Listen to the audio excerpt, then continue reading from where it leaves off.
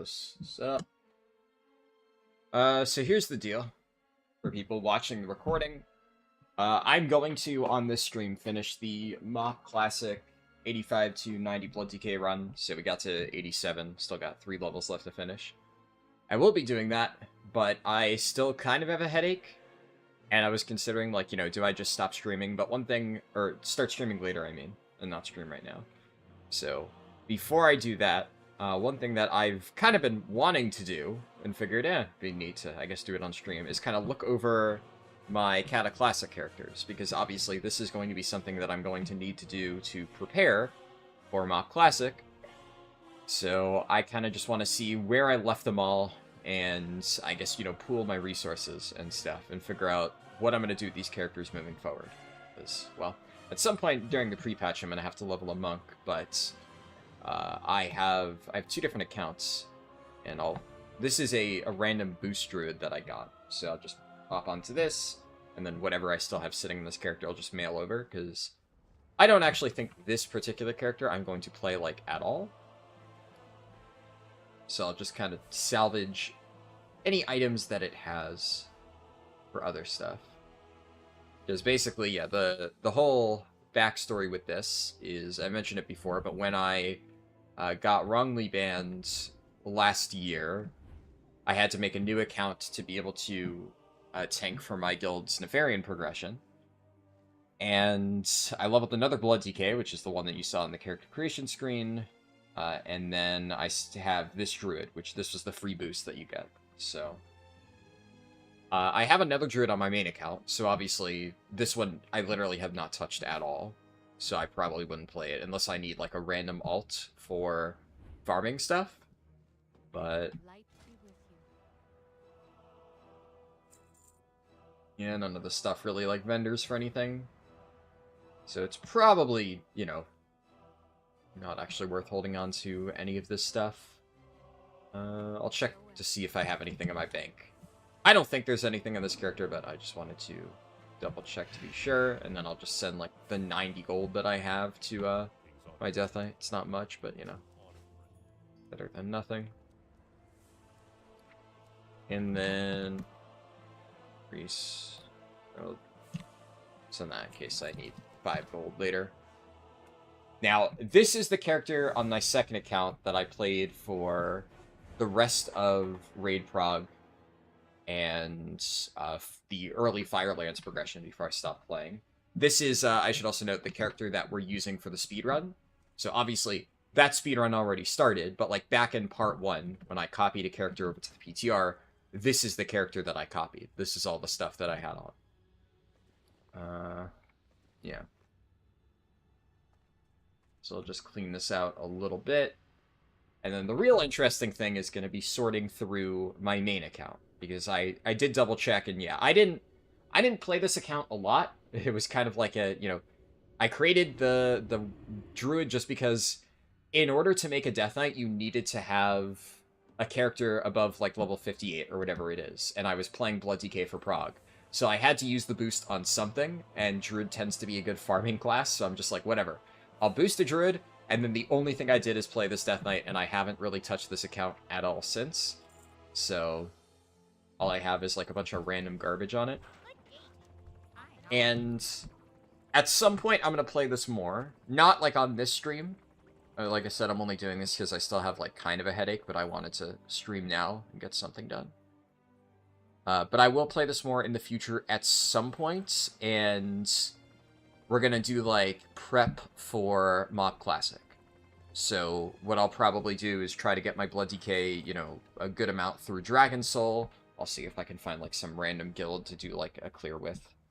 And I'll do all the catch-up stuff to get gear on this character. And I'll probably use this Death Knight. I think that's my plan. Am I still... Oh yeah, I'm still in this guild. Yeah, let's fix that real quick. Very good. Would you like to further something? There we go. I have, I think, pretty sure that's Firelands tier. So I might be able to get like Firelands 2-piece or something on this character. But yeah, I have like random items from the last Firelands run. I have Transmog. That's nice. Heroic Crushing Weight. Yeah. I'd have to figure all that out another time. Right now I'm just going to make sure that my bags are all nice and tidy. And then I'm going to check my main account. Because this is the only character that I played on Kata for months. But, here, yeah, and I have this. But the thing is, I have so many other characters on my main account that I haven't touched since, like, the launch few months of Kata Classic. So there's a bunch of stuff scattered on there. I remember being worried at the time because I had, like, a bunch of characters that I used for, like, banking stuff, and I was mailing items back and forth. I don't think that I had too many things that may have potentially gotten lost in transit. I remember being more annoyed because I'm fairly certain that I lost a bunch of items on SOD because they were in my mailbox when my account was wrongly banned, but Kata, I think most of my stuff was, like, comfortably tucked away in a bank alt, so obviously no way to know if that stuff's gone or not. If it is, you know, such is life. Let's put that there. Let's keep that all organized in one place. Oh yeah, I have a lot of Darkwind Fair quest items. I don't think these are going to sell for much right now, but I could hold on to them because the moment that MoP Classic drops, these will be useful for leveling. So they will be relevant at that point in time.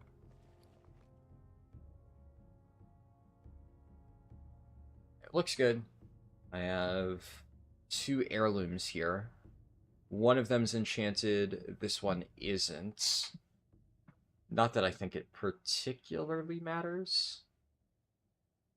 Anyways, let's, the screen's gonna go black for a little bit because I'm gonna hop over to my main account, so I gotta switch windows on OBS and stuff. Andan2002 said, good morning from Denmark. Congrats on the world record. Thank you.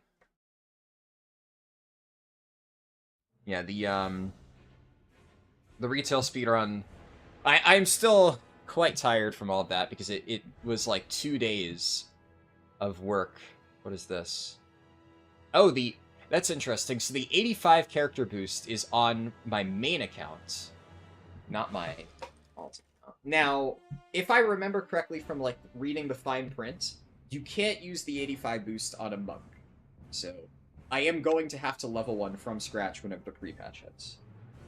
I'll use it on something, but I don't know what it's going to be yet.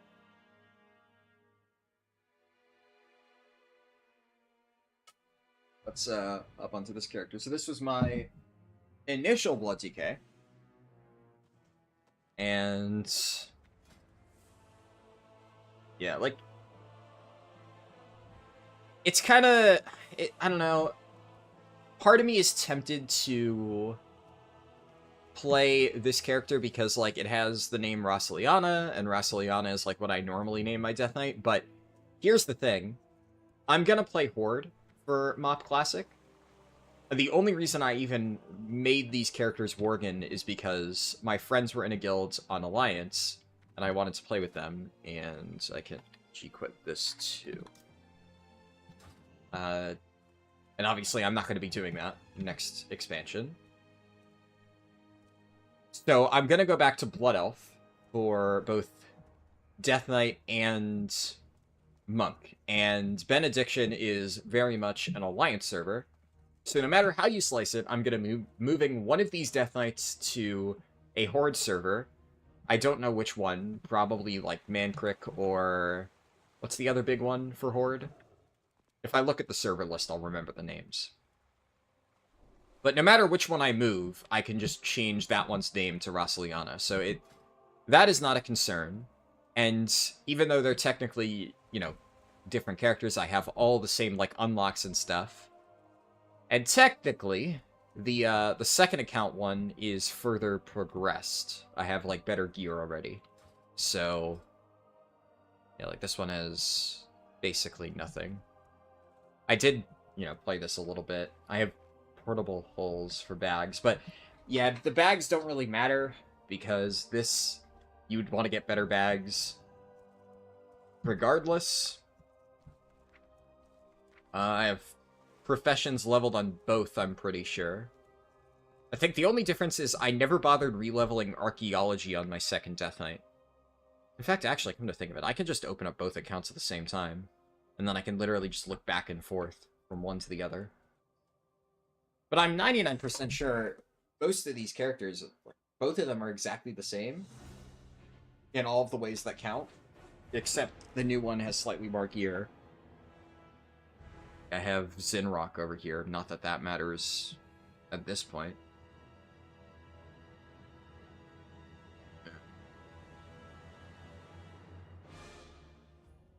Would be a good starting weapon, I guess, for anybody that just hits 85. Log on to my other account, Death Knight, and then I'll mute the audio on the second account so you don't hear, like, double the noise. Yeah, professions on my second account. Okay, I never leveled cooking on my other accounts. Never did archaeology. I did first aid on both, not that that matters. And although I didn't max out engineering on my second Death Knight, I got it to 480 skill points, which is, I mean, pretty good. And my tailoring is exactly the same. Not that it matters, because I probably swap professions. Because I think I only ran this for Sword Guard Embroidery, and I'm fairly certain there are better options now. I think, if I remember correctly, in Dragon Soul, blacksmithing pulls ahead anyway, and I probably want to pick that just for the ability to craft plate early on in the expansion. And this late into Kata, I can't imagine that getting, like, the few remaining skill points would be that difficult for engineering, so...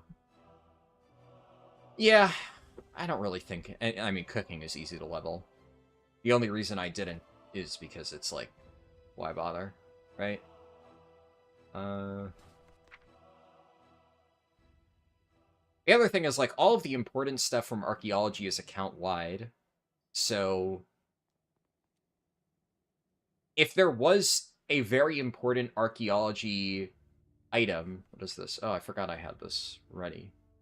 Yeah, like, if I wanted to farm this stuff, I still could. It's an account-wide toy by this point in Classic. And actually, what are... I completely forgot about that. Is archaeology relevant at all in MoP? Let me look at Wowhead and check. Because, so obviously in Kata, archaeology for some specs was really important. Like, going into day one of the new raid, on launch, Zinrock was the best weapon that you could get.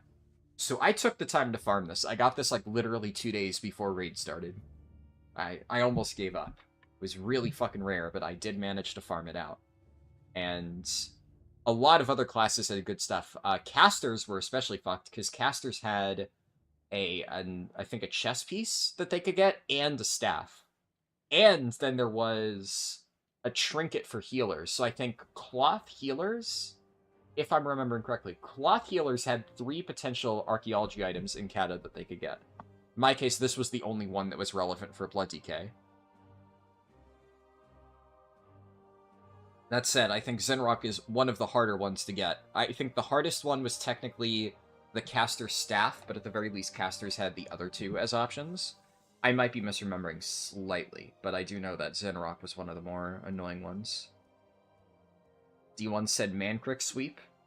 Are you saying that you want me to go there for MoP Classic? I used to play in Mancrick, so I might. I'm not 100% sure yet. Let me double check archaeology on professions and skills, archaeology. I'm looking at the Wowhead page.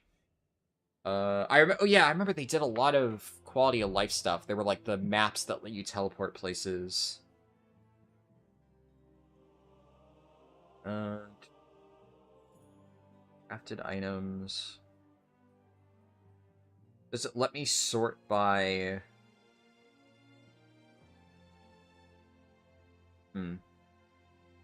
There's no real great way, from what I can see, to sort on Wowhead, but I think if I just look through everything, I'll obviously know when I get to the panda ones. Which ones are which. Right, yes. Okay, so...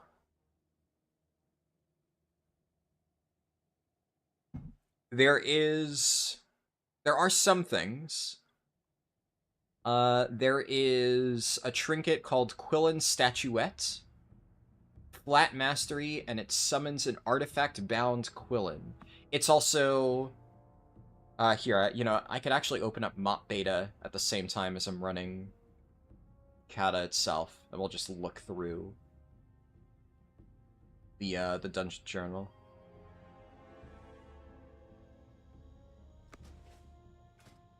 Not what I meant to... Yeah. Options... Disable that, and then I'll switch the window over to MoP Classic.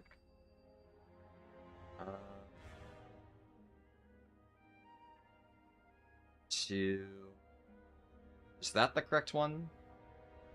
Yeah, there we go.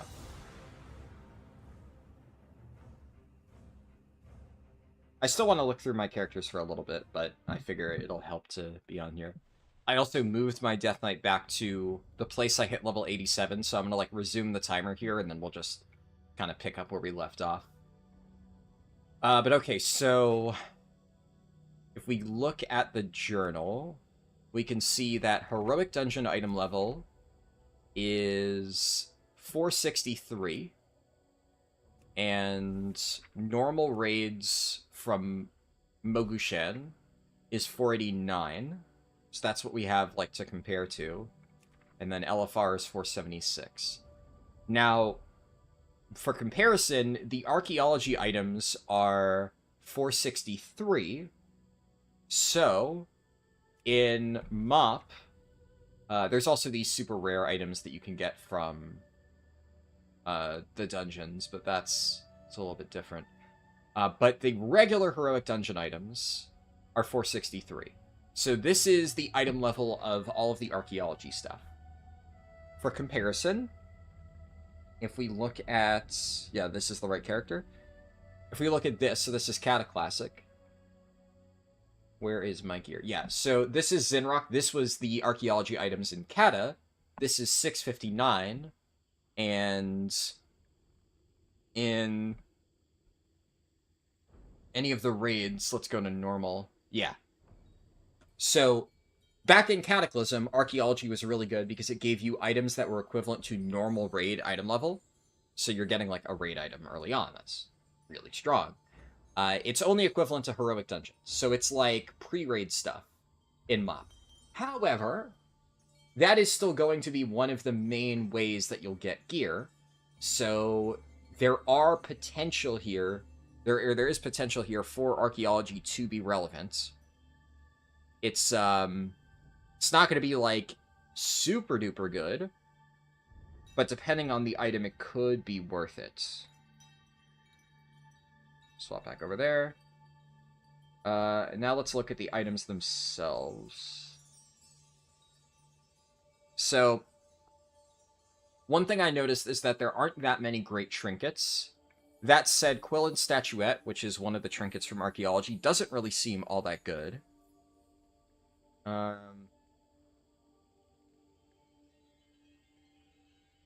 And yeah, the comments from back in MoP say that it's very mediocre.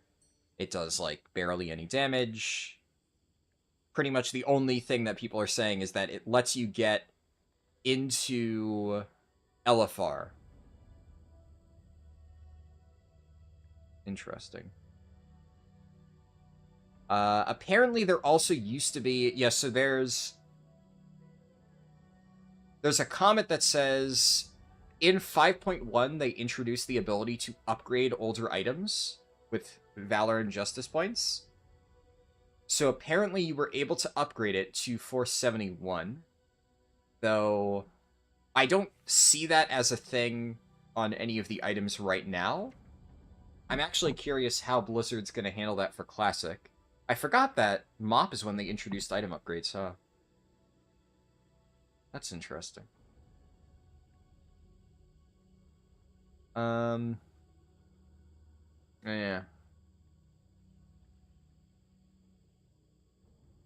Very interesting. And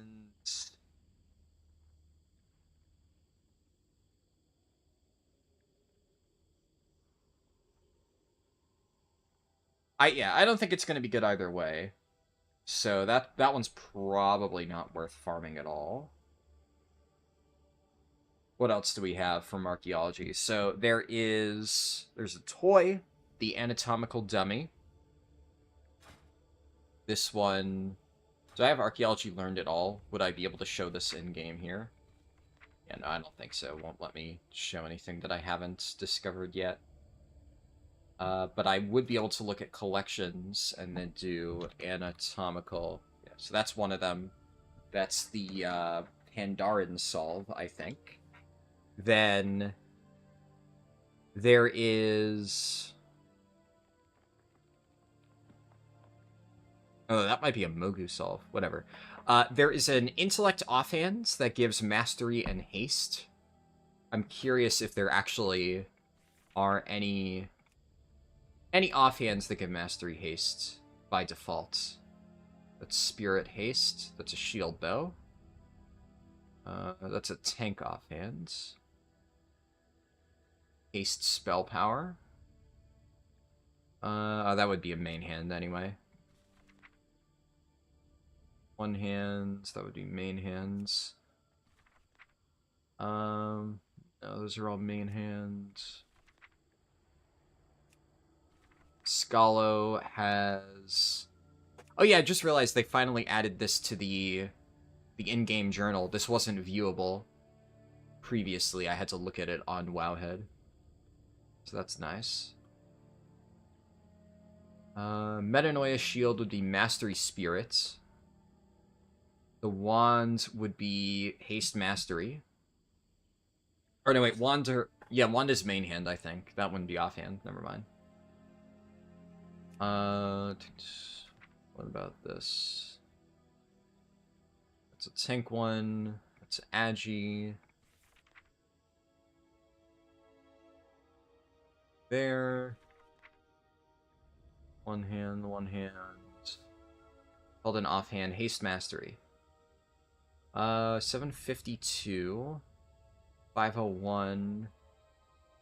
Then High Haste, Low Mastery. Okay, yeah, so it's basically the Umbrella of Chiji archaeology thing is effectively equivalent to this item, except the haste and mastery are balanced instead of the haste being higher. But, like, I mean, that's such a minuscule difference. So, like, realistically, who cares? You wouldn't go out of your way to do archaeology just for that. I guess, you know, maybe as a caster. There is an Agi polearm that has mastery crit. I'm curious if that's anywhere. Mastery crit polearm. That one seems oddly specific. That's strength. These are, yeah, these are also strength.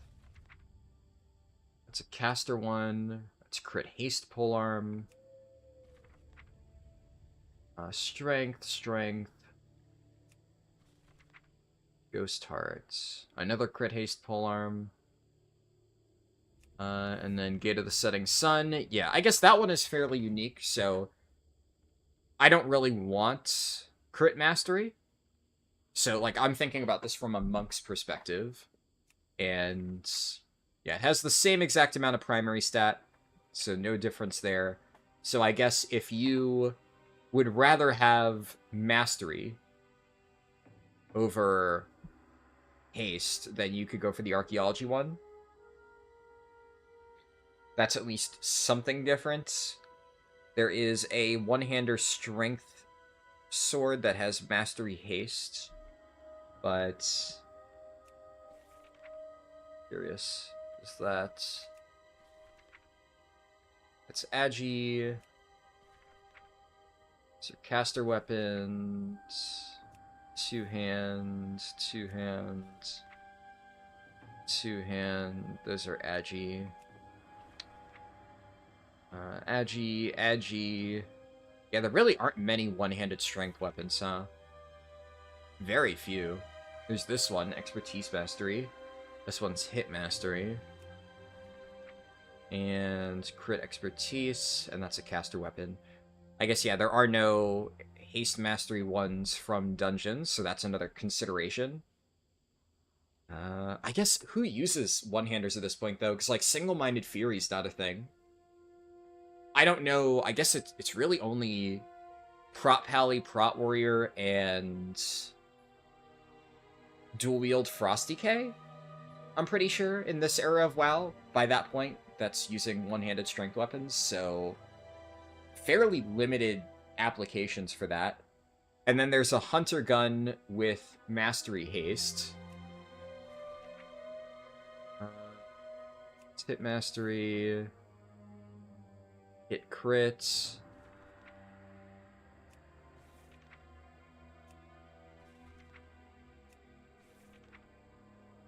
It's crit haste. And was there one here? There was, or there's a rare one here. Yeah, I guess there technically isn't a mastery haste hunter weapon, so yeah. But I think it's not like any of the nothing like any of the kata ones. So I feel like archaeology is, at the very least in MoP, very solidly an optional thing. And I'm pretty sure it remains that way for kind of the rest of WoW. They let it be viable for a singular expansion. And looking at this stuff here, I already know that none of this stuff I'm going to bother farming, because even though I technically could get a Brewmaster weapon or a one-handed strength weapon for Pally or Warrior, both of them have mastery on them. And as a tank, I don't really want that, so unless, like, maybe mastery's good for ferals, in which case Spear of Swen could be pretty good for them.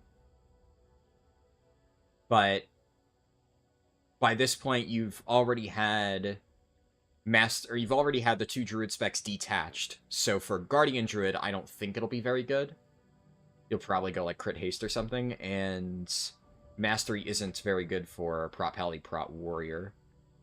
Actually, I'm curious, what even is it for Prot Pally, Prot Warrior? Prot Warrior, I'm like 99% sure it's critical block at this point. And Prot Pally, what is it for Prot Pally? I think it's like, at this point, still standing in your consecration gives you benefits. Did they unnerf the required XP? I didn't see anything about that. I didn't read anything. Or what I mean to say is I read it, and it didn't seem like that. Yeah, they did a blue post, and they said, blah, blah, blah, blah, blah, you know, just flavor, ramble text. They're reopening the Veil of Eternal Blossoms, the original version. Dread Wastes had bug fixes, so it's now playable. Apparently it was bugged. Honestly, it's a good thing I didn't try to do the speedrun in one sitting, because it would have really sucked to get to level 89 and then realize that it was bugged and I couldn't do it. And, I'll log on to... Actually, I'll create a template warrior. Just make a Blood Elf Paladin. Then, yeah, they enabled the remaining normal and heroic MoP dungeons. So that's why we can view, like, Scholomance and Scarlet Halls and stuff in the Dungeon Finder now.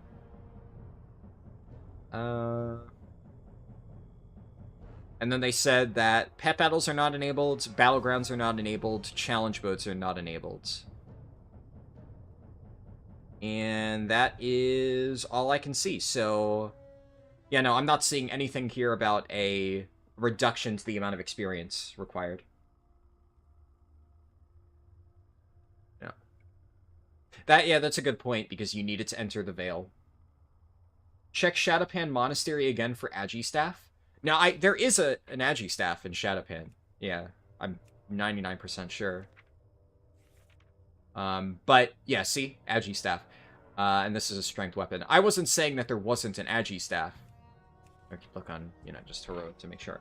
What I was saying is that the exact stat combination of the Staff of Swen, the Archaeology staff, is not present on any of these. So this is Expertise Mastery. Staff of Swen is Mastery Haste. So the only reason why you'd ever really go for the Archaeology items is if your class really wanted Mastery Haste. Which definitely would not be true for Brewmaster. And maybe it would be true. The only other specs that would use a two-hand Agi staff would be... I guess Hunters can still use it as stat sticks at this point, right? Or are Hunter stat sticks already gone by MoP? I can't remember. It would mostly be for, I think, Ferals or Windwalkers if they value those stats. But those are the only ones that would even have a chance of wanting to use it. I missed it because when I was checking the stats, I may have, like, very quickly hovered over it and just seen that it wasn't, and just didn't. I might not have, like, actually commented on it on stream, but I do remember looking at this one. I appreciate you reminding me just in case, though. Pep Battles not enabled, so no leveling with only Pep Battles in the beta. They are going to enable it, yeah. It also says, like, these features will be enabled in the coming weeks, but they aren't enabled right now. Just, not currently working. Okay, yeah. What's Mastery again? That doesn't say there, but if I... Oh, I have to pick a spec, right, it doesn't start you with a spec. And then if we look at Mastery...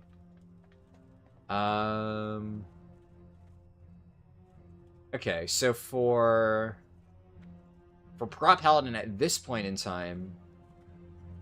What is Bastion of Glory? It increases your block and gives you DR from Shield of the Righteous.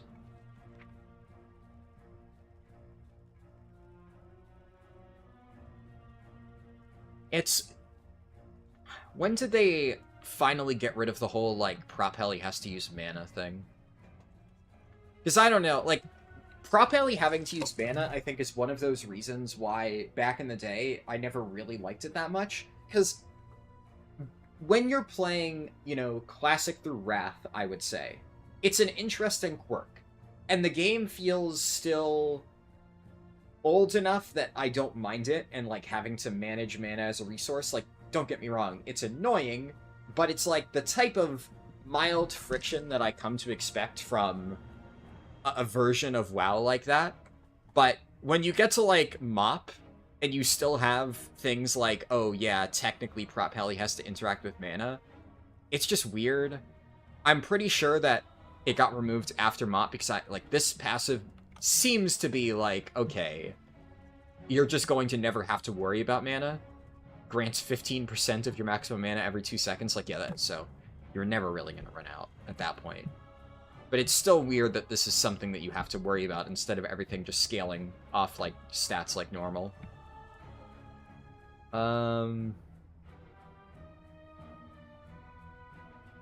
Interesting. So we have Grand Crusader by this point.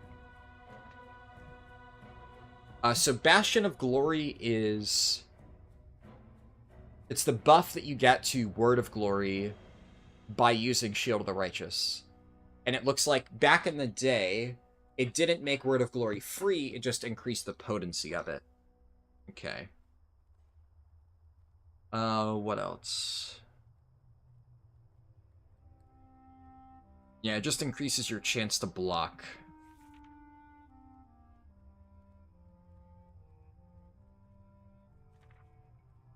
Which kind of, again, right, doesn't... It has anti-synergy with Vengeance, so...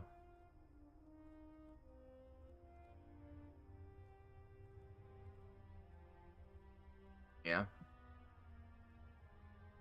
Yeah, I would be willing to bet that Prop Paladin is not using... Wait, actually... Huh. Grand Crusader doesn't even trigger off blocks. It's when you dodge or parry. So Mastery wouldn't even have any impact on that.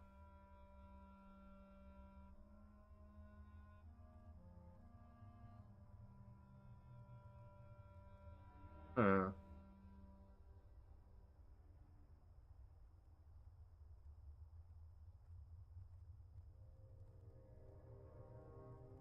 Yeah. Yeah. This very much just feels like it would be crit haste. Crit hit, and then obviously you go, like, hit expertise as usual. But your damage stats would probably be crit haste, which, to be fair, is kind of what a lot of specs play. Well, a lot of tanks play at this era. Because it's like, what else are you gonna do, right? It's either... It's really either, like, crit haste, or if haste gives you such little value, which I suspect haste won't really be that important for Brewmaster monks. So it'll probably just be like you stack a shitload of crit, and then, you know, you don't really need that much haste. But there, there's a reason why Brewmaster has always gone crit versatility ever since Verse was added. I think technically in WoD they ran crit mastery just because we didn't really have that much synergy with multi-strike, and mastery just gave more value than versatility, especially from a defensive standpoint, and then they just gutted our mastery in Legion, and ever since then it's been crit verse for Brewmaster. But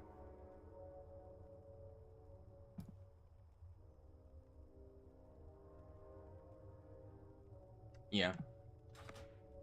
I'll double check Warrior real quick. Warrior, I could just log onto my existing Warrior. I don't need to do anything. Because I apparently copied that at some point.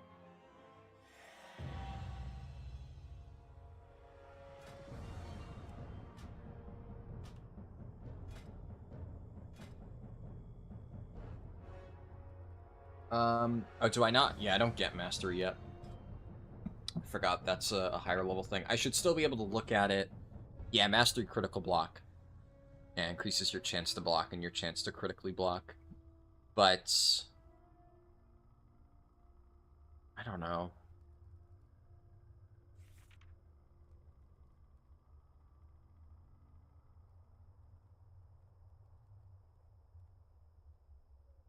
Interesting. Yeah, okay, so crit is just nuts then. Yeah, right. So you would just stack crit haste on this too.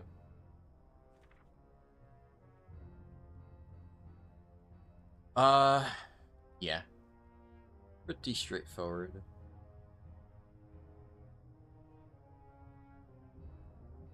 Interesting that in this era, the tanking stances have different effects.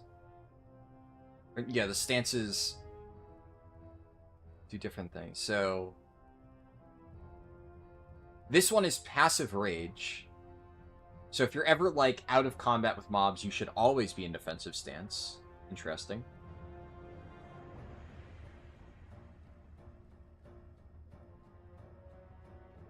Some rage from damage taken. It's not specific, so it's hard to tell, but I mean, I really doubt I'm going to be playing Prot Warrior much at all in MoP. It's just like, I'm going to have to use my time wisely, right? You know, if you're playing multiple versions of WoW, that's just life. And I already know that Blood DK and Brew are really good. And they're the ones that I find the most interesting anyway, so I'm probably only really going to play them. I might, like, dabble in Warrior, Paladin, and Druid just to see, but... Oh yeah, speaking of which, I forgot to check Druid. I did not mean to hit exit game. Fuck, whatever, just reopen it.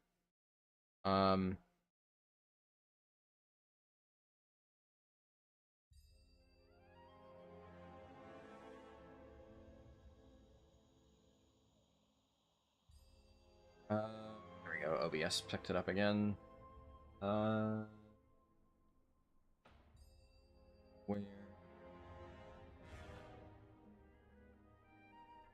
I'll just create, like, a template Druid. That's a Hunter.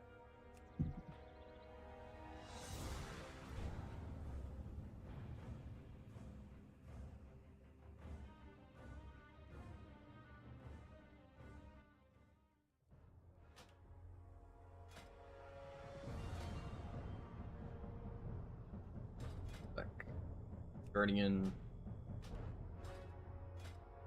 And... Huh. That's it? That's the Bear Druid Mastery. It's literally just you get armor. That's it? That is the MoP Druid Mastery. Jeez.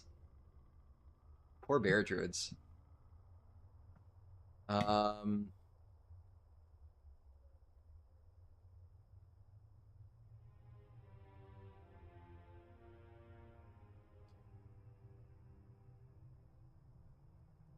Is your nature spell power by 100% of your agility. Do we... what are the druid talents, though? I remember looking at them a little bit. We don't have Moonbear at this point in time. I'm pretty sure. Moonbear... Moonfire can't be used in bear form, right? Yeah. I forget if Moonbear... I know, obviously, Moonbear was in by Legion. I can't remember if that was a WoD thing, or if Legion was the first time it existed.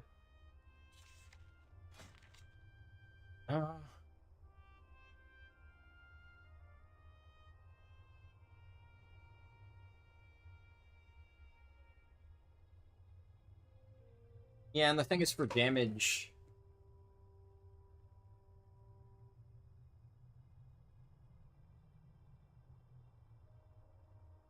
For damage, you kind of need to Catweave, right? I would imagine that you would Catweave a lot.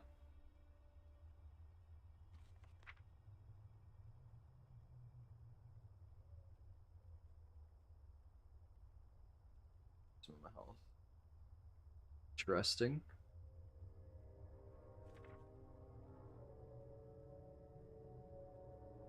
Savage defense. So this is your primary mitigation.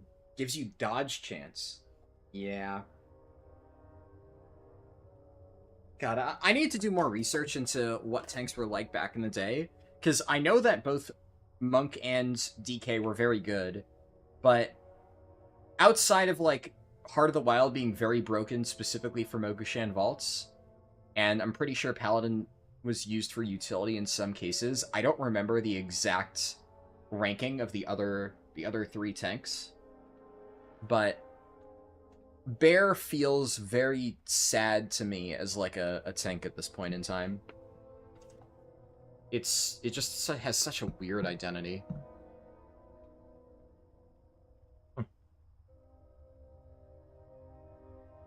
Stuns the target and deals 10% of the druid's health and damage. That's an interesting ability. I didn't realize that existed.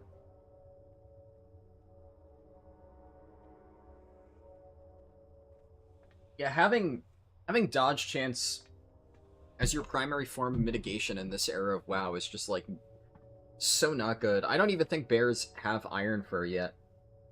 They don't. That might not have been until Legion.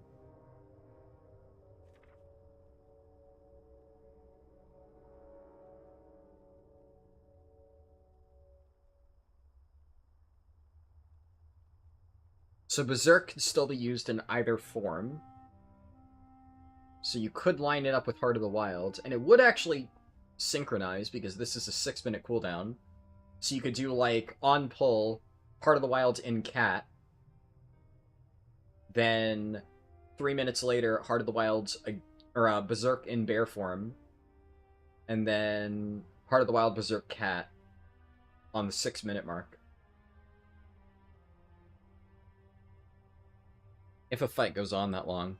I feel like this is really weird, because Heart of the Wild is one of those abilities where, like, there are going to be boss fights that do not go 6 minutes. You know, even in retail, right now, we have boss fights that don't last for 6 minutes. Like, I just, like, what was my guild's reclear? I'm sure we killed some bosses in under 6 minutes.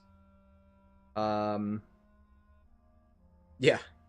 Our Sprocketmonger rekill, 5 minutes 56. Styx Bunkjunker, 5 minutes. Rick Reverb, 5 minutes 45. So even in modern WoW, you have raid bosses that didn't go super long. In Classic, it's like super hit or miss. Like, even in this era. There are boss fights that I know last a really, really long time, in which case something like Heart of the Wild would be pretty good. But there also are boss fights in classic versions of WoW that just it dies, right? And from the bit I played in Kata, that's kind of how it went. You have fights like Nefarian that are extremely long, and then fights that you just kind of burn down in a short period of time. So, Heart of the Wild will be very, very dependent on kill time, I feel. If you can get 2 casts of this almost on the dot, it'll be very strong. If you can get at least 2 casts, but the fight is like 8 to 10 minutes, it'd probably still be pretty good, as long as you can align it with, like, good windows. And then if you're only getting 1 cast of this, it's probably not that good.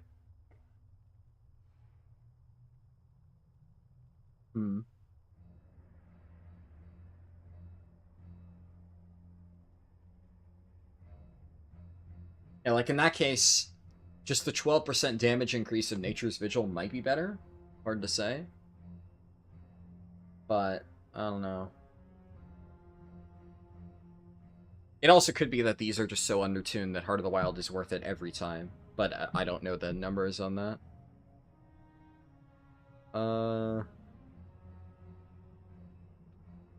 Rage just gives you rage. Survival Instincts only has 1 charge, I think. I don't believe there's a way to get a 2nd charge in this era. Yeah. No 2 charges. Unlucky.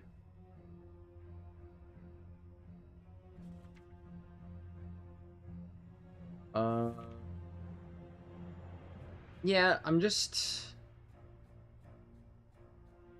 not really seeing what Bear brings to the table outside of cat weaving, which I think the problem that I see with cat weaving is cat weaving used to be a big strength of Bear's, and you could maybe argue that if you're having 1 tank solo for most of the fight, like let's say you're having a Blood DK solo tank pretty much the entirety of a boss, there's a case to be made that Bears might be good because they're like hybrid DPS if you're cat weaving.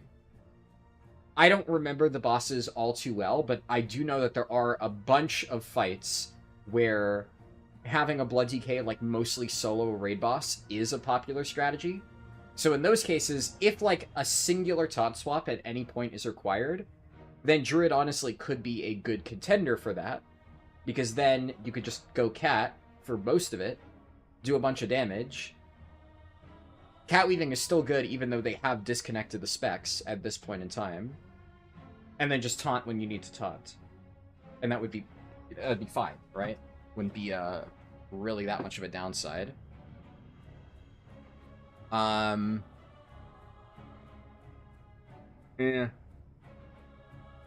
But I don't know, I feel like for a main tank, they just lose any advantage, because especially this point in time, this era of tanking, with Vengeance being as strong as it is, your tank damage isn't going to come from, you know, being a mini DPS. Your tank damage is going to come from getting slapped in the face, and Druid is just not well suited for that at all. Oh yeah, there's Symbiosis. Oh, that's a fun one. Yeah, so Druid stack crit too, because Primal Fury is based on crit. Oh man, Symbiosis. What's that do?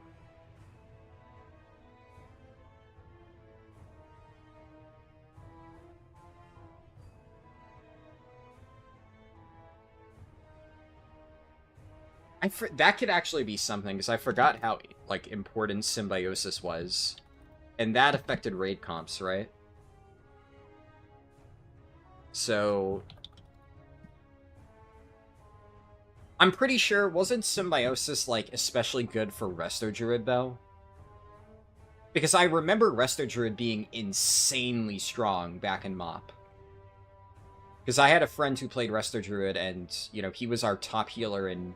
Like, he healed for me in all my challenge modes, he was our best healer in raids, and I'm pretty sure that was just the case in general. Resto Druids were, like, extremely busted.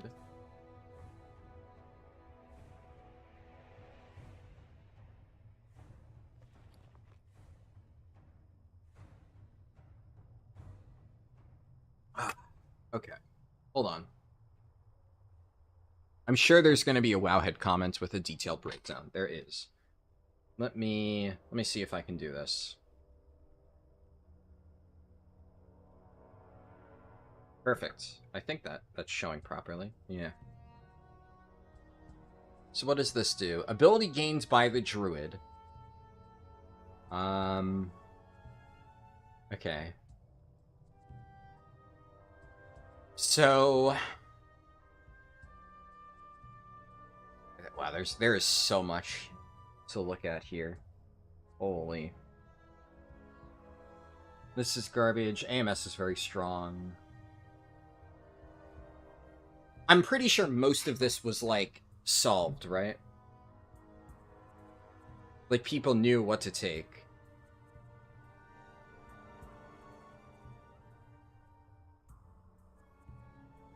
It looks like if you're a balanced druid, you would probably be taking a damage reduction ability. Right? Actually, is Mirror Image an offensive cooldown in this era? I'm not sure. It's a 3-minute cooldown, so I think it might be. That would be pretty good. But otherwise, I mean, Cloak of Shadows could be really nuts in some cases. 40% DR, really nuts. Anti-Magic Shell, really nuts for specific cases. That's really good for balance. Let's see. What does Guardian get? Bone Shield's pretty bad. Ice Trap's bad. Frost Armor's bad. Okay, so it's a special version of Elusive Brew that just gives you 10% dodge on a 1-minute CD. Okay, so that's, like, terrible. That's maybe not awful in... That might not suck for dungeon tanking, like challenge modes, if you stack it with Savage Defense, because obviously the more dodge you get, the better it is, but I still feel like that's really weak. Balance wins big time with Symbiosis. Yeah. Yeah, this stuff looks really good. I mean, getting access to defensives like this...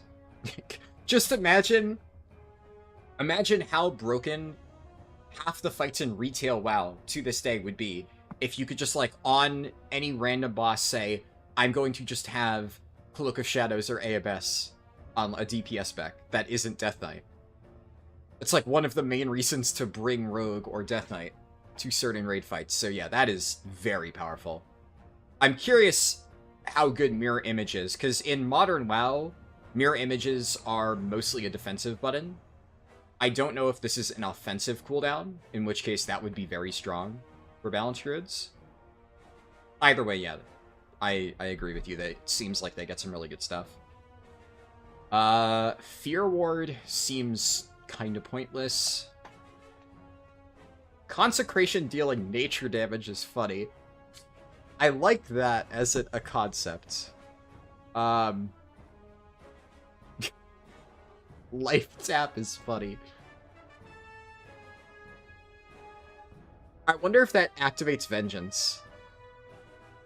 Huh.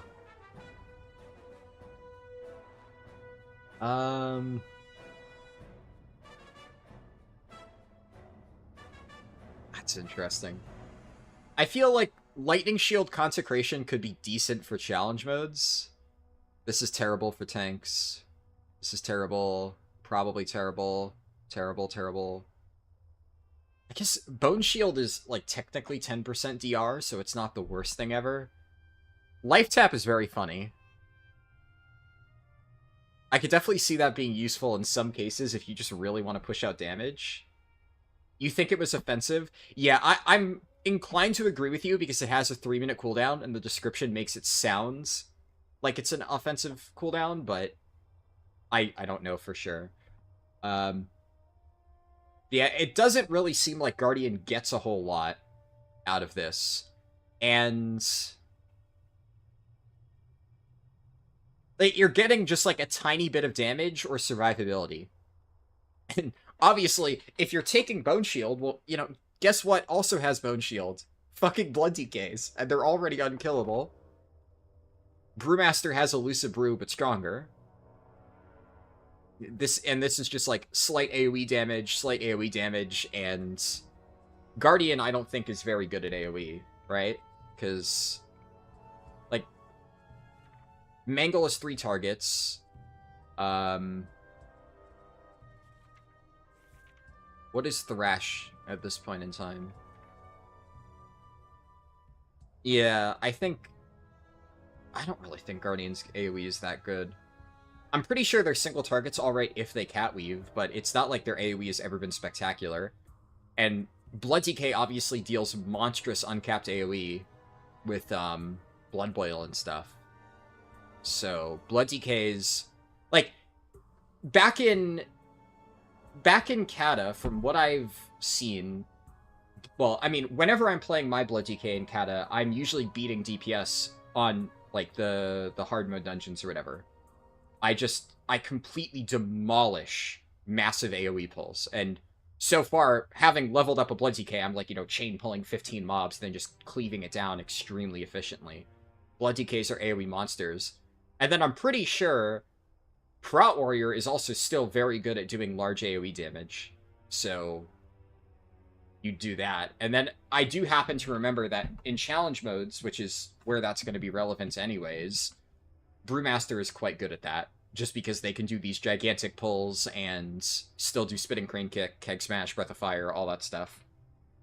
And Brewmaster can just live crazy stuff and stack Vengeance really high because of Stagger. Was there a hit cap in MoP? By hit cap, you mean like target cap? Or like, percentage, because like hit and expertise is still a thing. I don't think that any of these abilities have a hit cap, so like, Consecration here, I'm pretty sure it would affect every target. Yeah, you mean target cap? Yeah. I don't think there was, no. But unless it specifically says, like, it only hits X amount of targets, like, Druids, their Mangle only cleaves 3 targets, but that's kind of still a thing to this day. And their main AoE is from, like, Thrash and Swipe. But, yeah, it's not, like, that good. Yeah, it's kind of the same thing with Spell Reflection, right? Like, it's cool that Guardian can get this, but again, if there is a fight that's just broken with Spell Reflection, would you really bring a Guardian tank, or would you just bring a Prot Warrior tank? And I don't know if there is a fight that's broken with Spell Reflect. I'm just hypothetically. None of this seems that good. And it's not like Guardian does a lot on its own.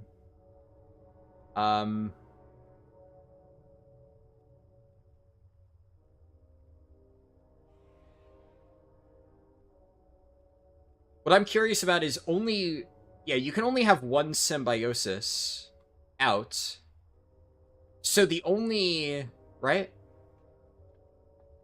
Yeah, so the advantage to Guardian, theoretically, we can see it wouldn't be whatever it gets from Symbiosis. It would be if you wanted more Symbioses out on other people, I guess.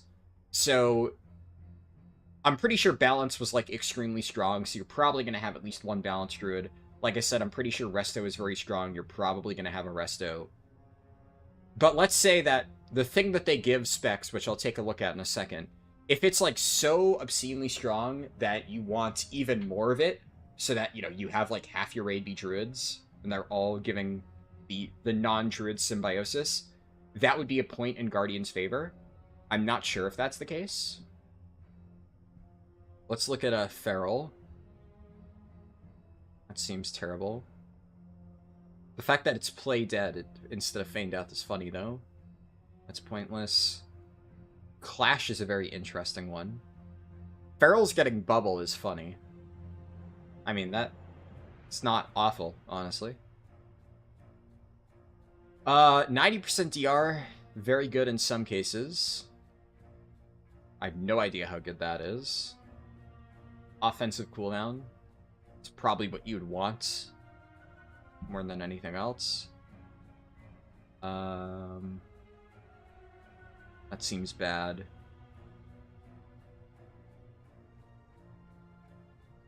I don't know how good that is. I guess maybe that could be good if you don't have a warrior. I don't know, like, would a feral with Shattering Blow stack with a warrior Shattering Blow? I suspect not. So I don't think that this would help you, like, remove all of the armor from a target. So I don't really think there'd be any reason to run feral, but getting Divine Shield's cool. IBF is nice to have. Deterrence could be very nice to have in some cases. Okay, Ice Block. Yeah. Like I said, I remembered Resto getting really good shit out of this. Having an immunity is crazy. So, that's even better than anything Balance gets. Fort Brew, they have really good defensive options. Cleanse, if needed. Leap of Faith, if needed. Would always help. Probably won't take this, considering you have really good stuff.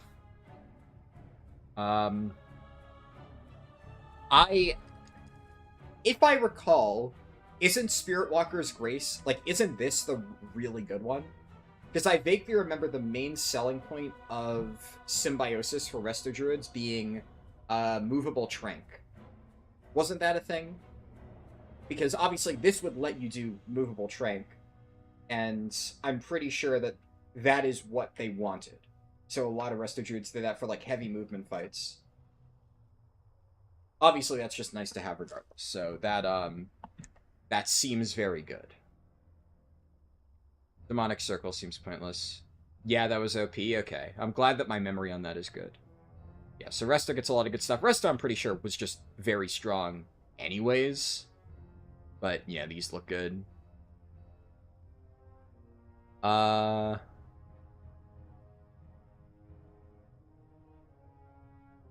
Then... what's this? Okay, so if you get Symbiosis cast on you by a druid, you get this stuff. Dash for hunters is... that's kind of whatever. Healing Touch for mage is terrible. Huh.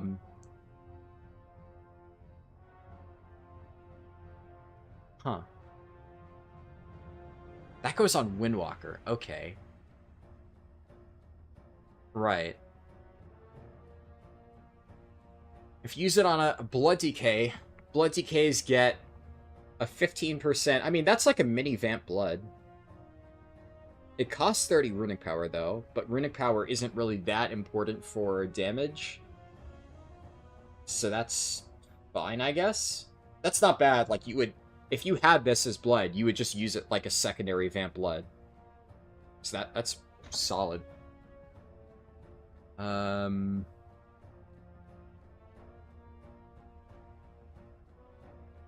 It feels like it would be okay.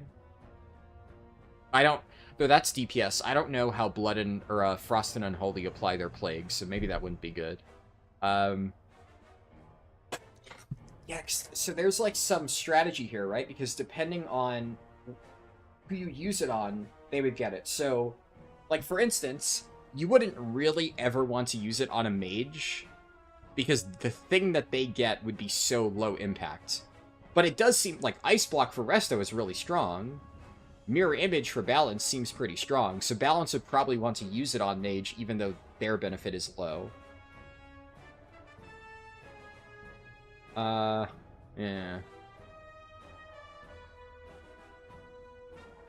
That being said, like, so, Resto Druid with IBF still would be pretty good. Like, this is still a very strong defensive.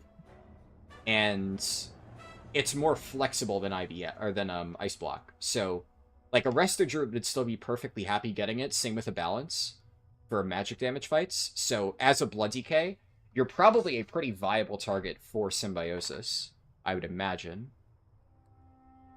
I guess this is like a free damage ability for Windwalker, so that can't hurt. 25% DR for Brewmaster is... this feels kind of weird, because this costs 2 chi, right? So that's like... in the case of Blood, like, 30 Runic Power is very low impact. That's not a lot at all. That's a small price to pay. 2 chi is kind of a larger price. So,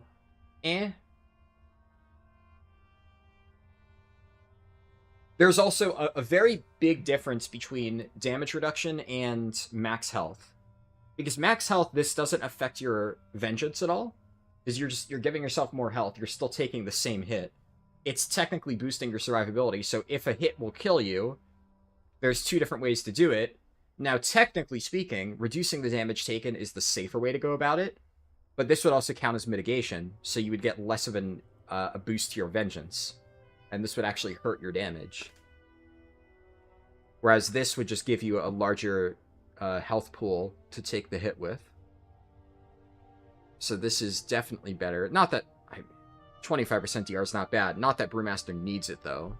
Not that Blood DK needs it either, but it's fine. Entangling Roots is terrible, though. So you wouldn't ever want to use it on a Mistweaver. Wrath seems awful. Why would a Red Paladin ever cast Wrath?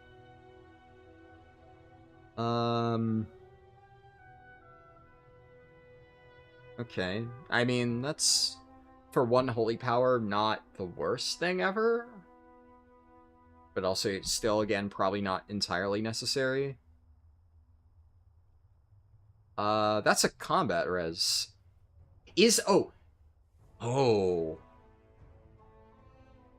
Is there a limit to combat reses in this era of WoW? When did they implement that? I think it already exists, right? I'm pretty sure that even in the modern day, you still can only combat res a certain amount of times. So, I think technically speaking, this wouldn't really matter that much, right? Like, as long as you have a druid, they would be able to combat res regardless. And it wouldn't matter. It would help, I suppose, to have the flexibility. Giving tranquility to a priest seems like maybe a little bit fucking crazy, though. Like, that seems very good. Wow. Yeah, that's strong. Okay, sure. Yeah, Cyclone, terrible. Rogues get Growl. What the fuck?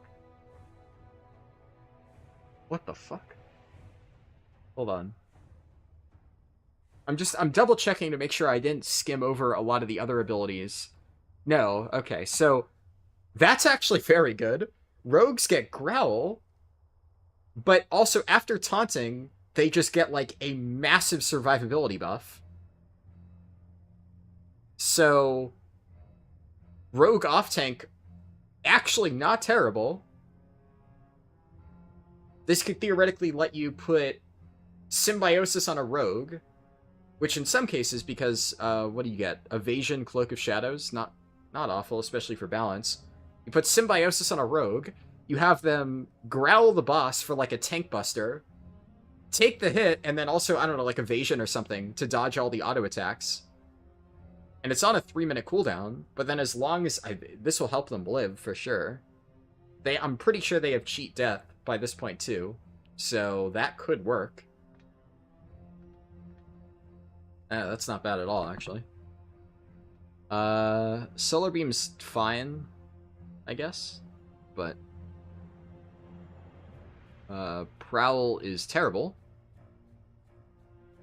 Yeah, it's a shame, because I guess Resto Druid would want to target a Shaman, but Resto Shaman wouldn't get much out of it. That's probably fine. I guess maybe that's just more of an unlucky thing for Resto Shaman. But if I recall correctly, Enhancement was very good. So, if you give Enhancement Solar Beam, there are definitely going to be some fights where that's strong. And I don't know about challenge modes, like if Enhancement's good in challenge modes, but this would be nice to have in challenge modes, having a Solar Beam. So, like, let's say you have a Resto Druid healer, and you put, like, your Symbiosis on the Enhancement Shaman. Having that would be nice for dungeons, so that's something. Maribon said, usable with no target for Growl? Oh shit, you're right, yeah. It doesn't say it needs to have a target. Huh. Okay, yeah, so you could just target nothing. And then just get massive armor, 20% stam. Fuck, that's good. Wow. As if rogues needed another defensive. Okay, yeah, that is actually very strong. Warlock's getting Rejuve is funny, but doesn't seem good.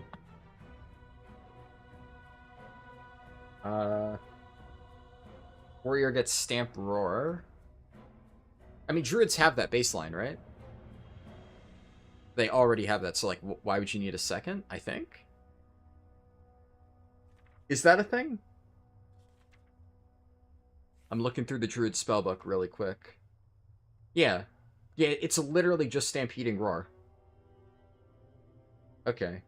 And it's on... Okay, it's a 5-minute cooldown, and Druids have it on a 2-minute cooldown. So... I guess technically, I think Stampeding Roar was only on Feral and Bear for a while. Balance and Resto probably don't have it. So if you really need this, maybe it's worth dropping on a Warrior. But, eh. Yeah, that is actually terrible. Warriors don't seem like a very good target, though. So I think for the Druids... The Druids would want to... Like, Guardian... Honestly, all of these are kind of whatever. Guardian would probably want Bone Shields, Lightning Shields, Life Tap, or Spell Reflect, depending on the situation. Balance would probably want Anti-Magic Shell, Mirror Weapon. Like, obviously, some of these are situational. Master Spell potentially useful, depending on the fight. But Cloak of Shadows, Unending Resolve are the big ones, too. Feral would probably want Feral Spirit for damage. Shattering Blow, I don't know if this has use cases. Maybe it does, but otherwise you'd want to take either Divine Shield or Dispersion for damage reduction ability. And then Resto, like, any of these are very strong defensive options. But you would probably never want to target a Hunter, because this is kind of just worse than the other defensive options, and Hunter gets basically nothing out of it. So Hunter is probably... Yeah, I think Hunter is maybe the single worst Symbiosis target just across the board in terms of what they get and what the Druid gets. I think that's the only one that I could see zero justification ever putting a Symbiosis on a Hunter. You're almost always going to have a better option than that. Unless there is some very niche tech that I am missing.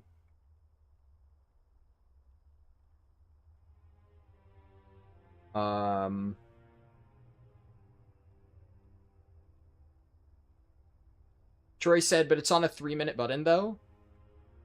For a Growl? I mean, sure, but how often in a raid fight are you going to want to have... Like, so if you're doing a fight where you're solo tanking, most solo tank bosses, kind of what I was saying, are going to be situations where you only need every few minutes or so somebody to reset your stacks, if anything.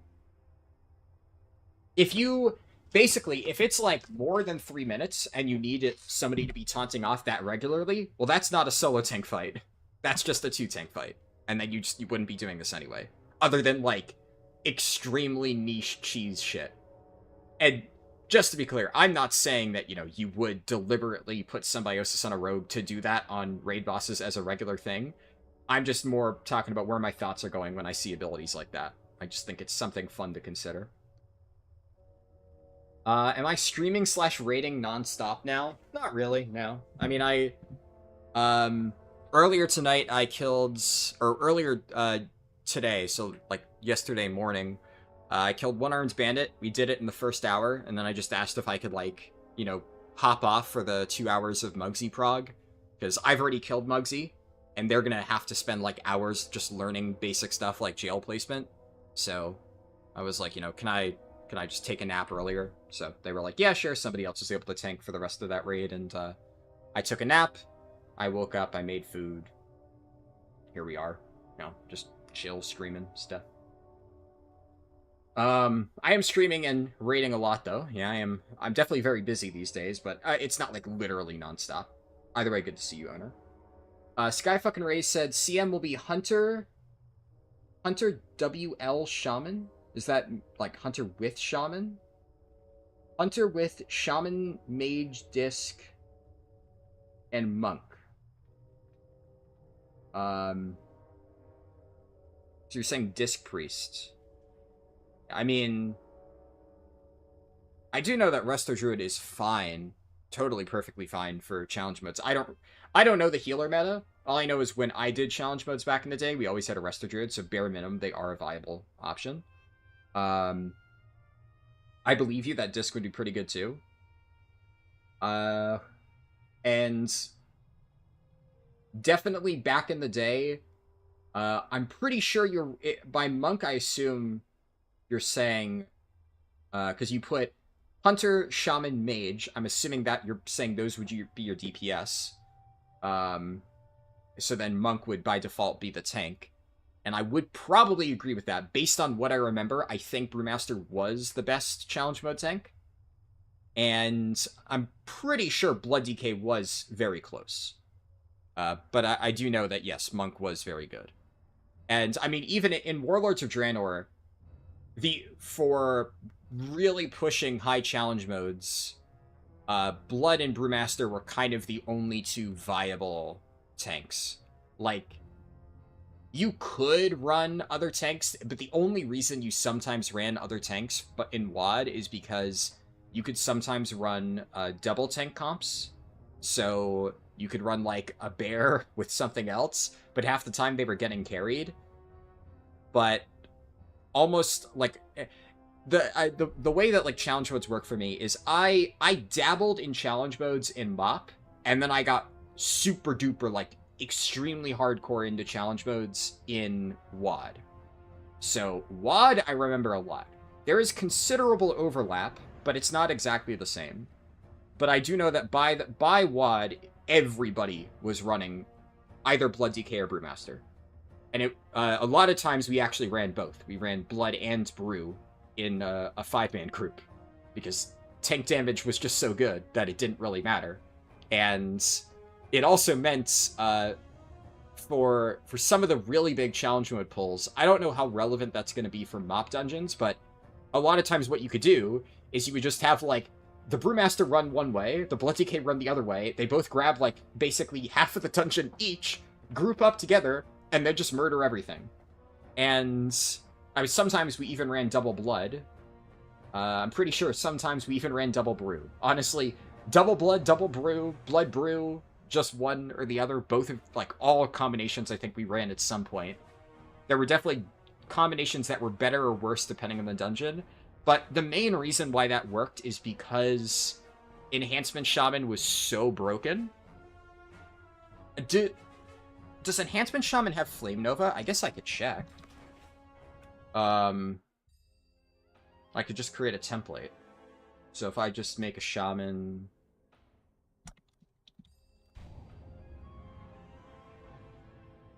I'll close the Wowhead window for a second. Because, if this era of Enhancement Shaman has uncapped Flame Nova, then yeah, it's probably going to be meta for MoP challenge modes, because that was, like, by far the meta for WoD challenge modes. You almost always had at least one Enhancement Shaman, and hell, we ran some comps where we literally just ran no healer, triple Enhancement Shaman, because Flame Nova was so broken. So double tank, triple enhance was like an actual comp in some cases. You just pull everything, and then the 3 Enhancement Shamans just do uncapped Flame Nova to erase everything. But it was also a little bit weird for challenge modes in WoD, because a lot of strategies revolved around soul cap. So a lot of times, what you would do is, you would do gigantic trash pulls, get a soul cap proc, Flame Nova to erase everything on AoE, funnel all of that damage into your soul cap, walk up to a boss, tag it, soul cap procs, you one-shot the boss, and then you just move on and do the same thing over and over. And no other spec in the game could fuel soul cap that heavily. So that made Enhance very broken. But if or Fire Nova. Yeah. Yeah, that seems like what I remember. It looks like uncapped Fire Nova is already a thing in MoP, so almost certainly that's still going to be very broken in this era too.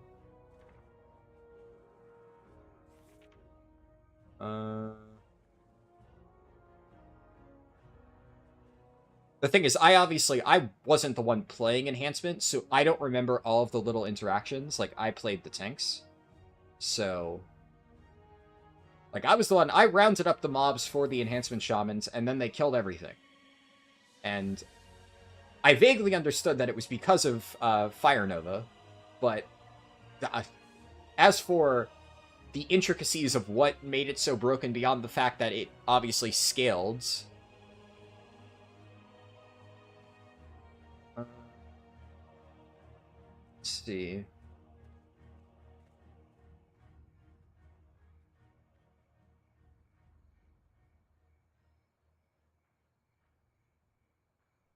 Yeah, I guess what would be the important things? Also, Lava Lash.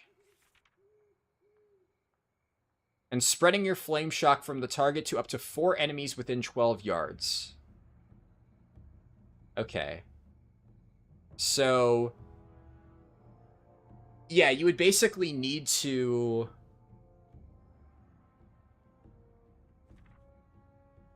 Flame Shock lasts how long? Over 30 seconds. Okay. Yeah, you would basically, as you're doing the pull, you'd round up a ton of mobs, you would start spreading your Flame Shock onto every single target, and then you would just start doing these gigantic Fire Novas. Because then when you do Fire Nova, every single Flame Shock pulses, so it starts scaling exponentially, right? The more mobs you have stacked on top of each other, if every single one is doing a pulse, if you have 15 enemies, every single one of them has Flame Shock, every single one of them does a pulse of damage, you're getting 15 times... I mean, it's a shitload of damage. It's a lot. So, what is Soul Cap?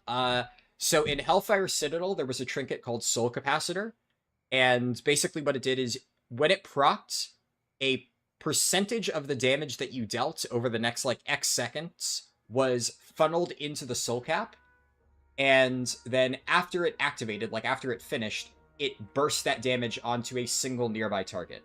Or it might have been that it technically split the damage amongst nearby targets, but the way that we always used it is you would do these gigantic AoE pulls when you got Soul Cap to proc. You would do an insane amount of damage with Fire Nova, and funnel all of that damage into your Soul Cap, and then you would drop it onto a single high health target, and just erase it from existence. And that was really good in a lot of dungeons where, if a boss has, like, roleplay to phase between one section to another. A good example was Upper Blackrock Spire. There's the Dragon Boss. Also, I don't know why the music is especially loud. That should be fine. The Dragon Boss on, like, the bridge in Ubers. You can do a big pull of, like, little whelps, then blast them with Fire Nova, get a Soul Cap proc, and one-shot the dragon. And that way you don't need to deal with the phases where he, like, flies into the air and, like, spends roleplay time bombarding you. You just skip that entire fight. It saves, like, multiple minutes. So, strats like that were very important for WoD challenge modes. I don't know exactly how important they're going to be for MoP challenge modes, because I didn't, like, push for times, like I said. Let's go back to Symbiosis, because I still was kind of curious. Huh.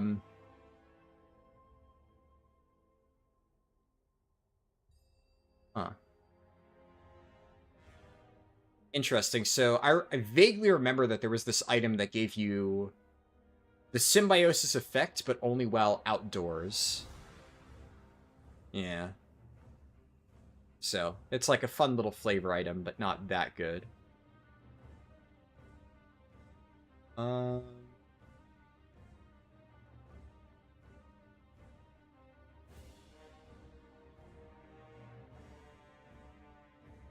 I'm curious if there's any comments on here that talk about, like, what the meta in the day, or back in the day, was. Huh.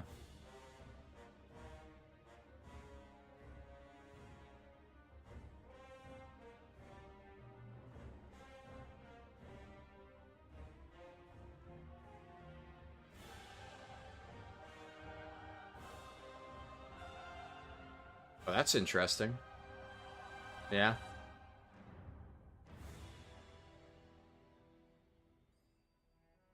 Yeah, like I said. Very strong.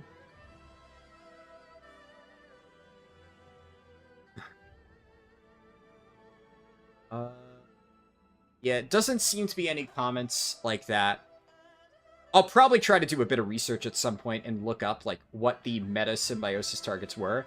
Some of this makes sense to me. Like, obviously, I think, like I said, I remember that Resto Druids really wanted Spirit Walker's Grace for mobile Trank. I remember Priests getting free Trank. Like, this was very good. That I remember. There's some things like that where I distinctly remember, oh yes, Symbiosis was nuts for that particular thing. But this is all for raids, right? I definitely think that, especially with the newfound knowledge that, yeah, Enhancement Shaman probably would be very strong, like Sky fucking Ray said. You also said Hunter and Mage. Obviously, in that case, you know, that would assume that you're not running a Druid, so Symbiosis wouldn't even be a thing that you need to consider. But I do think that Enhancement is just definitely going to be very good for most challenge modes. But although you said that you would run Disc, which I think is definitely a viable option, I did a lot of Mythic Plus dungeons with a Resto Druid, and I still think that most people would agree Resto Druid has always been a pretty good dungeon healer. So if you are running a Resto Druid, I do think that Enhanced Shaman would probably be the one that you would want to throw your Symbiosis on, because then you would get Spirit Walker's Grace, which could definitely be very good for certain boss fights, and having Solar Beam would be very strong for a lot of gigantic AoE pulls. So in a Mythic Plus setting, that could be very useful. Honestly, outside of Trank, Growl, and Solar Beam, I'm not really seeing a ton of great utility out of the stuff that you can give to other people. So I do feel like these are some of the highest prio targets. Like, if you have a Priest, you're almost always going to want to give them Trank if that's, like, a relevant thing for the boss. But unfortunately, Resto Druid doesn't get much out of it. Feral gets something out of it, but, yeah, it's like... Yeah. Interesting, though. Something to consider.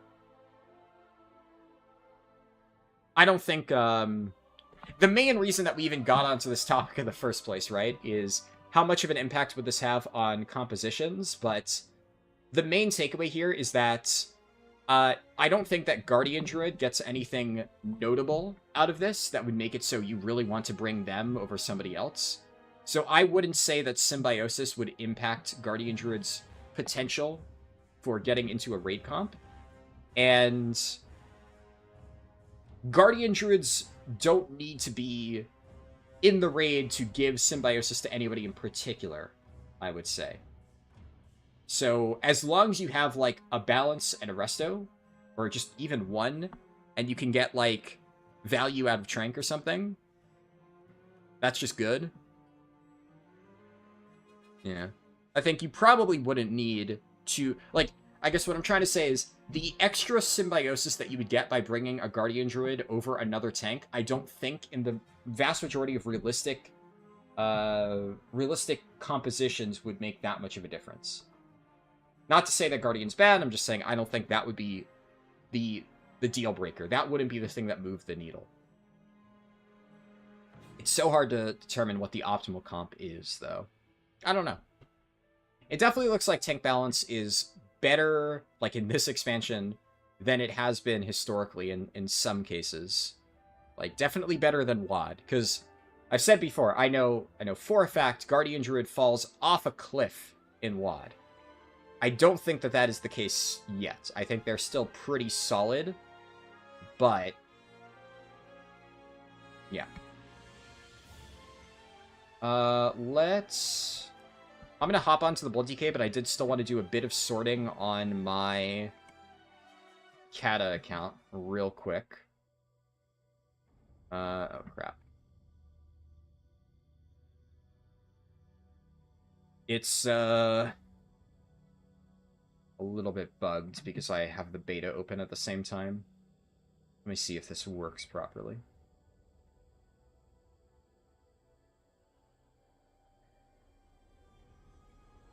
Why did it open up retail? Oh my god. Okay, Cataclysm Classic. Oh, should open up correctly.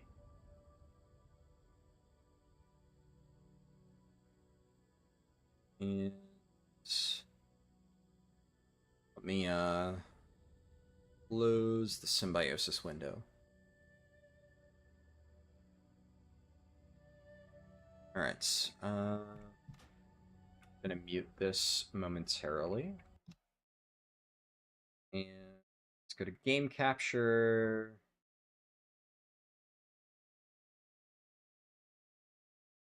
There we go.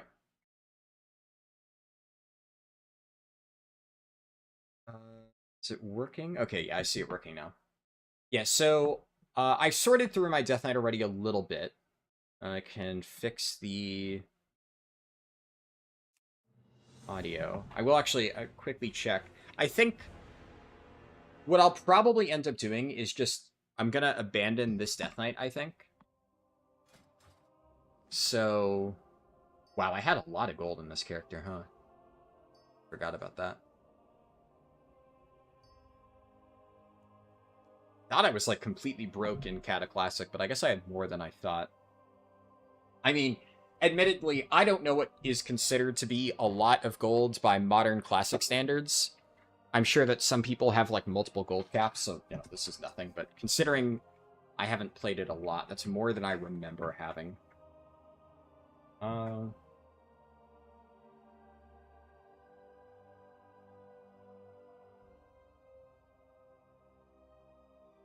So all of this stuff is account bound.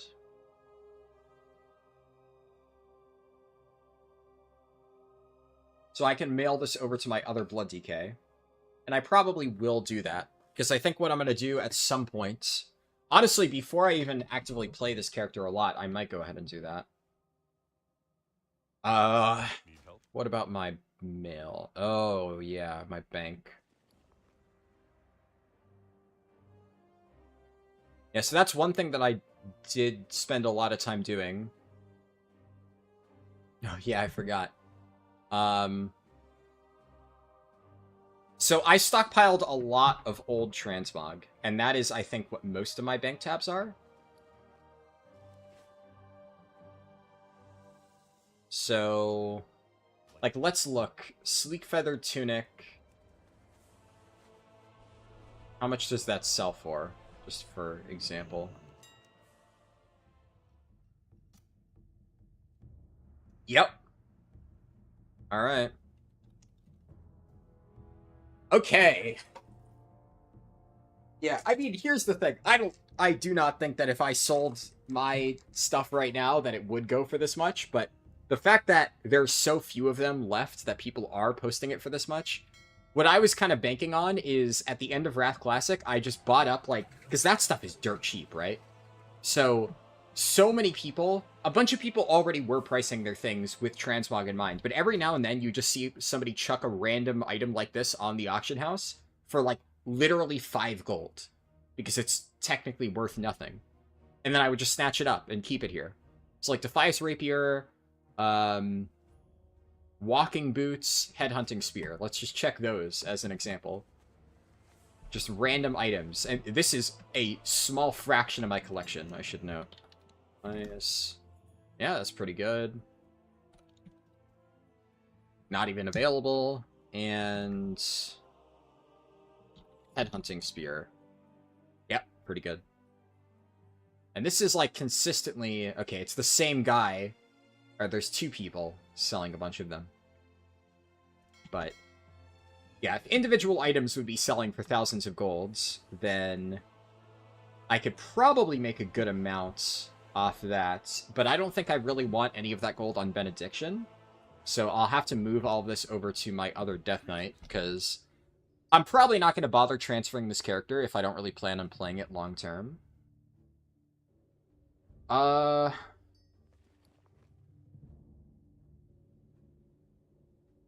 have a lot of these things. Yeah.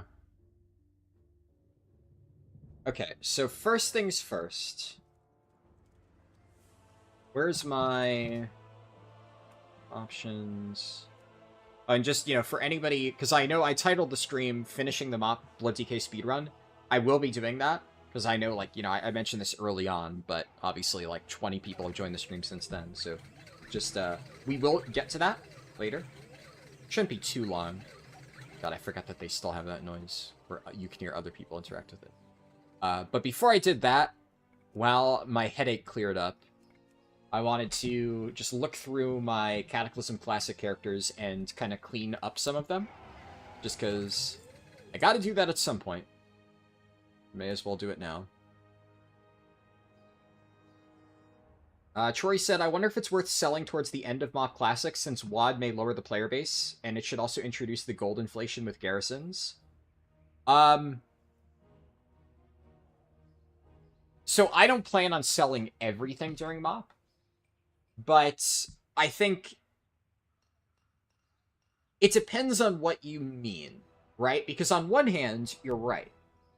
Like, how do I put this? If all I cared about was getting as much raw gold as possible, then I would want to, like, save until WoD. But the other thing that you have to consider is that without any knowledge of what they're going to do for WoD Classic, they might do something really cool.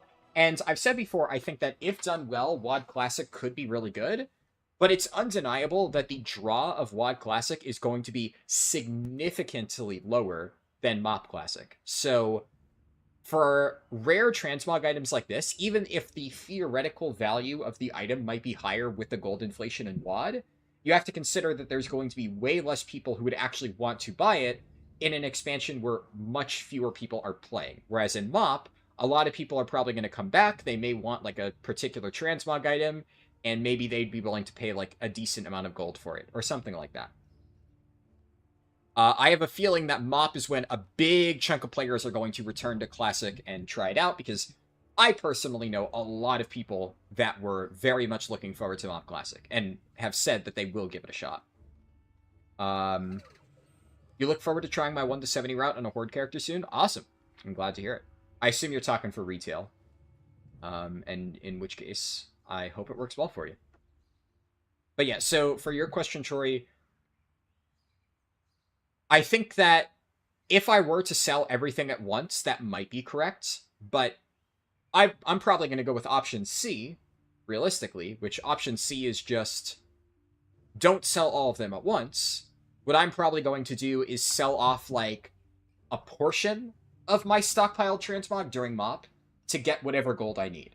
I'm not just going to, like, list everything and make all of this gold, but there is going to be a lot of gold that I'm going to need for, like, you know, buying raid consumables. If there's, like, a BOE that I really want to get for one of my characters, I'll sell off some of my transmog, I'll splurge a bit, and I'll get that BOE. I was actually very tempted to do that throughout Cataclysm Classic, but for the most part, I held off on doing that. Mostly because a lot of the BOEs weren't that good enough to where I really wanted to spend gold on it. It was like maybe very minor upgrades. And because we just came out of Wrath Classic, I think there were still a lot of people who were selling those items, so the price wasn't that good. So I would have had to sell off a lot of my collection. But like that, one of those items selling for 5,000 gold, like I think I spent maybe 20,000 gold in total on all of the transmog items that I've collected across all of my characters. And I have a lot of them, like a shitload of them on multiple banking alts that I will show in a second. So at this point in time, it's pretty clear that like the return on investment has already happened. If I were to sell off now, like it has very much happened. I could have already made back a good amount of my money at the start of Cataclassic, I think, but I wanted to hold off a little bit longer. But what I think I'll probably do, like, there's a few things I know I want to buy. I need to get a Grand Expedition Yak, and I think that worst case, I could probably just buy WoW tokens to get it, but I would rather try to just sell off some of the transmog I've stockpiled now, get enough to buy that, and then we'll be sitting pretty. And then if there's any really good BOE items that I want to get for MoP Classic, I might sell off a few more and do it now. But then once I have all of the gold that I realistically need at the given time, I just won't sell off the rest, and I probably will hold for future expansions. Because then also in Legion Classic, maybe I'll want something. We're almost certainly getting that eventually, and I will definitely want to play that, so. There's also the fact that items don't return until Dragonflight, so who knows, maybe on Shadowlands Classic would sell for way more. Well, I would actually argue that, well, ignoring the fact that I don't think anybody, myself included, is gonna play Classic for, like, you know, Shadowlands, Dragonflight, etc. I'm not gonna play those versions if they ever try to take it that far. For me, I'm pretty confident that Classic ends with Legion. The singular thing that I may ever want to try, if they do it, which I don't even know if they will, I might try to kill Mythic Ashara, because Mythic Ashara is one of the few cutting edges that I've missed in recent expansions, and I've heard a lot of bad things about that raid, but I kind of feel bad not being able to finish it. Ironically, that's when 2019 Classic came out, so I missed that cutting edge because I was busy playing Vanilla Classic. That is the only thing that I might do. But if anything, what I would probably do is just hop onto BFA Classic, get like whatever the meta tank is geared up, get the kill on it, and, well, prog the raid, obviously, and then, you know, move on. But I would not want to seriously play BFA Classic, because that expansion sucked balls. Legion is definitely the end of the line for me in terms of seriously playing Classic. I don't think I need to explain my logic there, but ignoring that, I would actually argue that, logically speaking, if they were to ever do a Shadowlands Classic, I would argue that the price would go down significantly around that time, because nobody would be willing to spend exorbitant prices on items in a hypothetical Shadowlands Classic if they already know that one expansion later, those items are coming back. Obviously, when Shadowlands was current, it was worth a lot, because people didn't know that one expansion later, Blizzard was going to re-add those items, right? But this would probably be the sweet spot. And the other thing to consider is that there are many transmog items that actually got partially re-added during Warlords of Draenor with the Salvage Yard.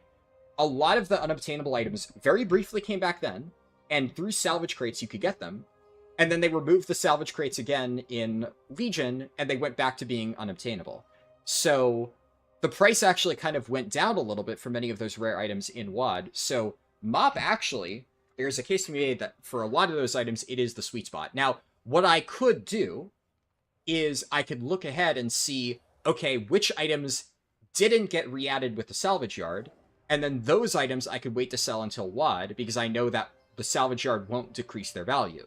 And then anything that does get re-added with the Salvage Yard, I sell now, or, well, in MoP, because now I can get still a really good value for them, and I could still use some of the gold, but I'm not waiting until WoD, at which point, you know, the cost ratio, or whatever you want to describe it as, would be worse, if that makes sense.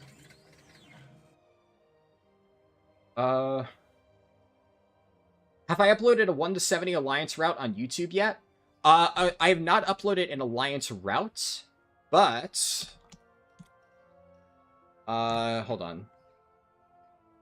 I should actually, I'm surprised, I forgot to do this, but here.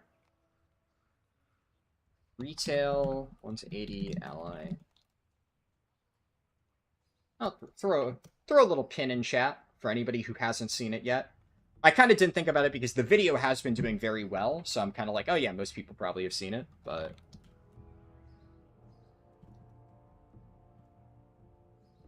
yeah. Check. Manually unpins at end of stream. Yeah, so I'm currently working on the Alliance Guide. Initially, I was gonna try and have it out by, like, today, by the end of the week. But when I was working on that guide, I wasn't really happy with it, and I wanted to redo the speedrun to try and refine the route even further, which I did. The video that I just posted, I had an absolutely insane 1 to 80 run. I'm beyond thrilled with how the changes that I made to the Alliance route worked out. So I'm glad that I pushed the guide back a little bit to further test it.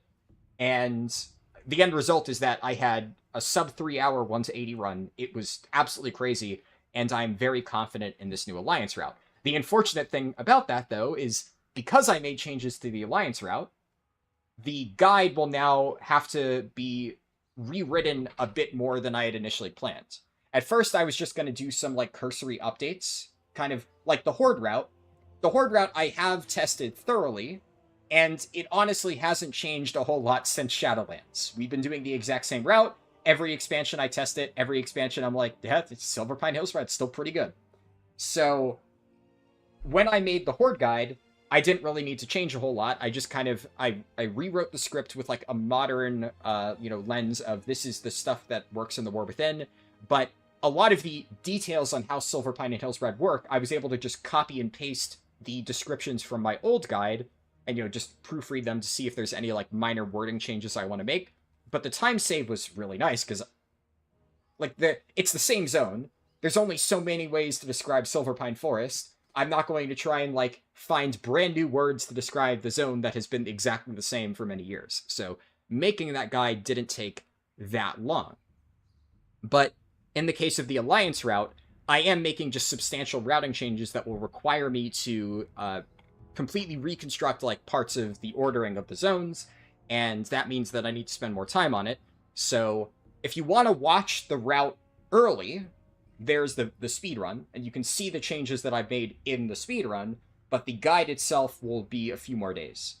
And although I want to get it out like mostly as soon as possible, I am just kind of exhausted from having done 2 different Alliance speedruns within the last 3 days, and I just got Hall of Fame Gallywix, and I just killed One-Armed Bandit on my Prot Warrior, so I've been doing Mythic Raid Prog in 2 guilds, finished the raid, done 2 speedruns. I'm exhausted, I need a break, so basically I'm taking like a 2-day vacation. We're going to do some MoP Classic and other stuff during these 2 days. On that note, by the way, I'm going to stream Turtle WoW on Sunday, is my current plan. I know I've been saying I was considering that. At this point, I've decided it. I'm going to stream it on Sunday. Unfortunately, those streams won't be on Twitch because you literally can't. Twitch has policies against private servers. YouTube does not, though. So obviously, if you're watching the stream right now on YouTube, you're good to go. It'll be on YouTube, same place you're watching it right now. If you are watching on Twitch... oh crap, that's not... Why did it get the studio link? That's not what I meant to do. Here, I think technically that would work, but it's just whatever. How do I delete my message? Can I not delete my own message? Does it not give me the ability to moderate my own chat messages? Dude. Ugh. I've got to say, people glaze Twitch streaming all the time. Chat moderation is so much easier in YouTube than it is in Twitch. It could just be that, like, I haven't figured it out, but also, oh my god, this is so fucking annoying. Just let me delete the message. Where's the delete message thing? I genuinely don't know how to fucking delete it. This is so fucking annoying. Now I'm just gonna figure out how to do this, because the fact that I have just realized I have no idea how to delete Twitch messages. The thing is, I know how to delete other people's messages, but there's really no way to delete my own message? Hello? What the actual fuck is, what is this? How is there no way to delete a message that I've posted? Am I crazy? How the fuck do I do this? How is there no pop-up?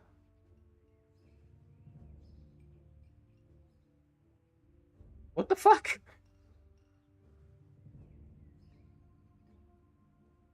Okay, like, somebody in Twitch help me out. Surely somebody here knows how to fucking delete a message.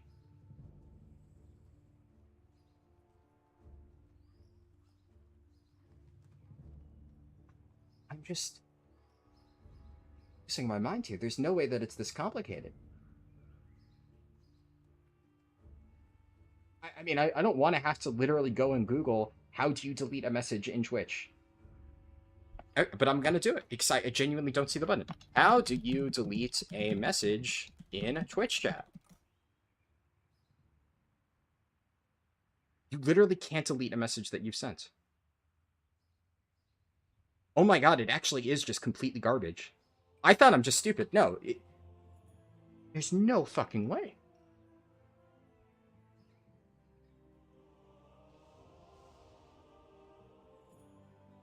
What the fuck?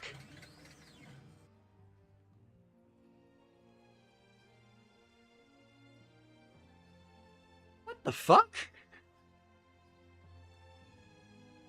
You have to use a command in chat to remove a message?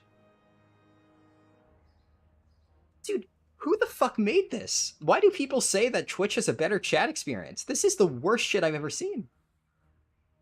YouTube, you literally just click on the message and it gives you the option to delete it.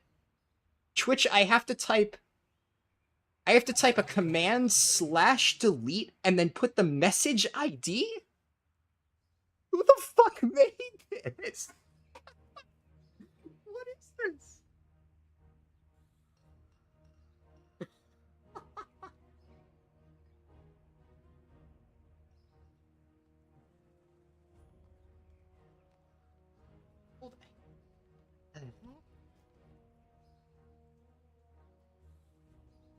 It also it doesn't even do that. It doesn't do the thing that it's saying. It's saying if I hover over a message, it will give me the message ID, and then I can type it. Like, I don't think this is a big deal, because I'm pretty sure if you guys click on that link, it obviously it won't take you to YouTube Studio. But I'm like annoyed that that's a thing that can happen. It's so dumb. It's so dumb.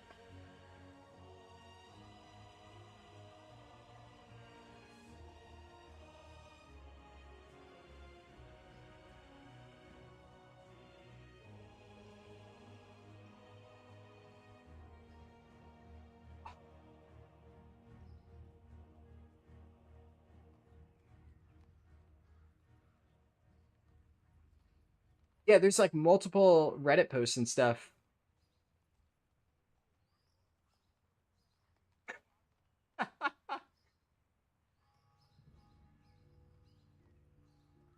That's so silly. Yeah, because so obviously this isn't a big deal, but there's multiple people saying things like, you know, some people accidentally copy pasted their password into chat. Which, yeah, that happens. I mean, a chat feature with the inability to delete messages? How is this a major streaming platform and they lack basic chat functionality? It takes you to a you don't have permission to view this page. Okay, yeah, fuck. I mean, I could post the new link. So here, either way, yeah, that should take you to the correct thing. That's the Stream Archive channel, right? That's what I was trying to post. I accidentally posted the YouTube Studio link. That link will work. So what I was trying to say is, if you want to watch the Turtle WoW stream, you know, make sure you're subscribed to my Stream Archive channel, because I will be streaming it there on YouTube, because I cannot stream it on Twitch. If you're watching it on Twitch. There is no trash can icon.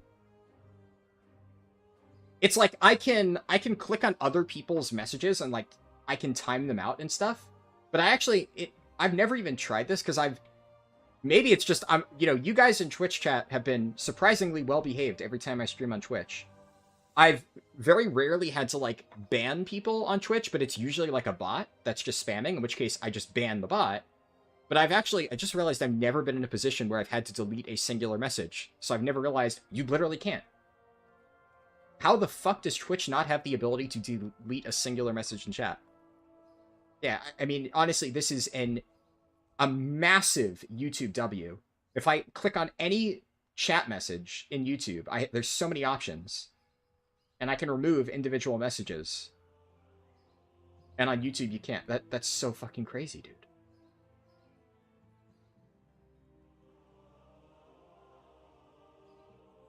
You went through hell and back routing a Legion dungeon? Which one? Yeah, MoP dungeons, definitely simpler layouts. Well, yeah. I mean, like I said, it's not a big deal. I can't figure out how to delete the link, but I guess if you're looking through the Twitch chat history, it's the second link. The first one is the YouTube Studio link, which will just, like Chori said, take you to a dead link, because obviously you can't see my YouTube Studio page. But that's just really stupid that I can't delete the link and just have the correct one. And apparently there's a way to, like, there's like a nuclear option of you just completely wipe chat. But wow, that's so dumb. That's incredibly dumb. And it's not like I can time out myself to temporarily clear previous messages. That is so silly.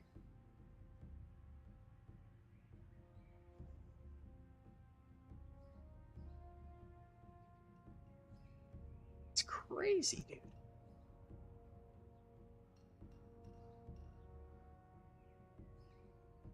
However many billion whatever dollar company, and they can't figure out fundamental chat features. That actually blows my mind. I've never realized that that's how it works. That's so stupid. I actually, it's funny that you should say that, Troy. I did look up somebody saying, would that be an option? And the response was, it might technically work, but bad things would happen. So I'm not going to try that. But banning yourself to delete your own chat messages is a 5,000 IQ move.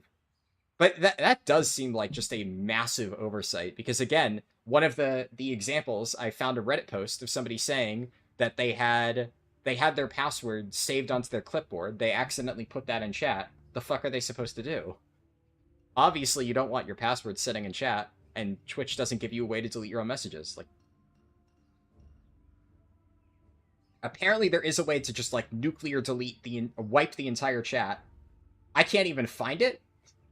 Which, again, crazy that it's not even easy to find out how to do that. But okay, I did find it. If there is a big red button on the chat settings page that says clear chat, and I'm pretty sure that if I were to hit that, it would wipe the entirety of the chat history. Now, I'm not going to do that in this case, because, like, you know, like I said, me accidentally posting the YouTube Studio link doesn't matter that much. I'm just annoyed that I can't fix the link. Whatever, you guys know the correct link. Whatever. Blackrock holds. You got a 1 minute 10-second time. Nice. You have to climb a mountain. Interesting. So I'm guessing you clip out of bounds and you climb around like whatever the terrain that the dungeon is built on, and then use it to jump up through the floor. Are you able to like clip directly into the final boss room and just kill him, or do you have to activate him by doing other stuff? Because I know you can't reach the final boss until you do Smash Bite or whatever his name is. But there, like, a good example would be in Temple of the Jade Serpent. Even though you are able to clip into the final boss room, Shaw of Doubt doesn't load in until Lou Flameheart is defeated. So you have to defeat her. Which is why, like, in the speed run, we had one person do Wise Mari, one person do Lou Flameheart, while the other was clipping into Shaw of Doubt's room. DM'd me. Oh, I can see by the thumbnail. I'll watch the entire thing later, but yeah, I think just by the thumbnail alone, I have an idea of what you're talking about. Oh, man, that was... Maybe that's why people have mods on Twitch and not so much on YouTube. Well, I mean, admittedly, having mods is one of those things where, like, I should technically do. And I do have mods, right? But, you know. You could just clip in? Gotcha. Like, I've never really had to worry about mods because usually I don't do anything, like, super serious on stream to the point where I'm not able to go out and,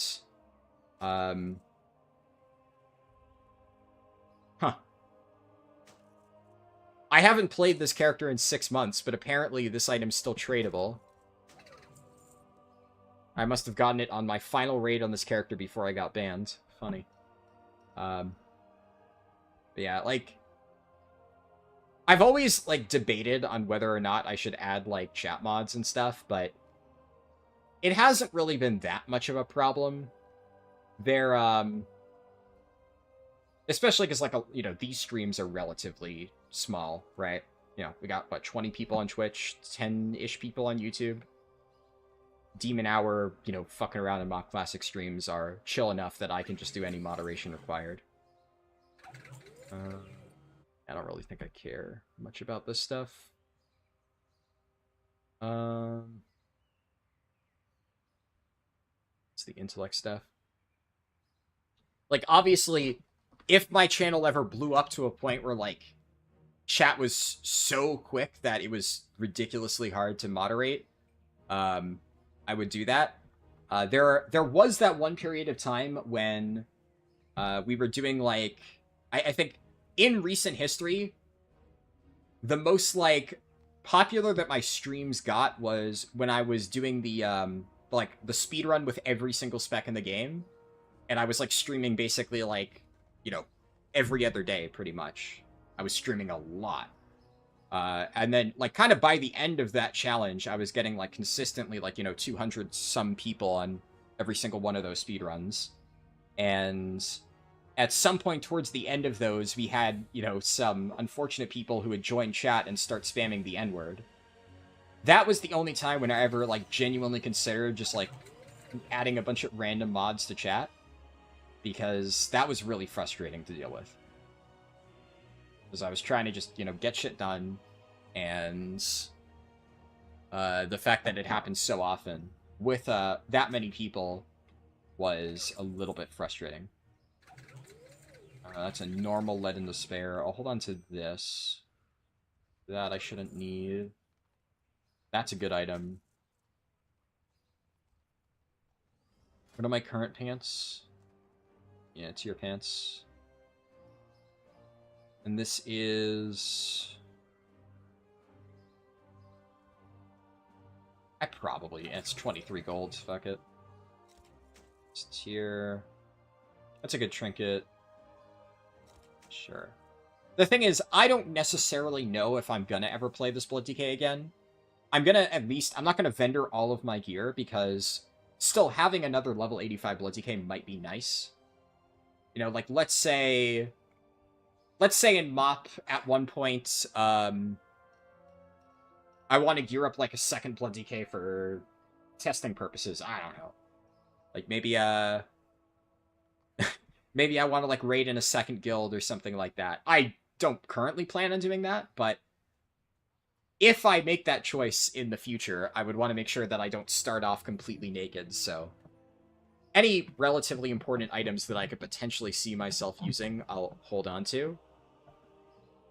But everything else I will get rid of.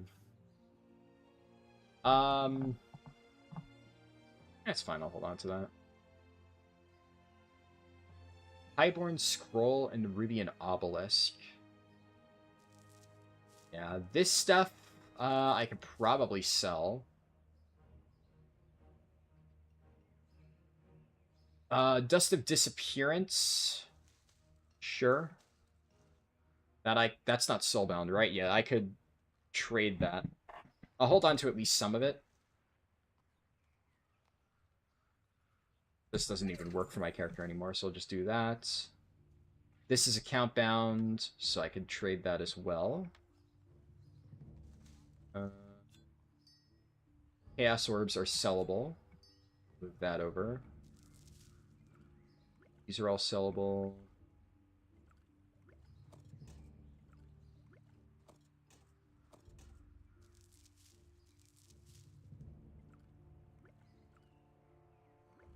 Yeah, this should be good.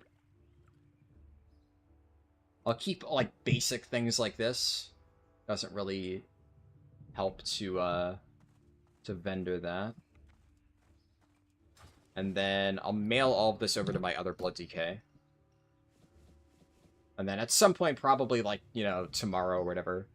I'm not in any real rush, but I will probably server transfer my Death Knight. I'll just move it to, like, a Horde server or something. The other Death Knight, though.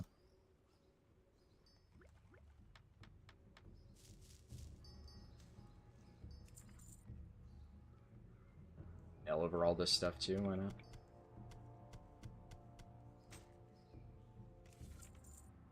And then all of these Darkmoon Fair items, which Again, I'm going to wait until MoP Classic to sell these, because then they will actually have relevancy for leveling. So I actually think that they will sell decently well. Maybe not like a ton, but right now they're worth basically nothing. I also have a bunch of random crap in my bank that I could probably sell. I'm not going to need, like, any of this stuff. Don't need that. Whatever. Do I really care about the Death Knight starting zone gear? Not really. Just no real reason to hold on to this stuff. It's just taking up bag space. Yeah, I can just vendor all of that. I'll hold on to the Soul Blade, whatever. Nullhide Sack. I forgot about this. Yeah, that'll hold on to because I have a bunch of these. It's a unique bag that you can't really get anymore. It's not really transmog, so I don't think it's going to sell well, but I bought a bunch of these for like 1 gold or something back in Wrath. Figured, fuck it. Little collector's item.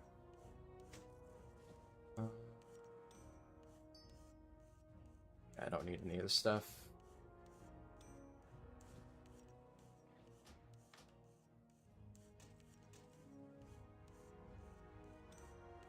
Don't need that.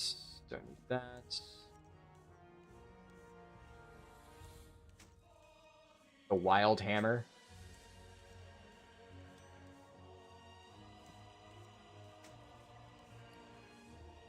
PvP gear. Oh yeah, I remember I bought that too.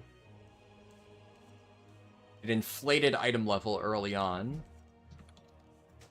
so that you could queue for heroics faster. Just get rid of all this stuff. Trophy of the Crusade.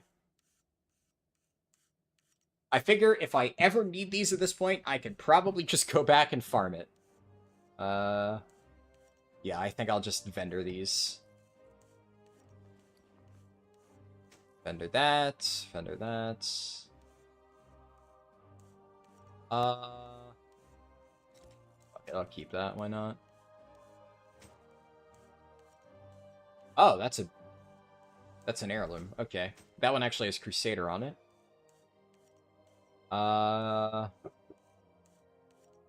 Let me double check. Dread Pirate Ring. Alright, I forgot I have these. There's a pet. I think these are the baseline Dread Pirate Ring stats, right? Hit, crit. Yeah, because there's no ring enchants in this era of WoW. So I could just do this. And technically, I think this is the original Dread Pirate Ring. But I don't really care. You don't really need it with the new one. What else? Delete that.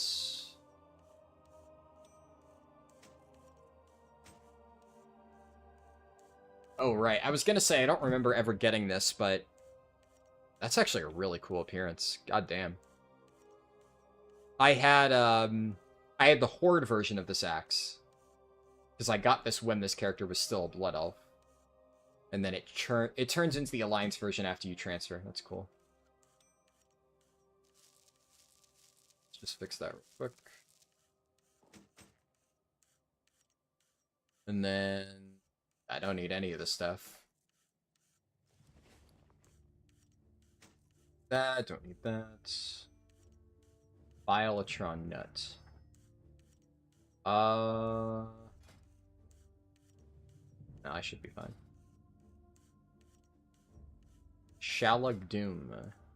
No, I have a higher item level weapon. Nope. I guess if I were ever to need these items anyways, if I did ever play this character, the difference in power would be trivial. It wouldn't really matter. Death's Verdict. That one I guess I'll hold on to for sentimental reasons.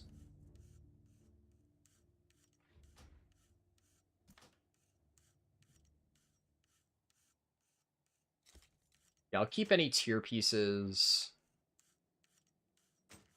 I can't vendor them anyway.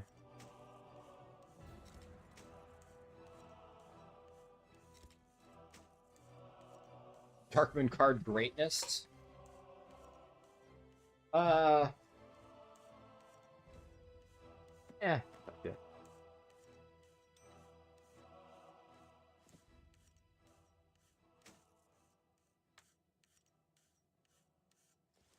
What else? I think, yeah, everything else in here is a transmog item.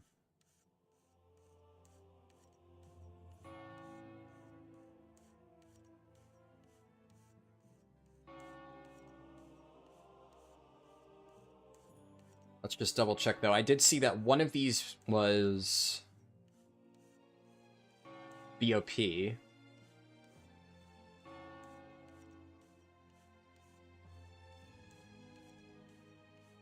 Was, yeah, silk-threaded trousers. So this used to be a rare BOE item, and then they turned it into, I think, a boss drop from Dead Mines, I want to say. Let's see. No. Yeah, I guess I can't really check the loot tables of the old dungeons, but I'm pretty sure it's one of them. Maybe, actually, I can check at least Dead Mines. It might be there. I go to all classes. No. It's one of those dungeons. It might be Stockades, I think, that they added it to. But You need something? either way, I don't need this anymore.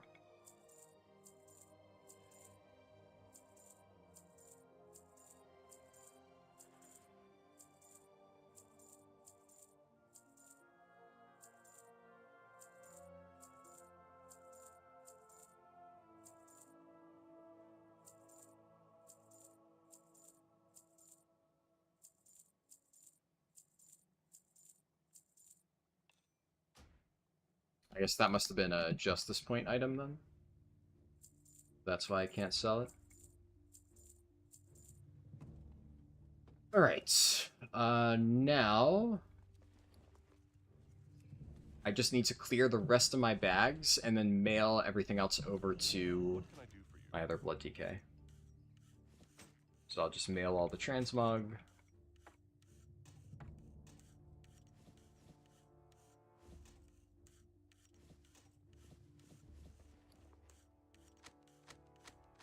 All these old recipes.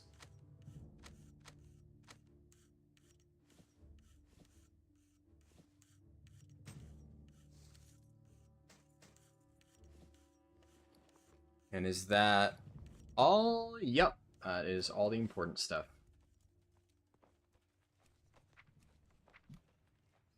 Alright.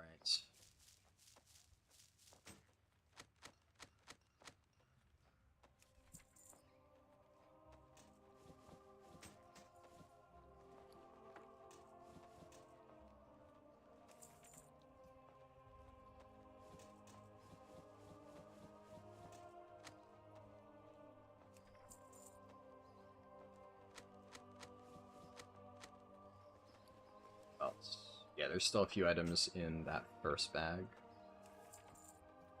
And the final mail... how much gold do I really need?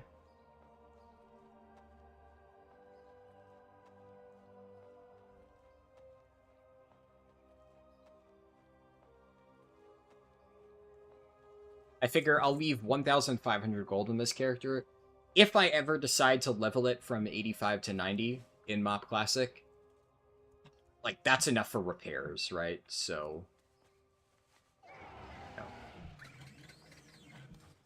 Presumably, if I ever did level it in MoP Classic, at that point, I would just kind of be speed leveling it, because this is not a character I plan on leveling anytime soon. Yeah. But you know what I should do? Before I make my Death Knight a Blood Elf, I should probably gear it up a little bit as a Worgen. That way, I can get it, like, pretty geared, copy it over to the beta as an Alliance character, then race change it. So I'll make, like, maybe 3 copies of it as a Worgen on the beta, make it a Blood Elf, and then that way, if I need to do, like, any last-second testing for my MoP leveling guide, the 85 to 90 guide, before MoP comes out, I'll have, like, a bunch of geared Alliance level 85 characters ready to do testing on. So, yeah, I don't want to change it immediately, because that would definitely be the character that I'd want to use for testing purposes. Are Helm Chants a thing in Kata?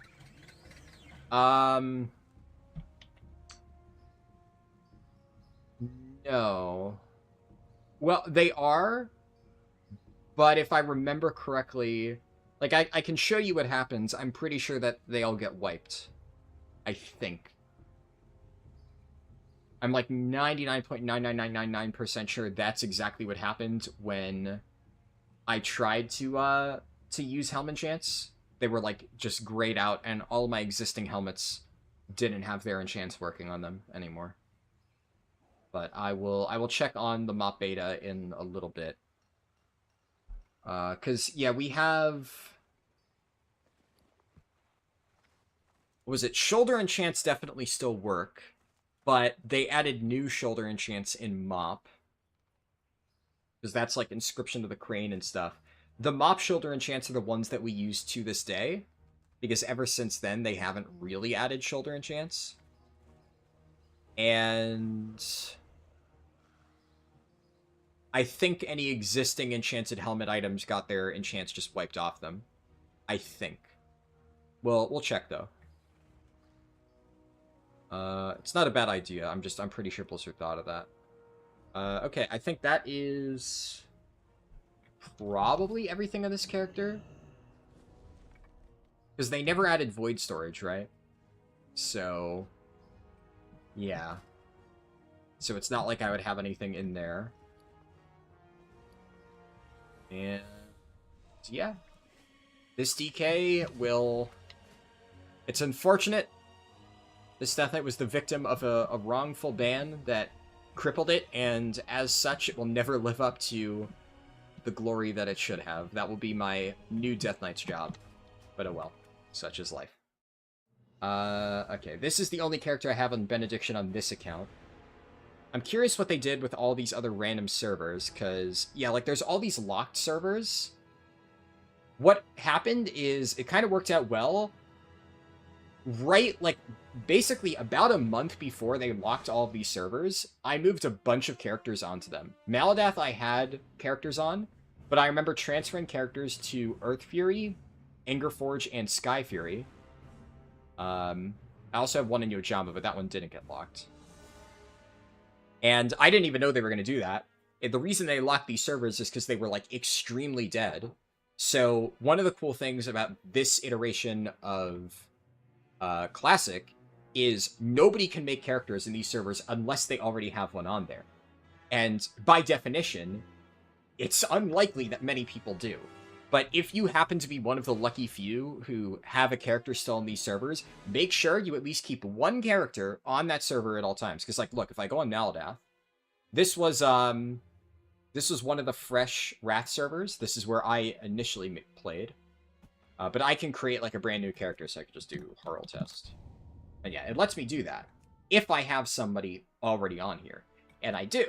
And you might notice, hey, what's that Death Knight doing in Northern Stranglethorn? Well, I will show you.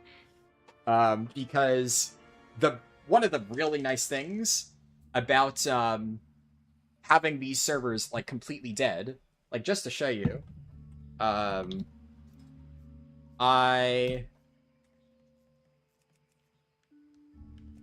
think I'm refreshing it.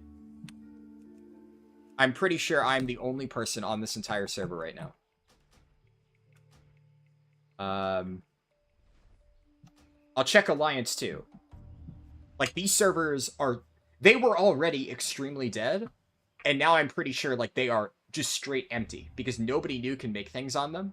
And although, in the immediate aftermath of them being locked, there were, like, maybe 20 people playing on them for farming purposes. These days, it's been, like, a year. There's probably nobody here. But, you know, if I make, let's see, Alliance character... and just hop on and /who, I'm gonna guess there's... It's either gonna be there's 0 people, or there's gonna be, like, 1 dude in Storm Peaks. Let's see here. There's another level 1 hunter in Teldrassil. It is also entirely possible that that person is, doing the same thing. Yeah. Yep, it's completely empty. Completely 100% empty. In fact, it's actually good that that person is in Teldrassil. If I do... /who kind of bugs out these days sometimes. Let's just do E. I think I've gotten all of them. I think it literally is just 2 people left. Yeah. So, you know, to give you an idea of how completely dead these servers are, and this means exactly what you think it means, by the way. You have, if you have a character on here, the entire server entirely to yourself. So, let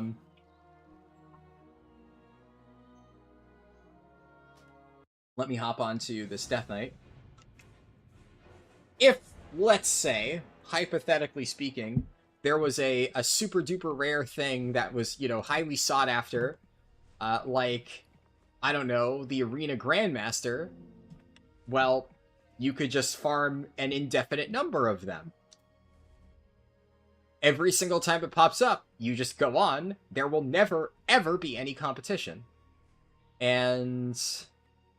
oh yeah, these are soulbound for some reason. I guess I must have collected the transmog appearances.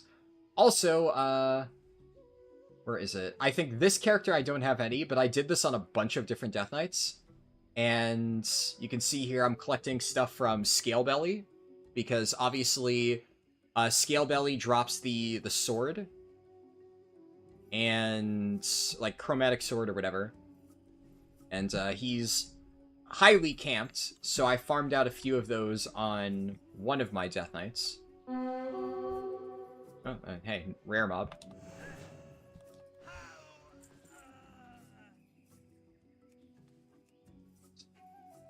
I don't think I need that appearance.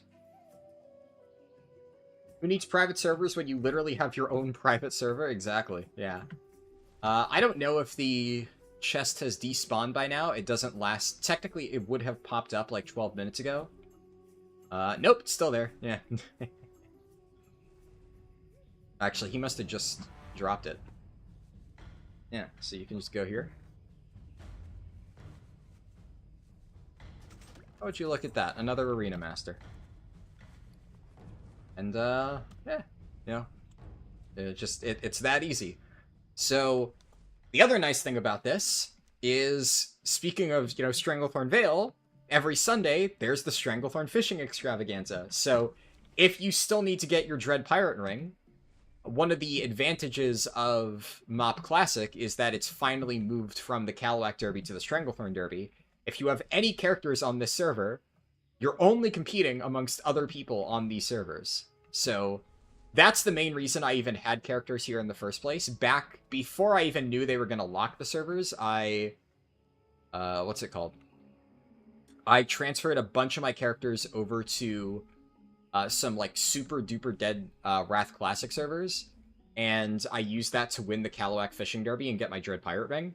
And then, lo and behold, a little while later, they completely shut it down to anybody who isn't already on it. Now I just have, like, multiple super dead servers to myself for farming purposes. So, for getting rare transmog stuff, this will be really nice. Any, like, super rare mobs, like Poseidus, for instance, I'm pretty sure if I wanted to right now. I don't think Scale Belly is still a thing in this iteration. He's there, but does he still drop the sword? I don't know. I did most of my farming in Wrath Classic, so I'm pretty sure that by the time of Kata, they removed it from the loot table. So I don't think I can get it anymore, but we'll kill him and we'll see. I already did farm a bunch, though. I'll show on different Blood DK.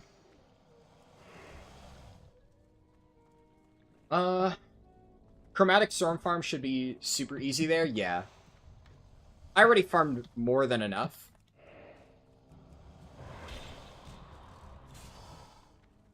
Yeah, okay, so... Yeah, I did. I couldn't remember if it still worked now, but no, I must have done it all back in Wrath Classic, because you can see here he didn't drop this. Back in Wrath Classic, he always dropped either Iridescent Scale Leggings or the Chromatic Sword. And I can just show you, I farmed a bunch on a different dead server.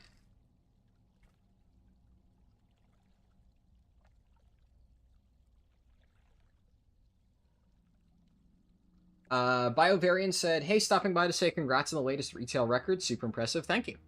Yeah, I'm very happy with that run.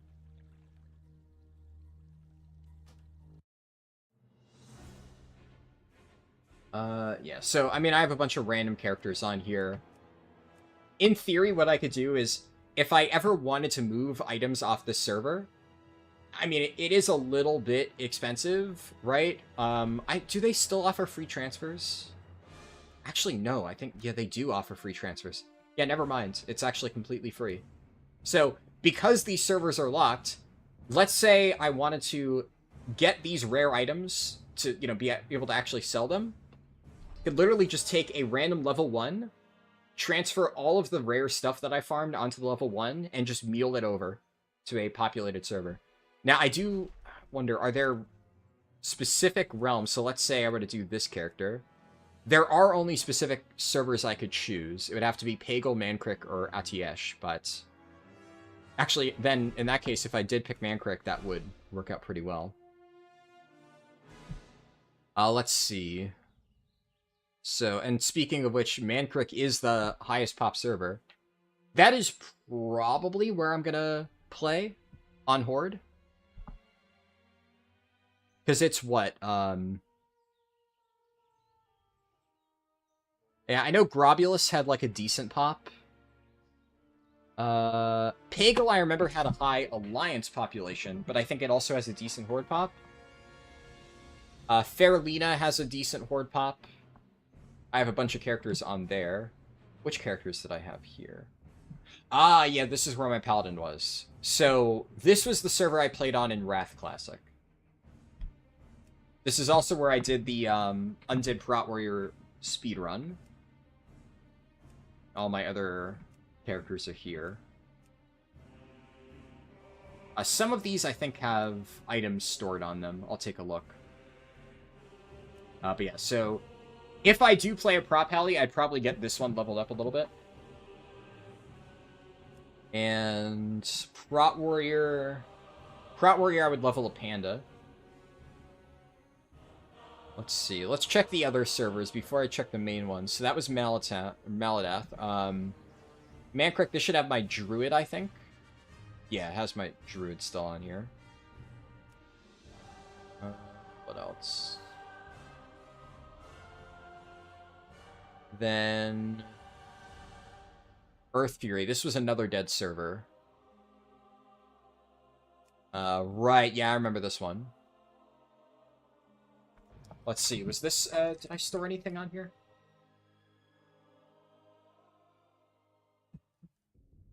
Sitting at a bank. Oh, yeah. Huh.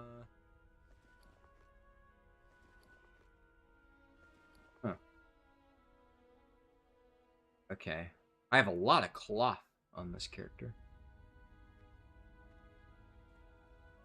Right, I remember this.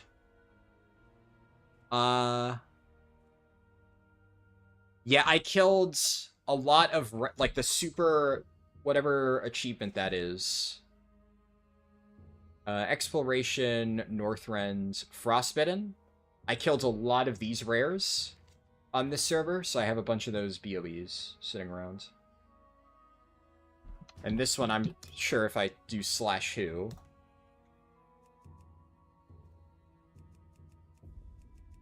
Yeah, there's nobody else on.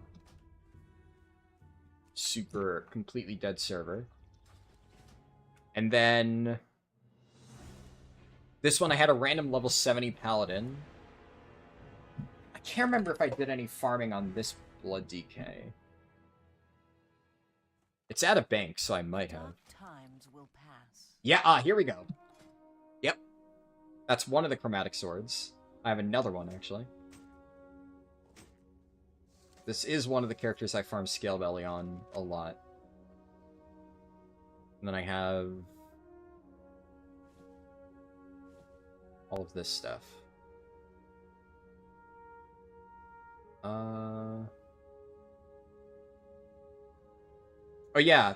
Yeah, this is the one that I farmed Arena Grandmaster on. So the other character I had a bunch of random Arena Masters. I actually farmed the entire thing. So the main reason I did this is because whenever they add the heirloom version of the trinket, I just want to make sure I have it just in case. So when that does get introduced in WoD, I'll be able to just hop onto this character, grab it out of the chest, and boom. And then I just have a bunch of other random transmog items. I'll have to move this character over at some point, but I mean, there's no rush. And I probably wouldn't move this Death Knight. I would instead move, where's my Hearthstone? Oh, it's at Silvermoon? Ideally, I would want to park this character over by... I guess camping Stranglethorn doesn't matter these days. I'm sure there's something that I could use this character to farm in the future. Something interesting would be the Darkmoon Fair. Ooh. But yeah, that's still going on right now, right? Hold on. Because I never bothered farming that.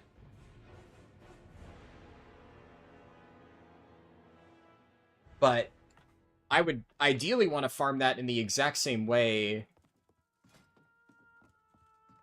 Oh yeah, this is one of my Crusader ones. This character... what was I farming? Oh yeah, this is the one that I farmed Northrend Rares on. Oh, and you can see I won the Stranglethorn Fishing Extravaganza like a bunch of times in this character. I have the Arcanite Pole. So, you know, exactly the thing that I said you should do. Yeah, my fishing is decently leveled.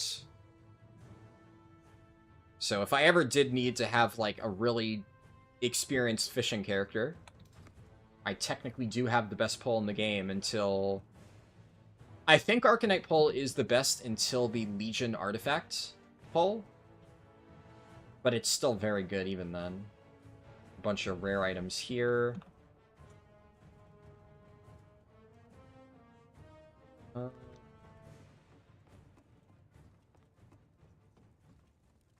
I need the Alcoholic add-on. Yeah, for something like this, it may help. Oh, I do actually have a few rare items on... Yeah, these are two. Scythe Axe and Ratcloth are both unobtainable ones. Black Husk Shield, that's another one too. So, definitely some rare things on this character that I would want to move over. Yeah, all of these actually. Desperado, Zephyr, Support Girdle, Seafarer's Pantaloons, those are all unobtainable. Mogrosh Toothpick, that's a good one. Shuffle Flange, that's a good one. Okay, yeah, there's like a lot of money worth of rare shit. I forgot how much I farmed on this character. Holy fuck. Yeah.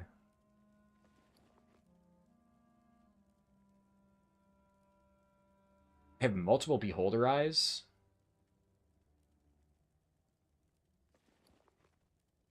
I guess because I did use this for getting the Arcanite pole, I spent a lot more effort just farming random things. And relics are going away now, right? So this isn't relevant. Initially, one thing I was going to do is use these for kata speedruns. Because if you level like a paladin, you could then... This is like a pretty good random Libram that you can get at level 60. But, yeah. How about that? That's one of the main reasons I was farming that. Oh, it works for Death Knights too. Yeah, I forgot relics are out wide now. Or, like, class... You get what I'm trying to say.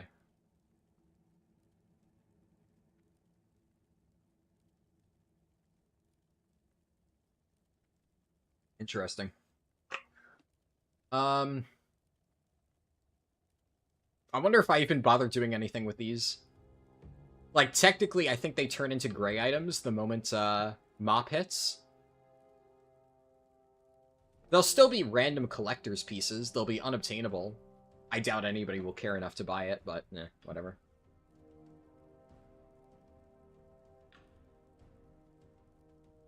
Yeah, I mean, decent amount of good stuff here. I'll have to organize all this stuff eventually and move it over to, like, whatever server I choose. I guess right now I'm kind of torn between Fairlina and Mankrik. I'm leaning Mankrik just because... Like, if I go, if I look here for services free character transfer, I'm pretty sure the same thing applies. If I wanted to transfer this character, oh, that's interesting. Oh, I forgot. So, if it's a PvP server, Fairlina is one of the transfer options. If it's a PvE server, Mankrik's one of the transfer options. Right.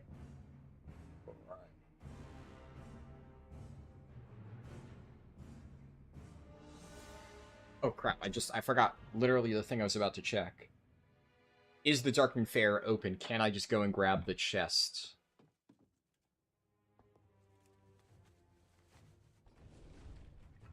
The Darkmoon teleport should be in the same spot. The eternal sun guides us. Farewell. That would be... I should definitely do that eventually, because I know for a fact that I can do this farming method for Pit Fighter, and I would want to farm that. I'm just wondering how worth it would be. I also wonder if, hypothetically, would I be able to transfer one of my existing characters over to this dead server? Because I know that I can create new characters. Oh... Wait, oh man. I just realized. Another really nice use case for this. Who needs the PTR? Right? The main advantage of the PTR, I guess the PTR might still be nice for MoP speedruns just because I'd be able to, like, copy over infinite items and save gold. But if I have my own server all to myself, at that point, I don't even need the PTR. And, like, you can still access the Dungeon Finder. It's still cross-server. I could do this, and, like, I'll still be able to find a group. But the open worlds, I would have literally entirely to myself. Oh, man.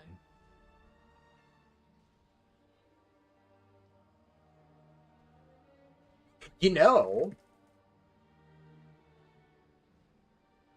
Another consideration is, if I really wanted to, I could guarantee that I get every single server first achievement on these servers. That would be really dumb. It would hardly count as a server first, but even if I wasn't trying to get a server first and I was just trying to get, like, a really fast day one monk leveling time, like, what I could honestly do is level up a monk on this server, do it lightning fast, and then when I'm done, just transfer it over. Because I would have the entire server to myself. Every single open world farming method. Oh my god. Wait, like another thing, I'm thinking too close-minded. I'm only thinking in terms of Cataclysm. Think about the applications for MoP that this would have. There's so... Oh, wait. Oh my god. Guys. Wait. Actually, hold up. Let me... I have, Wait, did they... Hold on. I think they actually might have just shut down the MoP beta temporarily. Oh, fuck. Hold on. I'm gonna close Cataclassic because they just pushed an update to the MoP beta at 6:30 in the morning, which is crazy, by the way. What the fuck? MoP Classic Beta. Come on. I'm curious. So, is anybody in chat ahead of me right now? Do you guys know where I'm going with this? Because I see Chori said server first monk achievement in the making. That's a good idea, but can you think of the extremely broken thing that I just thought of that in MoP you could do on a private server like this? There's a lot, but there is one in particular that just dawned on me that I'm just like, oh my fucking god, wait, that's actually insane. And this actually gives me a colossal advantage. Okay, so I think the BattleNet launcher just bugged out. You guys can, yeah, MoP, okay, it's streaming properly. I tried to relaunch it and it bugged out for a second. So, there's something in particular that has just occurred to me. Having Pandaria all to yourself is so broken. Now, there's a lot of stuff that's really broken. For starters, obviously, early on, gathering materials all to yourself, that's really good. And people were still doing that at the start of Cataclysm. I'm curious how prevalent that will be in MoP. Because obviously, as time goes on, there's going to be less and less people actively playing who still have characters on those servers and are able to abuse it like that. Frog farming? Well, frog farming maybe... honestly, frog farming not as big of a concern, because, like, they respawn so fast that people were actively doing that all the time on populated servers back in the day. The Zandalori guys that drop the bags, they are actually, technically speaking, enabled right now, but they are not supposed to be. I think that they should be disabled until Isle of Thunder. I'm pretty sure that's what's supposed to happen. Good ideas, though. Good ideas. You're on the right track. Now, for starters, one thing that is very, very, very nice is rare mobs, right? Rare mobs in general, there's a lot of rares in MoP. So that's really good. Plenty of rares that I could find while leveling, and although the Pandaria rares don't give good experience, it would still be nice gear if I wanted it. That would just be nice for achievements and collection stuff. There's a lot of rares that drop really important items.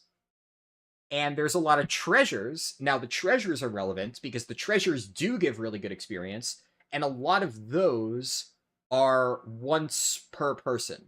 So, a good example would be there's the pickaxe that you can get up here, where it gives you additional items while mining in Pandaria. And everybody wanted that thing, and it was heavily camped, and now I could basically get it guaranteed on a dead server. There's a bunch of other treasures like that. Obviously, Dread Wastes has a ton of them. Those treasures that give, like, effectively a quest's worth of experience. And you have like the one off in the water here. You have the one back on the island here. There's a bunch of them all over the Dread Wastes. There's a lot of them just in general, but Dread Waste has a lot in particular. Few and Valley of the Four Winds, like Staff of the Hidden Master over here is one of them. So that's something where if I was playing on my own server, I would have all of those items to myself, and I could do speedruns with the assumption that all of them would be active and play the game as if I had them, like I do on retail runs if it's on the PTR.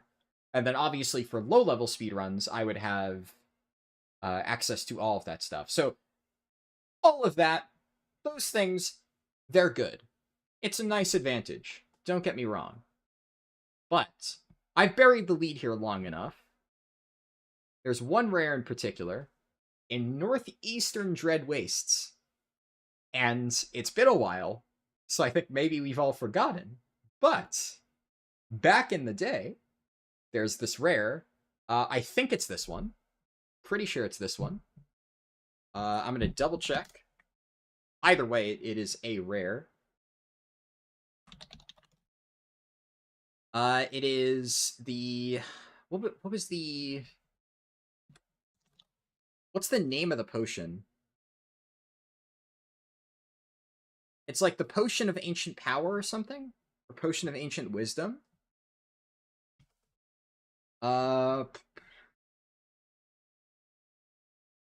Potion of... Or it might be Flask of something. I'm just gonna search Potion of and scroll throughout it until I find it. I don't remember the name. It's been so long.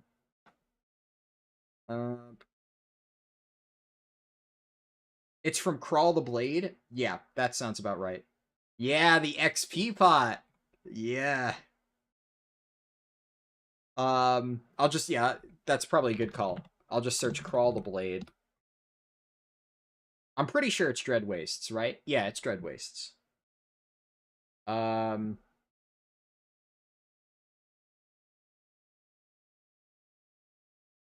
Ah, okay, I was close. It's Elixir of Ancient Knowledge, yeah.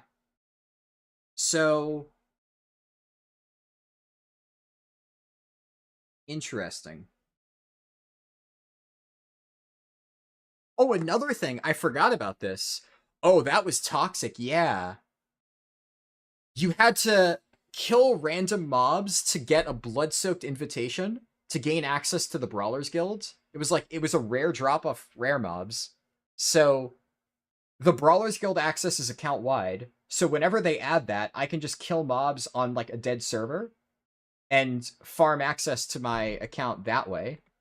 But Elixir of Ancient Knowledge is an account-wide experience potion. It gives you 300% experience for 1 hour. It doesn't work above level 84. So it will not be relevant for 85 to 90 leveling. But while leveling characters up to 85, it's going to be basically mandatory. The Rapid Mind Potion, so I'm pretty sure what you're thinking of is they added a potion in WoD that did the exact same thing, except it went up to like the new max level. I think they retroactively changed the MoP one to also scale up to the new max level. And the one in WoD dropped from, I forget what it was. It was like some garrison thing. Oh yes, okay, so I was right. It is in this one in the corner by the wall. Yeah. I think you're right, Sujemiel. I'm pretty sure.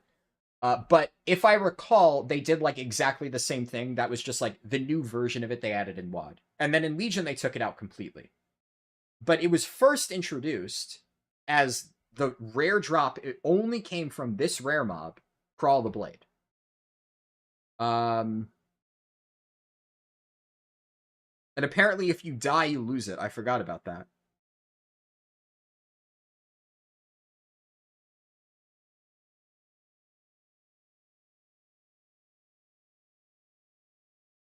Yeah, there's a lot of comments about how to optimize this. So these potions They were also sold on the AH. You don't. Yeah, no, the ones in MoP are bind on account. Were they sellable on the AH? I forgot about that. The WAD ones. I believe you that they were. It's just been.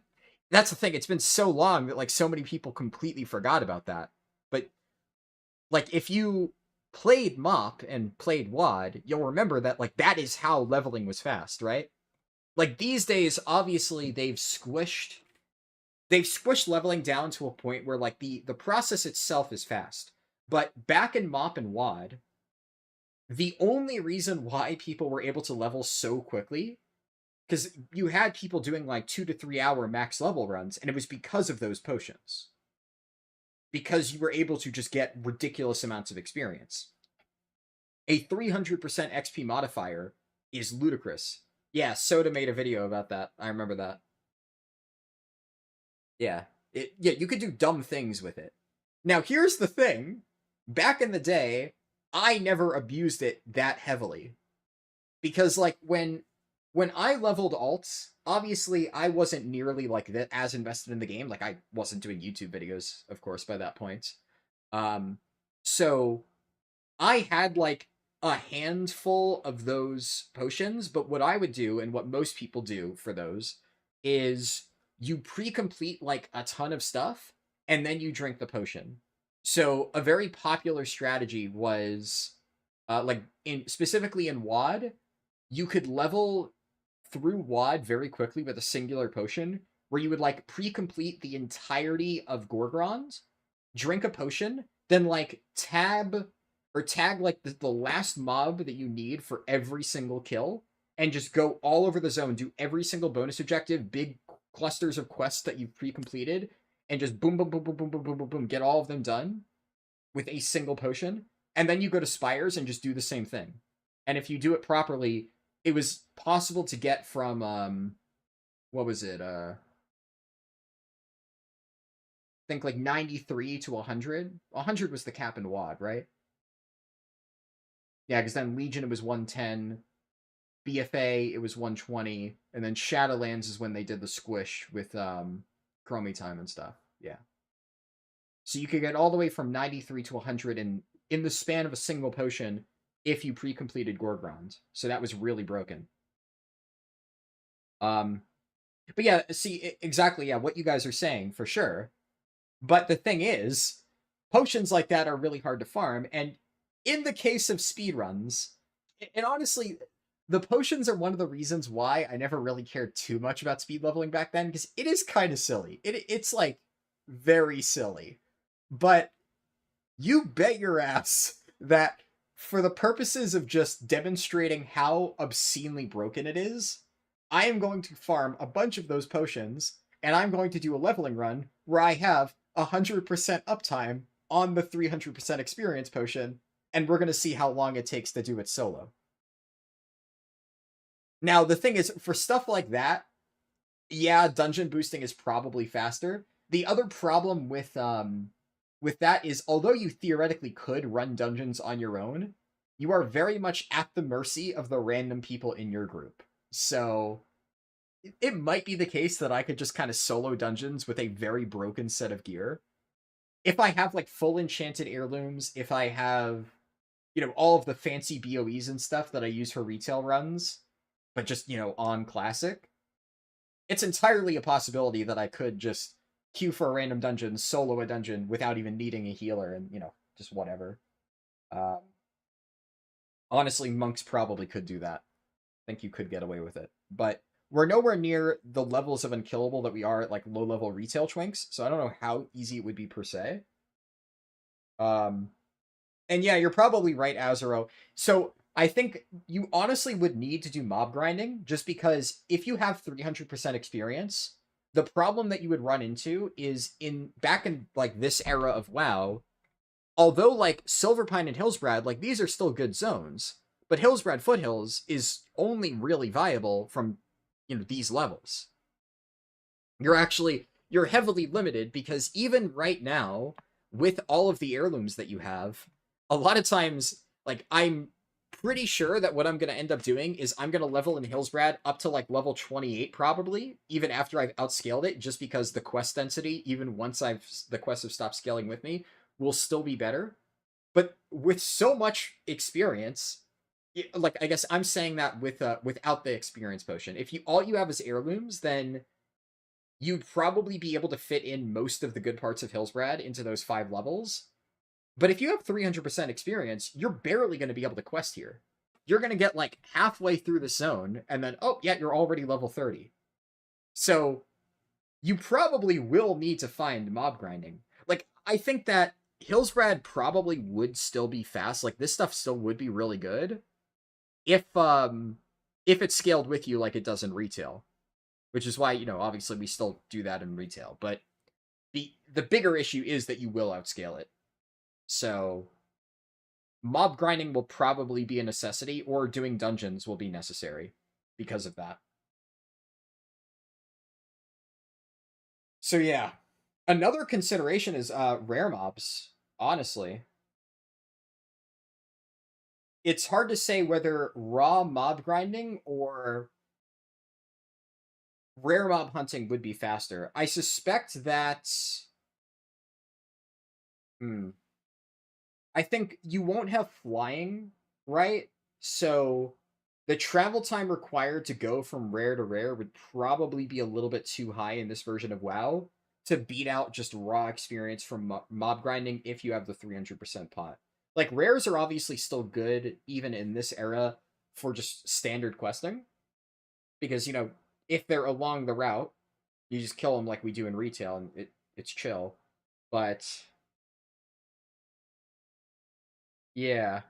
I guess in that case, you need to figure out what the best mob grinding spots would be. I'm not sure. That'd be tough. Yeah, that would be... I wonder. I still think...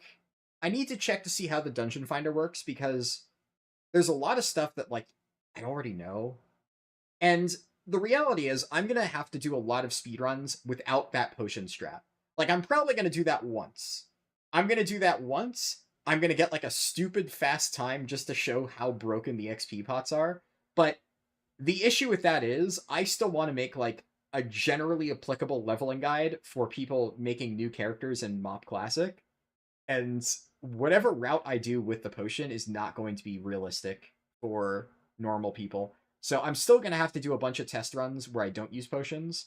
I will still be using heirlooms for that, because I do think heirlooms are worth the investment in this version of WoW. So it's like, if you plan on leveling alts, do that. Honestly, I think what most people should be doing if they want to level alts, like, unironically, use your boost, because everybody gets a boost for free, on your max level character, do whatever you need to do to unlock a full set of heirlooms, and then using that full set of heirlooms, once you've unlocked it, then level your character. But leveling takes long enough in this iteration of Classic, and heirlooms are nowhere near as high investment in MoP than they are in retail. Like, they're way cheaper, way easier to get. So it is 100% worth the time save to farm out an heirloom set. You think traveling all the way to some hyperspawn is too much travel time, unless it's in the way? You just have to kill mobs and rares while traveling the whole time? It would depend. Yeah. Like, well, I mean, going to a hyperspawn, if it's not that far away, could be worth it. Like, a good example is a very popular spot for super low levels. This would be for Alliance, but, obviously this area with all of the Murlocs is a very good farming spot. You'd probably just do that for Alliance runs, make a human farm there. For Horde, I'm not sure. The Alliance Murloc one is a very iconic spot. Honestly, you might just, maybe Horde would just be unviable for that type of speedrun. It would be still interesting to see what the best Horde spot would be, but I cannot think of anything remotely close to this Murloc farming area that Horde has access to. Yeah. Yeah, there are some good ones for Taran and Orc. I think Undead honestly might be a good consideration. Yeah, because you're right, it does have a lot of those rare mobs. There's also there's a bunch of fairly dense areas outside of the undead zone. So like the farms over here have a good amount of rare mobs and they have like pretty decent mob density. Agamand Mills also has pretty decent mob density, but one of the big ones is like this area here has like a ton of mobs. So a strategy could be like you get all the rares, then you go out here, you get these rares, you just kill everything in this section, then cut your way through here and just kill everything on site and just farm your way to like Brill. And there's one rare in particular, like some ghosts, like Banshee rare, where there's multiple that can spawn in like an area around here. It's really, really, really good. I don't do it for like the retail speedruns because it's too far out of the way, but you don't have like Radinax, you don't have Gunshoes in Classic, so you're gonna have to go on foot. So the idea would be you want to just plot a course that's like the fastest path that kills the most mobs. So that way you're killing, you're in Brill, right? And now you're like at Undercity, so let's say you want to get to a really fast hyperspawn. Well, now you're at the Zeppelin Tower. So now if there's like a really good hyperspawn on like another continent, that would theoretically be a good option. Or you could just stay here and kill more stuff. Genocide run. Yeah, true. Yeah, that'll be pretty interesting, the route, come to think of it.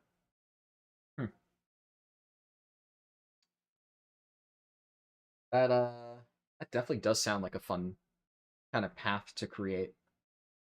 Troy said, I don't know how classic leveling works in Pandaria. Could you mob grind the Blackrock strongholds on Burning Steps? Oh, that's a good idea. Right, you're talking about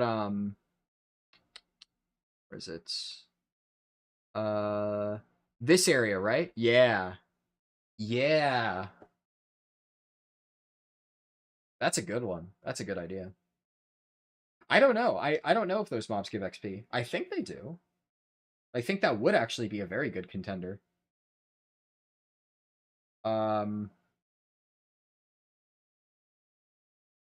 Obviously that would only be for a set amount of levels, right? So the Burning Steps is 50 to 52, but I believe mob levels don't scale with you. So what you would have to do, there's a very easy way that we could test this. So first off, let me reopen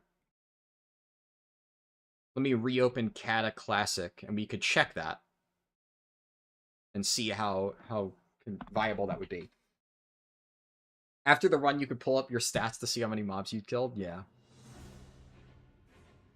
Okay, let me switch the game capture over to... There we go. Oh yeah, I'm pretty sure the chest has despawned by now in Darkmoon Fair. I did just want to check out of curiosity.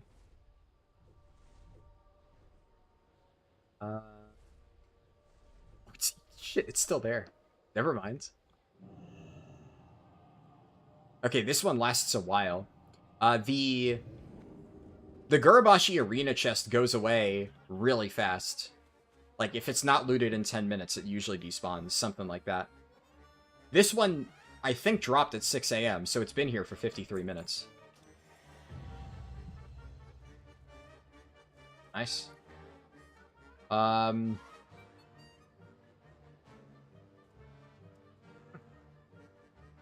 Okay, so I need to be 85 for that. Yeah. What, the quest works?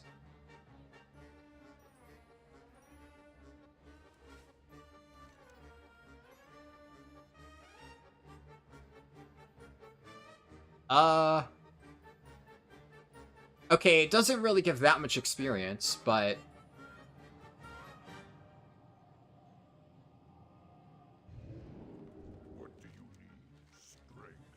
I mean, hey, that's free XP.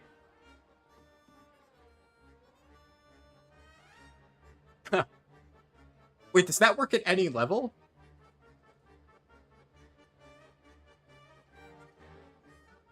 Yeah, you're exactly the same thought I just had, Azro.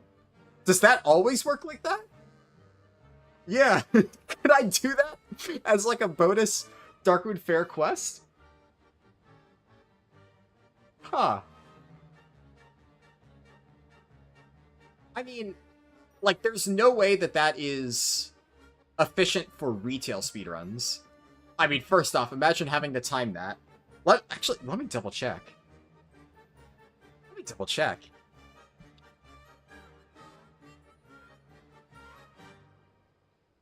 How much XP does that give on retail? Starts Pit Fighter.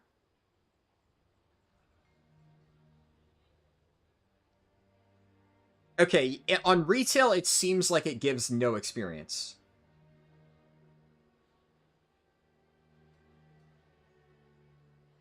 Yeah. On retail, it only gives like 30 XP. So that would not be a thing for retail speedruns. I think. It looks like it. I mean, that being said, there's only one way to find out, right? Like, fuck it. Why not? Why not try? So now all runs start just before the half hour each hour? Well, see, but here's the thing. If I'm on a dead server, the chest drops at, like, the same time as Gurabashi. 369, etc. So, the chest dropped 56 minutes ago, and it was just sitting there. It doesn't despawn. So, in theory, on a dead server, it would just be there. The only reason why you would need to make sure that you start the run when the chest is about to drop is if there was any chance of people being there, in which case it's not even worth it. You would never do this if there was any chance that somebody would try to kill you over it. You would only do this if it was guaranteed anyway. But yeah, we're about to test this. This is so silly. We're testing every single version of World of Warcraft in this stream. Hold on, let me get a PTR opens. This is so dumb.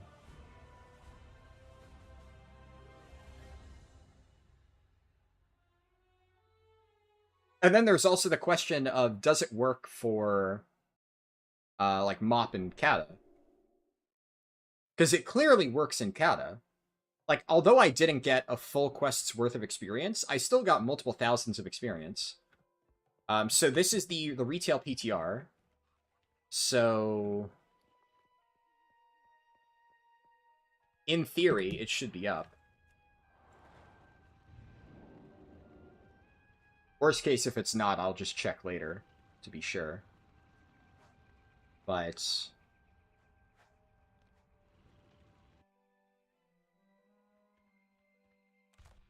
huh.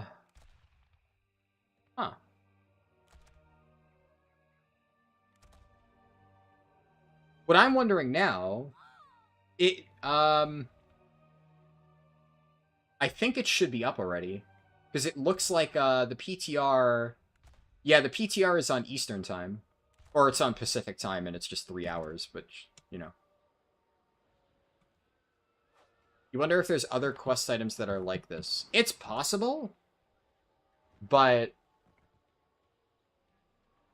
the thing is, I think it might not work in retail because there are a lot of old quest items like that I know for a fact have gotten, like, nuked over the years.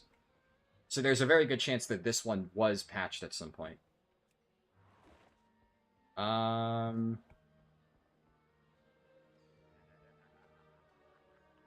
Okay, it's not there. Why can't I check the time? I guess I'll leave this open just on the off chance that, you know, maybe the cycle is a little bit off. Or maybe this guy will tell me when it spawns. Blood and thunder. Yeah. At midnight and every 3 hours thereafter, so... According to the time, it should still be up. It was up on Kata. It might also despawn earlier on retail. I'll mute this and leave it open in the background just in case it's off by an hour. If it spawns in like a few minutes, we'll see. Otherwise, I'll check this later on my own to see. But that is crazy that it works like that. Bare minimum, that's tech for dead server speedruns in MoP and Kata Classic. Something to think about. Alright,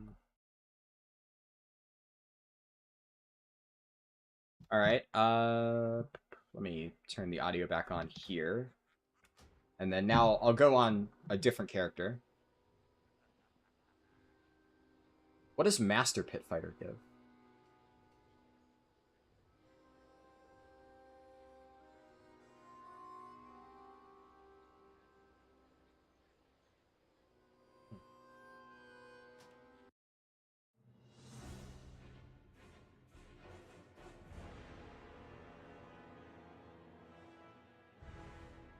Second,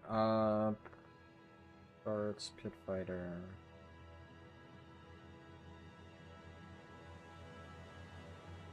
Yeah, according to the Wowhead page for the Master Pit Fighter quest, it appears to give a fixed amount of experience. It says that it gives 6,000 XP. And that's how much I got. But if it gives a fixed amount, 6,000 experience, and it says it requires level 85, but we know that's not true, because I just used it on this level 72 character. Huh. Yeah, the mob scaling. Right, thanks for the reminder.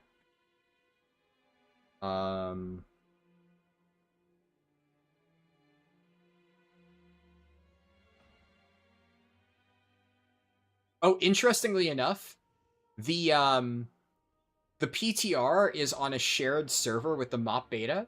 So when I logged into the PTR, the retail PTR, it disconnected me from MoP beta and said your account has logged in somewhere else. So I'll have to reopen MoP beta in a little bit. But it's fine, we're still on Kata right now. The Darkmoon deck quest turn-ins also give a fixed amount of XP. Interesting. Wait, what do you mean, Azaro? 300%? Oh yeah, I see what you mean. With the potion. That's a good point, Trey. I forgot about those. Darkmoon deck, like the rogues.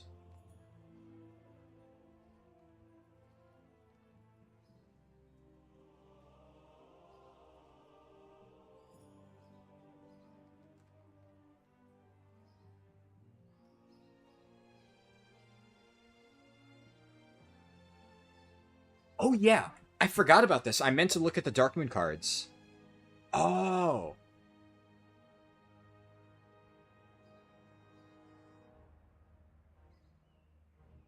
Yeah, it gives you the relics. Right. Relic of X, relic of Y.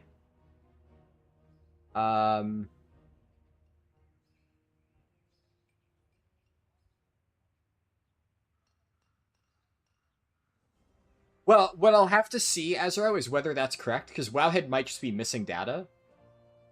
But if it is a fixed amount of experience and you can pick it up at level 1, because think about it, right? Like, the Darkmoon Fair portals are in the same spots that they are in retail. So, if... holy shit. Yeah, so let's say you made a human, you went to Goldshire, you got your Darkmoon Fair buff, you got the item, you turned it in for, like, however much XP, grinded a few Murlocs, and then just move on to the next point. Boom, 5 minutes, you're level 10. That would be just completely silly. Oh, man. Yeah, that has the potential to be very broken. But yeah, unrelated, slight detour, because this is something that I was gonna do before, and I forgot about.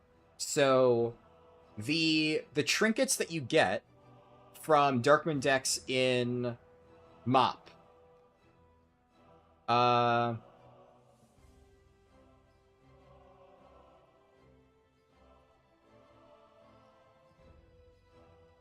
Let's see. So, Relic of Nizao. Relic of Nizao is the tank trinket. It has flat stamina, and it's on use dodge on a 1-minute cooldown. So that is complete dog shit. So the tank trinket will not be good.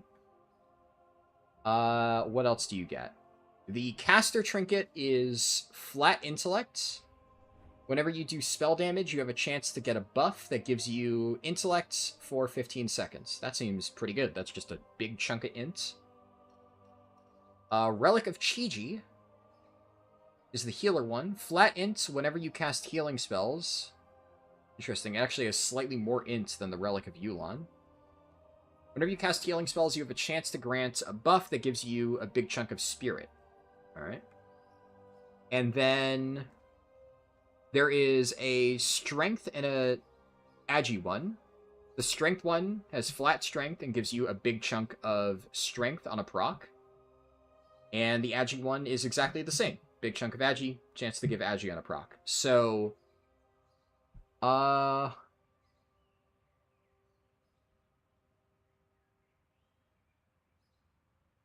okay. That's interesting. So,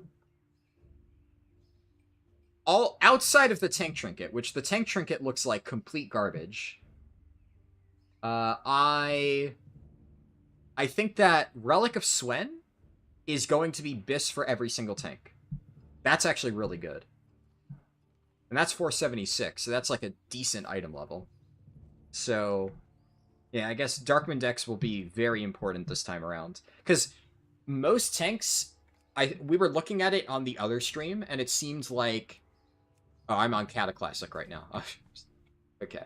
But I was looking at the trinkets on stream, and it looked like some of the Terrace trinkets looked very good, but a lot of the other raid trinkets looked really bad.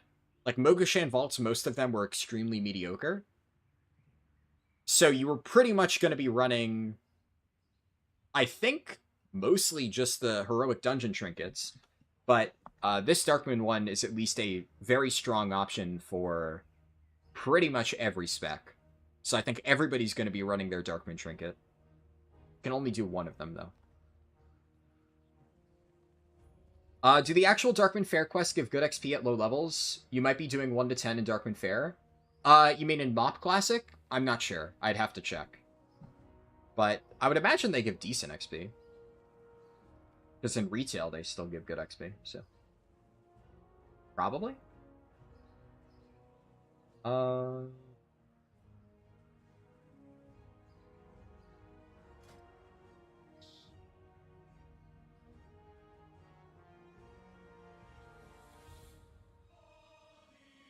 Oh yeah, another thing I was curious about is the Valor items. I wonder if Wowhead has a list of any of the Valor Point items. Huh.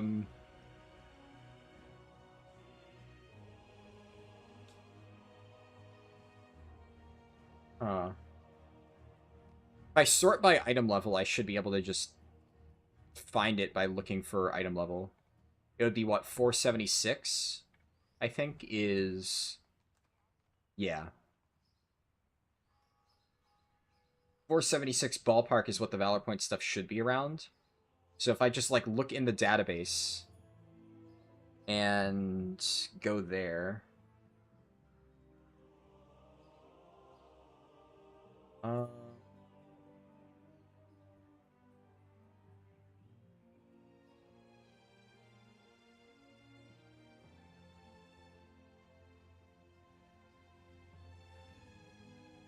Where...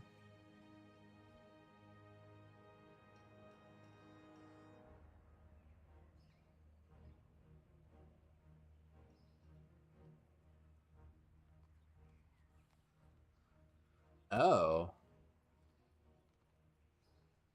Oh, okay. Apparently. Ooh, I didn't realize this. There are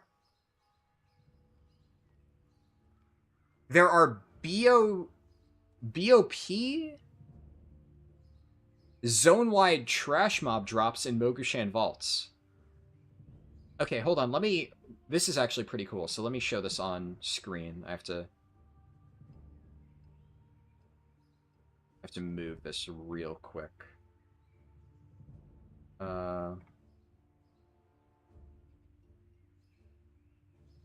So let me just quickly check Discord messages real fast.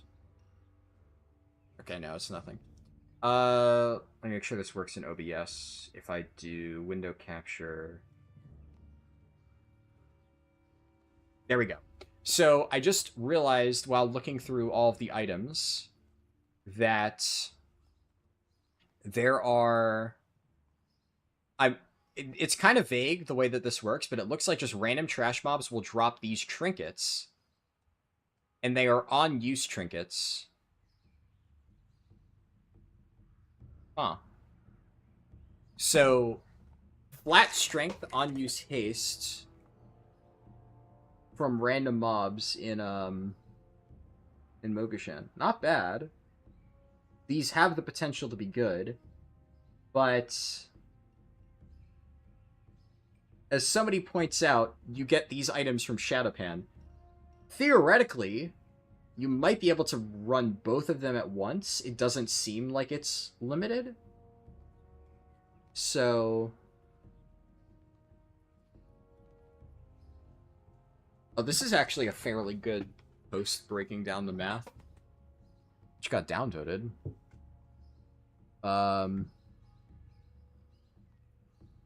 This is the Darkman thing that I mentioned. This person's only looking at intellect trinkets, though, but... Here, if I look at this stuff, I can also show the things I was talking about. Oh, it says C also.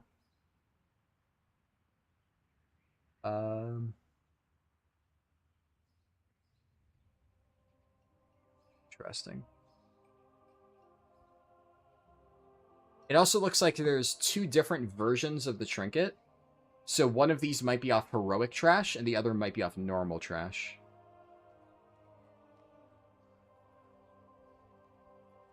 But yeah, these are the other trinkets. So Relic of Swen is the one I was talking about. Relic of Nizal, this is the terrible one. Caster trinkets. Yeah, and apparently there's an item upgrade system. That is interesting. I'm very curious how they're going to handle the item upgrade system in MoP Classic. Like, it's not in the game right now, so it was added in 5.1. I guess maybe that means that the first MoP Classic patch will probably get it. This was in the live game at the time? Yeah. Yeah, I know.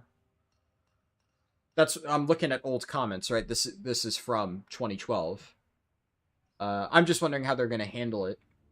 Because a lot of times they take like quality of life from future patches and give it to us early. So like we're running on the Siege of Orgrimmar patch. Maybe we'll just get that at the start? I wonder.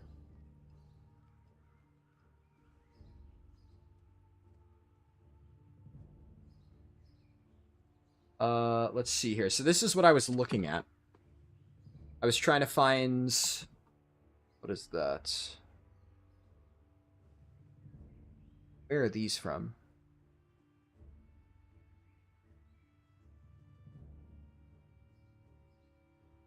Oh, okay. So this is escalation catch-up gear. Right. Shadowpan, Honored. It's the Claxy gear. August Celestials.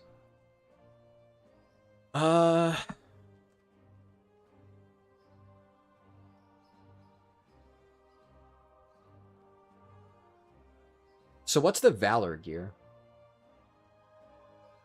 What's this? Is this a raid BOE?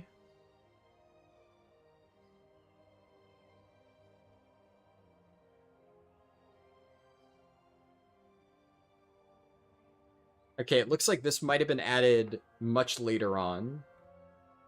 Interesting.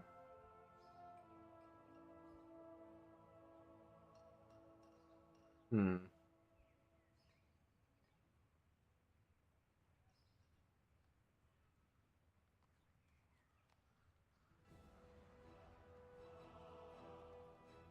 Oh yeah, there's also the Love is in the Air gear.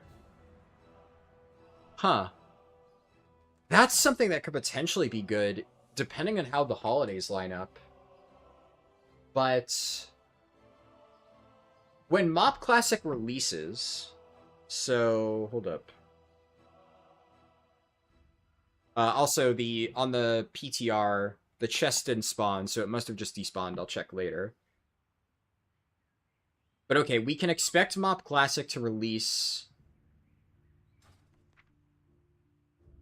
I think it'll probably. Oh wait, this is weird. The Darkwind Fair is every 2 weeks in Classic. Oh yeah, they changed that at some point, didn't they? Ah. Okay. Forgot about that. Is it like that on the beta too? I'll reopen the beta real quick. And I'll check. Um.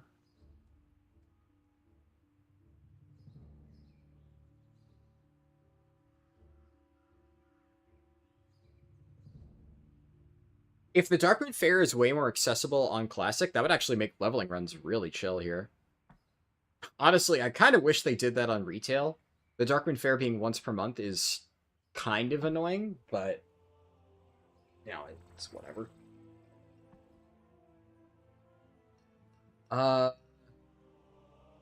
It is actually in right now on the MoP Classic beta, the accelerated Darkwind Fair schedule is still on the calendar.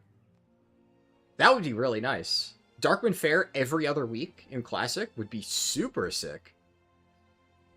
You wouldn't need to wait an entire month to level your alts.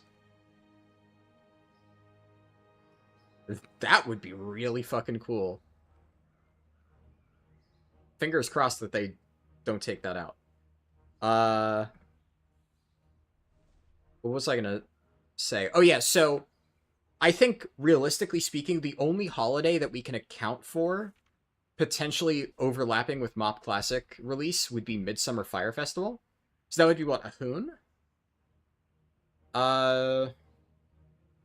What would Ahun drop in Classic?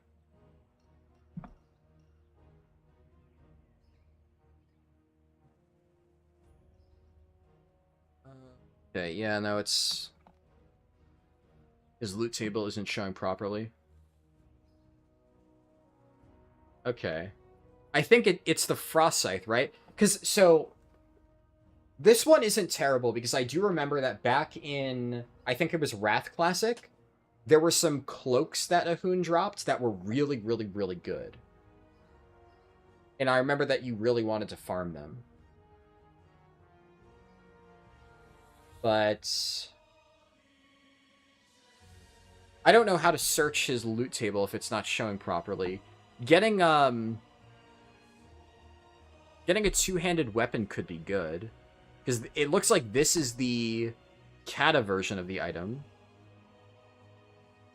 So, if it overlaps with Midsummer Fire Festival, you may be able to get this like early on in the expansion, and getting for casters a 480 weapon right out of the gate would be pretty sick.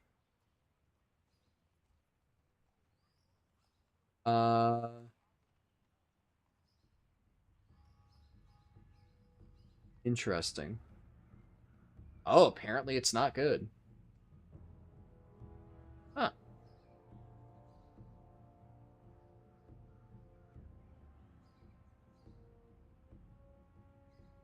Hmm.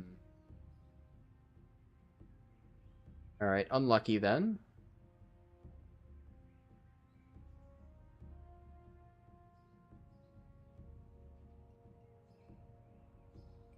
So it looks like it would drop...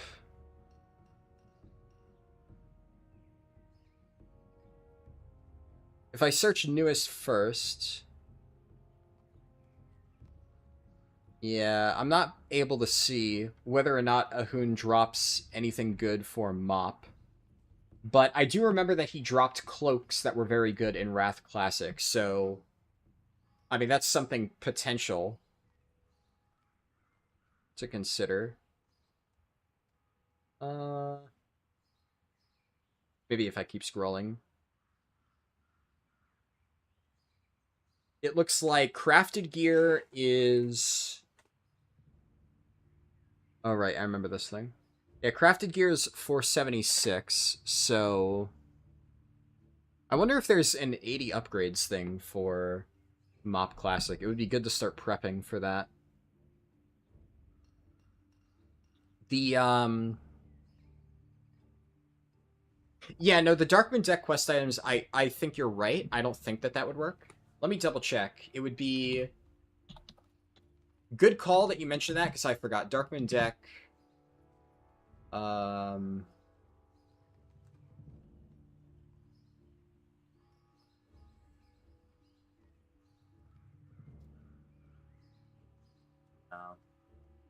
Rogue stack. This is what I was looking for. Why is it on Kata Classic? It gives some experience. 270, but I don't think 270 XP is a lot. Technically speaking, if 270 XP is anything at all, this could be worth doing at level 10.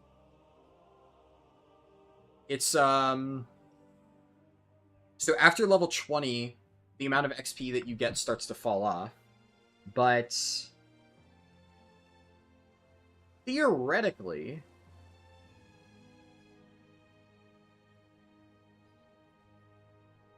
At level 10, you need 8,000 XP to level up. In MoP Classic? Or in retail?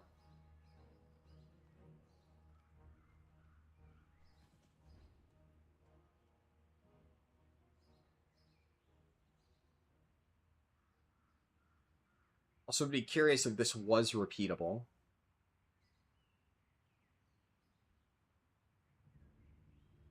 I mean, considering you could turn this in instantly on retail, okay. Yeah, I don't know how much it would be in Classic.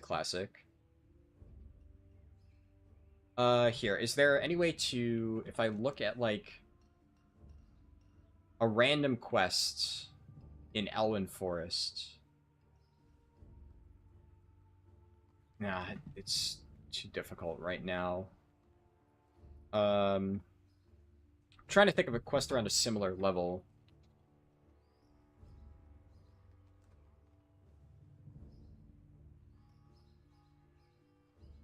Okay, so this is a level 10 quest. This is the first one that came to mind.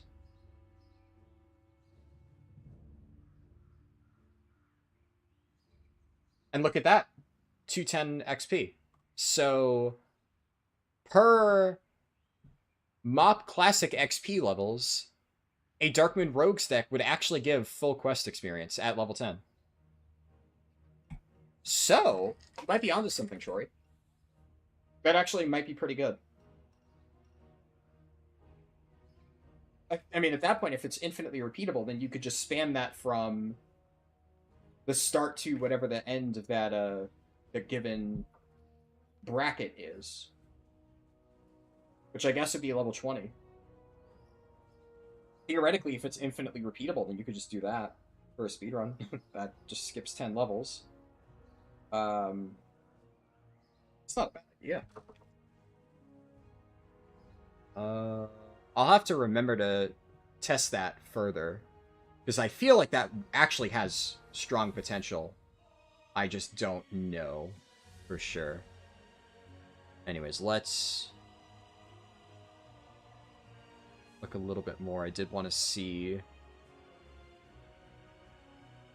What is this? Is this a raid BOE?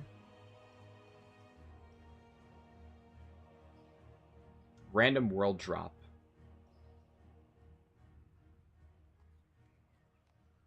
That's pretty good. I probably want those on Blood DK.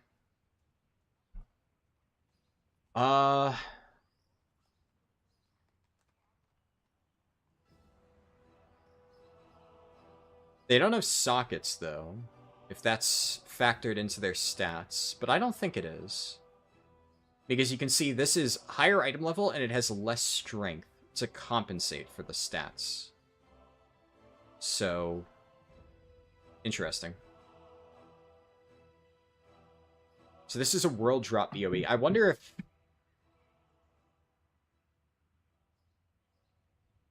Okay, yeah, no, so... This should be where we start to get to the world drop BOEs, or maybe like trash drop BOEs.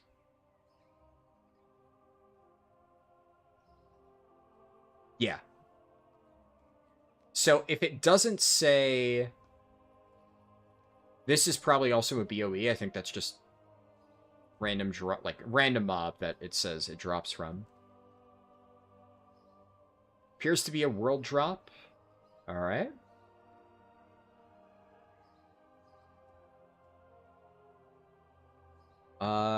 So this is a healer offhand. Crafted, Darkman Fair. Let's see. This is another BOE. Right? Yep. Random drop.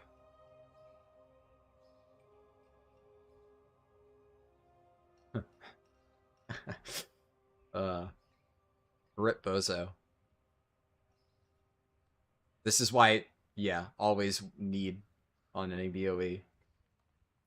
This guy back in 2012 learned the lesson that we all should know to this day. Stats in that are good. I'd probably also want that on a Blood DK. What else? There is...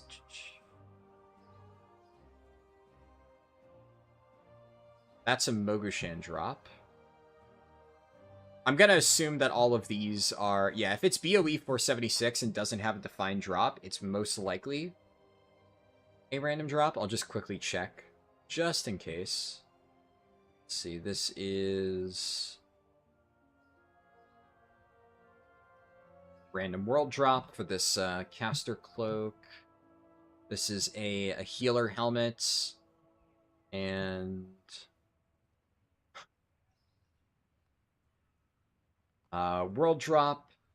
Does classic have the 10 levels above looting rule? 10 levels above gives no loot? I'm not sure.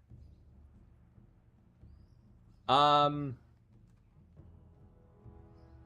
don't think so. But I'm not entirely sure. Like, it's not something that I've tested. The reason why I don't think so is because I know that back in SOD, what people started doing is they would tag, like, level 50-something mobs, kite them into the guards, and get kill credit. And then they would loot the mobs and get, like, travelers' backpacks when we were still capped at level 25. So, in that case, clearly they were able to get loot. Now, as for whether or not that still works in MoP, that I do not know. I'm not entirely sure.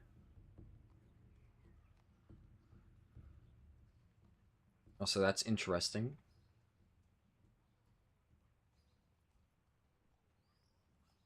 What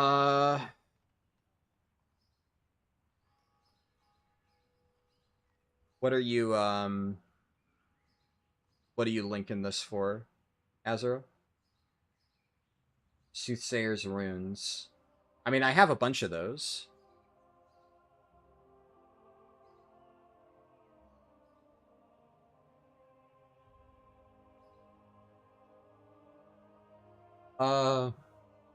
Look at what quest it starts. The Tools of Divination. Yeah, but that requires level 85.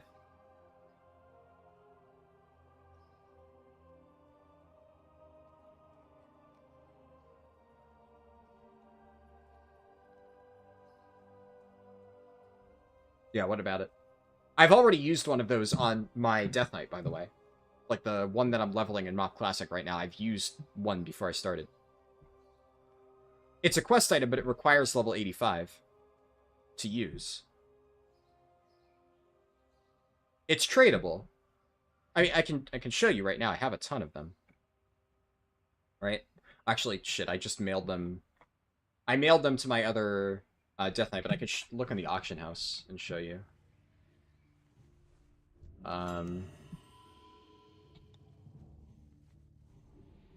Yeah.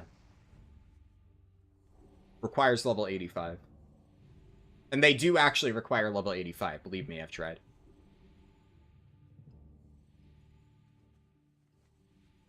Yeah. They changed it later on. And I suspect that these will be valuable in MoP Classic because it does work from levels 85 to 90. It does give you like a full quest worth of experience. But right now, you can see that they are worth nothing. Because you can't use them for leveling at all in Cataclysm right now because, well, they only work at 85 and the cap is 85. That's why I'm sitting on all of mine. In fact, I'll honestly probably buy up a bunch of cheap ones, and I would advise you guys probably do the same. Don't spend an exorbitant amount of gold on it, right? Because it is one of those things where there are a lot in the market right now, but if they are literally worthless, I guarantee you that they will be worth at least a little more. Because if we look at some other ones, like what's a treatise on strategy? Yeah, so even this one, actually this one's 85 too, but that one would be worth it. What else? Monstrous Egg? Yeah, so this one's level 15, and you can see there's a lot of them, but it's worth a lot more because this one can be used at level 15. So, bare minimum, I think it would be safe to say that the Divination Rune price will go up to this or higher once MoP opens up and you're able to use them for leveling. But right now, they are so easy to get and completely worthless. I don't know if you were here, like, an hour ago when I was cleaning up my bank, but I have, like, 50 of them just sitting in my Death Knight's bank because I got them while raiding in Kata. There's, like, not really much you can do with them currently. Where was I?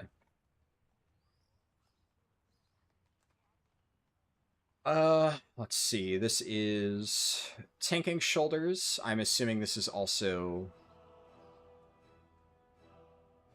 oh, this is a good Brewmaster cloak. Ooh.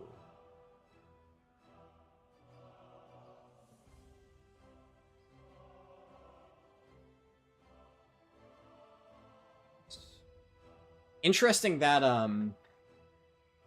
the MoP BOEs are actually ever so slightly weaker than the Kata BOEs. Because the Kata BOEs, I was very tempted to buy them since they were equivalent item level to normal raid pieces, but now they're equivalent in item level to LFR. So, slight nerf. Still pretty good, especially because it's still a whole 10 item levels better than Heroic Dungeon Gear, which is otherwise, like, kind of the best stuff pre-raid that most people are going to be able to get. It's definitely not as big of a nerf compared to archaeology items, whereas, like, Zinrock was also equivalent to normal raid gear in Kata. Archaeology items are now only equivalent to, what's it called? Heroic Dungeon Gear, which is pretty bad.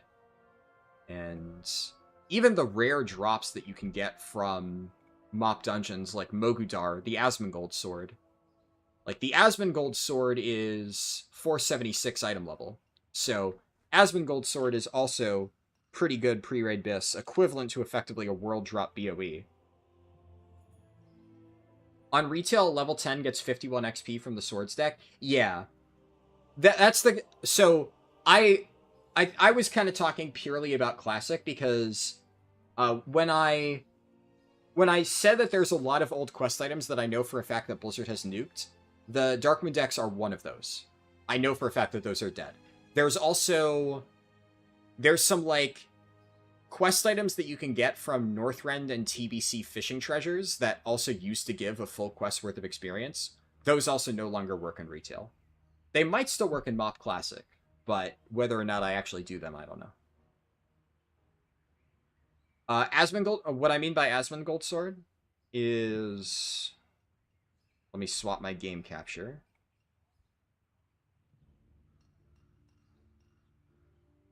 This thing. So, in MoP Heroic Dungeons, there's like an ultra rare item off the last boss. So Zin the Weapon Master can drop this thing. And Asmongold really wanted to farm this sword, so... Asmongold Sword. There's one in every dungeon. There's a Hunter Bow here. There's, a ring... A caster ring from Scarlet Halls. Monastery has a strength neck. Scholomance has a caster staff. Shadowpan has a one-hand agi weapon. Nizao has a one-hand rogue dagger. Stormstout has a Pally Prot Warrior tank weapon. And then there's a caster one-hand from Jade Serpent. But it's like very, very, very rare. And all of them are off the last boss. So, some of them are going to be better than others. Notably, the Scarlet Monastery ones are kind of not very good. Like, this necklace is just... Why would you ever farm this? Because, for comparison, the...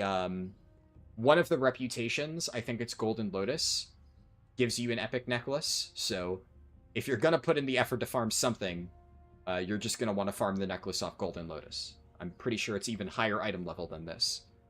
The caster ring is, like, maybe something you can consider, because it's, or wrong dungeon. That's Halls, yeah. Like, there is a ring off...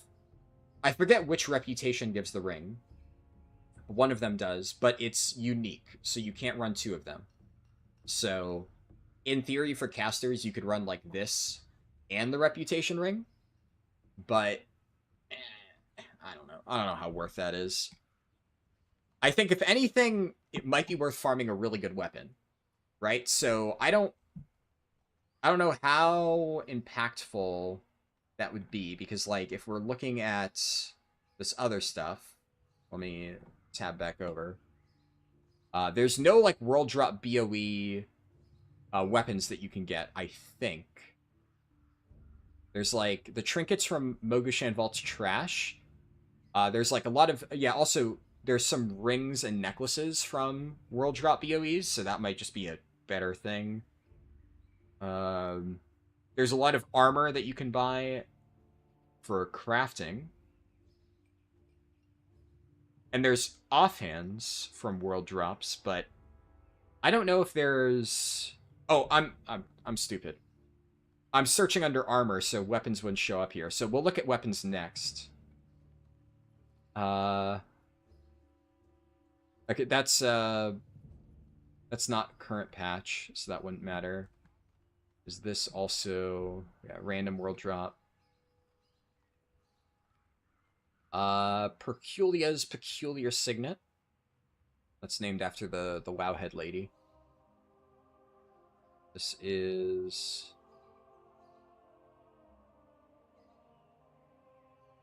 Huh.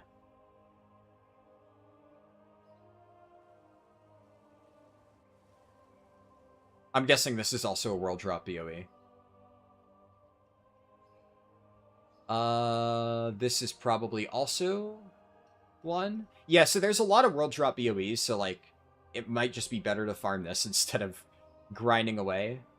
Yeah.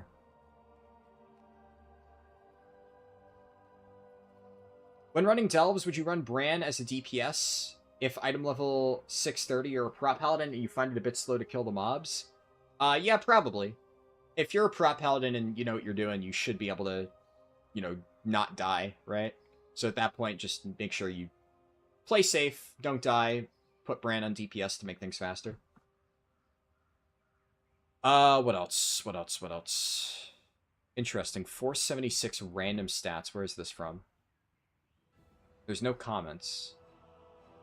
maybe just a template item that never got added. That happens a lot. That's definitely a World Drop BOE. World Drop BOE. Crafting. Elegon.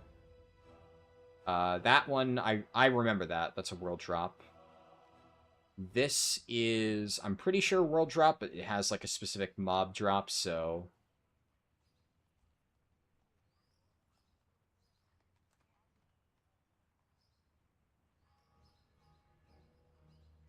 Is there any way that I can see what you're able to buy with Valor points?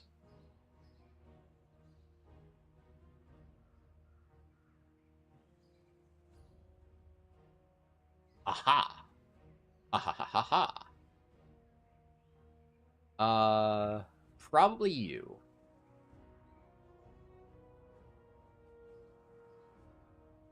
Reputation. As far as I know...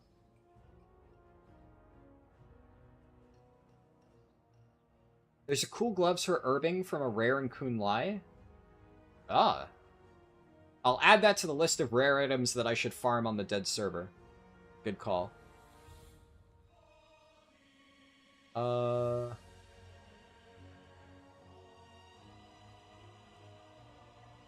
Wait, so, yeah, August Celestials do have items, then. I can't remember if we figured that out.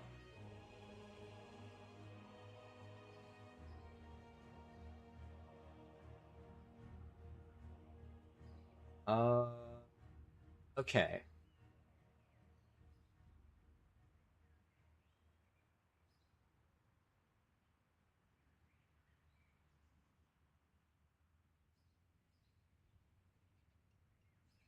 Oh, that's interesting.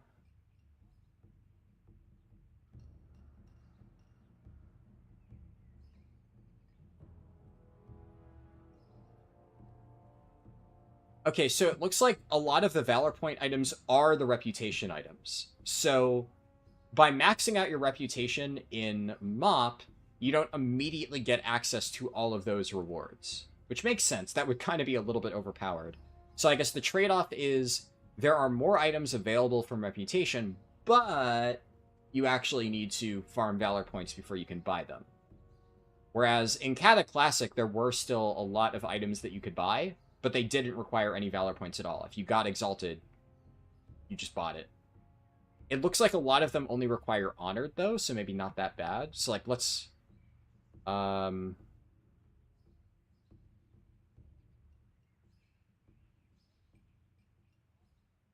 In order to buy the Valor gear, you must be honored or revered with the August Celestials, blah, blah, blah, blah, blah. Okay.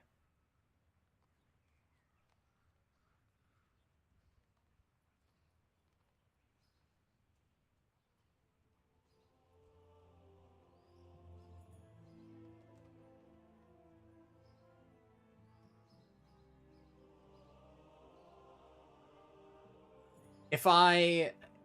The Wowhead database doesn't have the correct information here, but if I look at retail, maybe it'll show me a list of all the items. Sells. It's probably gonna include new stuff. I know, this is correct, I think. Yeah, okay, so she's also the tier token vendor. Gotcha.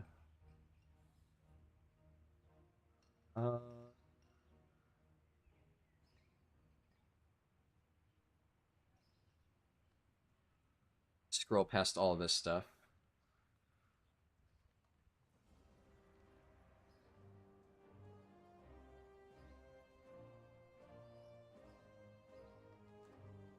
Okay, so yeah, so this is the important stuff. And there's a comment here. Right. Yeah.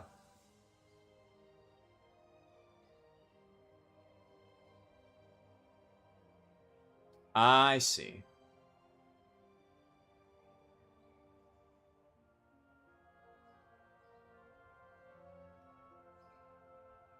Yeah, so my initial thought is that, you know, for instance, this is a pretty decent strength trinket.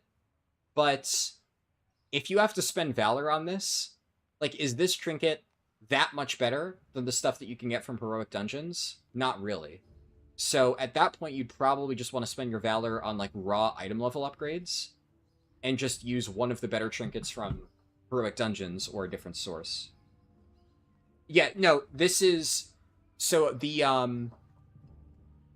Desolacer, the MoP Classic version of Wowhead isn't showing the full vendor list properly. So I'm looking at the retail vendor list to see all of the items. But yeah, they are supposed to cost Valor. That's what I'm saying, right? That they're gonna, in MoP Classic, cost Valor, and then you need the required rep. The trade-off is it looks like you only need to be either honored or revered for the items, whereas, you know, back in Kata, most stuff required Exalted. So it's easier to get the reputation. Like, honored is piss easy to reach. I'm gonna have to double check what items require revered, though, because that's gonna be the ones you're really gonna want to put in effort to farming. But then you will still need to spend Valor. I agree. I think, honestly, that makes a little bit more sense as to why people disliked the factions in MoP Classic, because grinding reputation in Kata Classic, for instance, like, it took a while. You had to spend a lot of time doing that. The trade-off was, by the time that the raid opens, I had, like, a bunch of guaranteed pieces of normal raid quality gear, just because the moment you hit Exalted with your associated faction in Kata Classic, you just bought all the shit. And you got, like, 4 different slots filled up. It was, like, belt, boots, cloak. There was another slot. I forget which one. But I had 4 slots completely filled. In addition to that, the trinket that you got from Baradin Wardens was pretty good. So you just had a bunch of rep items, normal raid quality pieces. So day 1 of the raid, I went in there, and I also had Zinrock, right? So that was my weapon taken care of, too. A lot of my really important slots were already done, which meant that for the people in my raid who didn't do that grind, they were able to, you know, get prio on those normal pieces of loot, but it also just made early raid prog that much easier, and we could get to heroic, like the good shit, right? But the fact that even if you grind all of the reputation for this stuff, you're not actually guaranteed to get any rewards. You still have to farm Valor, and then basically, you're farming reputation for the privilege of spending your Valor points on the item after you've unlocked it. That kind of sucks. I do not like that system, and it makes sense why they changed it after the fact. I don't necessarily think that good items being locked behind rep is a bad thing. Every single expansion, there have been good items locked behind rep. In retail, to this day, there are good items locked behind rep. I farmed, like I said, Hollow Fall Arathi to get my necklace and my other stuff before Nurubar Palace came out. And I went in day 1 with, like, multiple pieces of pretty good gear. And it's, like, really good alt catch-up gear. Like, right now, getting Renown 20 for Cartels of Undermine gives you the Ruined Crest, which is insanely valuable for alt catch-up. And that's arguably way harder to grind than anything in, like, older versions of WoW. Cartels of Undermine is, like, one of the most annoying to grind reputations they've added in many, many, many, many expansions.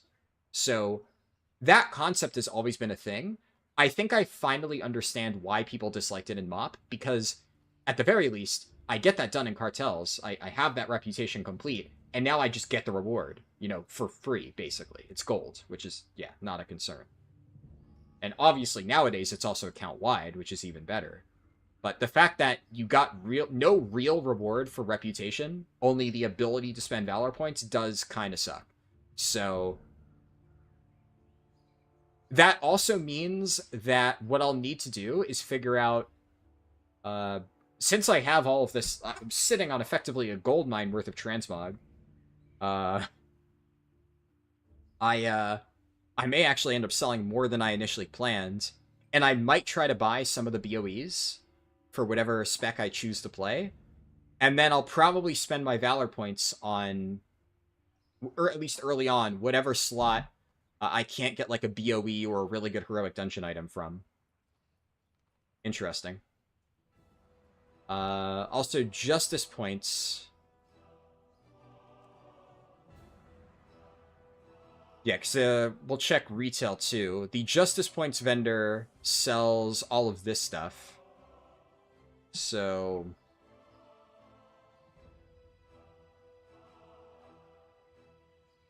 Also, yeah, Rallad, I completely know what you mean. It's, it does take forever. You said you have no idea what you're doing. You're using Heckley to have some idea, I guess. Well, if you're playing Prop Paladin, I mean, Prop Paladin is... It's pretty easy to survive on. I mean, you're just... It's simple. Obviously, keep Consecration up for survivability. Always good. And then maintain Shield of the Righteous. All of your Holy Power should pretty much always be going into Shield of the Righteous. And you generate Holy Power by using Judgment, so definitely never overcap Judgment. You're going to get Grand Crusader procs, which reset Judgment, so keep doing that. Even if Judgment is only on one charge, a lot of times that should take priority, because if you get a Grand Crusader proc, you'll hit 2 charges, and then you'll be capped. So always try to keep Judgment on 0 charges whenever possible. And then if Judgment has no charges, if a mob's about to die, obviously Hammer of Wrath, that's high prio. But then otherwise, you'll want to generate Holy Power with either Hammer of the Righteous or Blessed Hammer, whichever you're talented into. And then you're just generating Holy Power, hitting Shield of the Righteous. Do that over and over and over and over and over. And then by spending Shield of the Righteous, you're going to eventually get a free cast of Word of Glory. And then whenever you drop low, Word of Glory yourself, it does a gigantic heal. And if you are doing your rotation correctly, you should pretty much always be generating enough Holy Power to spend on Shield of the Righteouses to get the free Word of Glory casts and keep yourself up indefinitely. Against, like, most content of the game that you're, you know, remotely geared for. 630, yeah, you should be geared enough for it. And then obviously, if there's a ton of damage going out, well, you're a tank. That's where you use your cooldowns. Pop Ardent Defender, pop Guardian of Ancient Kings, etc., etc. Okay, yeah, so this is the Justice Points vendor. So for context, right, we can open this up and then go to Miss. So this is 458. So this is not Heroic Dungeon item level. It's close, but it's not quite there. You can see Heroic Dungeon item level would be 463. So this is the stuff that you want to get, but in the meantime, you can spend your Justice Points to get, like, temporary stuff. I don't think there's a Justice Point cap. I'm pretty sure there's not.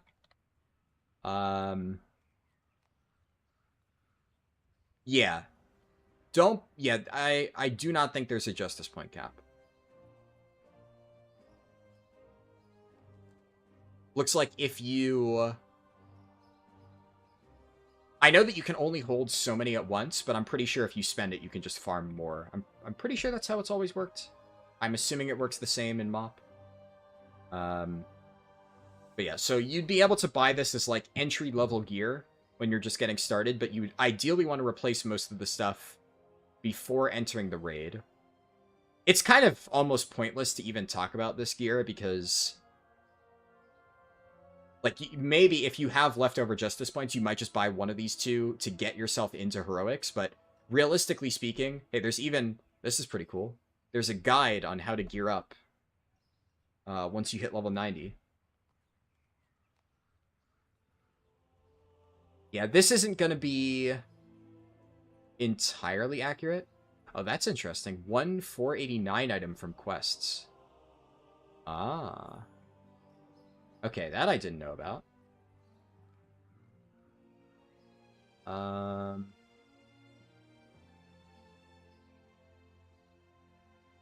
So if we check mists... Ahaha! One of the quest words you can choose after completing a short quest chain upon reaching Exalted with the Klaxi.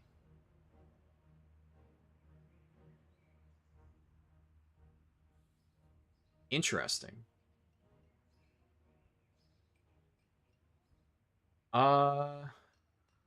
Okay, so this appears to be the exception to the rule. So this ring, this requires Exalted. So I guess that definitely means that Klaxi is, like, your #1 priority for farming. Empress's Gambit. It says quest not found.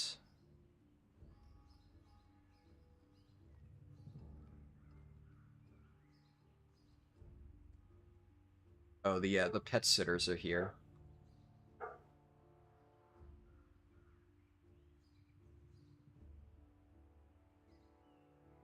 Right, okay, it's off this quest. Can I see this on... No, Wowhead hasn't updated their database. Yeah, Wowhead's still missing a few things. Okay,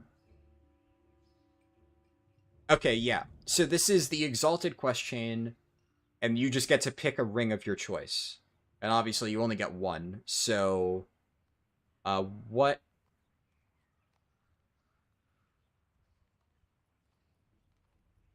I'm mostly interested in the Agi and Strength rings.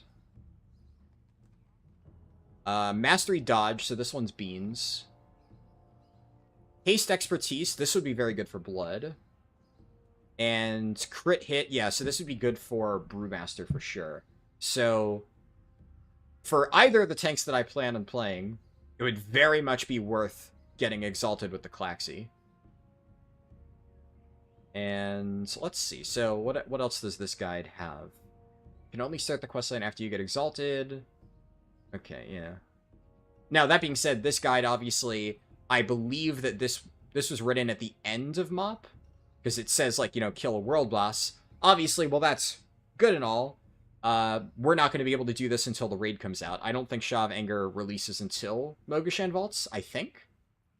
You know, obviously that depends, but I'm pretty sure that these will not be accessible until Mogushan is open. At which point, obviously, you'd want to try and kill them, but...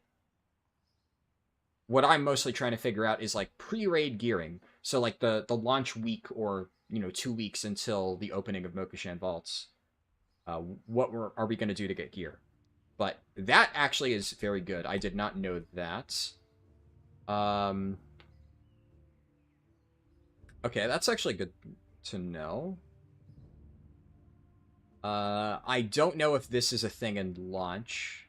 This seems like it's a late stage MoP thing. Obviously, you wouldn't be able to get 516, but...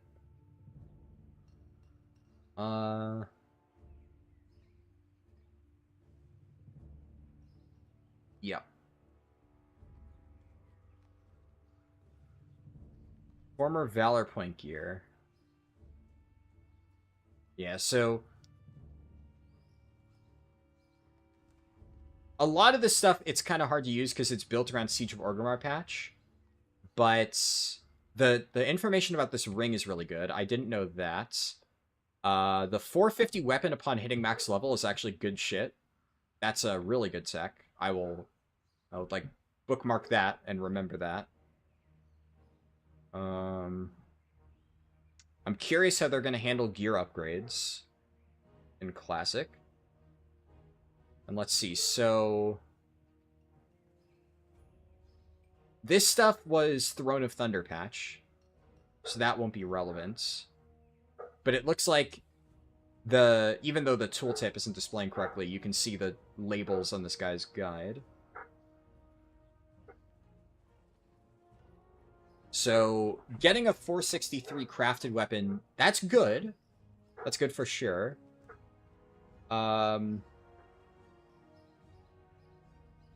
There doesn't appear to be... yeah, because this stuff wasn't added until, like, later on. This was Throne of Thunder. So blacksmithing cannot craft any two-handed strength weapons. This stuff, I think, is old. And then... what is this? Blood-forged war fists. Blood spirit.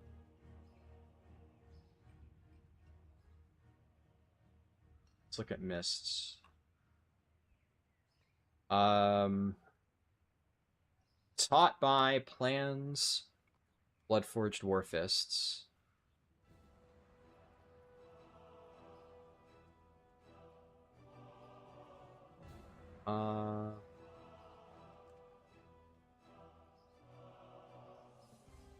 Interesting. So it appears that this is a rare drop. This is first patch, because it's off, you know, Shaw Fear and stuff. It's a raid drop item. It also could be a black market item, because I remember that they did that. You know, something I'm curious about now. We'll go and, while I look through this stuff, Because I have my Death Knight parked here. I'll just, you know, I think I have like a bunch of random time added to the speedrun. It hardly matters at this stage. I'm more interested in testing at this point the quests. We'll do like plenty of speedruns, so the exact time is irrelevant. I want to move myself to the Veiled Stair, and I want to check the black market. I think that is something that just occurred to me. That was added this expansion, and I remember for a fact that a lot of really good raid quality items were on the black market auction house. And going back to the earlier point that I made about the dead servers in Cata Classic, the black market is, I believe, server specific. So, if you have characters on a lot of those dead servers, what you could theoretically do is move a character to that server, buy out like a really, really, really good item for dirt cheap because like you'll have no competition, and then move it back. Now that would be prohibitively expensive for most people, so only completely deranged individuals such as myself would ever consider taking advantage of something like that. But if it is a very good item, that could be worth it. Shit. I guess we're running to Zoo's watch. But I think it would be good to double check what the current postings on the black market are, and look through that every single day to kind of like jog my memory. Because they've obviously been updating it constantly over time in retail, so I can't even remember what the original black market items were back in MoP. The more I research, the more I realize how many, you know, brand new features got added this expansion that kind of changed the gearing process. Like, we got the black market, we got item upgrades, we still have, you know, random world drop BOEs being relevant. And, like, I guess that is one thing that in retail these days is kind of phased out. Did we even get world drop BOEs in War Within? I'm trying to think if we did or not. I don't know if we did. I think they forgot.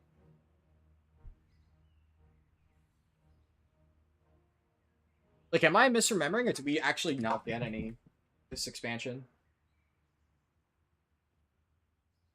Come to think of it, I don't... Did we get any in Dragonflight?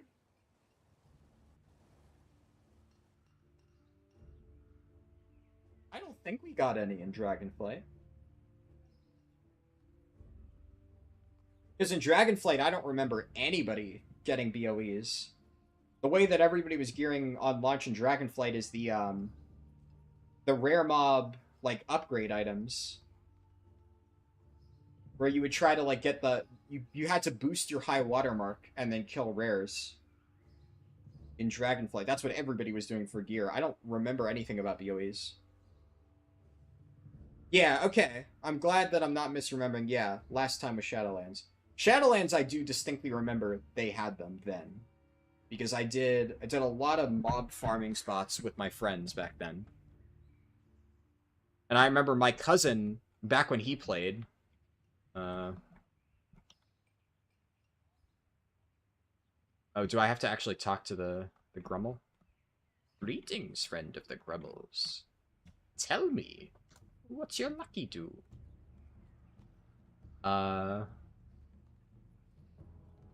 Yeah, my cousin got, like, super lucky in Shadowlands when he played. That was the last expansion he actually played. But he got, like, so many BOE drops. And I got, like, fucking nothing.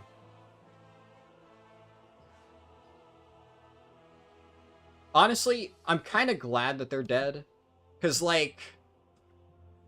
I don't know.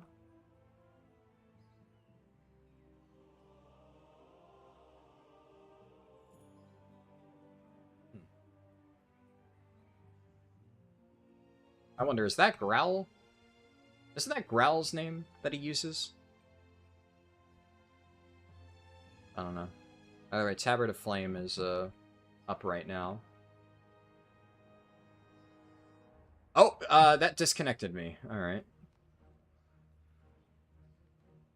Only in Emerald Dream we got BOEs. Did we get them in Emerald Dream? I don't recall.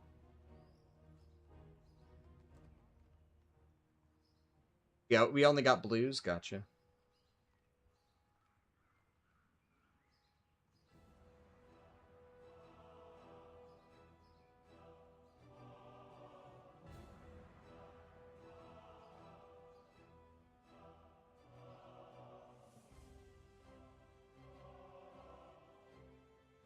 Yeah, okay. So there's nothing good on the black market right now, but...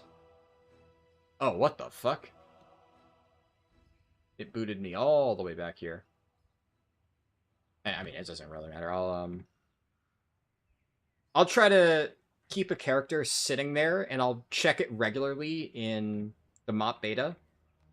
And I'll try to keep a list of the items. I'm sure it's probably out there somewhere, but until I find one, it'll be good to have that. Okay, so 502 are these... Okay, no, this is Throne of Thunder. This is Throne of Thunder also. Right? Yeah, this was Throne of Thunder. Okay. Right. So, for blacksmithing, we have these as potential items. 496 pieces. But this is not pre-raid. Unless these can appear on the black market auction house, which... I mean, that would be nice.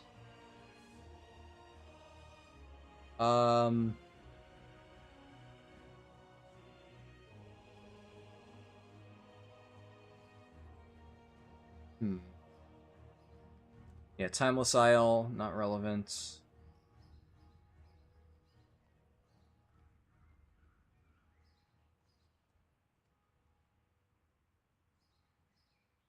You need to be item level 460 to enter Elefar Mogushan vaults. Okay. I mean, that doesn't seem hard to reach. I feel like Elefar Mogushan is probably going to be a bit RNG on launch, whether you get gear from it or not. Will be massively important to early gearing processes, because that's equivalent to BOEs, right?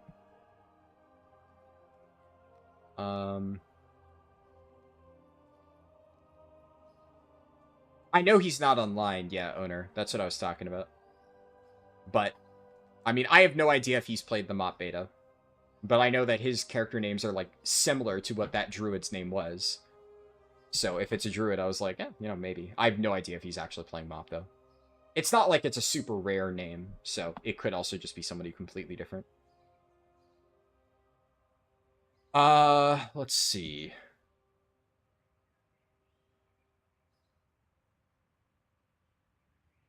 Yeah, that's the Arena of Annihilation thing.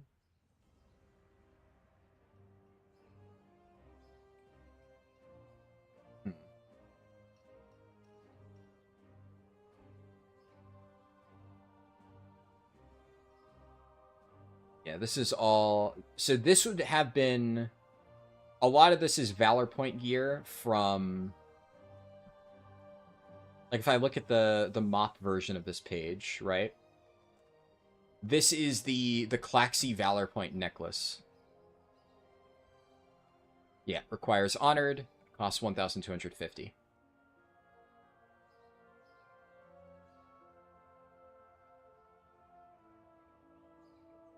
Okay, what I'm more interested in is this stuff. Yeah, so there's also tailoring. Are there no 463 tailoring items? I guess not, because it's only weapons for blacksmithing. Okay. It's the Spirit Blade Decimator. Sick name.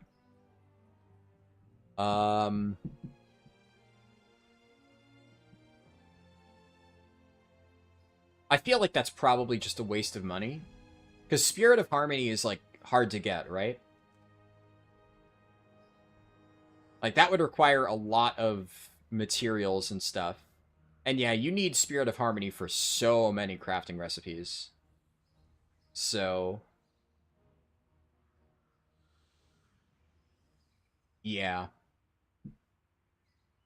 I feel like using Spirit of Harmonies to make a BOE weapon that is equivalent to something you can get at Heroic Dungeons, like, that's probably not ever going to be worth doing. What else?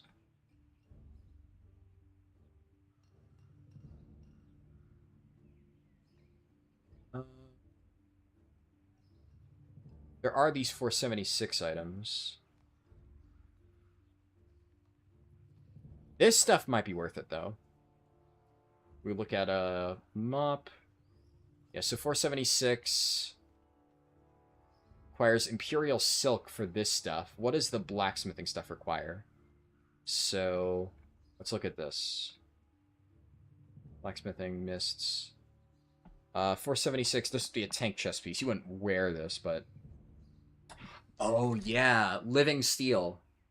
Living Steel is the transmute, right? So you can only do this once per day. Yep. Yep.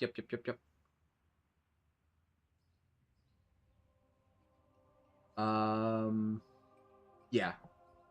Okay, so crafting something like this would require you to have 8 days worth of transmutes.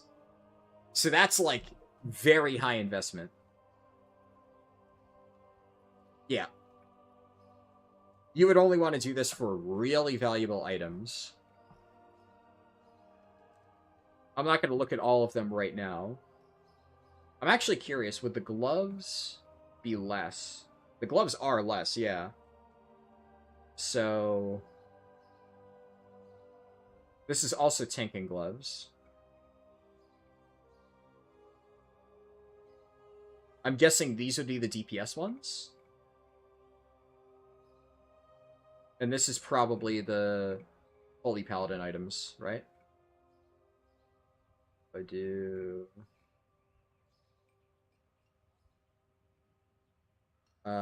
yeah. Yep. Yeah, so that's 8. This is 5. And then, yeah, this stuff's Holy Paladin. Okay. That's expensive. I mean, it goes to show, good way to make golds is, enchanting for transmutes. That kind of applies to basically every expansion, but... especially this time around. There's Imperial Silk, which I believe is the same thing for tailoring. And what about leatherworking? Let's look at this.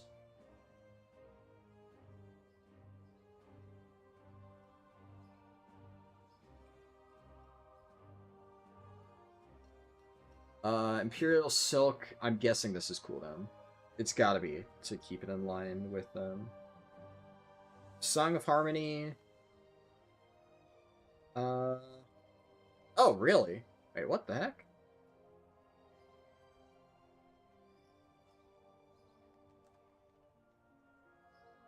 Song of Harmony, Spirit of oh, okay. Right. So it's outdated, but... actually, it says this was patch 5.03. Theoretically, this would be in on launch.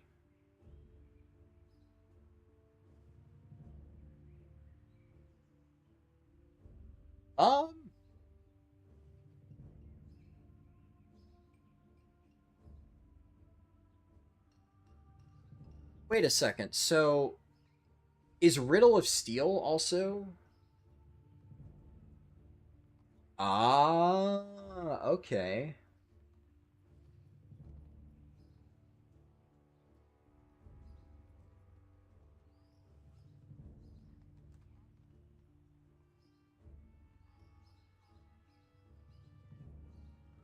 So it's not a 1-day... you can't actually get more of it. That's interesting.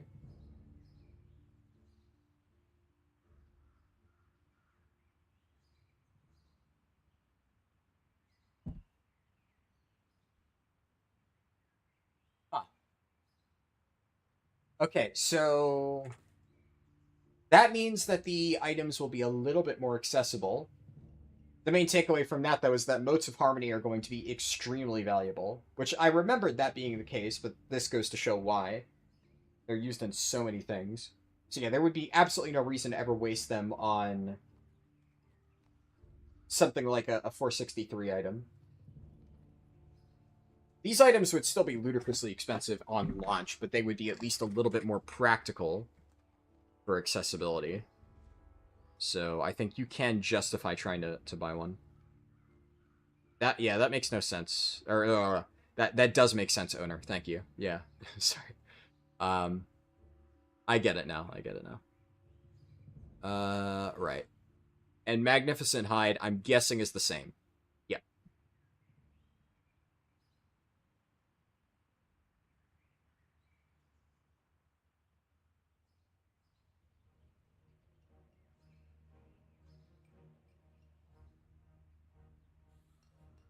Damn. What is Hardened Magnificent Hide for? Okay, that's interesting. So, Hardened Magnificent Hide is the cooldown one. And you need Spirit of War.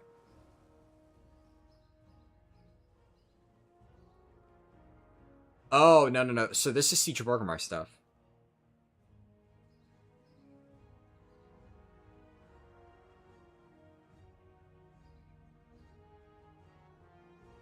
It looks to me like Magnificent Hide would be the easiest one to get. Right?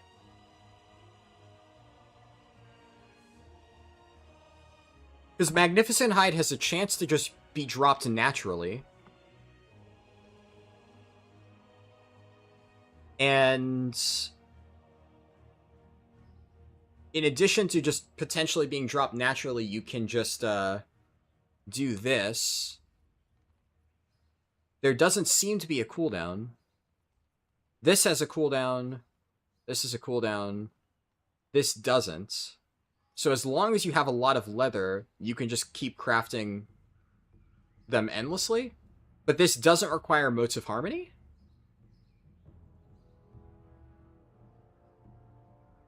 Just extra leather. That feels wrong. Sky Golem needs 50 times green steel, yeah. If the Alchemist is X-Mute spec, you can get multiple procs. That's good to know. Damn.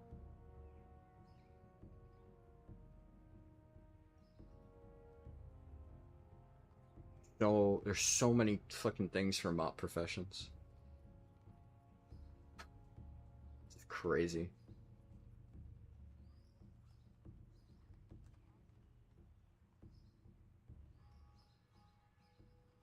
I guess, yeah, so you can always...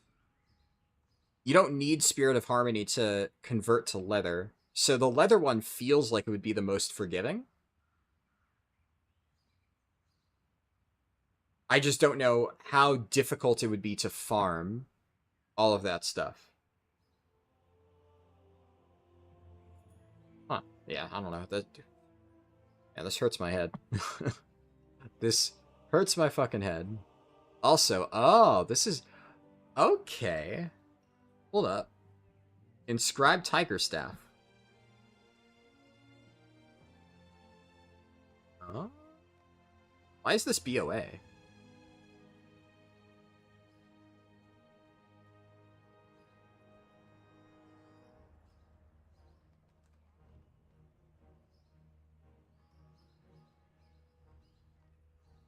Wait, what the fuck? What?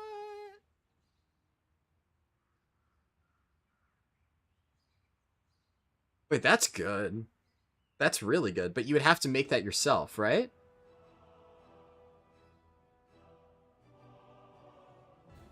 Wait, why doesn't blacksmithing get a weapon then? What the heck? So strength users are shit out of luck.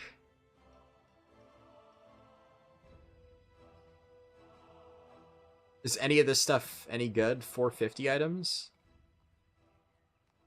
Yeah, so that's not worth. That's not worth crafting. That's really interesting. I forgot this was a thing.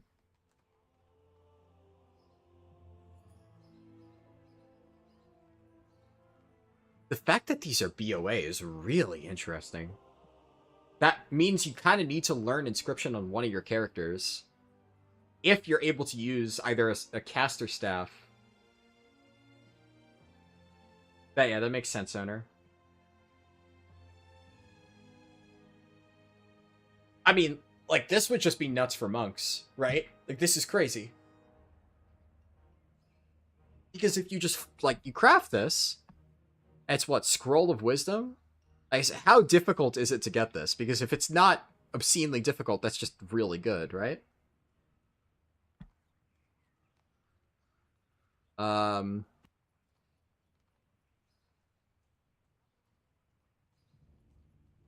Okay, I mean, it seems like this is a expensive ingredient, but no more expensive than, like, traditional hard-to-get ingredients. What is Scroll of Wisdom?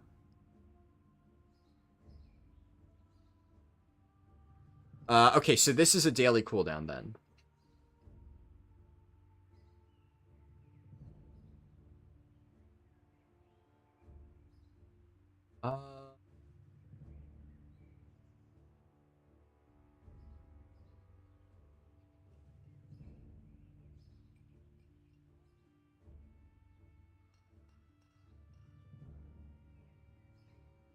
Okay.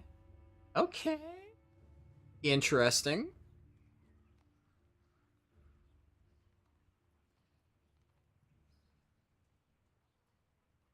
Okay, this comment might be helpful. You've yet to win one, blah, blah, blah, blah, blah.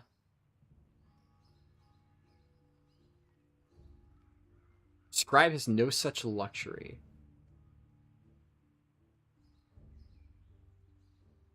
Oh, shit.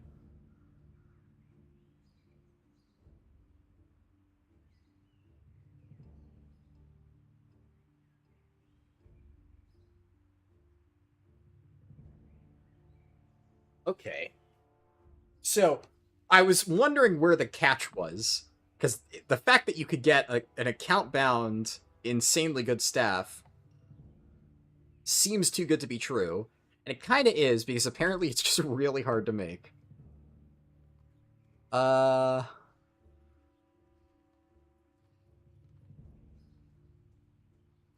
Okay. So apparently it is a daily cooldown. It doesn't seem...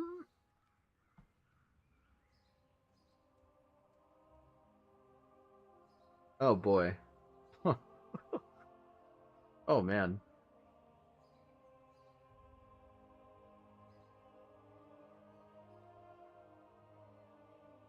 Yeah, okay, that seems difficult. I don't know how many days we're gonna have until raid opens, but I don't think it's gonna be 20 days. Now, in theory, people are saying in these comments from however many years ago that there are scenarios that you could do that have a chance to drop extras. So, in theory, that could be a way to farm it. And if it's a random chance, then maybe you just do it on multiple characters? Okay, but it says there's a few weekly quests that give one as a reward. Okay.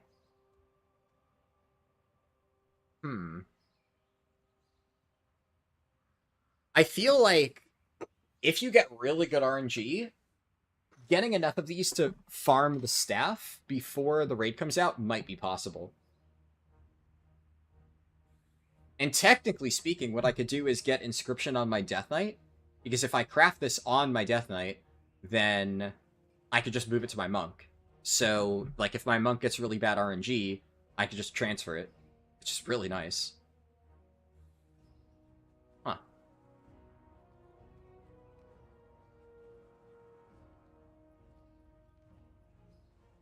Very interesting.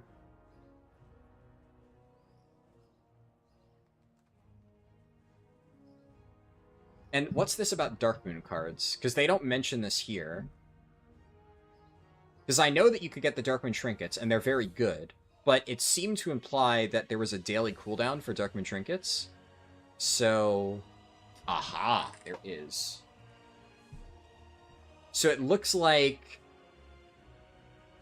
you can also make these... these are BOEs, right? Yeah, BOEs. This might actually be the most valuable profession. So if you can just farm out Living Steel, like, obviously, if you have a massive army of alts, then that would be pretty good.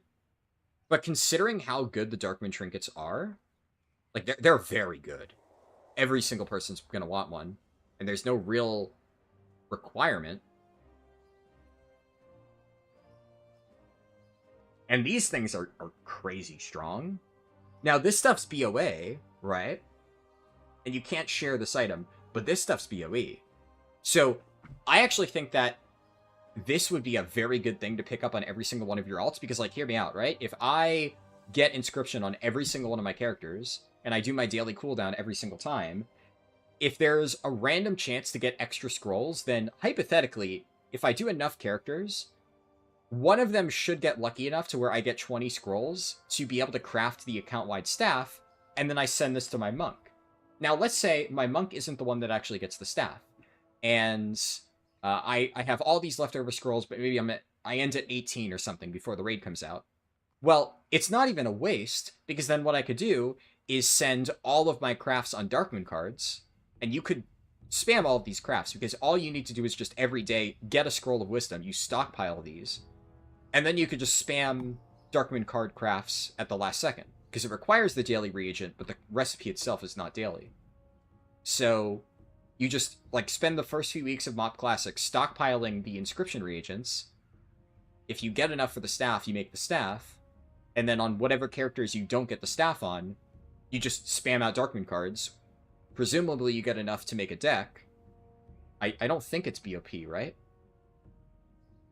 So... yeah, no, it's sellable. Yeah, you can trade this. Yeah, so you could just spam out Darkmoon cards, get your trinket, and that's just good. That's just good. Well, I've decided what I'm doing. I think every single one of my characters is going to be Engineering Inscription. I think that's the plan. At least every single character I plan on getting to max level. Obviously, you could get, if you have like an 85 character you don't plan on playing. So like my second Death Knight, for instance, I could use like, I don't know, tailoring or something. And actually, I already have tailoring learned on that character, so maybe I just keep that, and then I use it for like the cheap Imperial Silk cooldowns and make some free money off that. But any character at level 90, I think Inscription is the play. And then obviously Engineering is just really good. And then what I might need to do is, depending on what the buffs are, I might need to swap. I know Engineering is still the best buff, because you get like the free weapon enchants, or the glove enchants, it's really good. But I have no idea what profession will be the best in terms of like the stats you get. I'll have to look into that more. Oh man. We got sidetracked a little bit, but I feel like that was a very productive sidetrack session. I learned a lot of important stuff that is going to help me for MoP Classic launch. You remember Hyperspawn leather farming to convert to hide was the thing back then? Yeah. I believe it. That checks out. That's probably BOE. And then, yeah, now we get to, those are the archaeology items. And then here's all of the dungeon items. Let me look at weapons. That was the other thing that I wanted to look at. So, weapons... or not required, item level, immense. Okay.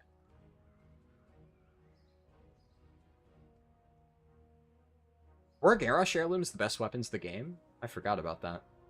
Huh.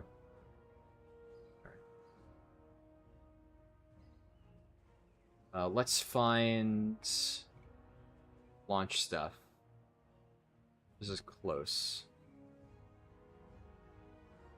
Close enough. Okay, yeah, here. Here. So, Frostscythe the Hoon, if Midsummer Fire Festival is open, you would be able to get this, but the comments that I read on the page seem to imply that it's really shit, so maybe you wouldn't want to. Oh. I got disconnected. Oh, crap, I'm gonna have to close that. 1 second.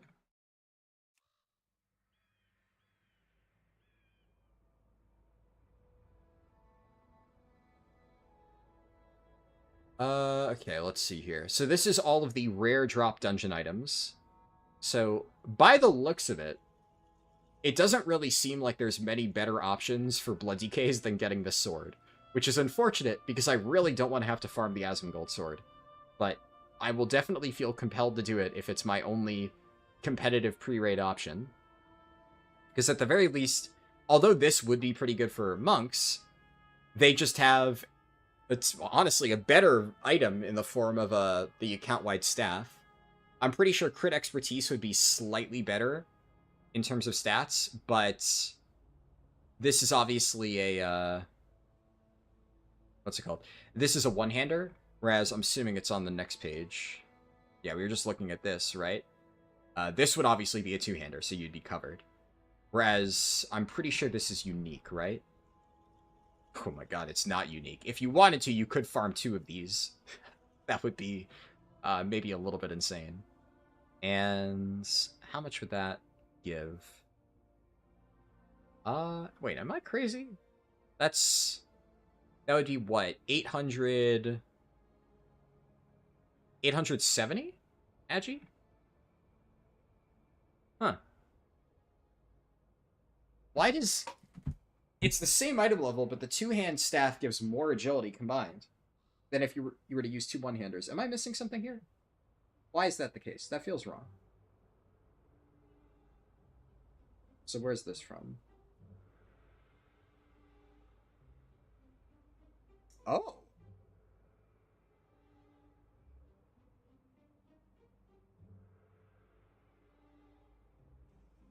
Okay. That's neat. Apparently rogues are able to pickpocket an epic one-hand agi sword. That is very interesting. So if you're planning on playing a rogue in MoP Classic, make sure you're pickpocketing stuff, because that's really good. That is like really, really, really good. Damn. Okay. Didn't know about that. This is why we check the Wowhead database, because you're going to randomly see an item where you're like, where the fuck do you get that? I've never heard of that before. And then you just stumble upon some really cool thing like that. Rogues can just pickpocket a 476 BOE in MoP Classic. That's crazy. Alright. I'm still so confused as to why the combined agility from these 2 items would not be the same. That feels wrong. Is this meant to be a tanking weapon? That might be what it is. 652 stam. The stats... Actually, the stats just seem like shit, right? Huh. Yeah, maybe I'm missing something, but I don't know, they don't seem to be doing that right. It looks like, in general, you just get less agility from both of them. The secondaries seem mostly correct.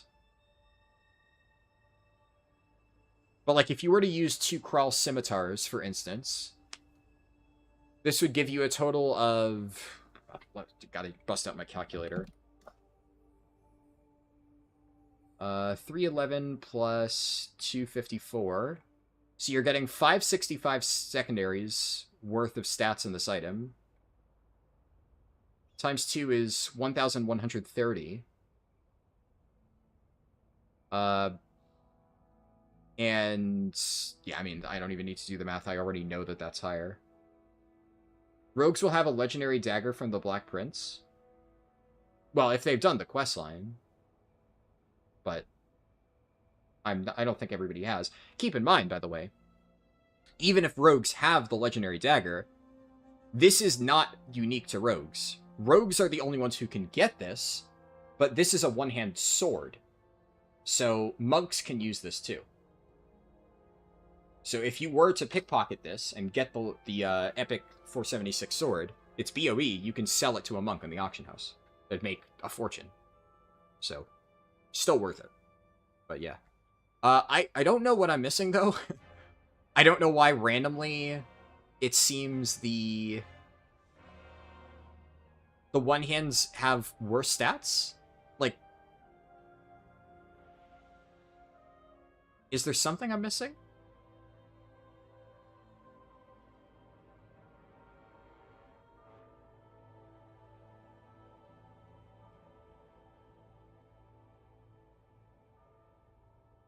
I mean, they even say that it's good for brew, which they're not wrong, but I'm so confused as to why it's itemized so poorly.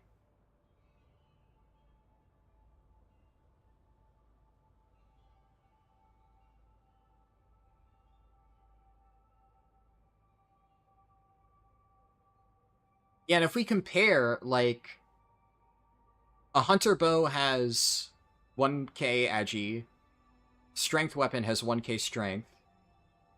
Yeah, and the inscribed tiger staff has 1k agi. So, what gives?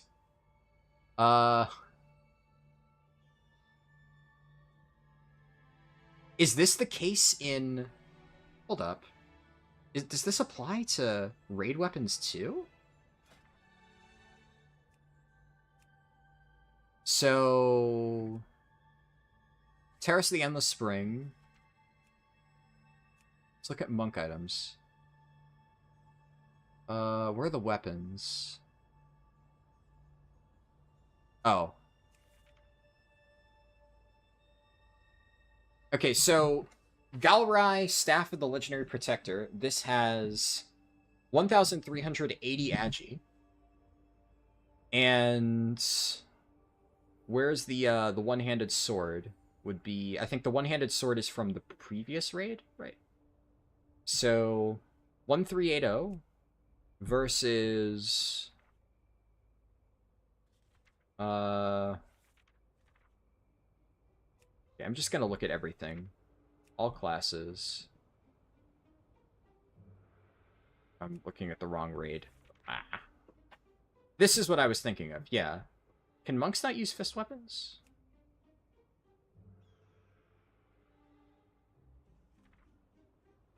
Monks should be able to use fist weapons. Right? I'm not crazy. Monks can use fist weapons. This game's just the loot table's broken. Monks can definitely use fist weapons. Can monks in WoW use fist weapons? I'm just gonna Google this. Yeah, okay. Yeah, yes, you can. I'm not crazy. Okay. Yes. Okay. Fuck.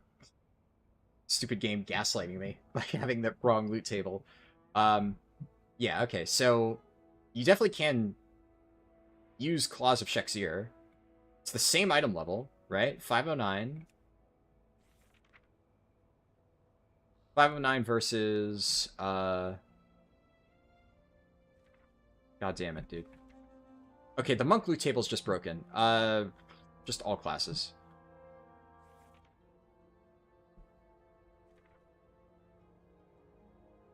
Yeah, same exact item level. 1380 versus...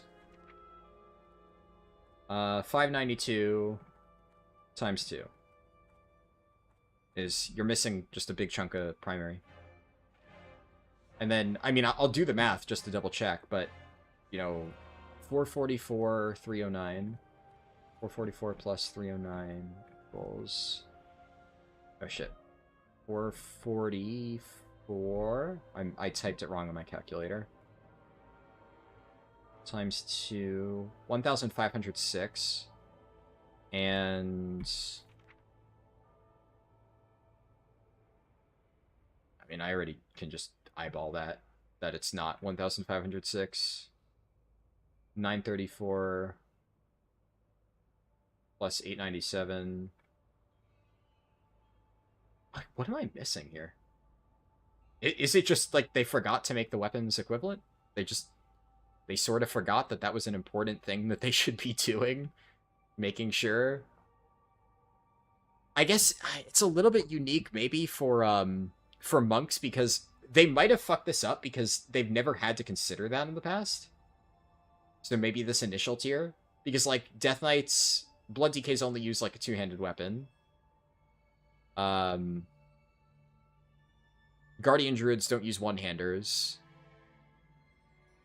You know, Paladins and Warriors are always going to use one-hand shields, so, like, that was never a consideration. I don't think... Are Monks actually the only class that has a potential to, like, a non-caster alternate between a one-hander and a two-hander? I think they might be? Unless you count, like, dual wields versus a Blit Frost, or, like, single-minded Fury. Because obviously it's a little bit weird with, like, Fury and Titan's Grip, because you're using double two-hander anyway. But, I think, honestly, they are. I'm curious, is this a long-standing issue? Oh, but I can't see the loot tables for Siege of Orgrimmar. Because I have a feeling that with it working the way it does now, even though technically speaking, like, the, shit. And actually, yeah, that means that you're probably going to have to use this weapon as a monk in...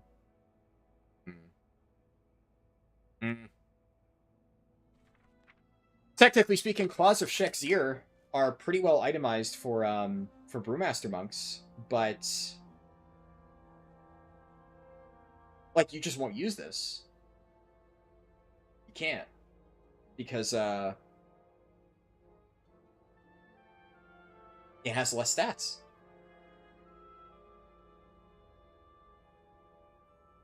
And, like, okay, I'm not crazy, right? This is not a thing that exists in retail, right? It has this... Maybe is this always a thing, and I'm just being insane, and... it's, like, tuned around that? I do not think that's the case. I'm pretty sure that it's supposed to be the same. I'm gonna open up retail right now just to prove that I'm not crazy. If the Battle.net launcher will work properly.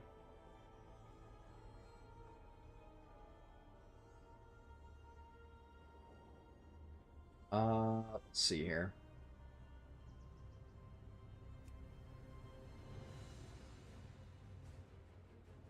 My game capture.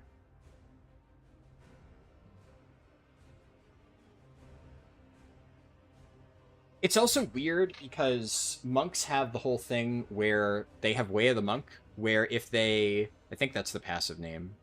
Depending on whether they dual wield or use two-handers, they get different benefits. I think it's like, if you're dual wielding, you get harder hitting auto attacks. If you're using a two-hander, you attack slightly faster. And I already said before that two-hander felt like that was the better trade-off, right? Because the... I think that's what it is. Maybe I'm misremembering. Okay, like... we could just compare... What's a good way to compare this? Liberation of Undermine... These are... different. Are there... That's a 665 weapon. Are there any weapons in the raid that are like the same? 668. And no, because... You know, that's fine, because that is, right?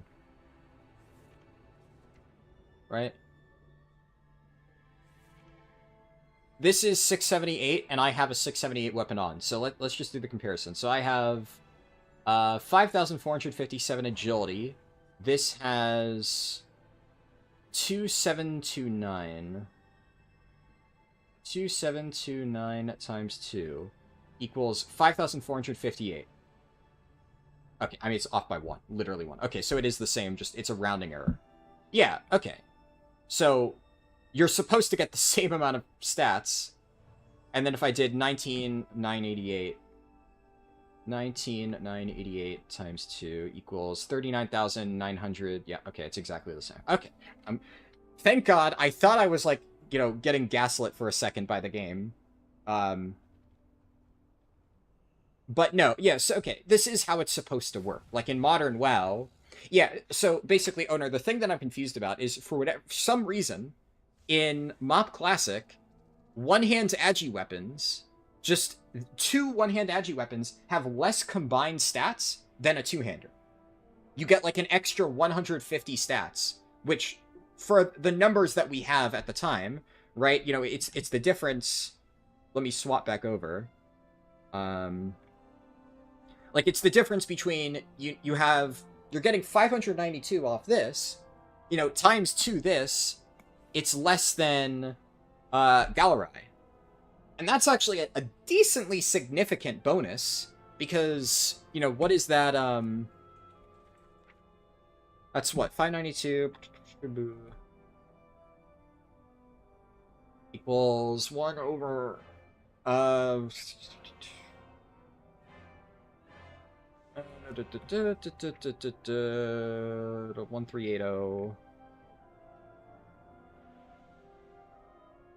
Yeah, it's only 85% of the amount of primary stat that you get from a two-hander. So, like, that just sucks. That massively sucks. You're getting less secondaries too. So that just felt wrong to me, so I double-checked on retail just to make sure. And yeah, on retail, if you add up the combined stats, it's the same. You know, it will be equivalent. So yeah, like on retail, if I check a...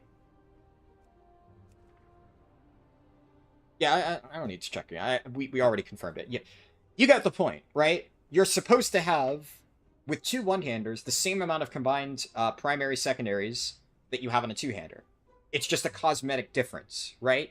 Or there's minor differences, like, you know, in MoP, monks get different effects depending on which they're attacking with. Now, my theory for why this is the case is because for most of WoW, you don't really use different weapon types, right? Like, hunters just use different ranged weapons. Rogues use daggers, or they use, like, either they use daggers or they use one-hand agi weapons.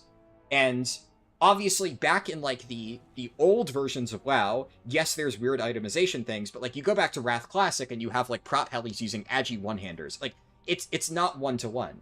But from Cataclysm onwards, they started kind of streamlining things, and, you know, different items at the same item level should all have, like, comparable stats. And obviously, this is when, you know, by Cataclysm, strength doesn't give you anything if you're not a strength class. So you don't have weird things like in Wrath, you're using, like, the Ulduar agi weapon as a prop paladin because it has, like, a slow swing speed. That's not a thing anymore. So I think because in Cataclysm they tried to normalize it, and in Cata, everybody kind of uses the same thing. Like, druids are using two-hand agi weapons, or two-hand caster weapons, or some combination of the two. Their monk is, like, the first time when you have a mix of one-hand agi weapons and two-hand agi weapons in the exact same spec. Because otherwise, it's only confined within the same spec, so rogues are always either using daggers or one-hand agi, or druids are using two-hand agi. Monk is the first one that combines the two. So, no, that's what I mean. Two-hand has a higher budget for both.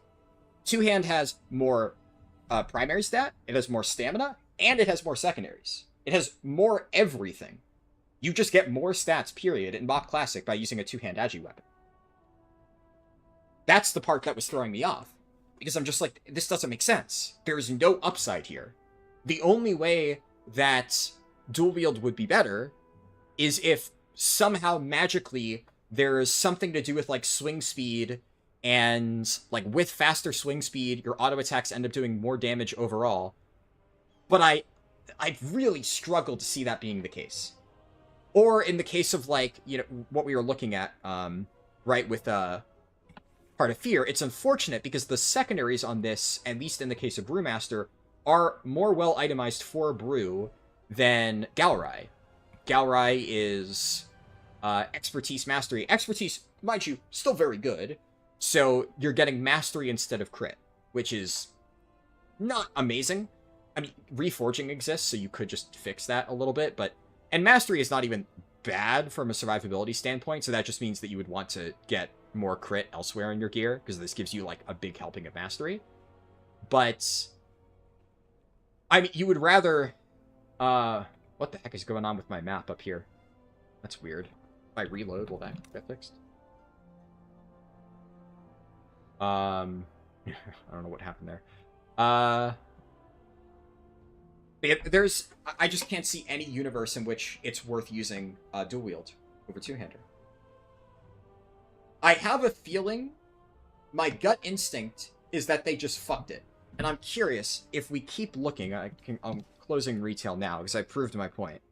I proved my point that, like, what I wanted to double check, right, is if this was, like, something that has always existed in WoW, and there's, like, subtle balancing around it, and I just haven't noticed, that's why I checked retail. But it's fixed in retail.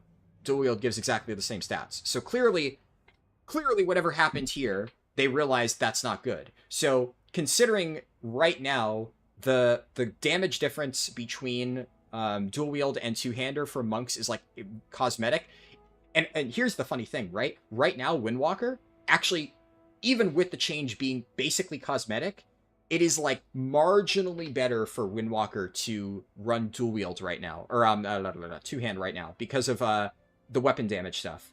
Generally speaking, there are two factors to consider for whether you want to do dual wield or two-hander. It's for dual wield, you get double weapon enchants, and for two-hander, you get usually slightly better scaling with your attacks because of the way that it works.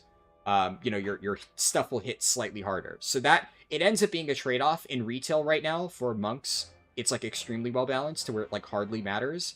But I do know that monks want a two-hander right now. Windwalker does. Brewmaster, I have no idea. I haven't really looked into that stuff. I suspect it wouldn't really matter at all.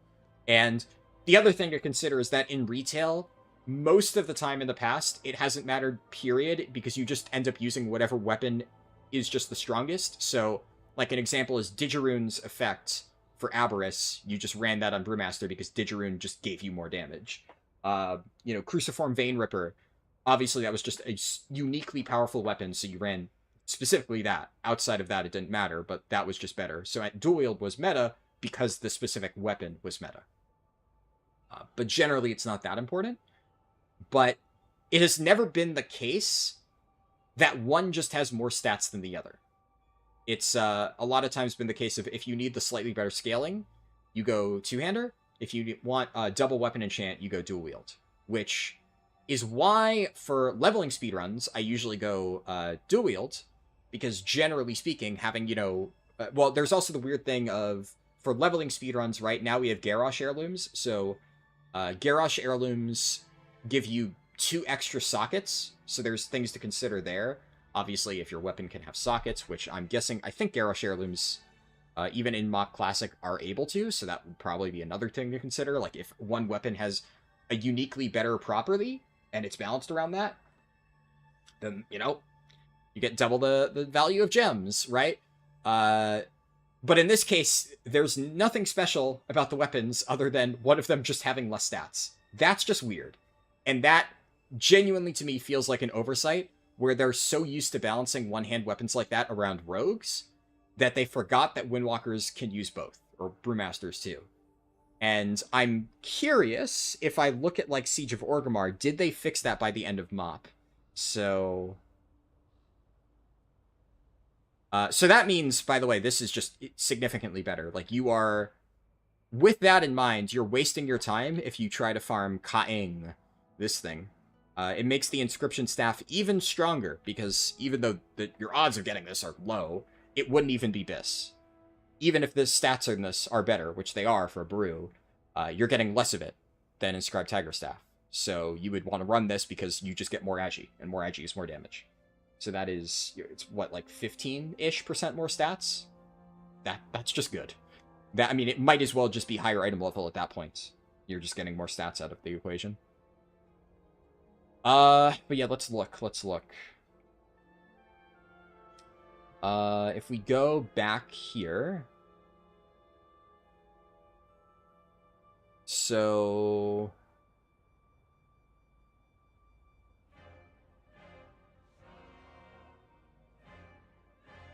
yeah, I'm gonna look for an agi weapon, because here we can definitely see that this does not add up. But other than dual wield frost DK, which that penalizes dual wield frost, because I remember back in the day, I'm pretty sure two-hand Oblit frost was better, right? In MoP? That's a subtle thing that helps them. The fact that if you're running two-hand Oblit, you're getting just more stats than if you're not. So... yeah, that's kind of a notable difference. But let's see, can I find an example of an equivalent item level? Yeah, here we go. So Wu Lai, Bladed Fan of the Empyreans, is... yeah, same exact item level as this Boris. Boris has 1679, Wu Lai 674. 674 times 2 equals 1348. A Boris is strength. Okay, fuck, never mind. I thought Boris was agi. Whatever.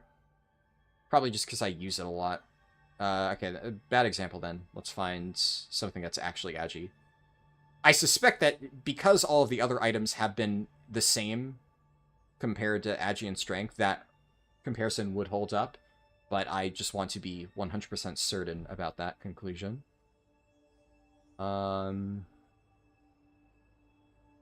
Strength. Intellect. What the fuck are the agi weapons, dude? Dagger. Strength? Why are all of these weapons strength?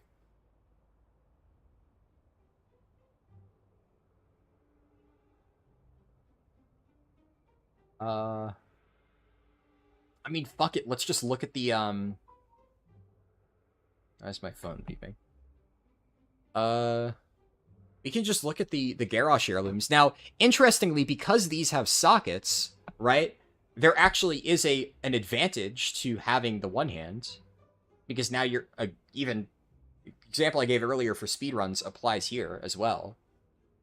You're getting 2 extra gems. So this would be 757 versus 1979. So, I mean, it's just simple. 757 times 2 equals... you're short 400 agility. Holy. That's a lot of stat difference. And that's, what, 531 times 2? 1,000? Fuck me. You're getting more than... oh.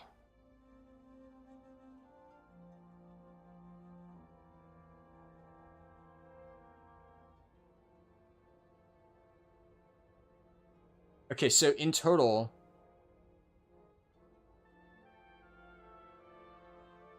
I gotta add this up. So it's 2,124 for all of the combined secondaries of 2 one-hand Hellscream weapons.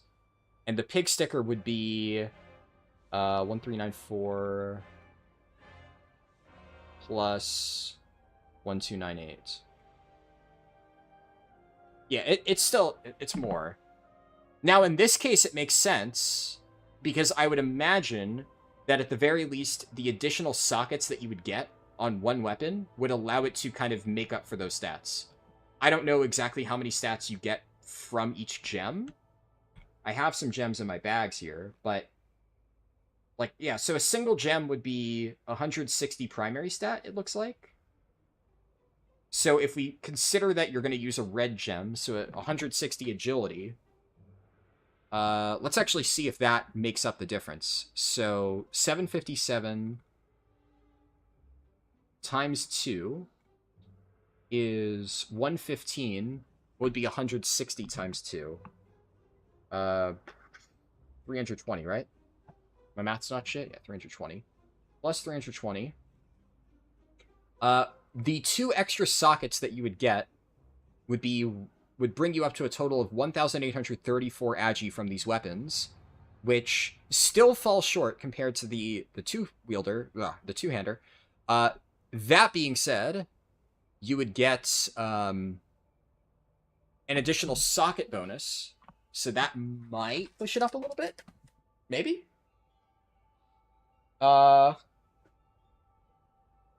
It wouldn't account for the loss of secondaries, though. So even in this case, it's closer because of the sockets. But I don't really know how much of an impact that's going to have in most cases.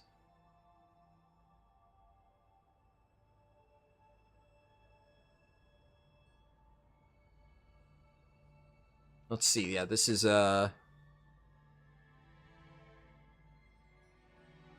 What's interesting is it seems like in later raids, you don't even get a choice, right? Because we have 2 equivalent item level options in the first raid tier of MoP, but here, it's only Xiaotian Saber. There's like no 2-hand agi weapon. Outside of the heirlooms, right? Because that's all strength. Strength, int. Yeah, strength. Dagger, so it doesn't apply. And it's lower item level anyway. The later bosses in the raid drop higher item level stuff.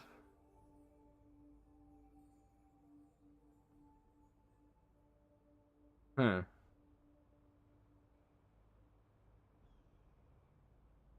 And yeah. Next, that's also strength. Also, 1-hand agi weapon. That's funny. I wonder if that was their solution. Aside from the Garrosh weapons, it looks like their solution to this problem is they just stopped making 2-hand agi weapons. Wait, what? But what do druids use then? What's a druid gonna wear?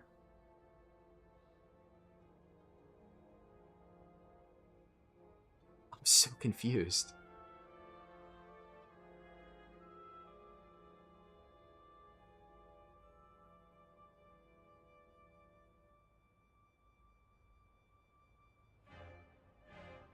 It's a bow.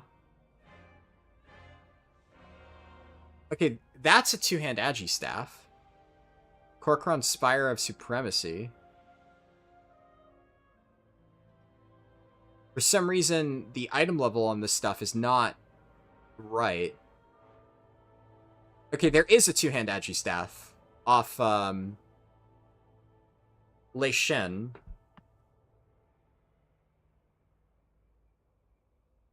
But Lei Shen, does Lei Shen drop a 1-hand agi weapon? It doesn't appear that he does. Where's this from? Zeeg's Ancient Keg Smasher. Oh, this might be one of the ultra rare drops from Throne of Thunder. Off like any random boss. Okay.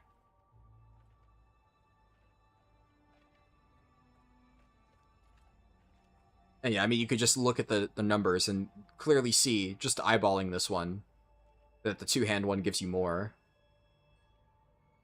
So this one's a little bit more clear-cut, though, because the,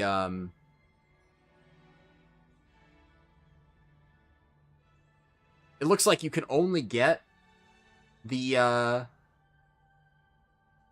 1-hand agi weapon from, like, a rare drop, because this is off the second-to-last boss. That's a 1-hand agi weapon. But that's just strictly lower item level than Shandun. Huh. So, like, yeah, no shit you would want to wear this. It's just stronger, higher item level. So it's obviously going to be better, but... Huh. You do get the extra socket, but even then, in this case, it's only a singular extra socket, and I don't know how much the bonus gives. It doesn't say on here. Socket bonus plus 0 agi. and it's not in the journal in game. So, what I wonder is, let me look this up. I wonder if they explain how this works. Maybe there's a comment. Read that in a second.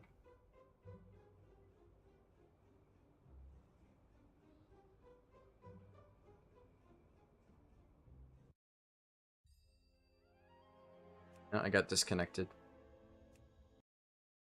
I'll have to reopen MoP Classic in a little bit. It's just, it's so weird to me, and there's no comments talking about this.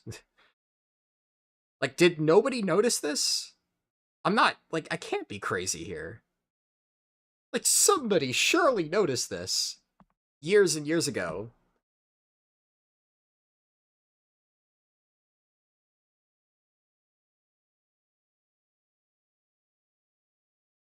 There's no comments pointing this out. That's the craziest part to me. Like, what? Okay, how do the gems work?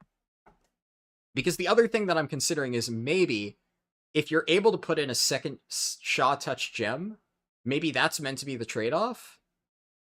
How powerful are these things? Can you put in two? A plus 500 stat gem. Okay, the reward for chapter 1.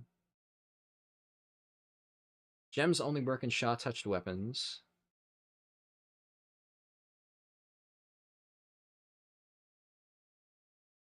Huh. Okay, so this, when you get this in 5.1, it'll allow you to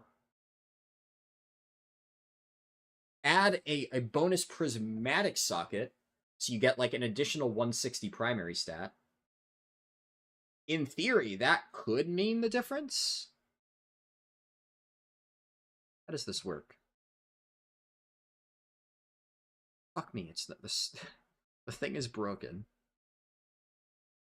Okay, let's see. So chapter 1, you get mysterious note.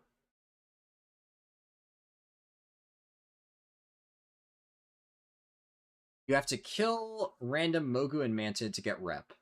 Okay, apparently that's easy. You just kill stuff. Rogues get to skip the step. Alright, cool. Good for rogues. And then...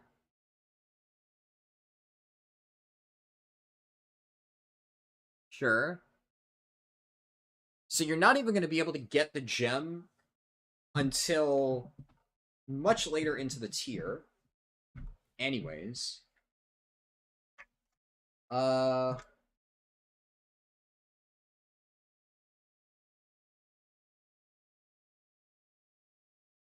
You kill Shaw Fear.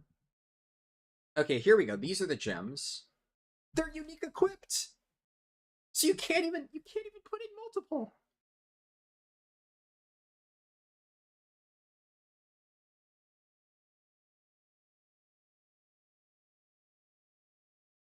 Okay, the display is bugged.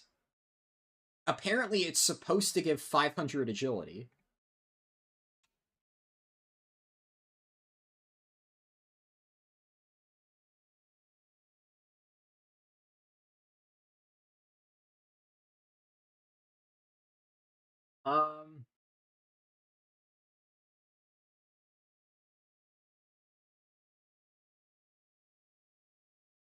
You have to buy additionals for 1,000, 10,000.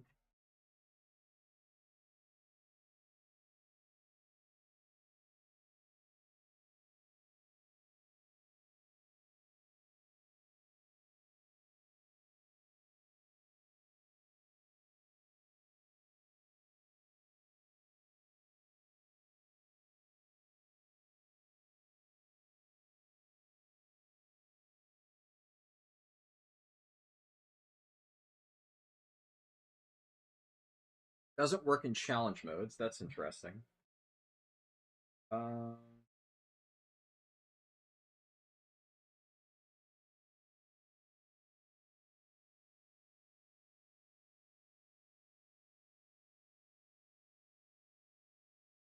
It is funny, a lot of comments pointing out how useless this turned out to be later in the expansion.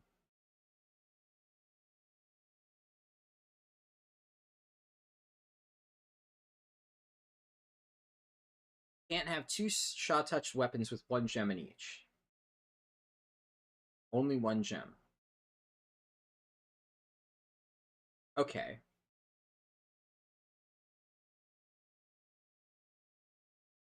Yeah.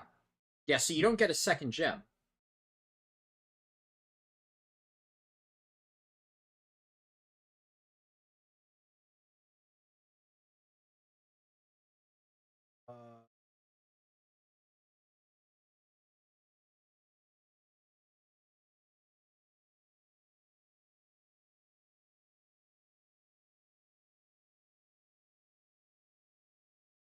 Interesting. So this works in Throne of the Thunder King weapons.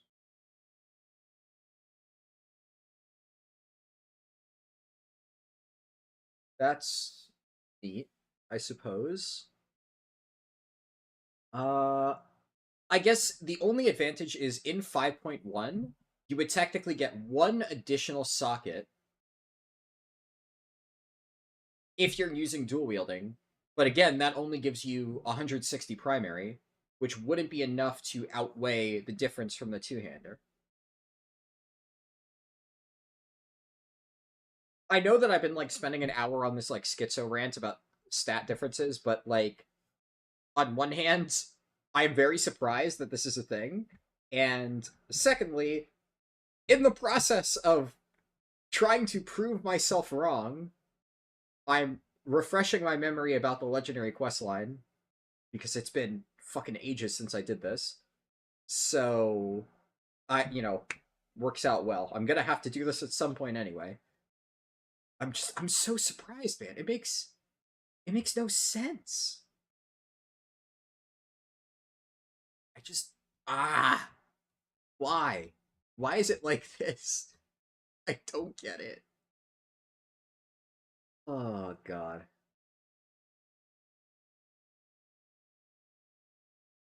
Yeah. I okay. The thing that surprises me the most by far is that there is not a single comment anywhere about the stat difference. So now I'm just like, am I crazy? Nothing that I've seen here has disproved my hypothesis about one hands being worse for monks. But you would think that somebody else would notice, right? Back in the day, how did nobody ever,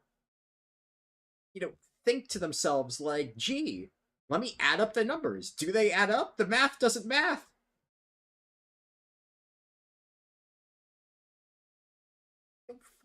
Nobody thought of this? Hello? What does this thing do?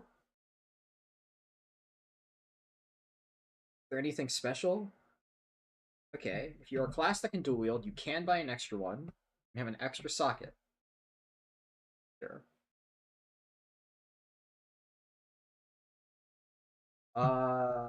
Doesn't work at offhands though. Interesting.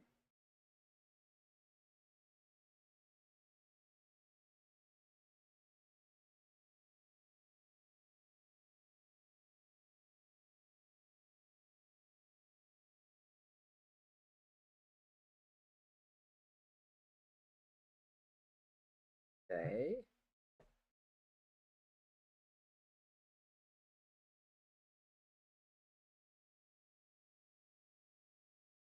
Rip.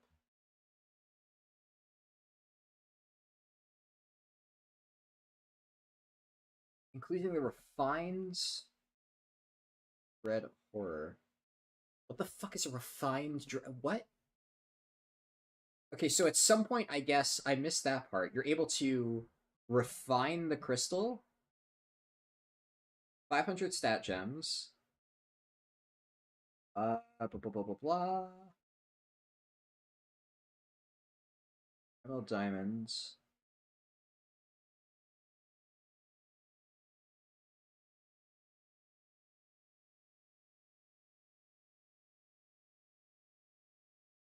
it seems that there is eventually some way to upgrade the gem, according to this.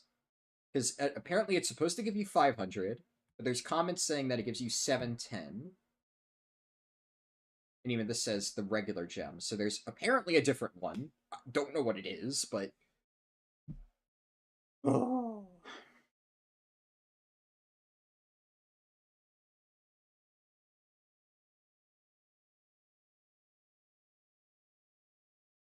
Wait, we're so close. It makes sense based on the stats when compared to two-hand weapons. But...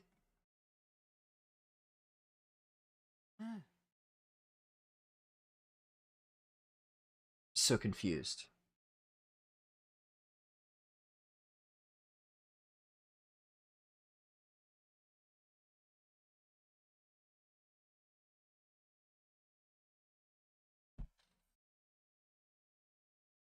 Okay. Like, it seems like dual wielding might be potentially interesting come Throne of Thunder, because this would let you get extra sockets. Because you would all... It would be the same equation, though, as... Yeah.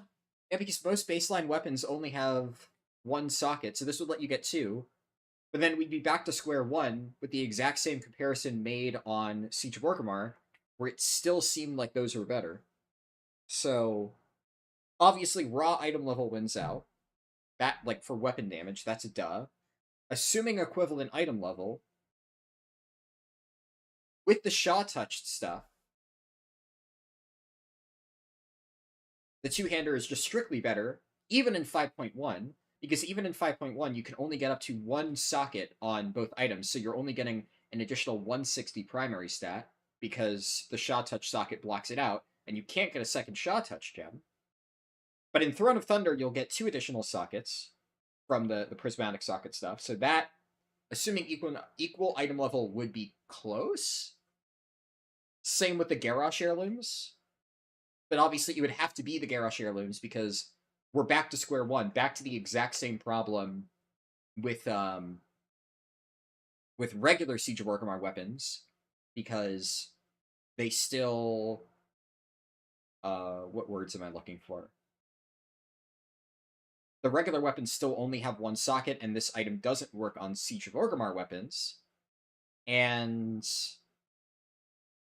the Garrosh heirlooms have the same thing where, like, you know, you get the socket bonus, but even then, I don't know, man. I don't know.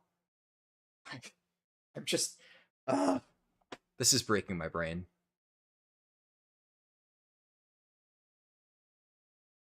Okay.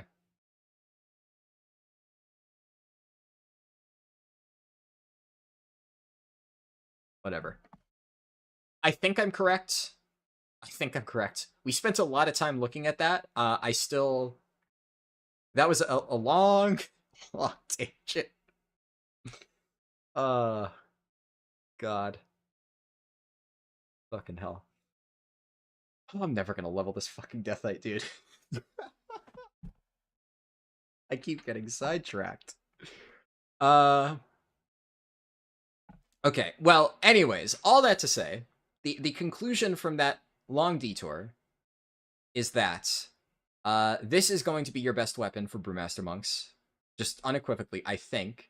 For raids, and for pre-raid, the Inscribed Tiger Staff is just strictly better than all of the other comparable options. Because, like, any of the other BOEs, not only would this, I think, be the easiest one to farm, but it's just infinitely stronger. And the other thing to consider is that the Inscribed Tiger Staff for Mogushan Vaults, what would be this? It would probably have to be Kyang. It just sucks that this has terrible stats. Because it's... What is this? Pandaren Peace Offering. Okay, that's a... What the heck are these things? Hosen Can Opener? Where do you get this?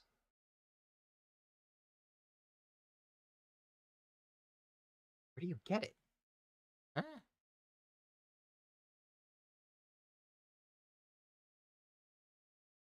Hold on, let's look at retail. Okay, it's a Siege of Orgrimmar thing. Oh, it's a Timeless Isle catch-up gear. Okay, so this is irrelevant for the purposes of launch stuff. Right, right. I believe that is also the case for Yak Herder's Longstaff. Let me just double check. Retail. This, yeah, that's another Timeless Isle item. Okay.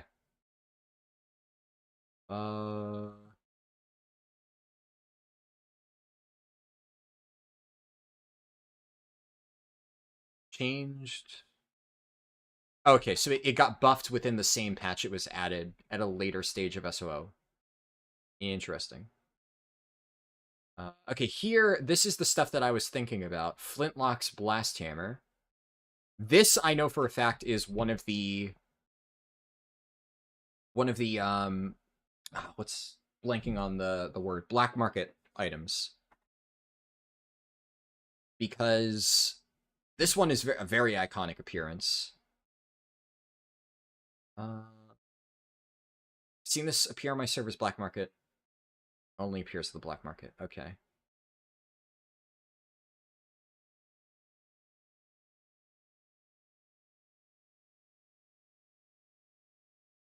Interesting.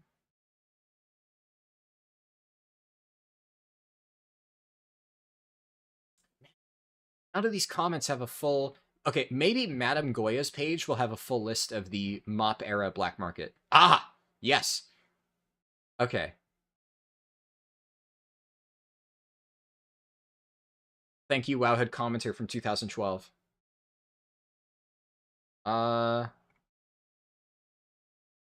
Also, if anybody on YouTube's getting issues with the stream, let me know. I got a pop-up that just said there might be a problem. It's probably YouTube just gaslighting me, but, you know, just in case. Just in case.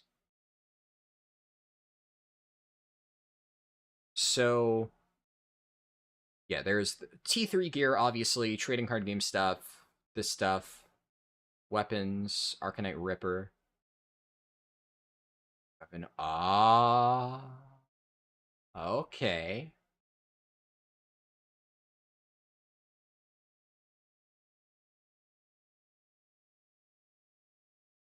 This probably is a complete list.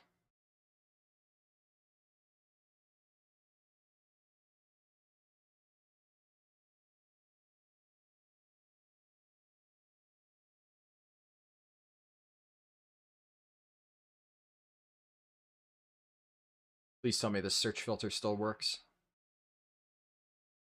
Okay, that can't be correct. Yeah.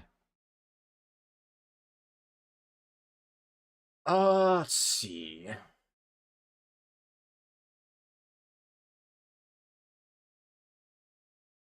It looks like they... Yeah, so this comment is... WAD.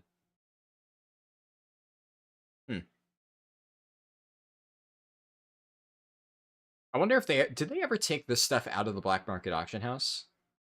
Because I know Flintlock's Blast Hammer still shows up every now and then.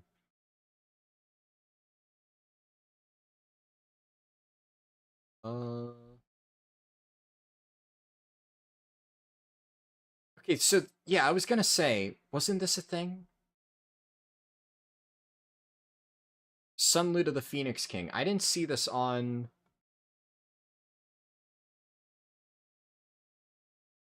on the original list. Yeah, level 90 weapon, it doesn't have Sunloot on here. But that checks out, because I'm pretty sure the only two weapons that I remember are the Blast Hammer and the Sunloot. So what is Sunloot again? There we go.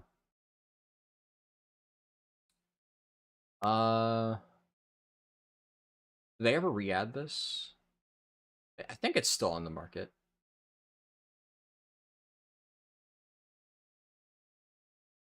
Oh shit, I didn't even realize. Requires level 85. Yeah, that's a good point. Wait, maybe it is? No, they actually did forget to add it. Ooh. Yeah, but the Blast Hammer is correct. Okay, that's interesting. Is that... Was that on this list and I just didn't see it? Why is it not showing up?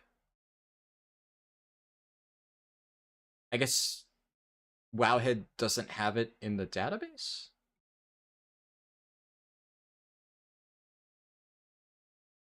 Huh. Okay. Interesting, they missed one. Everything's fine on your end? Cool, cool. Yeah, I figured it was just YouTube being stupid. Because it said that the audio is fucked, but I'm looking at OBS, and OBS doesn't show me anything. And sometimes YouTube will just give me random pop-ups, so... If YouTube gives me a pop-up and I check OBS, and OBS also has a pop-up, then usually I believe it. But if OBS shows nothing, then I'm gonna assume YouTube's just gaslighting me. Usually is the case. Okay, that's interesting. That said, I don't really think... Oh yeah, I meant to check. Is this identical in stats? So... 1084 strength. Yeah, so... This is actually very interesting as a level 85 item. Huh.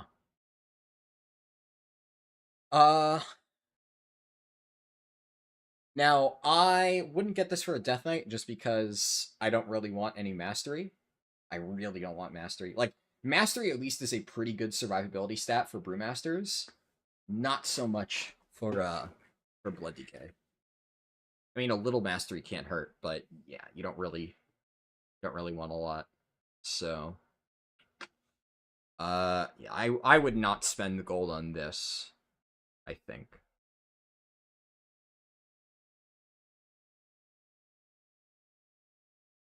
Oh. Oh, Spear of Swen only requires level 85. Ooh. Ho, ho. I didn't know that. But you know what that means. Okay, this is actually relevant.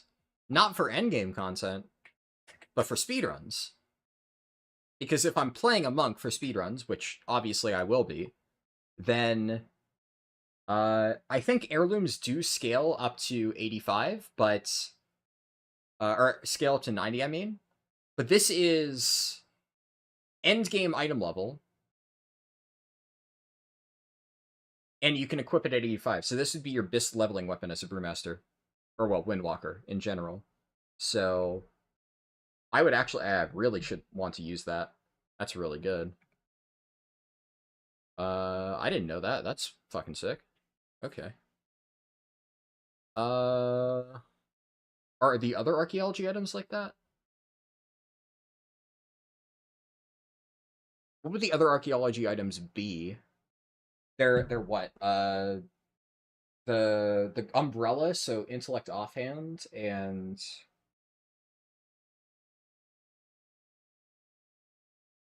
I don't think there's any strength one. I can just check, right? We can go. It would be on this point. Yeah, and that's Claxy stuff. Oh, Wowhead froze. Uh-oh. That's not good. Oh, we're good. Okay, we're back.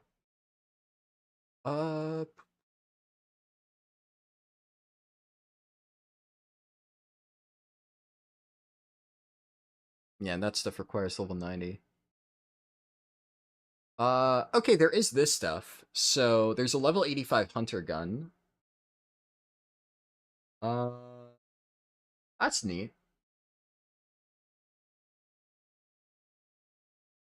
There's Lobstmorn. I remember that thing. Apparently, the normal dungeon drops that. That's funny.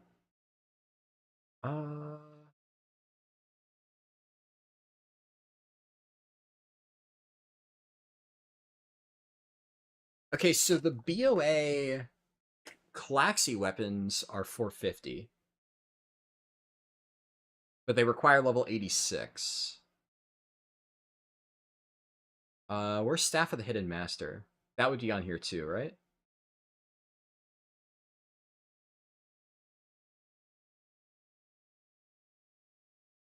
Uh,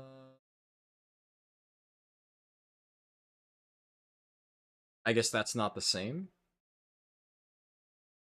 Hosen Warrior Spear. Okay, yeah, so they are BOA, but they're not equivalent. Right.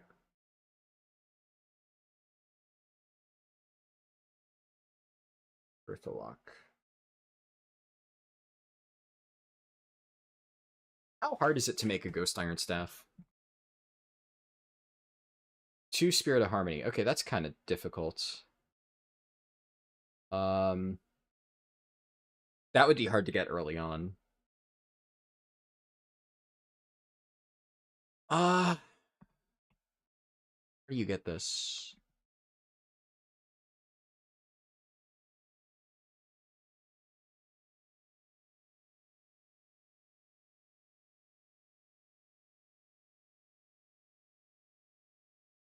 This drops off.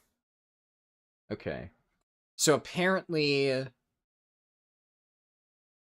you can get entry level.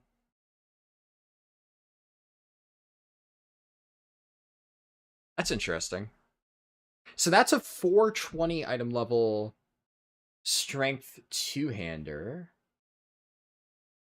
which would be very, very good as a starting point. Is it a 100% drop chance, though? It doesn't appear to be. Off this guy, Morgan Crackfang. Yeah. So it's not guaranteed.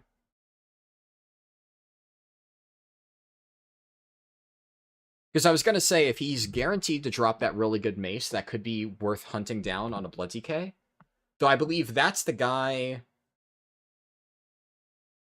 Oh yeah, and here's Staff of the Hidden Master. So the item level's kind of shit. Alright.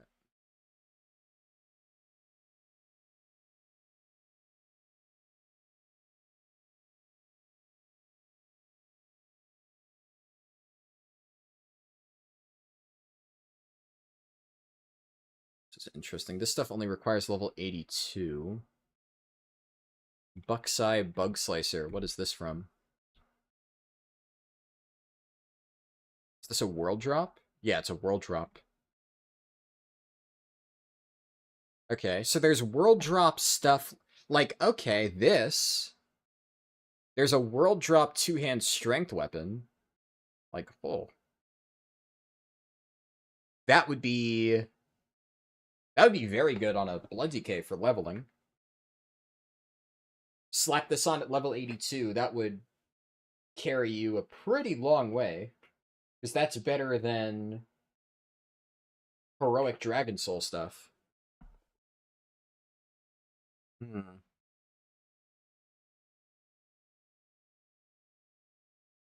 Interesting. Yeah, there's a lot of these random BOEs. Huh. Okay.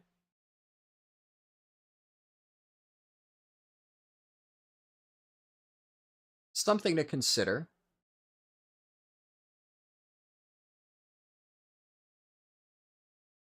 And then these are all 86. So, hypothetically, if I went and farmed these on a dead server, like, I could use this stuff, right?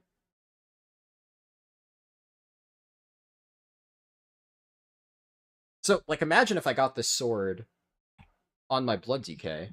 Like, that would just be really good. Which one is this? Is the one in the water? Oh. Hold up. I just had an idea.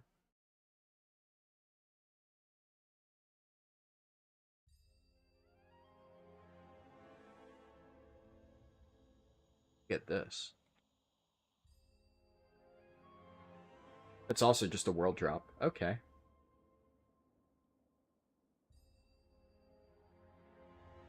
Interesting.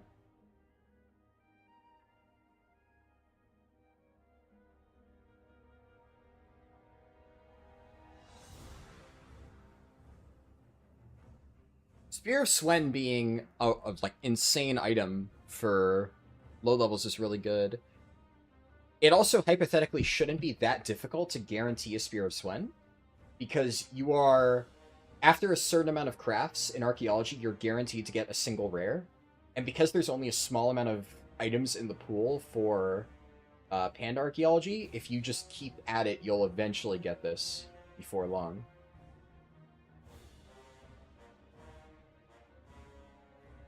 Huh.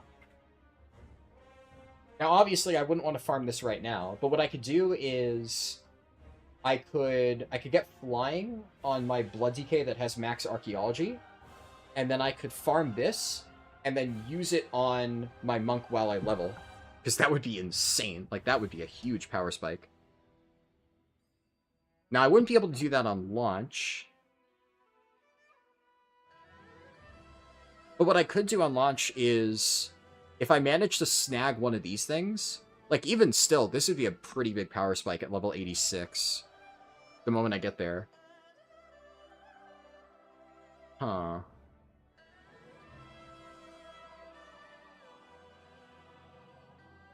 Interesting. Very interesting. Let me go back, though, real quick. There was one last thing I wanted to look at.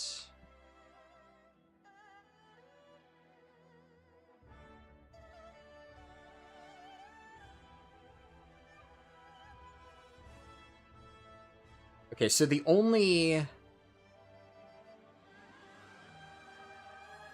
good 476 weapon for Blood DKs that I could get would be the Asmongold sword.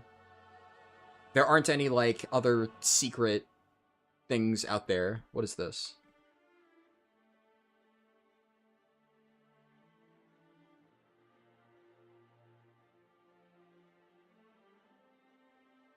This is Thunder King thing. Okay, never mind.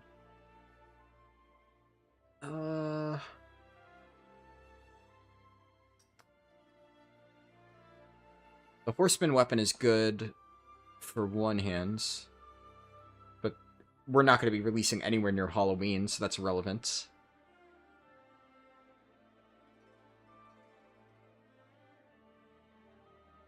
Yeah.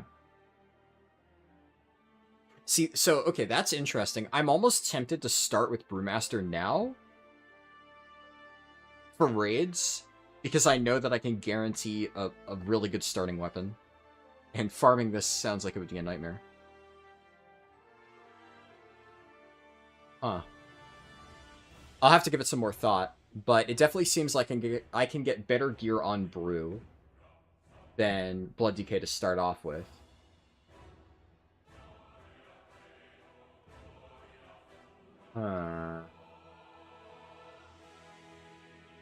Realistically, I'm probably just going to gear up both, though, so, like, who cares? It's not going to matter. The real question is which one I'm going to level first, which honestly might still be Brewmaster. Because I feel like Monk solo leveling is just going to be better.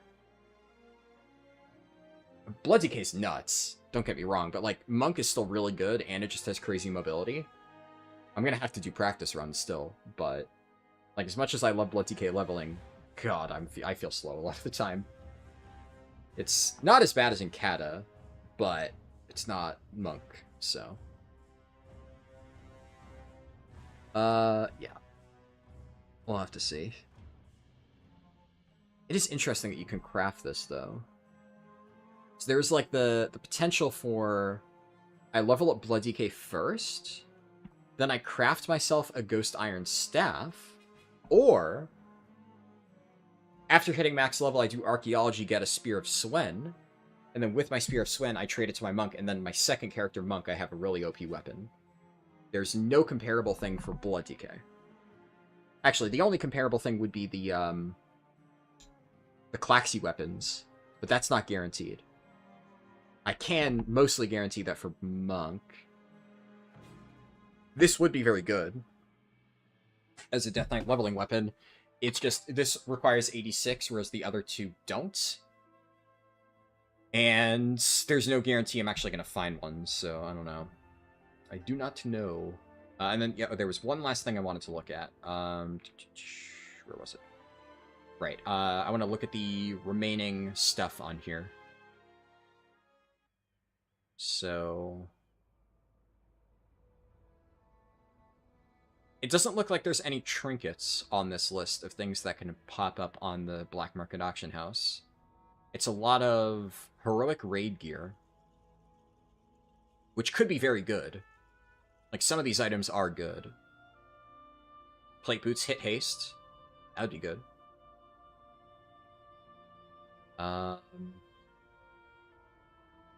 Crit haste wrists.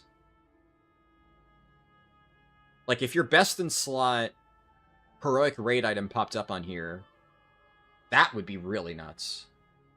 You definitely want that. And then for... It seems like these are recipes.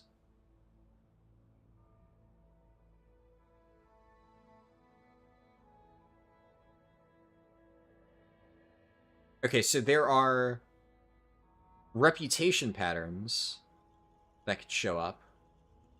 Like, this can show up there, but it's also from the Golden Lotus and August Celestials.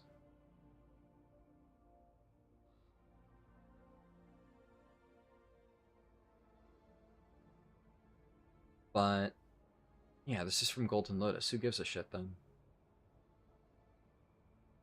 Okay, what about this? Because this is 496. This is from Pattern...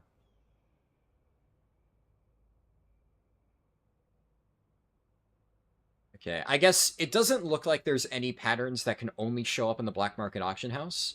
So, aside from the PvP gear, which I don't care about, the main things to keep in mind from BMAH is Flintlock's Blast Hammer, which, I mean, I don't know, if you want to buy that as a hunter, you can. The Sunlit of the Phoenix King, which that one seems nice just because you can get it on a level 85, although I don't think I would care enough to do that. That wouldn't really be relevant. And the big one, I think, would be just if a piece of heroic raid gear drops that you really, really want on, like, a dead server, you could consider buying that out. There's nothing here that's, like, insane, so... Yeah, you know. Not as impactful as I thought it might initially be. Anyways. Let's close this. Is the stream looking... Yeah, correct. Okay, so I know I came all the way up to the Veiled Stair. I'm gonna grab the flight path just before I forget. And then I just had a crazy idea. Don't know if it's gonna pay off, but it's worth a shot, I think.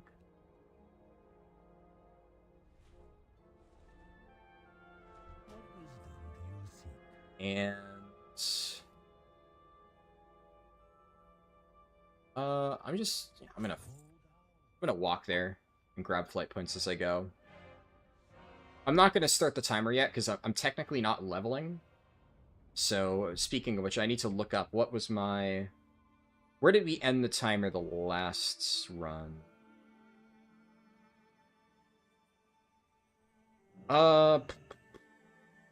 Just I'll put myself on auto run while I look this up. We ended at 4:07:20, it looks like.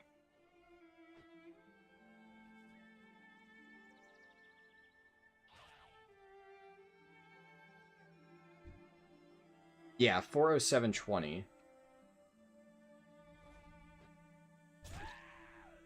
Okay, so if I go to live split.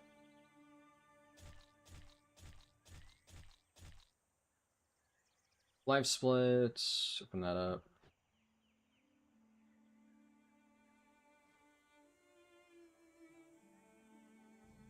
What is going on with live split? Oh, right, I moved the timer. At the end of the retail speedrun. I forgot about that.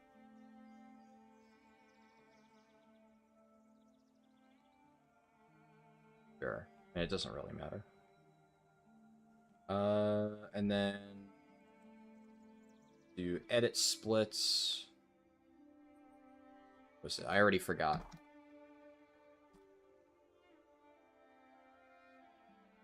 splits. 4, 7, 20. I think that was it.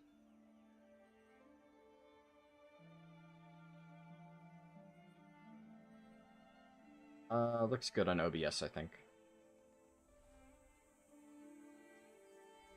Yeah, looks good. So after I'm done with my crackpot theory, we'll start the timer. And technically, I've gotten a little bit of rested experience, but yeah, who cares?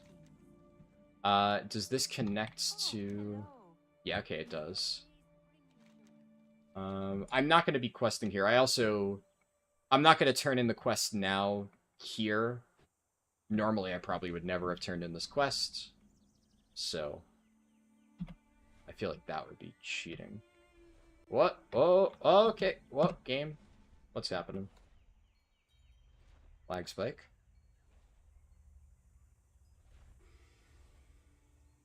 Oh yeah, and there's the Tiller's farm.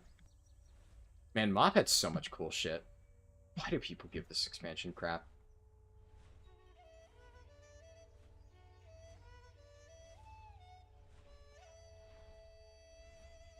Oh, man. I cannot wait to play this again at endgame. I'm debating, like, how much do I want to, like, really fully optimize endgame before it comes out? Because I'm probably going to be a little bit burnt out if I do all that on PTR and then have to do it again. You don't get XP from this, right? Yeah, you don't get XP. Satanic Bunny said, good evening and much love from Australia. I'm good. I hope you're doing good as well.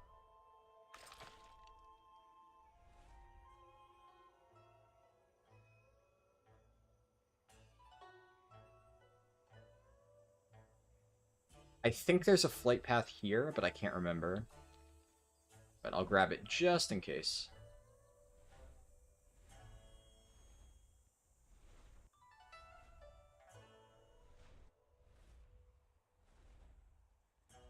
Yeah, okay, there is. Cool.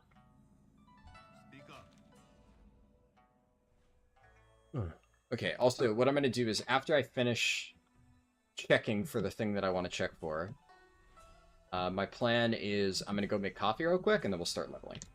So, I'll probably, like, chuck myself in a long flight path, and then we'll level.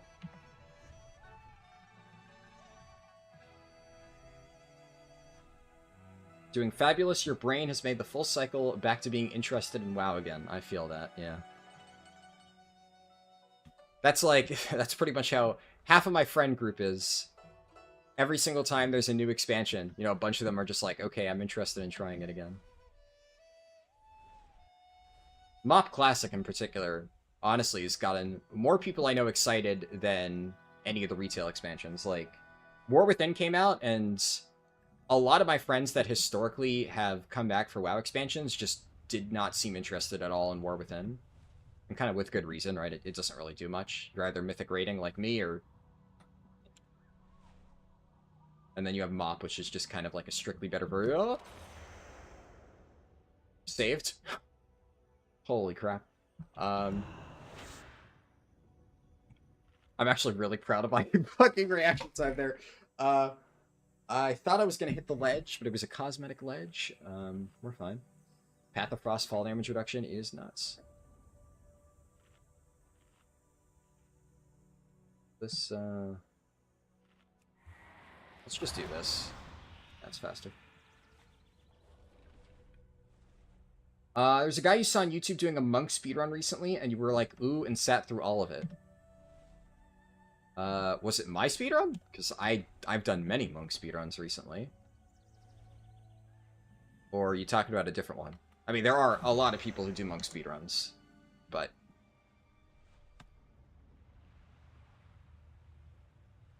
you have a YouTube? Yeah, it is in the stream description. And also, speaking of monk speedruns, my most recent speedrun, my 1 to 80 world record, is pinned in chat. It should be pinned. If it's not, let me know, because I would need to fix that.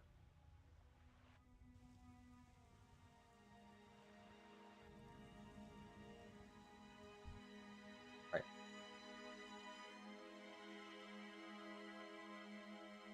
That said, my monk speedruns were for retail, so this is the first test run I've done for MoP Classic.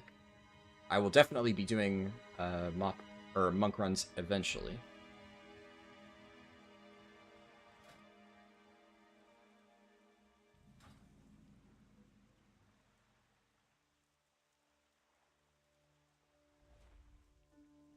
Where is...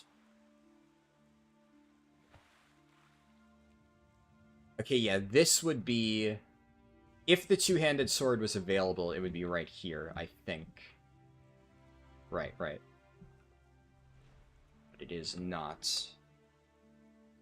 I figure it's probably worth checking now, because...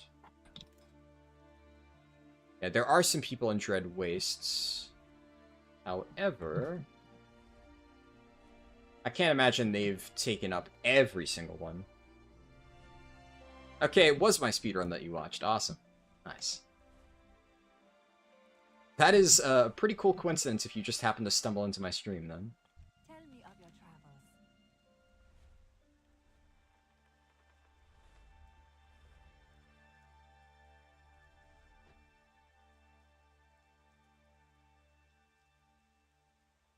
What other ones do I want to check for? Actually, before I go, I want to go check for the heirloom over there. But I guess there's one somewhat close by that I could look for. I think there's mobs all around it, though.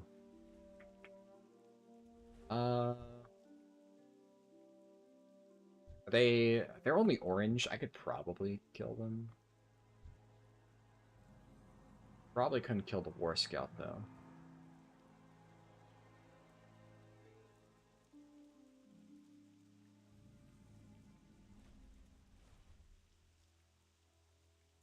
Let's try to avoid that.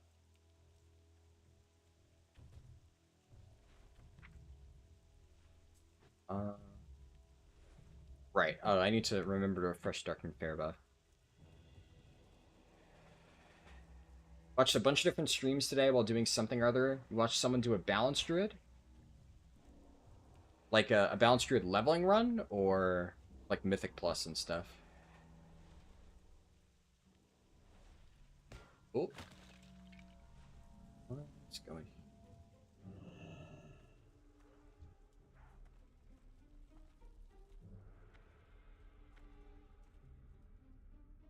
Okay, this guy's doing quests.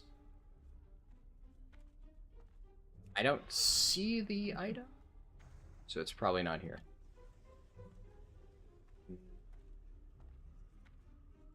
Dungeons or Raids, gotcha. The only Balance Druid streamer I know of off the top of my head would be Tettles. But, I mean, I'm sure there's plenty of them. It's a fairly popular spec. He was a bodybuilder. Okay, so it wasn't Tettles.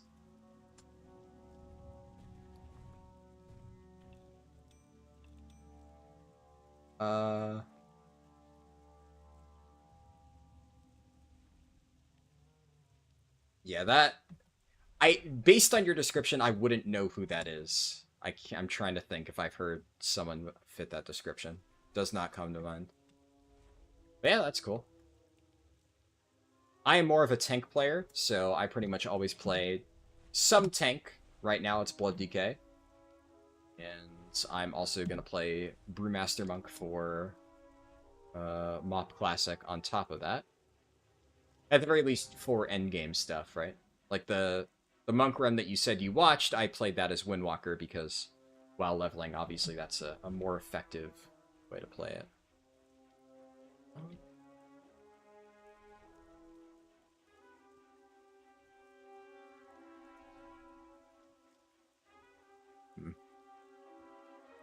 I think it might be safer if I just jump out into the water and just Path of Frost all the way to the islands. Probably an easier way to go about it.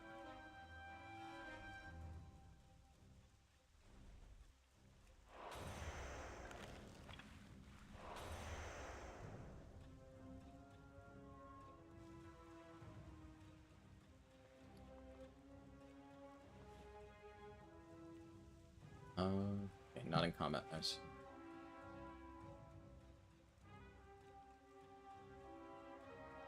Play whatever is most magical. If you could play a necromancer caster, you definitely would.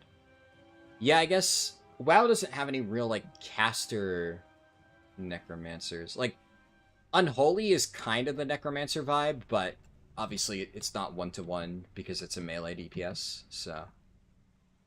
If you're, like, very, very, very interested in casters specifically, I could understand how that wouldn't appeal to you.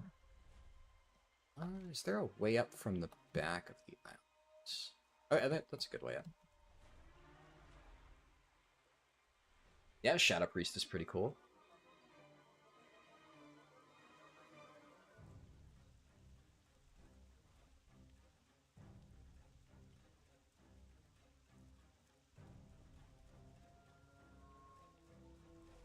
I'd like to not get in combat.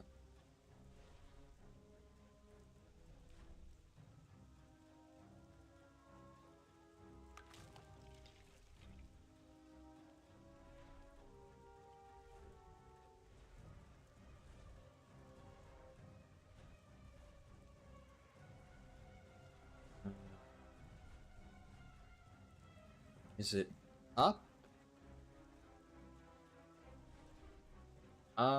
No, I don't see the staff. Oh, well.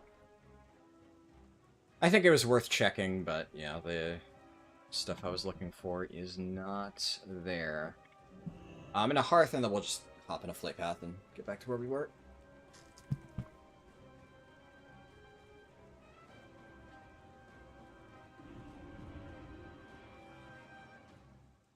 Yeah, Warlock, like you said, definitely comes close.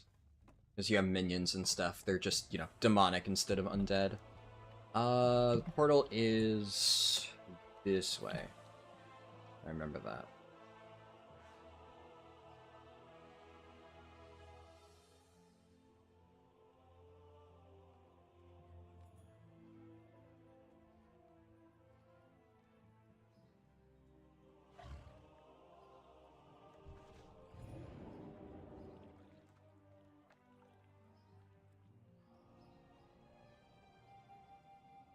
Alright, where's the flight? Right here. Okay. I'm going to throw myself on a quick flight path. I'm going to go refill my coffee, and then when I'm back, I will finally restart the timer, and we can chip away at this leveling run a bit more. We'll see if I actually manage to finish it all today. TBD on that.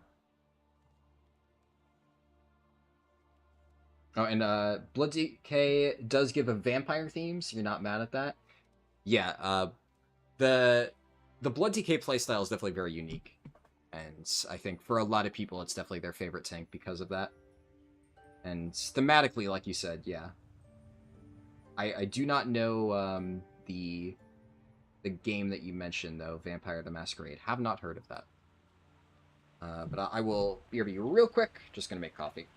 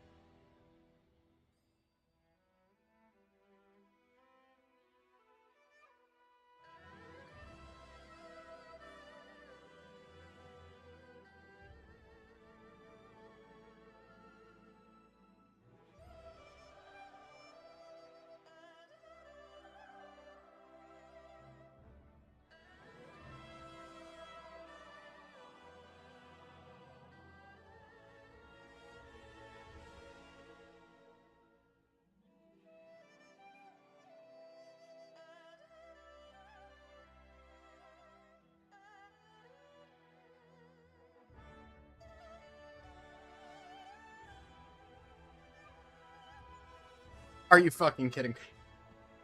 Oh my god.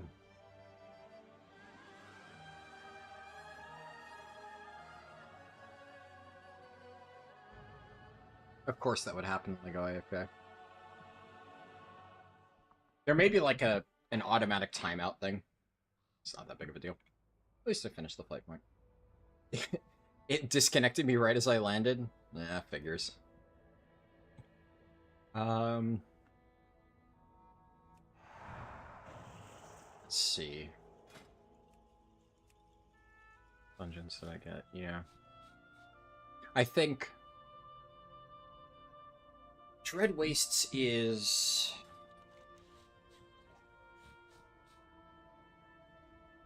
Dread Wastes is 89, right? I think you need that to start it.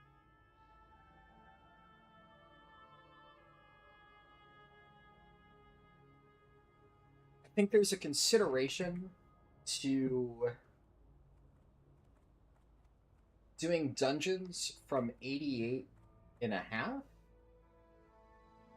to skip the latter half of town-long steps. Possibly.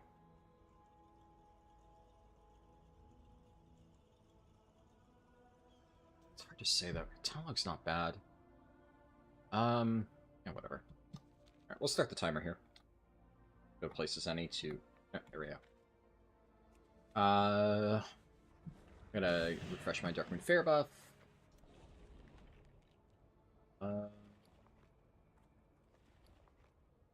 While I go, actually, I'm gonna hop on my Tundra Mammoth.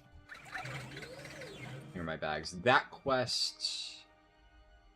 I don't think I want to do that quest, but I will just double check to confirm. Hello. Next one's on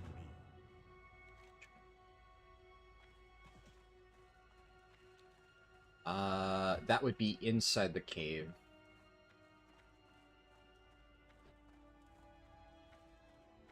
How difficult is that to do? I mean, if these quests are just like, kill a bunch of mobs, kill a single Sarok, actually might not be that bad. It entirely depends on how big the cave is. So somebody else is here? Okay.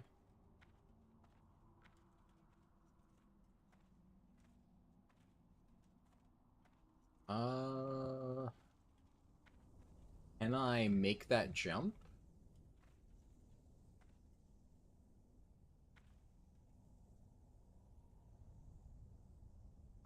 I feel like you could make this jump. You would have to approach it from the right angle, though. But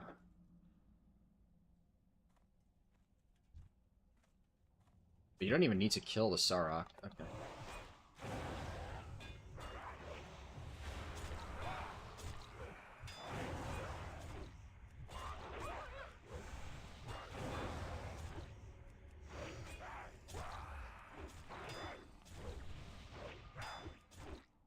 Ten-minute cooldown? What had a 10-minute cooldown?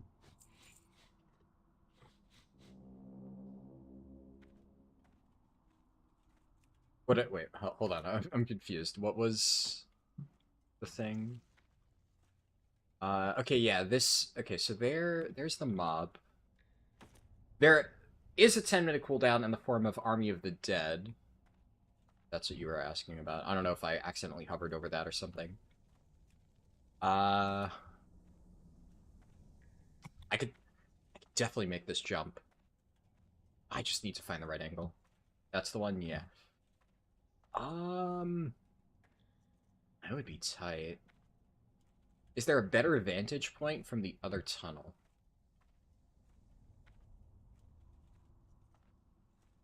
Yeah, Army of the Dead you only really use in, like, very particular situations. Like, super-duper gigantic pulls.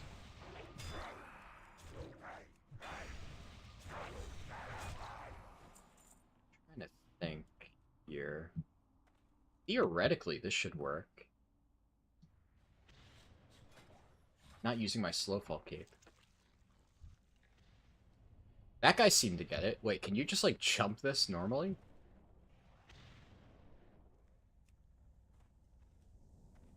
Maybe you can just jump it normally. You might honestly be able to from this angle. Ah, fuck. I forgot I don't have my Slowfall Cloak. I got rid of that. Oh. I'm overcomplicating it. You can just walk up. Thank you. Okay. Thanks, random stranger. My thought process was if I use my Nitro boosts at the right angle to gain speed, jump. Like, I might... Off that rock, definitely, that should have worked. Like, you could theoretically jump, hit your parachute at the right time, and carry the momentum to land here. That probably would work, but, I mean, that's just easier. Alright. That's good to know.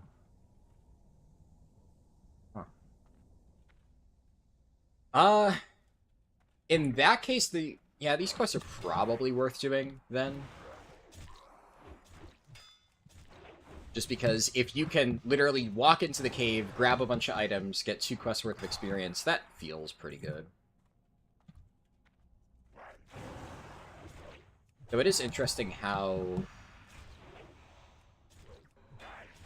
Right. Ah, my glyphs got reset. Okay, I need to fix that. Forget that that's still a bug.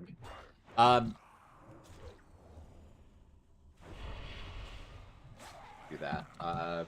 I would have had the strength item. It's fine. Rob mob kill XP is like, it feels way overtuned compared to quest XP. It's like, what is this mob gonna give me? Is it like Unholy's Apocalypse? Kinda, I think Unholy still has Army of the Dead, right? Or did they take that out in recent iterations? I'm not entirely sure.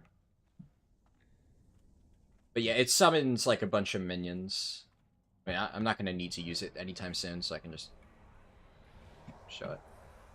You get a bunch of little ghouls. They follow you around, they taunt mobs. They're pretty handy.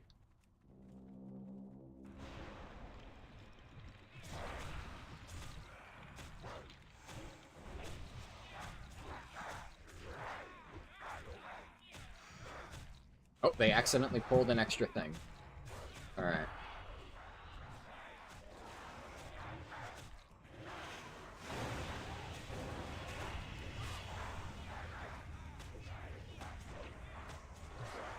Let's get another mob in here.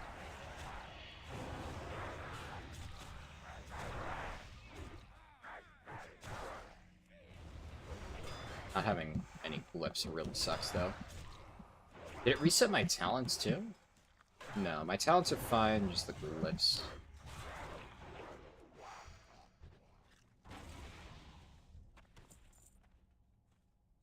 Glyphs. What did I want? Death Grip, definitely. Outbreak. Unholy Command. And then... Resilient Grip. Path of Frost. And... Deathbeat.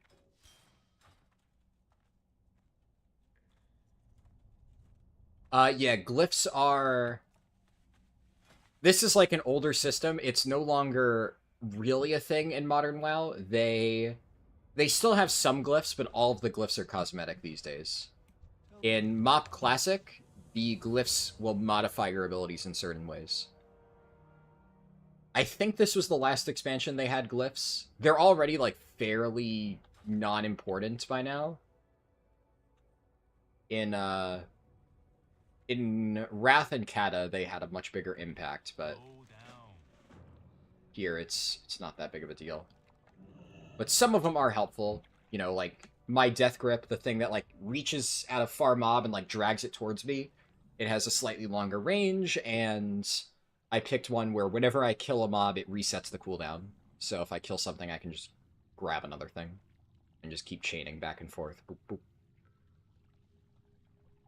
And the big one is I'm running Glyph of Outbreak, which this is a very good ability to use on Death Knight because it applies your diseases normally for free, but it has a long cooldown. So I'm running a Glyph that adds a slight cost to it. It's no longer free, but it doesn't have a cooldown, so I can use it more frequently. Because usually I'll have to use it more than once every 60 seconds for leveling, so the slight additional cost is fine, because it's just more important that I have my diseases up on multiple targets. That's the logic here. It's honestly not too impactful for Death Knights. There's some pretty cool glyphs that you can get. Like, you know, there's an ability you get later on, and when it triggers, it'll give you 30% move speed, which is pretty nice. Unfortunately, those glyphs are not currently working on the PTR, I think. Or if they are, I might need to do extra stuff to get them. But the template characters don't have access to them, basically, so... For the purposes of this run, I can't use them, unfortunately. We are the sword.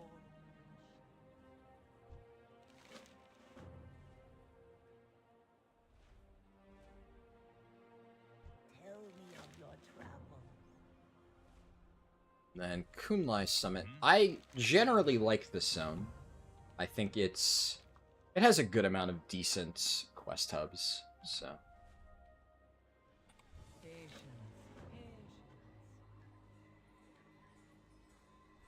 Yeah, so Inscription is in retail, but Inscription kind of has, like, a different purpose in retail.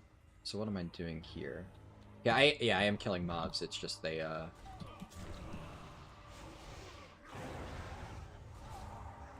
Yeah, how do I put it? In retail, Inscription makes, like... What is their main thing, I guess? Inscription's fairly niche. They make contracts, which are really good for reputation farming early in the expansion. They make certain items, like weapons and stuff. They make staffs and offhands, usually, I think. What else do they make? They make Vantis runes, which are like an important thing for raiding. A lot of profession tools are Inscription.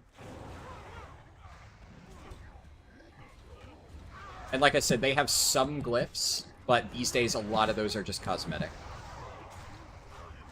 Okay, let's interrupt you, group all this stuff up.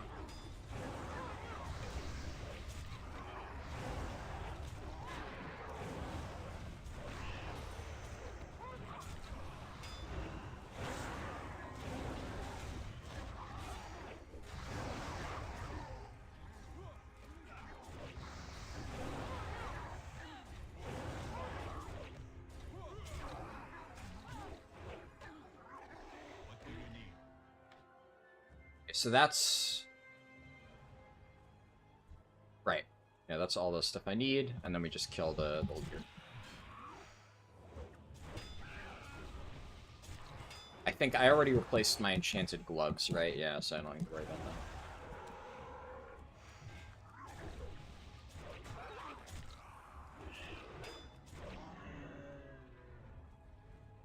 that. Now I need to do the injured quest and pick up random arrows. Where are the arrows? Oh, the arrows are just really hard to see. Speak up. Uh, Slow down.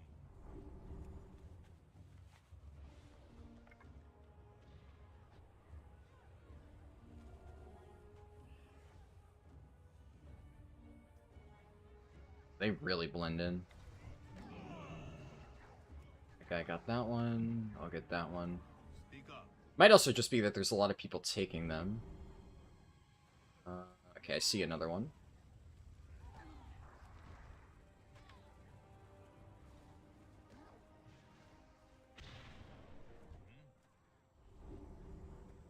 Nice, 2 arrows here. There's some around these mobs.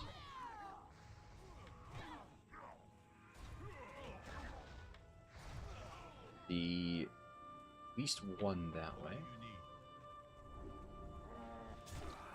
Just gonna have to fight these guys.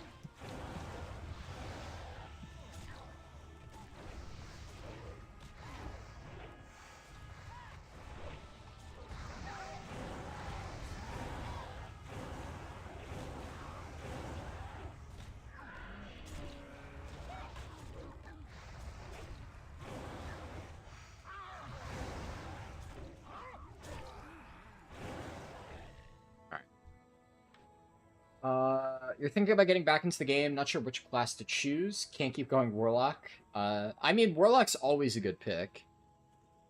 I'm always of the opinion that, especially if you're trying to like learn something new and figure out maybe something else to play, just try everything, right?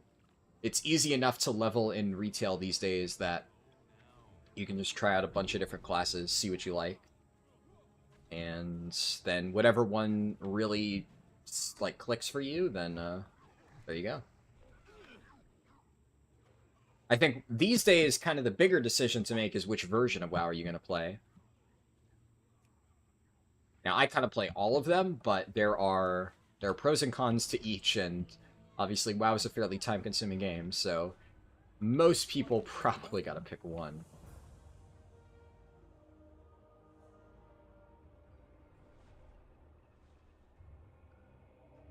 Speak up.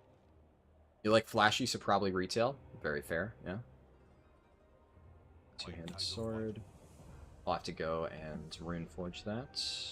You are most welcome. You. Is anyone Over in here. need of medical aid?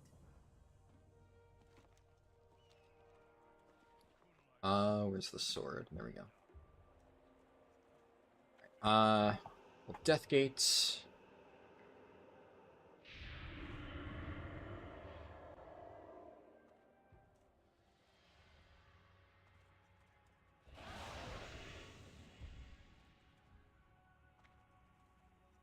Yeah, I mean, if you have questions about one spec in particular, I could do my best to answer. There's like something that you're leaning towards. Wait, did I pick the right one? 414 versus 404. Yeah, that's a lot. Such a low item level increase. That's a lot of strength difference.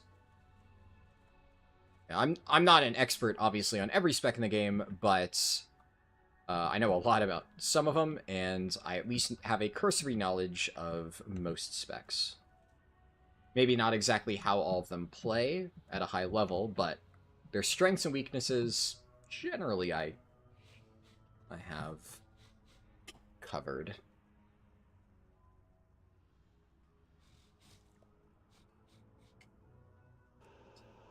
I think this will take me back to the nearest graveyard. Should. Yeah, there we go.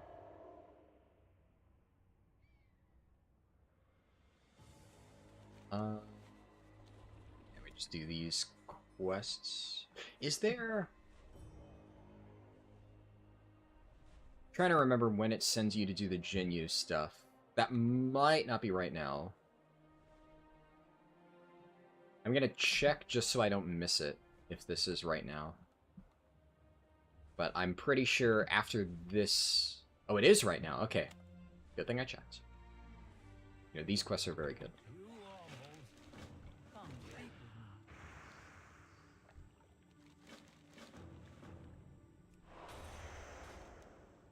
Oh, there's so many quests in this area.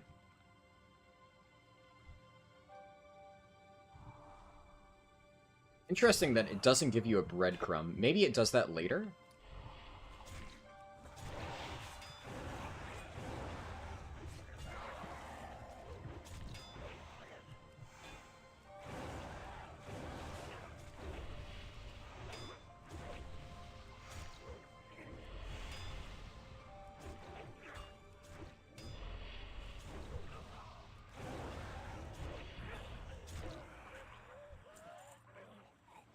What do I need to do?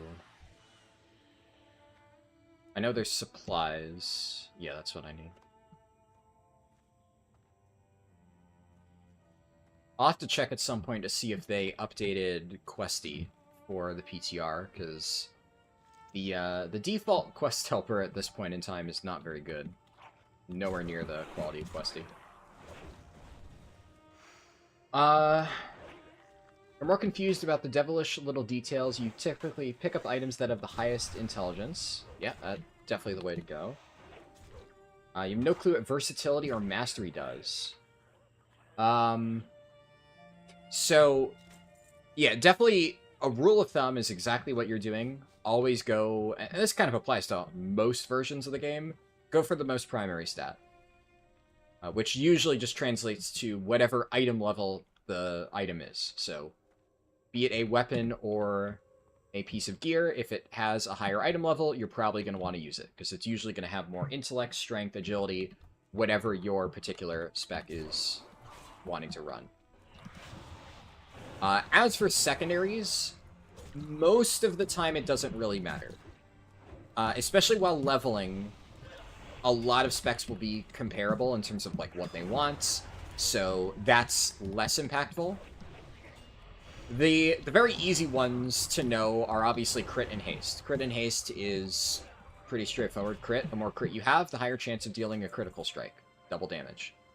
Haste will have some special effects for certain specs, but generally it's just your global cooldown is a bit faster and stuff recharges faster. So you'll get like energy back faster, you'll get like runes back faster, things like that. It speeds everything up. I think it might also affect your dot tick rate. I don't know about that for sure, if right now it does that. But generally, the classes that like haste are the classes that are very spammy, where there's like one particular ability that you really want to hit, and if you get haste, you can just like cast this one thing like a ton. Alternatively, if you have like a bunch of abilities that have like a recharge, so there's like 3 charges. Prop Pally's a good example of that. Prop Pally has like a lot of things, a lot of different small cooldowns. With high haste, you get it back a lot faster, so you end up just getting a lot of really good abilities back as soon as you need them. And crit, obviously, some specs value crit more than others. Versatility is also fairly simple.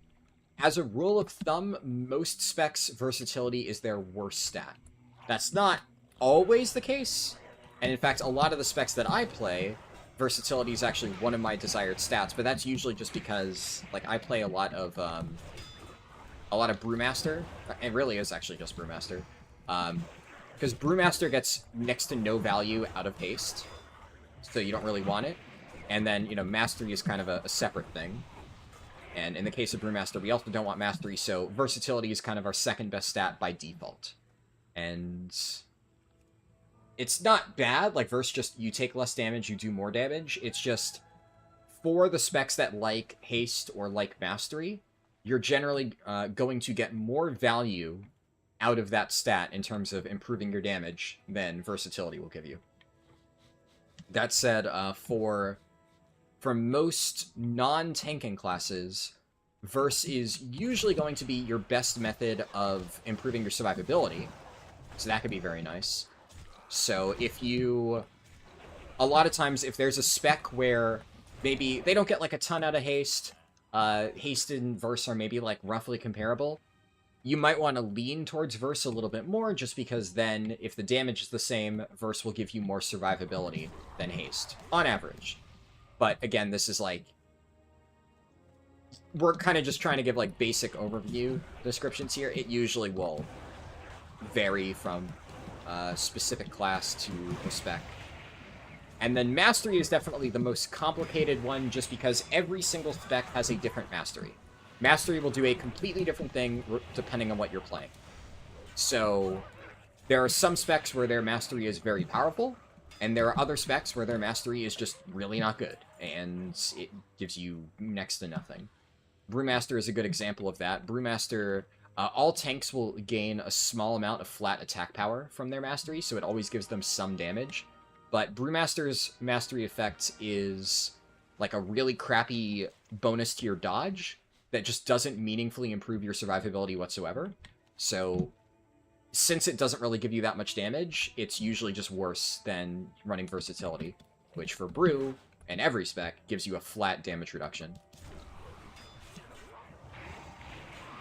But Mastery, I don't know every single spec's Mastery in the game. I know the Masteries for most specs. Last thing you heard was every class has a different Mastery? Yeah, basically all I said is, because every class has a different Mastery, it's hard to say which, like... It's hard to say whether Mastery is, like, good or bad. You would have to know specifically what it does. that being said, that is like... So there's kind of two ways to approach World of Warcraft, right? One is kind of what I just said there, where I gave you kind of an overcomplicated answer on what all the stats do.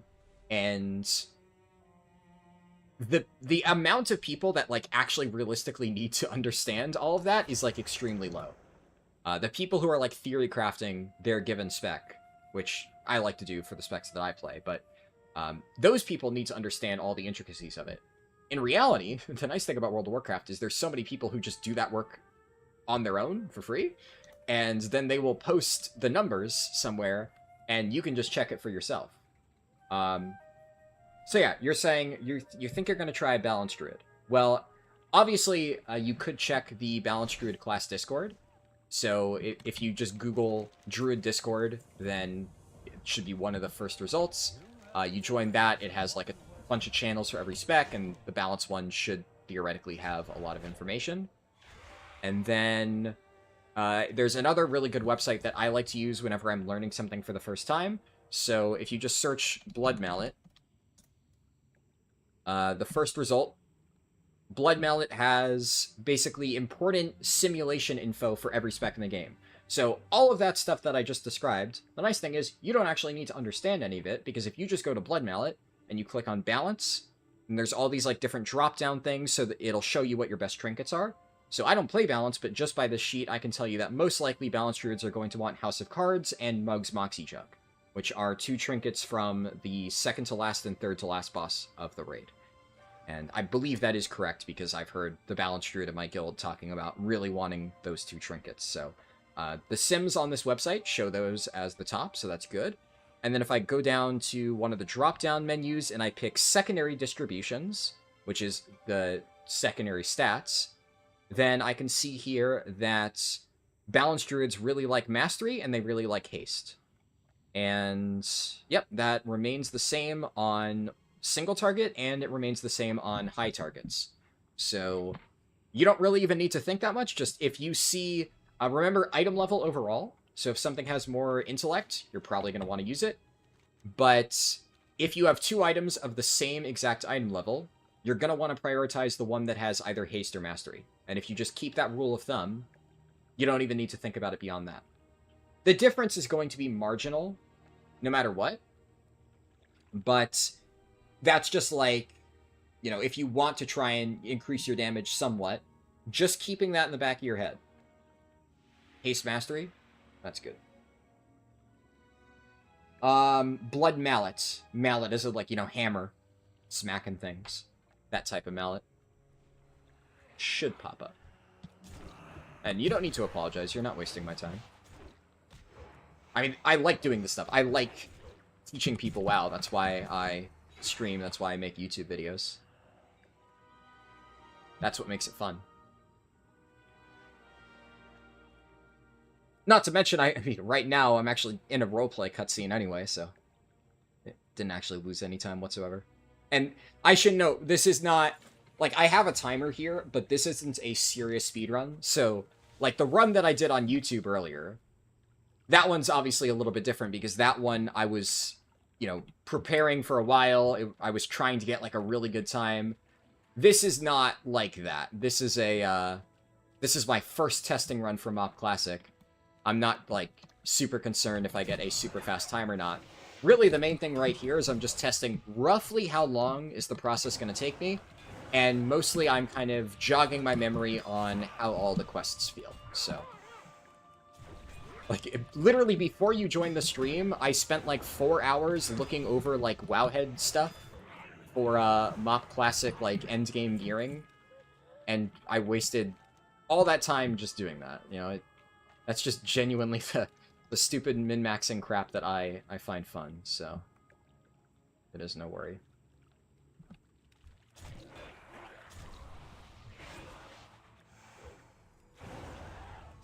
Yeah, this is like a scientific speedrun, not a competitive speedrun. But by having the timer here, it's just easier to refer back to. So effectively, one way to view this is like a casual player speedrun, right? I'm not using any fancy items. I don't have any gear prepared. You know, I'm kind of taking it slow, just doing whatever quests I feel like. I'm not following any particular route because I'm trying to build it myself. And then later on, I can refer back to this and be like, on my first ever attempt, you know, doing basically random quests and just, you know, futzing around and stuff, it took me X amount of hours, you know. Maybe it'll take me like 9 hours or something, I don't know. And then, once I do a really fast speedrun, then I can look back on this and say, my super fast speedrun was, let's say, for argument's sake, like 3 hours or something like that. And I could be like, you know, side by side, look at how much time you save when you optimize everything and, you know, follow my fancy route, so. Works out well.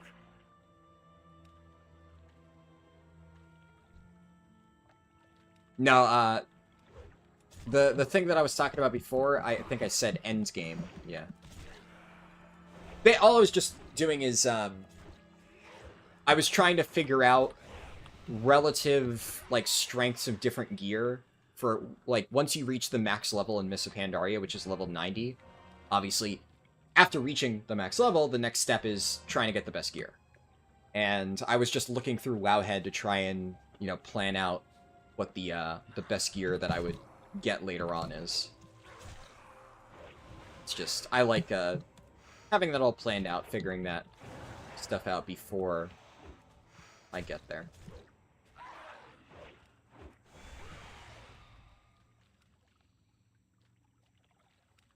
This quest feels a little bit slow. Can I do multiple pools at once?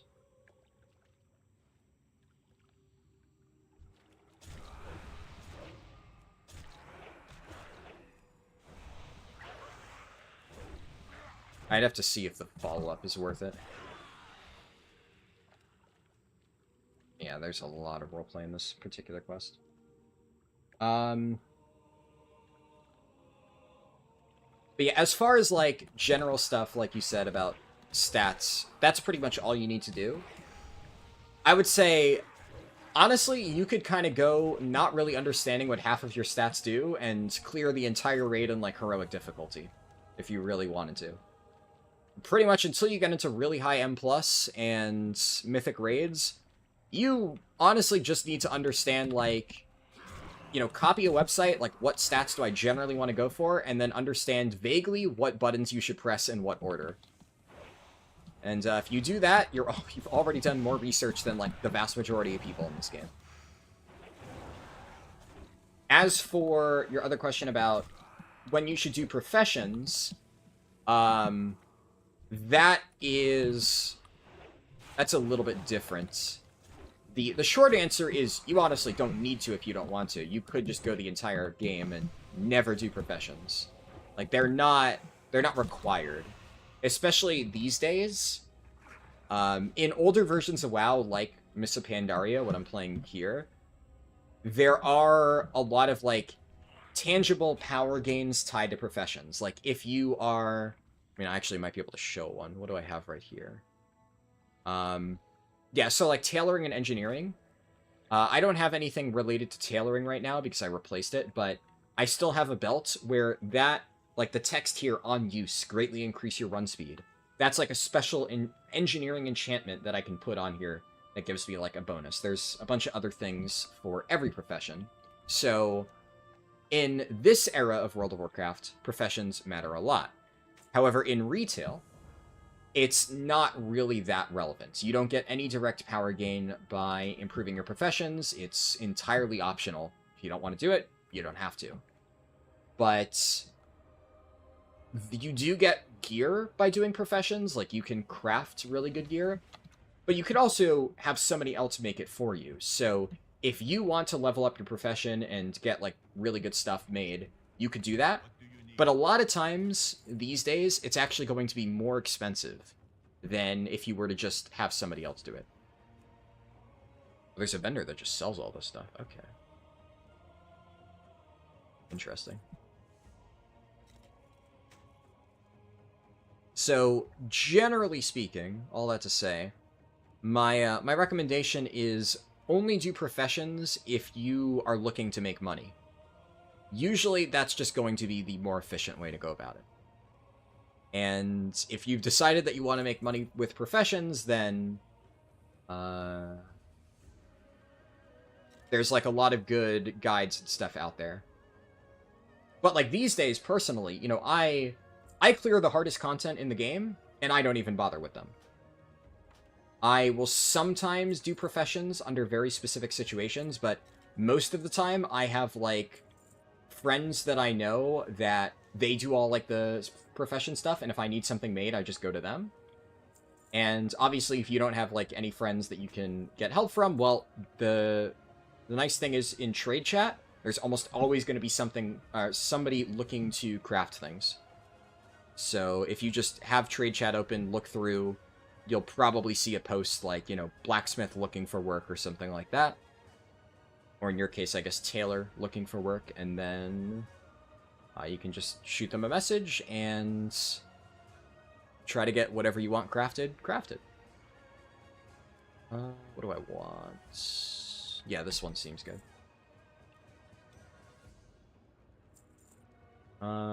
Is any of this other stuff an upgrade? Nope.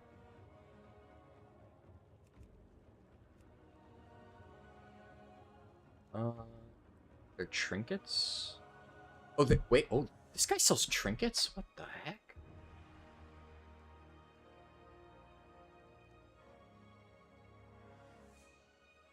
Huh. Actually, not terrible.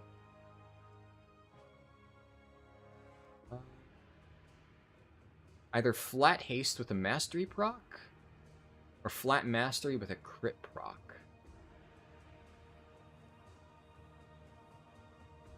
I'm probably happier with my current trinkets just because they're really good, but these are not bad. If mastery was a good stat for me, I'd probably take one of those.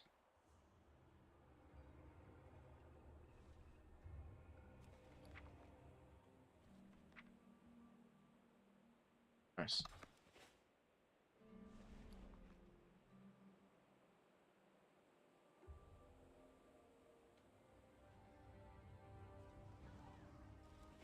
Interesting. So they still haven't fixed the scaling of flasks.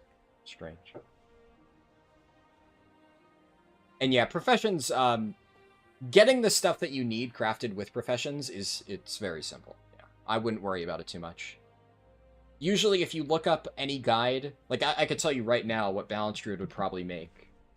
You know, I haven't played Balance Druid in a very long time, but if I go to Wowhead, and there's a lot of other guides out there, you know, some people will maybe say, oh, this particular spec has a bad guide on Wowhead, but if I go to Wowhead, I look at Balance Druid. It's written by Tettles, which, yeah, Tettles plays Balance a lot, so I'd consider him a pretty reliable source. And then I go to gear. I'm sure that there's going to be something on here about crafted items. Yep. Yeah, Tettles has best crafted gear for Balance Druid. And then it says crafting a two-handed weapon is going to be the best option. You want to go Darkmoon Sigil Ascension, and then he...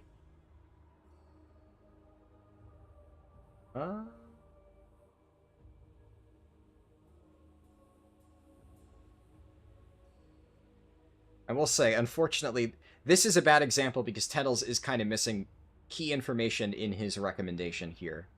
Because he mentions Darkmoon Sigil Ascension, but then he forgets to mention that you need Writhing Armor Banding to buff it, which is kind of an important thing to include. Oof.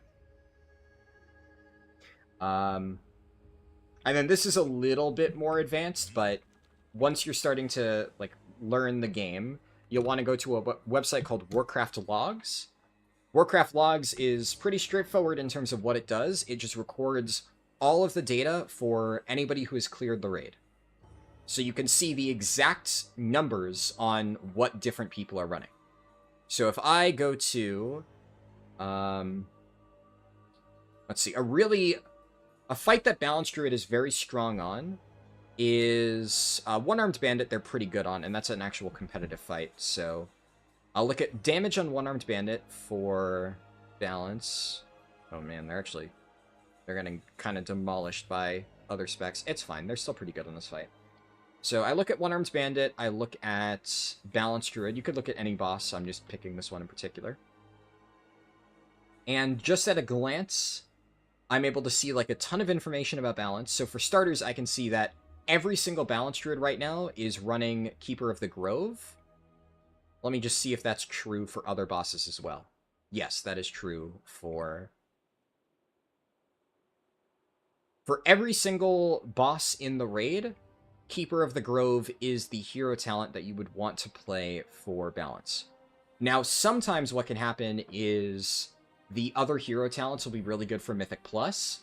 I don't know if that's the case here. It might be that balance always runs Keeper of the Grove, but the numbers don't lie. In raids, that is definitely what people play. The numbers and such are only if you really want to dig deep into the game. Yeah, so how do I put this? I am the type of person where I just like to do a lot of research and stuff. That's fun for me. So usually I will want to try and figure out how to optimize something. You can still... It depends on how far you want to get into the game. Like I said, if you have a basic cursory understanding of how all this stuff works, you could do as much as clearing the raid on heroic difficulty, which is, you know, the second hardest difficulty.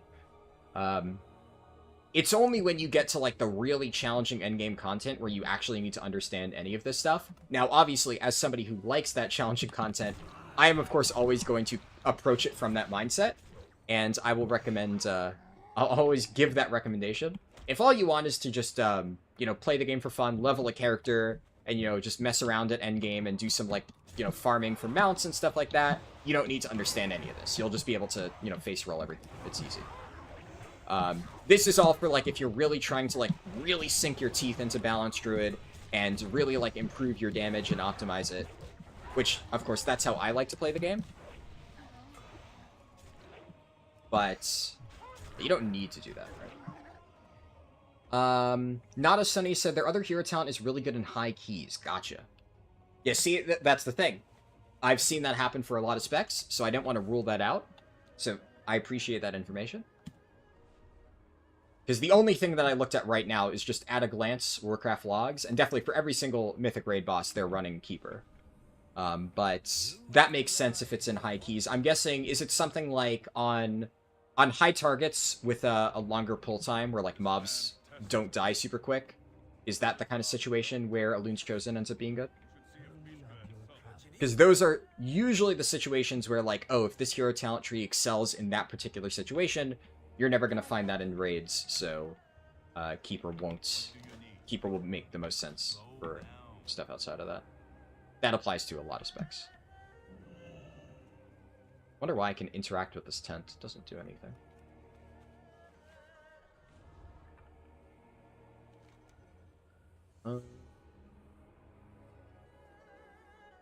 Right, so I need to kill a bunch of random mobs. I need to look for yaks. And then I have to go over this way. But yeah, so the other thing that I was going to look at is... If we look at One-Armed Bandit, we can see that most Balanced Druids are doing... They're technically doing what Tettles recommended in his guide. It's just... Tettles forgot the important part of mentioning Writhing Armor Banding. This is admittedly a little bit more advanced, but when you are crafting items, there is something called an embellishment. You can craft as many items as you want, but you can only have 2 different embellishments. Embellishments are basically special bonus effects that are usually fairly powerful. Not, like, that strong, but pretty good. And what a lot of people are doing is they're running one called Darkmoon Sigil Ascension, and that will grant you a stacking stat buff the longer you're in combat. And then there's another embellishment called Writhing Armor Banding, which just doubles the effectiveness of your stacking stat buff. So you always want to use the 2 of those in conjunction with each other. But, interestingly, Tettles' guide is actually kind of wrong, it seems, because he said that if you're not doing that, you want to run Elemental Focusing Lens, whereas, according to the logs, the second most popular option is, Dusk Thread Lining. And even I'm not seeing any Elemental Focusing Lens. Most people are running Dusk Thread Lining, and then there's even a few Dawn Thread Linings, so... Small mistake by Tettles there. Which, I mean, like, a lot of the Wowhead guides are kind of out of date. It's just is what it is. Hard to blame him when that's the case for, like, most of them. But if you're trying to get, like, a very basic, like, introduction level understanding of whatever spec it is you're playing, that's usually a good option.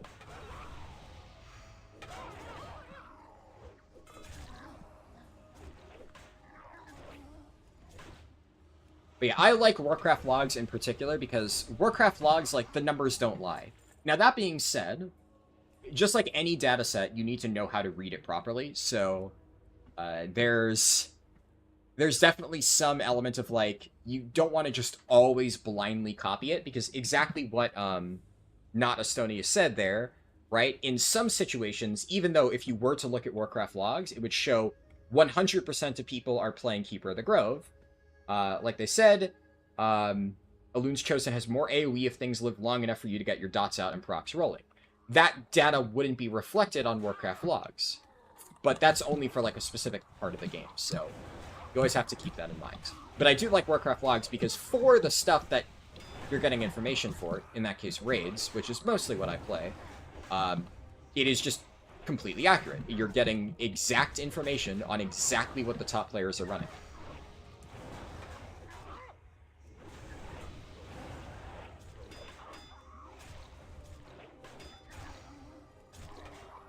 But, like, I'll give you a really good example, actually. So, let me look. This is going to be a bit more advanced, but I guess other people maybe will understand what I'm talking about. So, on Mugsy, the data might have shifted now because more people are probably switching up what they're doing too. Mugsy is the second to last boss of the raid. And, actually curious, where's my parse? Am I still on the top front page? I might have gotten barely bumped off the front page. Unlucky. I'm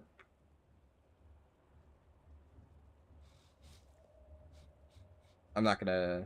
Yeah, I won't bother continuing to scroll. Whatever.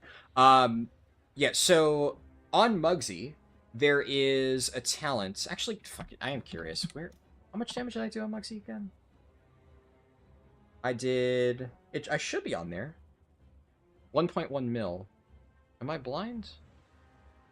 1.124 mil. Oh, I'm rank 142. Okay. Yeah. Was higher, but, you know, we haven't re-killed Mugsy in, like, 2 weeks, so... Yeah, so Mugsy, second to last boss of the raid, I played a prop paladin for a kill, and if you look at the top talents, like I said on Warcraft logs, you'll notice there's a talent in particular called Uther's Counsel. Now, you don't need to understand what any of this means. All you need to know is that Uther's Counsel has a 97% pick rate. And yet, when I killed Mugsy, I did not take the 97% pick rate talent. Now, logic would imply, well, if 97% of people are taking it, you should too. But after doing a bit of progress on Mugsy, what I realized is that our strategy was slightly different. We were using a new strat where the old strategy involved, like, you killed him 1 minute later than you would otherwise. So you had to do, like, an extra set of mechanics before hitting a specific part of the boss fight. And if you do that extra set of mechanics, you needed that talent, because basically that talent reduces the cooldown of some important defensive abilities that you have. But because my guild was using a different strategy where we pushed the boss at a different time, I had my important cooldown back up when I needed it without having that additional cooldown.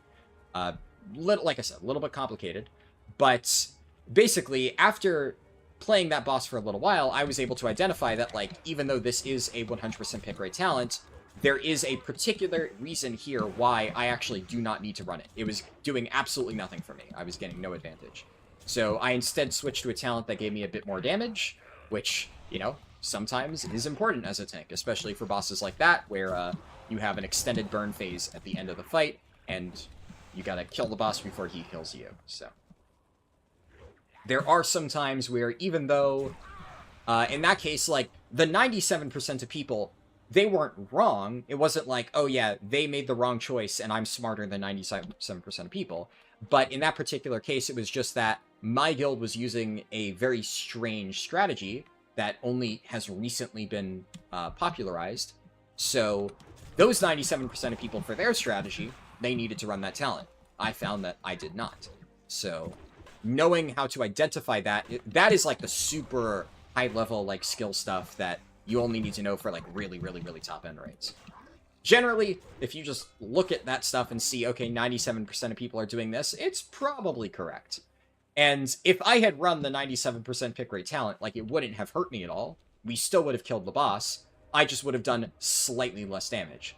And considering I still got, like, at the time, it was like top 50 parse, and right now it's like 140 something. You know, it worked out for me. It still ended up being a solid performance. So even if I had been doing slightly less damage, wouldn't have mattered. I would have been, you know, ever so slightly lower.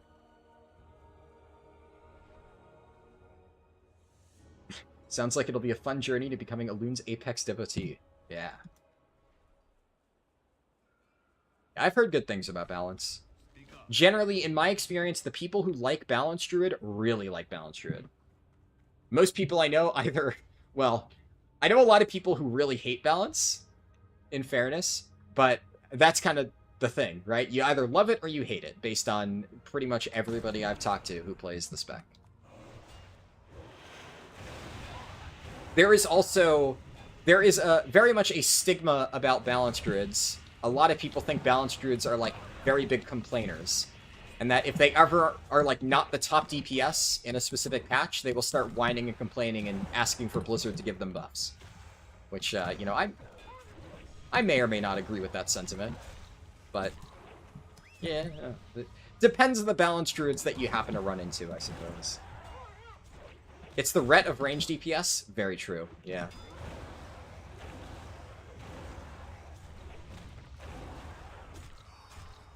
Though, credit where it's due to Balance, it tends to be a pretty good spec, because Balance Druid is very uniquely strong at spread target cleave.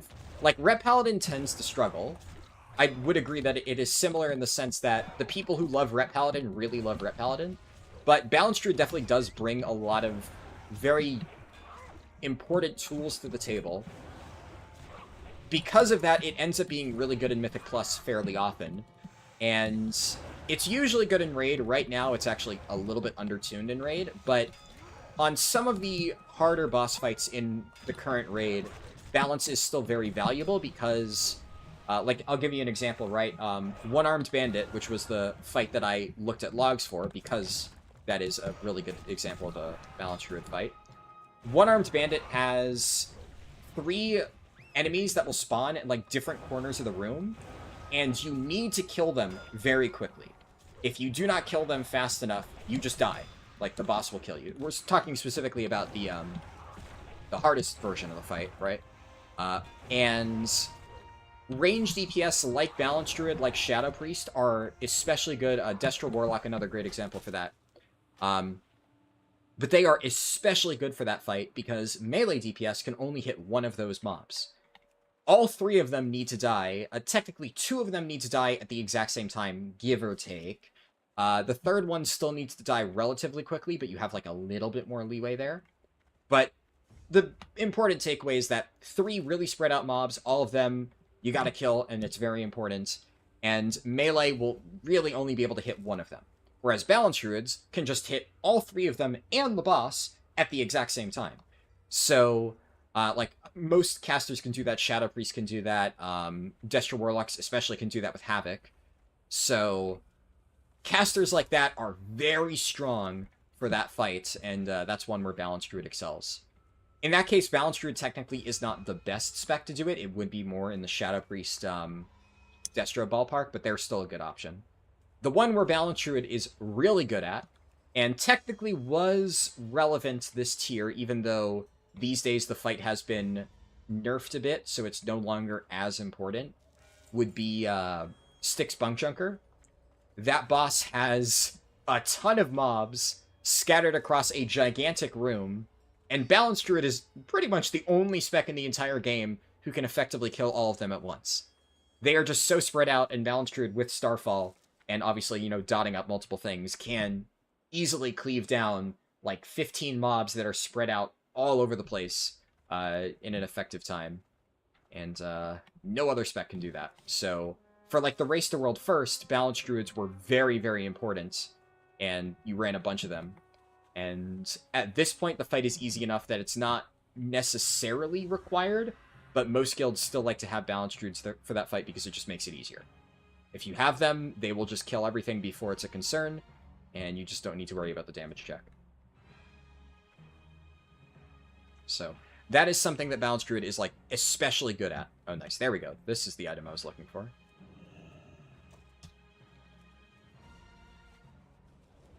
Do I need to kill... Okay, I still need to kill a bunch of these mobs. But I'm gonna kill, the main guy first.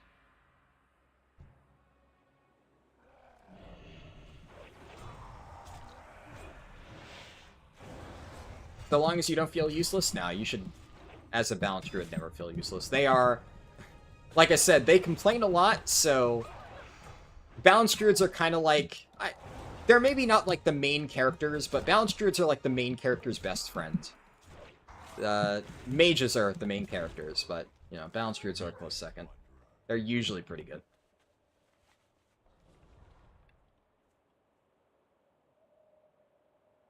You had to swap to balance from Resto for Styx, and it was a fun time. Yeah. It's always nice getting to, like, play one different spec as a small detour every now and then.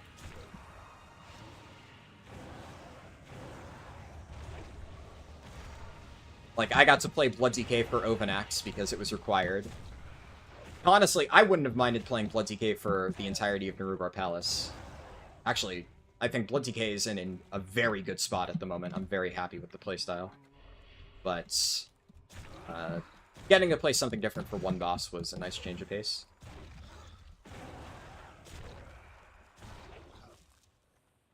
And hell, I got to play...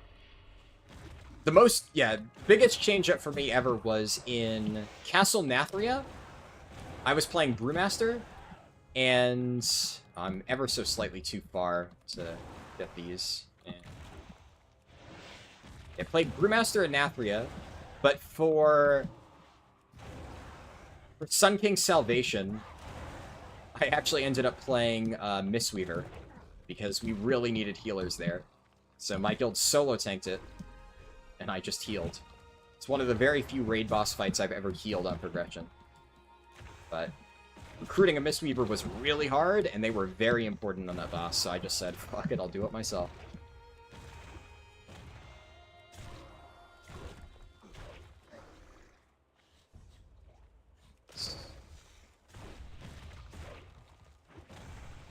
Will I ever do a Balanced Druid speedrun?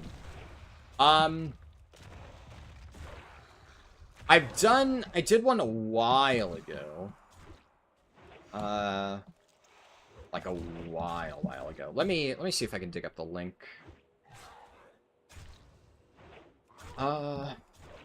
It was... Admittedly, it was back in Dragonflight, but it hasn't changed that much since then. Let me see if I...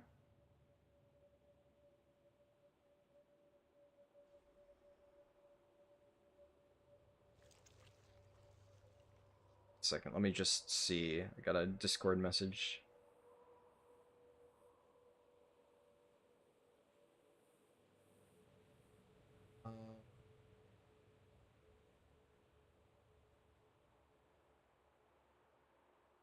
Here, if I search playlists, where's the WoW speedrun playlist?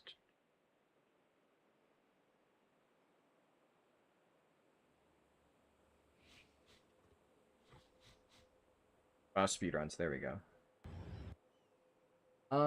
Where would that be? That is... There we go.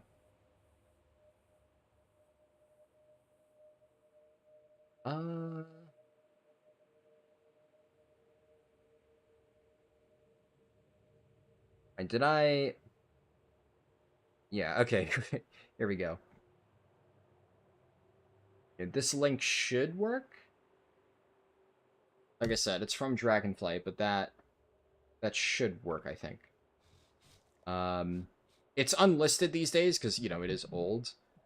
But the thing about that balance run, and, you know, you'll see it early on, is I played Tank Druid for the first few levels of the run, but that's just kind of how you level Druid. So the main reason why I don't normally do Balanced Druid speedruns is because for leveling purposes, Tank Druid is just so much better than really any other spec. It's just very strong. So I've done a lot of Druid speedruns, but I almost always play Bear. And balance is not terrible, but it's just... It's like immobile casters are always a little bit slow for speedruns, right? Like you can still level perfectly fine as one, but the way that I like to do a lot of my speedruns is I do these gigantic pulls where I grab like a bunch of mobs and then I group them up together, and then once they're all like confined in a small area, I just erase them from existence. And Balanced Druids do the erasing from existence part pretty well, and they're even fairly good at rounding up mobs. The part they struggle with is survivability. If you're pulling that many enemies at once, you're going to struggle a little bit, and you're going to start taking a lot of damage. And that can be a little bit tricky. So you have to be a little bit more careful with how many enemies you attack at once, and that's usually not super great for leveling runs. Speed runs, that is, if you're trying to go as fast as humanly possible.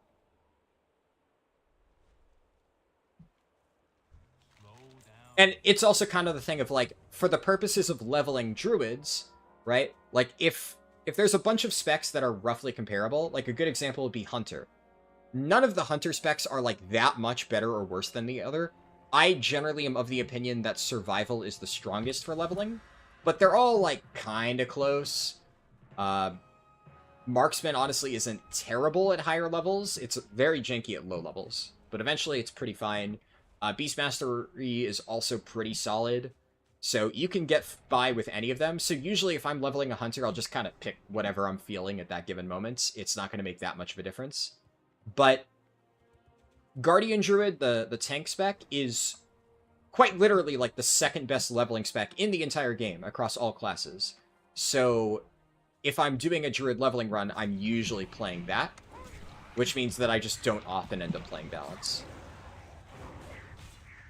But there's a lot of specs that are maybe as good or even slightly worse than Balance, but they are like their best leveling spec for that given class, so I play them more often as a result. Druid just has a, steep competition. That's the challenge, to also go fast while dealing with that? Yeah, for sure. That's why I did attempt it once last expansion. It's just not something that I'll probably do that often.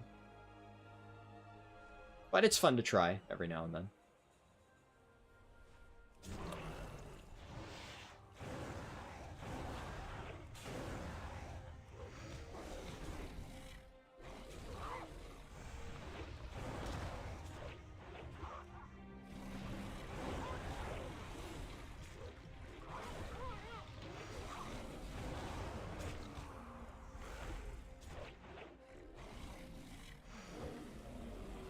Do I get...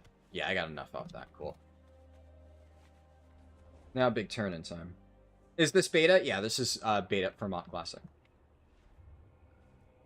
How can I help you?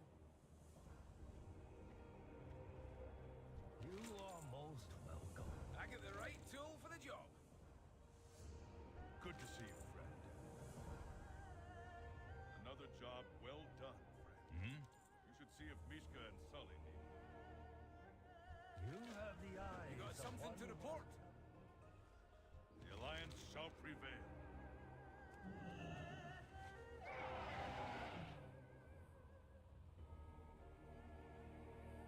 Let me make sure I didn't miss anything.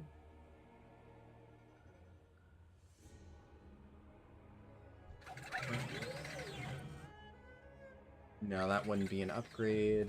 414, technically a small upgrade, but the stats are worse.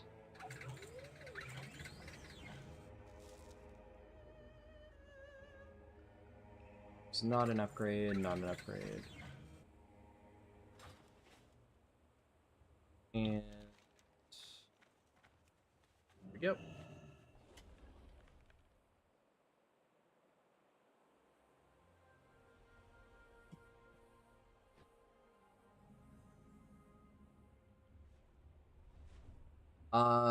Off topic, but you have work later and it's Mother's Day here in Australia. You're a retail worker, so you can imagine. Oh, yeah. Yeah, I gotta remember to call my mom tomorrow, speaking of which. Definitely don't want to forget that. Yeah, I mean, that sounds like fun. I worked retail for a little bit when I was, in high school, and I always found it more fun when there was, like, tons of people there. Just nothing worse than, like, sitting there with absolutely nothing to do, bored out of my mind.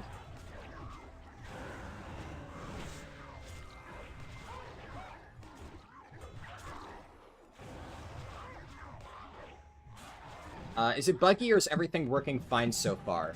There are bugs, for sure. Not everything is fully implemented. The most annoying bug at the moment is whenever you log out, your glyphs get cleared. But you can immediately reapply them. It's just annoying because you also... speaking of which, crap. I didn't even think of that.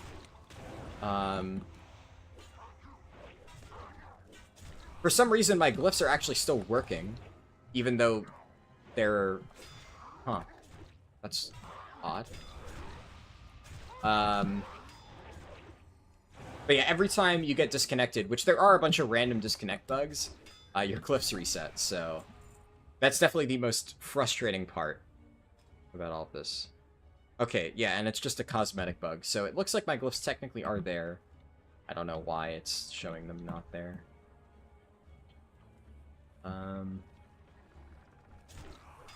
Rig destroyed. Okay, I need the explosives. Yeah, I'd say most things are working properly. It's tough to say, though, because, like, Blizzard has said, oh yeah, we haven't enabled XYZ thing yet, which is fine. You expect the beta to not be 100% perfect. I would say, for what it is, a beta, it's okay. I haven't noticed anything really outside of that one particular bug that has killed the experience for me. My concern is always, back in Cataclysm, they couldn't get void storage working, and instead of just trying to fix stuff like that, they just said, you know, what, you guys don't actually need this feature, right? We're not adding it. So, that's always a concern when it comes to Blizzard. You never know.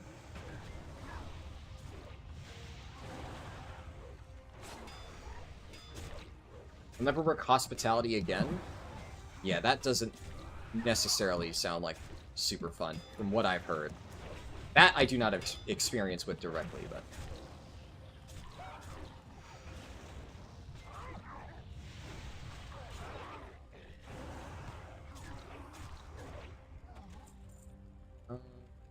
There... Things I can interact with. This is one of the... or where are they? Oil rigs are there and there. This is one of the mobs. You're gonna be a boob and lurk while you watch my balance playthrough? Awesome.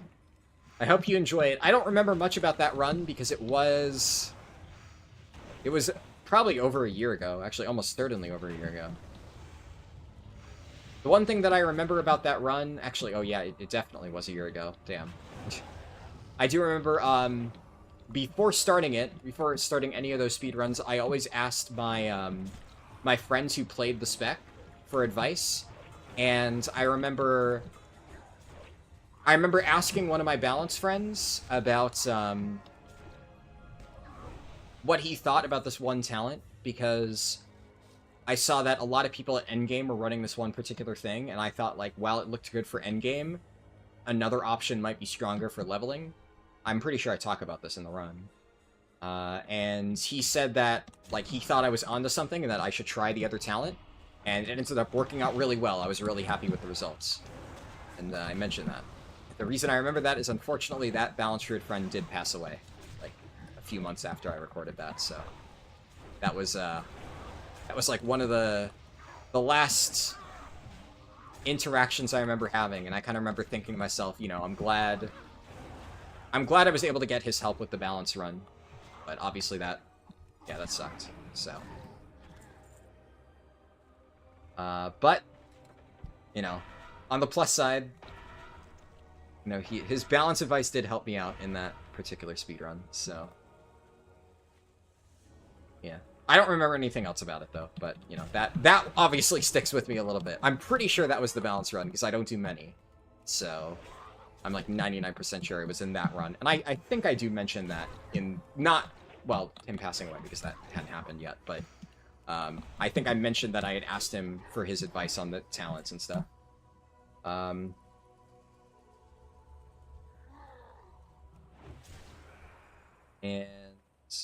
Alex said, what was the usage of void storage? So, okay, the void storage one is interesting. First off, there is definitely a usage of void storage. Void storage is very much meant to be like a collectibles thing. Because I can't speak for everybody, but there definitely are items that, in my case, I have, like, sentimental attachment to. But there's so limited bag space in, like, Classic. We're kind of getting to a point where we're going to have a lot of it. But I'll give you an example, right? Even on retail right now, I'm pretty close to having to move a lot of stuff in my Monk's Bank into void storage. Because I have so many, like, random items from previous raid tiers that have, like, sentimental value to me. Like, oh, this was my best-in-slot trinket during XYZ raid tier. In fact, like, on stream at some point months ago, I forget exactly what stream it was, but I distinctly remember going through my Monk's Bank and, like, discussing all of the different items. So, oh yeah, I think it was during the Vengeance Demon Hunter Keystone Hero stream. Because then the topic came up, and then I started yapping about that. But, like, my Monk's Bank is completely cluttered. And a lot of those items have important meaning to me. I don't want to get rid of them. But, like, I need room in my bank for, like, current expansion stuff. So, void storage is really good for items that you don't actively want to use. Like, you're not going to be playing with them, so you don't need to have them on hand. But it's, like, extra space just for stuff that you just want to keep and look at every now and then. Not everybody will care about things like that, but I definitely understand the appeal. So, it's nice. And here's the thing, right? In Classic, a lot of people who are playing Classic have that mindset of they wanted to go and collect all of, like, you know, the special transmog and unobtainable items that, specifically in Cataclysm, went away forever. So many people basically planned on having the extra space from void storage to keep their extra collection items, and then didn't get it. Now, is that really that big of a deal? Not necessarily. The bigger problem to me with the whole void storage thing is what it represented.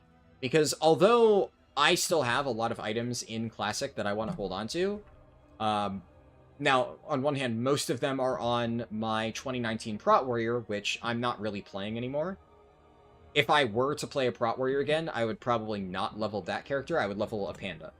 But, you know, I still have all those fancy items from 2019 in my bank, and, you know, I'm keeping them. Void storage would be nice for those. But the big one to me is, instead of just, you know, owning up to it, and admitting, like, hey, we couldn't figure out how to get this working, you know, we're sorry, we'll try to fix it later, Blizzard tried to act like they were deliberately not adding void storage because we didn't need it. And, oh, it's not an important feature. Their exact wording in the post was basically, we're not going to work on this because transmog is the only thing that anybody ever used void storage for anyway, and because transmog is now account-wide in Classic, you guys don't need it, so therefore, it's a feature, not a bug, that it isn't working in Cata Classic. It's like, what the fuck do you mean it's a feature? How is it a feature to just remove something from the game? There's no downside to adding it. So, the obvious reason for them to not add void storage is because they couldn't fucking figure it out. Because if they were able to get it working, why wouldn't they add it? It makes absolutely no sense to not add it if you can get it in the game. It doesn't detract from the game at all. It just gives you more storage space. And it was like bugged for a while early on, and then it just got removed in a later build. And then they put out a blue post saying that, oh yeah, we planned it all along. It's just not a feature. That's why I got particularly pissed off about it, because it's like, you just shut up, you're lying, right?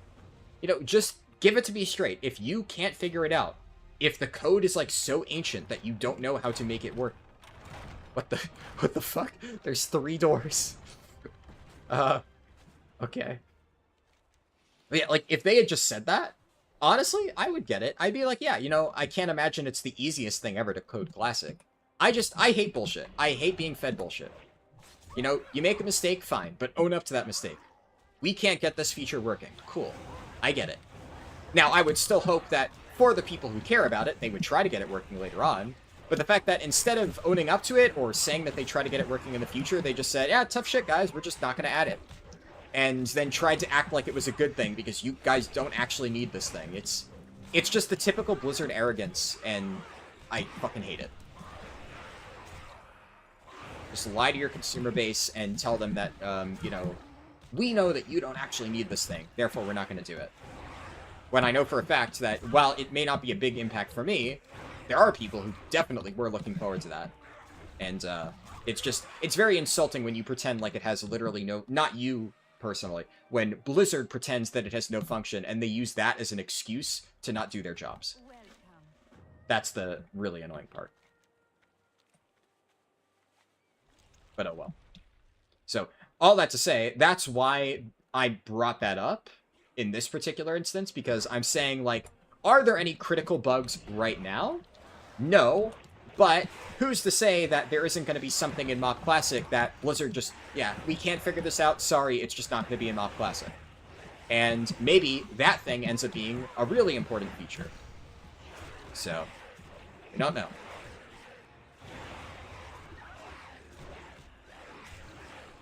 And apparently there's like a bunch of bugs with classes and stuff, but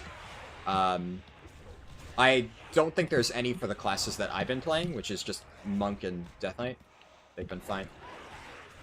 But there's like a laundry list of bugs for, like, I think Hunter and Shaman for whatever reason. Not in this house. No, it's... Okay, I can see the stuff on the map.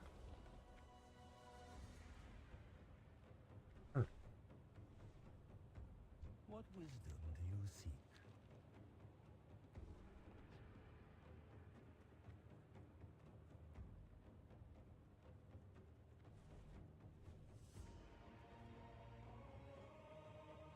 Tell me of your travels.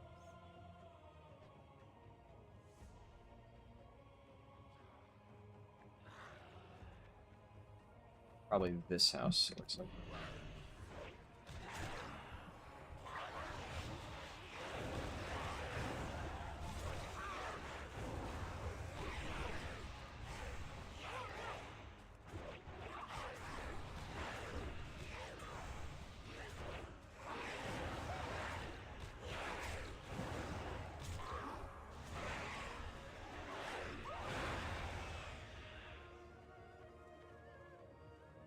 What do you need? Yeah, and then, wait, do I do... Okay, I still need to kill a bunch of Yongle. Do the ones that are actually sitting at the gates count? Can I do... this?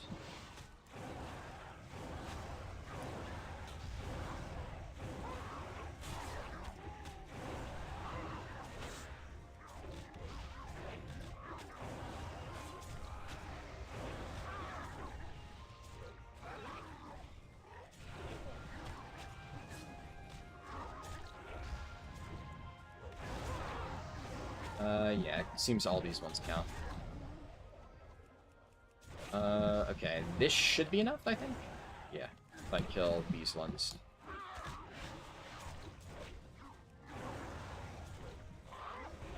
And this would be Heart Strike, as 3 targets.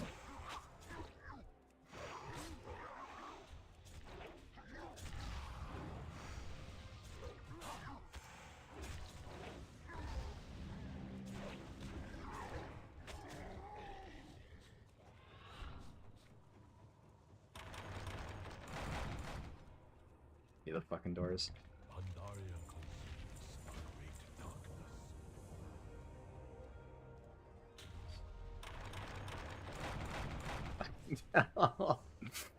Oh, God. I wonder, can I get the upgraded heirlooms right now?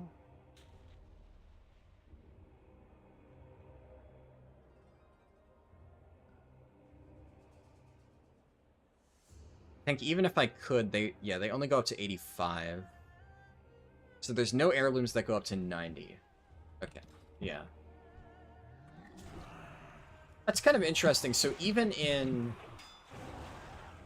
MoP, heirlooms didn't go up to the max level. Because a lot of people to this day complain about heirlooms not working in current content for like the last 10 levels. And I will at least give Blizzard credit in that they've been very consistent about that. Like, hell, in MoP, you never even got it up to 90 by the end of the expansion. I'm not even sure if you had that in WoD, either. WoD, I think they might have done that towards the ends. But heirlooms not working for, like, the current expansion has been a thing for a very long time. Ah, dude, I always do this. Forget that. You gotta lure the guy into the trap and then kill the mob that pops out of him. I always forget that. I fucked this up back in MoP Remix. I fucked it up again here. That's whatever. Just gotta wait for the respawn. I'll kill some mobs while I wait.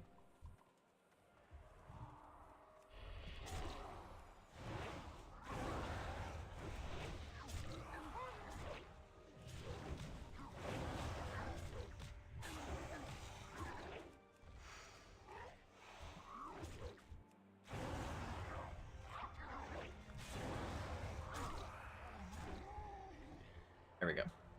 Guy is back up. Can I death grip him into the trap? Yep. Nice.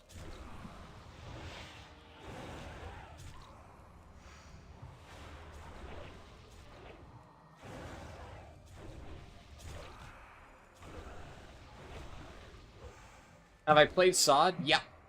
I quit in Sunken Temple phase. I've been intending to come back and play it again at some point, but the timing just kind of hasn't worked out, so I don't know exactly when I'm going to play it, but like the other thing is I was considering playing it recently, but then one of my friends got me to try Turtle WoW, and I'm going to be honest, Turtle WoW is a lot better than Sod, personal opinion, for what it is. I think Sod does a lot of interesting stuff, and I had fun with it, right? Both of these sides have 3 doors, okay. Definitely the most interesting part about Sod for me was the new specs that they added. Like, Tank Warlock. Tank Warlock is definitely the highlight of it for me. That's mostly what I played. So I played Tank Warlock in BFD. I played Tank Warlock and Prop Paladin in Nomergon, mostly Tank Warlock still. And then I played Tank Warlock again in Sunken Temple, and then after like a few re-clears, I got bored and stopped playing. The 2 most interesting things to me about Sod were things like that, like the brand new specs. And Tank Warlock in particular, as somebody who just really likes tanks, I found it to be an interesting spin on it, because it's a ranged tank, and but more a ranged caster tank. There really isn't anything quite like that in retail. The closest that you get is like Prop Pally right now can do a lot of its damage from a distance. So like, you know, Judgment, Avenger Shield, all that stuff works from long range. But Prop Pally still isn't a ranged tank per se. You still gotta be in melee, and you still do have a lot of melee abilities, and you have to be close to the target.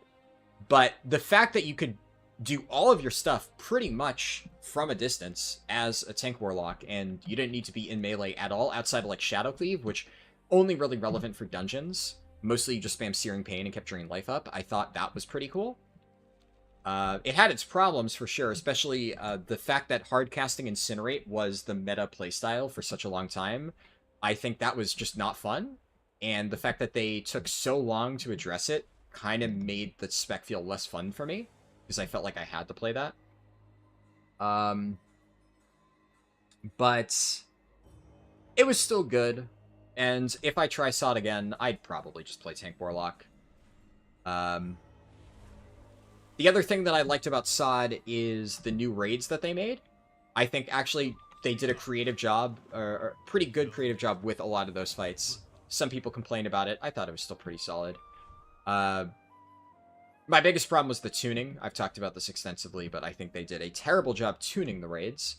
I liked them to be somewhat challenging, but every single time they started off with the raids way too hard, to where, like, barely anybody can do them, excluding BFD. And then, instead of tuning it into, like, a good spot, they just nerfed every raid into the floor. So, week 1, the raids would feel basically impossible, and then week 2, the raids would feel trivially easy. And a lot of times you never got to have that sweet spot where you actually have a fun challenge, and that kind of sucked. So, I didn't like how they handled that. I also lost interest after Sunken Temple phase, because at that point it's just slight changes to existing old classic content, which, frankly, isn't very fun to do. I wanted the new stuff, and that's why I've been potentially considering coming back for Scarlet Enclave at some point, but it's kind of like I've already missed the boat on that a little bit, so there's no rush to come back for it. You know, it's not like it's going anywhere. I didn't get to play it when it released, so now I'm just gonna play it whenever I have, you know, free time. As for Ascension, I've heard of Ascension. I don't really have any interest in playing it. No. So, I've had some people try to get me to try it in the past, and I've looked into it. I really don't like the design of it from, like, a... is this something I personally would have fun with perspective? I can look at Ascension and recognize why people enjoy it. It's just really not for me. The random nature of abilities I find dumb, because I've always found it silly for when, like, games tout that regardless. Because I can tell you right now, if I play Ascension, I'm going to find the most broken combination in a very short period of time and then just abuse that to level up. And I know that there's some randomness in it, but then in that case, I would just be annoyed that I don't get to use the most broken combination, and I would keep retrying until I get to get that. So, from what I've seen from people playing Ascension, is either they really like the idea of experimenting with things, and they either do it from, like, a I wonder if this could work type situation, which probably wouldn't interest me too much, because I'd probably be able to easily identify whether something would work or not, just because I've been playing games like this for so long, that there would be no real discovery process. I'd just immediately be like, okay, yeah, no, obviously that's just not going to be good. Or, a lot of people like to make, from what I've seen, flavor-based class combinations of, like, I'm gonna make a Dark Ranger, or I'm gonna make, you know, like, a Necromancer or something like that, and combine, like, Death Knight abilities with, like, Warlock abilities, and, you know, whether or not it actually works, it looks cool. And, look, I like cool shit as much as the next person, but I don't mix cool shit with gameplay, right? Or stuff that I think is just cool and flashy. I like, you know, cool appearances. I love making fancy transmogs. I love cool stuff, but the way my brain works, if XYZ thing is the most efficient way to play, that's just how I'm gonna play the game. And trying to, like, play the game in a suboptimal way just because visually it kind of looks a little bit cooler will just make me annoyed. So that has, like, literally never been an appeal for me. So a lot of the draw that I see in Ascension from the people I've seen who play it is that mindset of, like, I always wished WoW had XYZ class, so I'm gonna build it myself. And I will admit, Ascension's marketing doesn't really help to do a good job at that, because one thing I can assure you I've watched is a bajillion ads for that fucking server. They pop up all the time for me on YouTube. The amount of times I hear that, like, really annoying guy go, like, I'm gonna mix a Fire Mage and a Paladin. Let's see if I can kill Ragnaros. Is like, okay, dude, sure. Like, their ads annoy the fuck out of me. They're just, like, insanely cringe, and they hammer home that idea of, like, I'm just gonna mix random shit and see what happens. And no, that's just not me. I don't find that fun. I've always been to the mindset that, what the heck? Why are... Oh, I guess they all drop the quest starting item. I've always been of the mindset that I would rather play something that is, you know, has limited customization, but the stuff that you have access to is really well thought out and put together, and, like, you have a very cohesive, fun-to-play kit. And the content I'm playing through, the thing that I'm playing, feels good to play. The idea of having, like, a mishmash of random buttons isn't good, in my opinion. A great example of retail trying to do that is MoP Classic. MoP Remix. And I fucking hated Remix. The only thing that I liked in Remix is I liked getting to optimize the leveling process and do my speedruns and stuff like that, and that had nothing to do with Remix itself. It had everything to do with me just trying to figure out cool routes. And the actual gameplay of Remix was fucking dog shit. I hated it from the very first moment I tested it. I bitched and moaned about it nonstop, and they never changed it. And guess what? A lot of people kind of thought it was fun. A lot of people like, oh, there's so many different gems and possibilities. And then I found the most broken combination like day one and used that for the entirety of Remix, and it never changed. And like that's Ascension for you. And you'll see so many people experimenting with all these different things, and I'm just like, okay, I'm going to use like literally the same thing that I did on my very first leveling run, and that's just going to remain broken. There were like some interesting things that people discovered for raids. Like, I think the most interesting discovery in Remix was, for me, I think, like, the Lifestorm meta, where Lifestorm on its own isn't good, but if you ran, there was, like, this one thing where it's, like, depending on how much healing you got, you did, like, a big burst of damage. So what a lot of people did for certain raid fights is, like, one person would run that, and it would be, like, a Guardian Druid with a bunch of healing amps, and you would have a bunch of people run Lifestorm and stand in a corner, so all the healing things stacked on top of that one person, and then it would all funnel into that one guy and give him, like, a massive burst of healing to, like, nearly one-shot a boss. That was probably the most creative use of abilities I saw out of MoP Remix that, like, I didn't predict myself. Most of them were pretty straightforward. And even that, like, that only really worked in a raid environment, right? That didn't magically make Lifestorm good for leveling runs. Even in like the leveling speedrun that I eventually did, the vast majority of people in my raid were running the same stuff, and it wasn't Lifestorm, because the Lifestorm strat also got nerfed, which that's just kind of a Blizzard L, but, you know, that's what we come to expect from this company. But it also wasn't nearly as important if you actually had gear, because then you just ran the OP shit. So, yeah. So that's honestly how I expect Ascension WoW would go for me. The other big thing for Ascension is, correct me if I'm wrong, but they don't really make any custom content. I have not seen anything about custom content. Everything that I've seen about Ascension is like, oh, you can make quirky fun challenge, or you can make a quirky fun, like, combinations, and there's, like, challenges. That, oh my god, that's another fucking insanely cringe ad that I keep seeing for Ascension. Is like, you know, the one, like, day 13. Oh my god. I'm doing some stupid fucking Ascension WoW challenge. Isn't this so, like, interesting? And it's like, okay, yeah, that sounds so cool. Totally makes me want to play that. And I have always hated the gimmick level challenge stuff. I think that if it's, like, I don't know, if it's self-imposed for a reason, I'll do it. But, like, the amount of times that people ask me, just in retail WoW, to do, like, these gimmicky leveling things, and I'm just like, fuck that, why would I want to? Like, it just doesn't sound fun. Adding, like, random bullshit restrictions to yourself while playing the game just makes it feel worse. So I don't like that. And that's the main selling point that I've heard out of Ascension.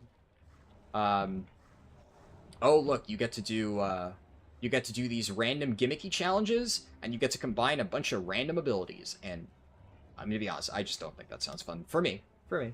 I get that some people, it is. And you said combining Prot Paladin plus Prot Warrior with a pet from a hunter was so fun to play with. Yeah, I could see that. Who am I bringing this to? Oh, fuck. Was I actually supposed to kill that guy? I know there's a quest to kill that guy. Maybe I did it a little bit too early. I don't know. I'm just kind of on autopilot right now. For what you've heard, Ascension is tuned around that level of brokenness. Yeah, at which point it's like, who cares, right? I don't know. It's the classic, if everyone's broken, then nobody is, right? So, the big thing that turned me off from Ascension, early on, because nowadays it just seems like it's a bunch of gimmick challenges from every advertising campaign I've heard.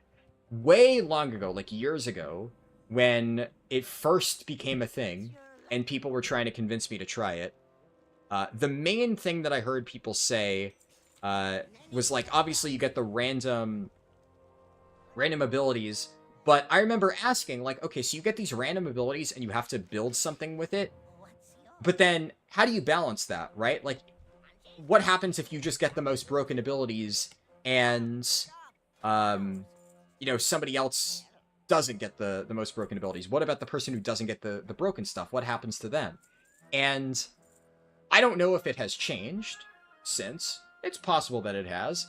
The answer that I was given at the time is that you can pay money to reroll stuff, and that it was kind of pay to win. Now again, they may have changed it. But at the time, my friend told me that while leveling, you don't really get to change that much. It's just like, you know, you kind of use what you get. And as an isolated challenge, that honestly doesn't sound too terrible. In fact, I think I've mentioned I have a leveling challenge idea in retail somewhat based around that. Not nearly to that degree, but like, you know, some randomness I think can be fun within reason. But the big one is like, you know, one person can just get randomly way more broken abilities, and in order to make the most broken setup, which there will always be a most broken setup, especially if you're allowing people to combine abilities from different classes, if there's no restriction, well then there's always going to be a most broken combination that gets discovered. Like, that's just life, right? If there's no like particular strengths or weaknesses of any given class, well then why would everyone not run exactly the same thing? Like, even in the case of MoP Remix, pretty much everybody ended up running the exact same shit by the end. You would only do specific things where one person runs the healing one, and another person, or everybody else runs Lifestorm. And everybody runs the most broken strategy, because that's all it was. And when all of your power is in something like that, you know, a non-class-specific system, well, that's just what everybody's going to do. And obviously, in the case of Ascension, where it's just, you get every single ability. Again, I mean, you're saying that you played it, right? So, stop me if I say something that isn't accurate. I'm just speaking on what I have gathered based on what I've heard. But everything's going to eventually come down to what is the most broken build, and that's just what everybody's going to play. Do I find that fun? Absolutely not. It's just MoP Remix. Except that's the entire game. There's a lot of custom content. They have a realm if you want random spells, and there's a realm where it's not random and you pick spells. I guess that's better, because I thought it was purely random. Maybe they added that recently. But like, what type of custom content do they have outside of the gimmicky challenges? Because every private server has like random fucking challenges, including Turtle WoW. And like I said, I like Turtle WoW, but I think most of their challenges are kind of stupid. And you know, some people I'm sure like them. That is just not why I play it. If that's all Turtle WoW was, I would not be interested in it at all. And like, I think it's fine if that exists, but I think if that's your entire server, that seems lame. And I have not seen anything outside of Ascension outside of that. And so, one thing I can say, bare minimum, if they do have a lot of really cool custom content, a la Turtle WoW, then their marketing team is doing a shit job, because, like I said, I've gotten a bajillion ads for that server, and every single one of them recently has been about some random dumb fuck challenge. And it's like, I don't care. Okay, why would I want to do that? So if they do have custom content, then they need to advertise that shit. And maybe if they had good custom content, and I heard about it, maybe I'd be willing to give it a shot, but I have not heard anything. The only reason I think I'm speaking so, I guess, harshly is because, like I said, I literally get one of their ads, like, every single day, and it's the most annoying shit, because I'm just not interested in that server at all. And for whatever reason, I just keep seeing fucking ads.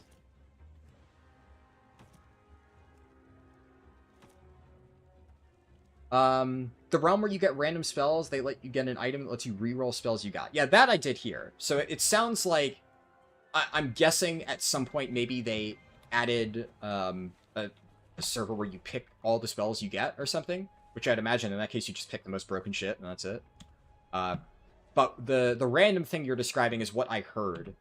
That was years ago, though, so I'm guessing that's what they started with, and that's probably still, like, the main server or whatever, and now they have, like, a different server for people probably who have the same complaint as me, of, like, how is it fun if you just get completely random shit?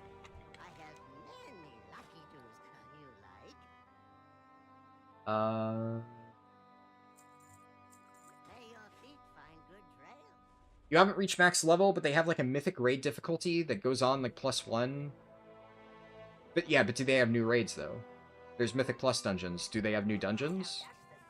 Guess what also has Mythic Plus dungeons? Regular World of Warcraft. Which, say what you will about regular WoW, at least it has a bunch of extremely well-designed, for the most part, specs with their own strengths and weaknesses that feel fairly unique to play from one another. Because here's the thing, Classic WoW doesn't have that... It's built on Classic WoW, right?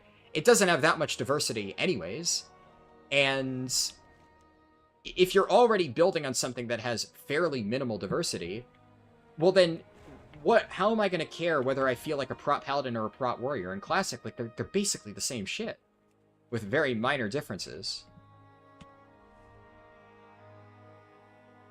Mythic Illidan, okay, yeah. So, but to be clear, that's not custom content. That's, again, a challenge, right? Unless their Mythic Illidan fundamentally changes the fight. But unless... If it's the same exact fight, but everything is scaled up to account for the fact that people are able to just pick and choose the most broken abilities in the game, then that's not hard mode Illidan. That's baby mode Illidan. That's literally, instead of having a tightly designed encounter, which I'm not going to pretend that, TBC is extremely well designed, but at least, the content was made with the idea that everybody has a set amount of abilities that they have to use to defeat the encounter. It's like the same thing as killing Mythic Garrosh in MoP Remix. If everybody's just able to do ridiculous damage, did Mythic Garrosh or anything in MoP Remix actually pose a real challenge? No. You just had to pick the most broken shit and outgear it. And that's it. There was no mechanical complexity to anything in MoP Remix whatsoever. Just like, if you're able to reach broken levels of power like that in Ascension, there's only two options. It's tuned around that, which, like Not Estonia said, it sounds like it is. And if that's the case, well, then everybody, by default, just has to pick the most broken shit. Okay, well then suddenly there's no actual diversity in the game. Suddenly, by giving people the ability to choose any random combination of abilities, you've actually limited class diversity. Because that's just how people play difficult content, right? You're gonna pick the most broken option. What's interesting about games like World of Warcraft is because you can't get everything on one character. You have to choose. Do you want to play Blood DK, which, has amazing self-healing, but takes a shit ton of damage? Obviously, this iteration of Blood DK, very strong, right? You want to play Brewmaster, which, takes a lot more damage, but staggers it, right? And each class has different strengths and weaknesses. Playing a Brewmaster feels nothing like playing a Blood DK. They're both really fun, but in a unique way. And that's what makes the game fun. That's the fun part. If I could just pick and choose the most broken abilities for every single tank, yeah, I'd probably be very strong, and it would feel fun for about 5 minutes until I realized, wait, I'm not playing a game. I'm pressing one button and everything's dying. This is no longer fun. This is no longer a challenge. It's based on Wrath Client, but they haven't progressed onto Wrath content. It's a different fight. I mean, I guess, admittedly, I have not heard anything about this. You're the first person to tell me anything about, unique content in Ascension. I have heard that they had some sort of infinitely scaling thing, but, I mean, don't even get me started on infinitely scaling stuff, because, again, I'm going to start ranting about... Actually, you know what? Fuck it. We will talk about this, because it's actually unrelated to Ascension. But the fact, speaking of Mythic Plus, right? Man, they are so happy to say that they're adding Mythic Plus to Legion Remix, as if anybody asked for that. I don't understand the idea of, like, wow, you can do infinitely scaling harder content in Legion Remix, as if that is going to make the game fun? Like, the entire MoP Remix, at its core, it was just a fancy Skinner box, right? it's a cool way to get collectible items. And I know Skinnerbox is often used, with a negative connotation. And I'm kind of using that term because honestly, I did not really like MoP Remix that much. But the one thing that I can say about it is it was a godsend for most collectors I know. I have a lot of friends who really enjoyed it because they got to get all of these cool appearances. And that's great. And I think for what it was, that actually was a big selling point, right? Sure, the content was face roll easy. Sure, you steamrolled everything and had really broken combinations. But the point of MoP Remix was never to pose a challenge, or at least most of the content should never have posed a challenge, which is also why it became really annoying when Blizzard randomly started, like, buffing the stuff after people destroyed it, or nerfing things that people found. If you're gonna let people be broken, just let people be broken. Trying to carefully tune an inherently broken game mode was just a mistake on their part, doing things like the frog farming nerfs, etc. Like, you guys created this, live with your decisions. That's the stuff that really annoyed me. So, everything that was meant to be remotely challenging in MoP Remix, and they did try. I'm not saying that was the intent of the system, but they tried to add challenging things like Mythic Garrosh, and it just ended up being, you steamroll it with enough gear. And you run the most broken combination. And then now for Legion Remix, somehow they think that what people want is, like, scalable world levels. Endless Mythic Plus. Well, Mythic Plus by its nature is endless, but, like, Mythic Plus so that you could see how high of a level you can go. I mean, if you have infinitely scaling power in an infinitely scaling game mode, how is that fun? You're just going to keep watching number go up. And maybe some people really just like watching number go up. But for me, if I'm doing the exact same thing, but the numbers are slightly higher, that's not really engaging gameplay. Like, how is open world, like, scaling stuff supposed to be different? If my character reaches a power level where I one-shot everything, and then you increase the health of mobs in the open world to where I can no longer one-shot everything, well, one of two things is going to happen. Either the game will stop being fun, or I'm just going to keep getting even more powerful and one-shot those mobs. And then where does it end? It's just an endless arms race. It's not interesting. Yeah, thank you. Oiled up feet. Exactly, kind of, in one sentence, summarized exactly what I'm trying to say. I like there to be a cap to something. Exactly. The reason why Mythic Plus in retail is interesting is because even though Mythic Plus in retail scales infinitely, there is going to be some sort of cap. Where is the cap? The cap is with our character's power. And again, one of the reasons why I despise the new Turbo Boost event that they're doing. I've already ranted about that extensively. I think it's stupid, but it is what it is. We're getting it. But the thing that I hate about Turbo Boost is we had a clearly defined cap, and now they're randomly, arbitrarily increasing that cap to a higher number, and now people are just going to have to refarm the exact same stuff. It's not going to meaningfully change the game at all, but now the exact same thing that you had before is going to be ever so slightly stronger. Well, is that going to matter? No, it's just going to make raid bosses easier to kill, which you could have accomplished with a flat percentage buff, like they already have in the game, and it's just going to mean that the same people who've been pushing Mythic Plus will push, like, one level higher. Okay, cool. It doesn't actually change the game at all. It just adds needless grinding onto players for absolutely no reason other than watching number go up. And I don't understand the appeal of just watching number go up, like I've already said. So, in the case of, retail Mythic Plus, like I said, the cap is supposed to be gear. You can only get gear up to a certain point in every single patch. Ignoring the fact that they're doing this Turbo Boost thing, the highest gear would come at 678. If you manage to get your 2 embellished 675 items, and you got all of your best in slot gear, your tier sets, your best trinkets, and all of that at 678, that's the cap. That is as high as you can go. Now, the interesting part about Mythic Plus becomes, now that we have capped out at our gear, how high can we push this infinitely scaling mode? Are there going to have to be crazy things that we do at the absolute top level to see what we can do to get to a higher level? Now, that doesn't necessarily appeal to me. I like the inverse. I love challenge modes. There's a reason why I still think that challenge modes were peak design for difficult dungeon content, and Mythic Plus is kind of a substandard replacement. Because challenge modes, your gear is already capped at the start. Challenge modes are a fixed difficulty from the get-go, your gear is scaled down to a certain level. Now, you can get stronger by, using different items. It's still a fixed power level, but maybe this one particular trinket is a little bit better. Okay, we'll use that one. But challenge modes are great because you go in there, from your very first run to your very last run, there is no way to just arbitrarily scale your power. You enter with a fixed power level, and that's what you have to work with. And then using that fixed power level, you have to clear a fixed difficulty dungeon, and the entire challenge there becomes one of skill expression. Can you complete this challenge, this difficult dungeon, in a more, I guess, in a faster way, right? I'm trying to look for a fancy word. It's just, can you do it faster? That's it. That's the challenge. And there's no like, oh, I'm going to grind more gear to make this easier. No, that's not a thing. You're not like nerfing the Mythic Plus dungeon over time. I'm sure challenge mode's got some tuning, right? But it's not like, over time you get a stacking buff that makes it easier or whatever.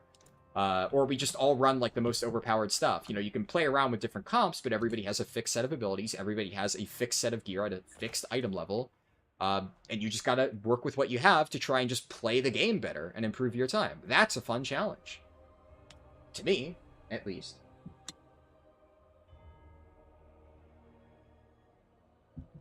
But, if you're in a game mode where you can make infinitely broken combinations to do ridiculous amounts of damage and you have an infinitely scaling thing, both in Ascension and especially in Legion Remix, like, I just don't understand where the appeal to Legion Remix M Plus is going to come from.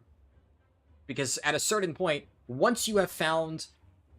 we don't know all the details, right? But let's assume that it works like MoP Remix. Well, if it's like MoP Remix, the moment you have the most broken powers, and every single person is running the most broken powers, and you've assembled a group combination of what is likely the 5 most broken specs in the game, which, just to, pick at random from what was good in MoP Remix, probably Guardian Druid or Blood DK.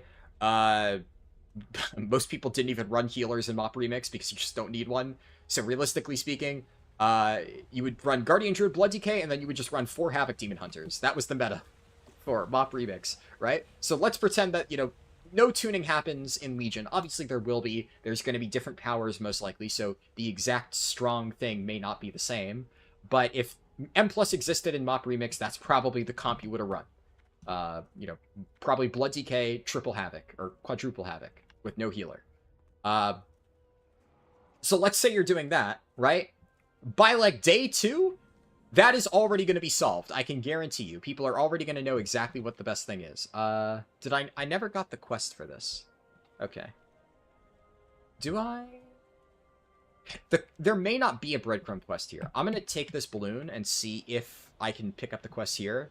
I think I might be able to. The only way you really got extra power in CMs is raid gear had sockets. Yeah. Yeah, challenge modes, for people who are unfamiliar with how challenge modes worked, it was basically like you built a time walking set. So if you're familiar with building sets for time walking dungeons in modern WoW, that's what it was like. And I actually had a lot of fun doing that. I think the best part about challenge modes is there was still gearing that you could do for it. More so in WoD than there was in MoP. But, like, in WoD, for instance, there were a lot of random token items that would roll different stats. There might be that in later iterations of MoP. Like, I think they might have been... Timeless IO tokens, I think, have randomized stats, so that might be a thing. But that... I don't believe there's anything like that on launch. But, like, a great example is in WoD, Tanan Jungle had all of these different tokens, and it was extremely rare, but you could get a token that rolled double of a stat. So, like, for tanks, Blood DK, the dream was double bonus armor jewelry, double multi-strike on everything else. And having, like, a full set of multi-strike armor, even though it was, like, shitty catch-up gear tokens that you don't actually want to use at max level, for challenge modes, you would be so fancy. You would have this extremely rare set of gear that you had to get by, like, grinding world content in Tanan Jungle, but the moment you set foot in that challenge mode dungeon, you were a god, and it felt really good. And now, admittedly, the raw power level, the difference between a person in full multi-strike and a regular Death Knight in just, regular raid gear, it wasn't that much. But that's the fun part about challenge modes. by the time that you already got your gold times, you're just pushing it for fun. Like, me and my friends went for, like, server first times, and then after that, we just kept seeing how low can we push it. It's a speed run, right? Instead of dungeons being this infinitely scaling nightmare, it becomes a speed run. And you're just like, okay, I have exactly what I want to do. How do I just play this better and optimize as much time as possible in this run? And it should go without saying, based on the main thing that I do on YouTube, that was a much more enjoyable dungeon format for me than Mythic Plus. But yeah, I really, really, really like that design. Yeah, multi-strike was the shit. Let me scroll up a little bit in chat. Hello, Satanic Bunny. Good to have you back. Not as Sonia said, you just want the Druid skins from the Legion Mage Tower? Yeah, as usual, I'm already seeing people heavily debate that. I'm seeing people like, don't give people the Mage Tower skins. I earned that. And I see a lot of people like you, rightfully so, saying it would be cool to get that back again. Considering the voice that I used while describing the other person, I think you can guess which stance I have. Generally, my opinion on stuff like that is, I think that as long as the content that you have to do to get the removed appearance is of comparable difficulty, that is fair. So, if they add... And I'm going to be honest, nothing in Legion Remix is going to be remotely as difficult as, like, Mage Tower or Challenge Modes, just because the entire game mode is kind of a joke. But, like, the fact that you kind of needed to kill Mythic Garrosh to get all of your Garrosh heirlooms, in MoP Remix, I was okay with that. Because at the very least, even if it wasn't necessarily hard, and I did carry a lot of people through it, it was one of those things where I still had to put in a lot of effort to get to that point. So I don't necessarily mind the best reward being locked behind the hardest content. That's like, yeah, fine, okay, sure. I think that's a pretty good trade-off, in my opinion, at least. But I'm always of the stance that I think that cosmetic stuff shouldn't be gatekept behind, like, oh, you didn't play XYZ time, you can't get whatever item. I think as long as they give you a reasonable path to getting it back, then that's good. You can see Brew in 4 DPS being a meta comp for MoP CMs. You are more correct than you realize. From what I have heard, I got way more into WoD CMs than I did MoP CMs, which is kind of why I'm so looking forward to MoP CMs, because I never really sunk my teeth into it as much as I wanted to. I only really understood how much I love challenge modes during WoD. And then I'm like, damn, I wish I spent more time with it in MoP. So I'm excited for that. But from what I've heard, the Brewmasters were literally solo carrying gold challenge modes by the end of MoP. Like, it was that good of a spec. So I don't even think you need 4 DPS. I think you could literally have just a really good Brewmaster who knows what they're doing completely solo the entire dungeon. And then after that, you could slot in whatever you want, just they're along for the ride. Yeah. Well, I mean, there's so much broken about Brewmaster. The main reason why Brewmaster's so broken, obviously, is Vengeance, right? So the fact that you can just get ridiculous amounts of Vengeance and just start doing insane damage, at that point you're soloing the dungeon. So then the only challenge becomes, are you able to stay alive? And Brewmaster has so many tools that let them stay alive. That's the thing.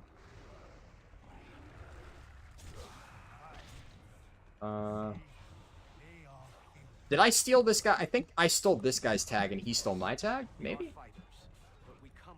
I don't know. We fought off demons. We fought off death.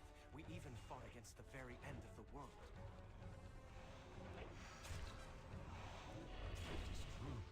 They are strong. There is much they can teach us. Yeah, for sure, Brew does crazy AoE. I will say, Blood DK also does crazy AoE. Although, that's kind of the thing where I don't remember enough about MoP CMs to know if Blood could solo it. I would not be surprised if a really experienced Blood DK could solo CMs as well. Because as long as you're, like, taking ridiculous damage and timing your death strikes properly, realistically speaking, it should be doable. It would probably be a lot harder than just, like, you know, staggering a billion damage, guarding at low health, and then, you know, purifying off all your stagger. You have a gigantic shield now, congratulations. So, it would probably require a lot, you know, more precise reaction time, but I feel like it should be doable. Only by anger. They lived in And you could bet your ass I'm gonna try it. So, I'm really looking forward to that. All you seek to conquer is others. To live without anger is not to live at all. It is ours to overcome. In defeating our anger, we draw great strength.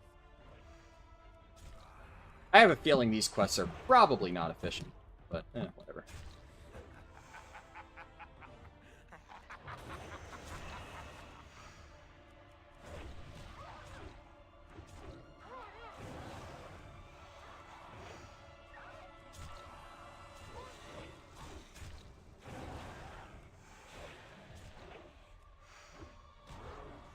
Oh, was Scarlet Commander the title for, for the record, I never got any Realm First Times in MoP, so I don't know the titles. Because like I said, I mostly got into it in WoD. I got every Realm First Time except Bloodmaw Slagmines just because I hated that dungeon and I didn't care enough to try and push it. My favorite WoD title is, the Grimrail one was really fun. It was like the Grimrail Suplexer or something like that. Some really weird name. And then my favorite one just to use that I used for basically all of WoD is, I think it was Everbloom, was called the Violet Guardian. And that was just such a sick title. Like, that's just genuinely cool. So, I really love the color purple. So I had like a purple transmog and I had the title the Violet Guardian. And that, I love that combo. I was really sad that we didn't get to keep the titles.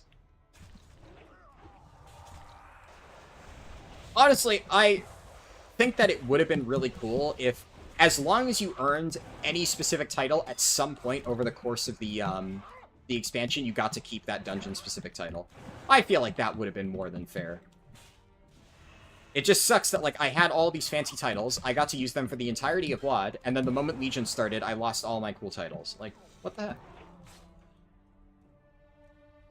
Can you believe the majesty of this This one place? has indeed proven mastery over anger. Interesting. That gives August Celestial's rep, so that's... You'll definitely want to do that quest at some point.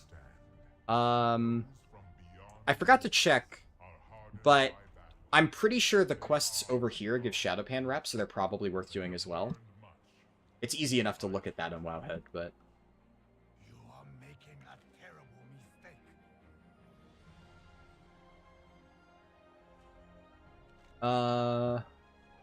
Oh, yeah, fuck it. You need to do that quest to unlock Veil of Eternal Blossoms. Okay, never mind, yeah.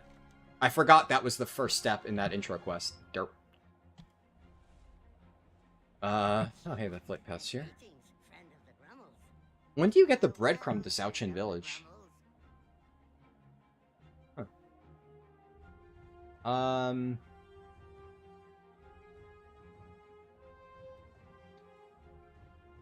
Kunlai really is a very efficient zone.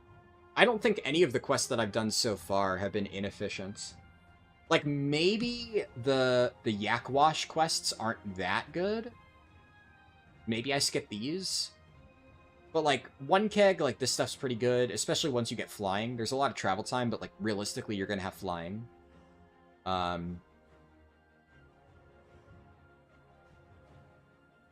It's also weird because, like, on your very first run, you're gonna want to do all of the reputation stuff. So, like, although the quests on the Burlak Trail, like, these are really good.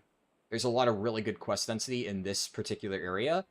I feel like I probably shouldn't do this because, like, I'm already very close to hitting 88, and I should probably prioritize doing the Shadowpan quests because that gives me reputation, and there's no rep associated with the Burlap Trail stuff.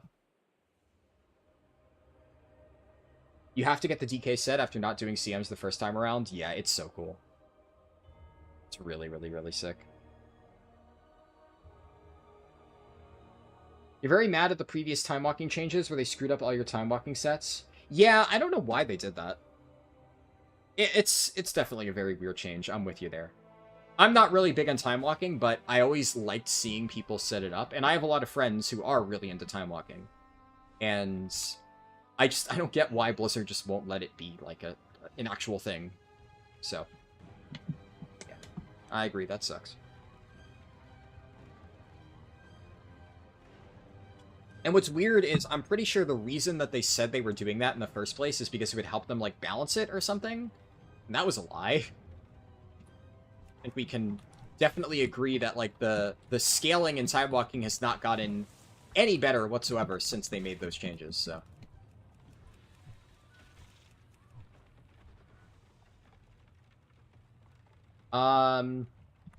Sorry, I was looking at Twitch chat for a while, so I don't know when you sent that message in YouTube, but I'm looking at it now. What are my thoughts on the Brawlers event and the coming of MoP? Do you think they'll add it around SOO patch? Do Brawlers have some pretty good stuff that you get from completing each Brawler fight, like heirlooms? So, I don't know how they're going to implement it. I'm pretty sure Brawlers Guild was earlier. I don't think it was all the way in SOO. I know they added to it over time. I'm pretty sure Brawlers Guild was 5.1, actually. I'm, like, actually 99.9999% sure that Brawlers Guild was in 5.1. So, I would expect them to add it at the same time they normally did. I'm curious how they're going to handle it, because the way that you had to get into Brawlers Guild is you had to farm, like, a blood-soaked invitation. And I remember that being really annoying for a lot of people, because a lot of people just wanted to try it out, but, like, the ways that you got blood-soaked invitations, if memory serves, were, like, super annoying. I recall a lot of my friends being really pissed off at, like, how, like, tedious it was to farm. So, they may change something like that. I don't know for sure. But I do think it'll be sooner rather than later. As far as the stuff that you get from it, I forget exactly. The obvious one is you do get one heirloom, and it is a pretty good heirloom. You get Brawler's Bladed Claws. I think it's technically Brawler's Razor Claws. You get both of these. One of them's the upgraded version. I think that's it. Yeah, I know that one. There might be another one that I'm forgetting. I want to say that it's just that. And then you get like a ring, right? I forget exactly what it is. Let me wowhead it. Fuck it. I actually am kind of curious. I want to say it's like a 500 something ring. And it teleports you to the Brawlers Guilds. Brawlers. You also get a shirt. You get a mount.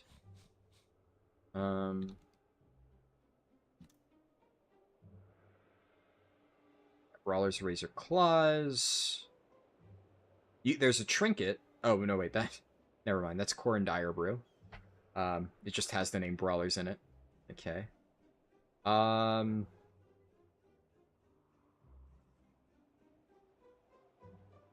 surely there's a guide on here.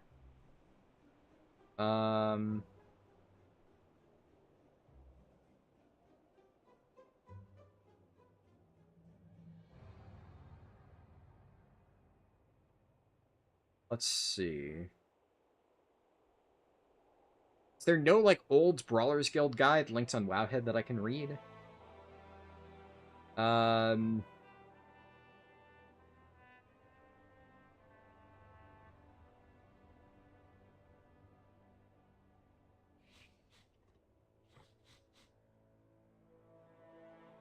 can't find any full list of Brawlers Guild stuff.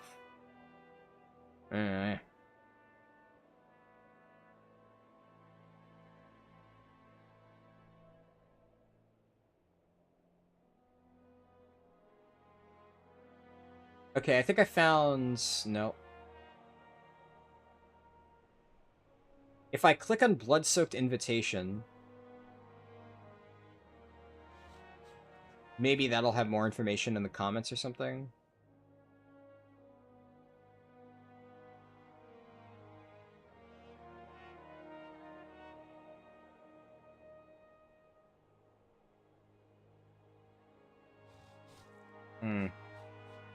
Yeah, I can't, for the life of me, I can't find information on Wowhead. I'm pretty sure it was a ring that you got. So it had, like, some sort of catch-up gear, but I'm pretty sure it was, like, equivalent to raid item level or something. And yeah, my memory was right that it's a blood-soaked invitation, and you get it by killing the new rares added in 5.1. So...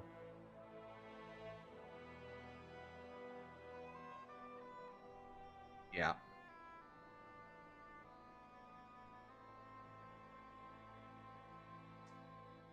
Is there no... I can't find a link to, like, the Quartermaster. If I just Google... WoW Brawlers Guild Quartermaster. Yeah, okay, I found it. That was just the solution. And then I just go to the... Yep, I found it. There we go. The database isn't updated for it. Okay, well, unfortunately, the Brawlers Guild items are not added to the Mists database.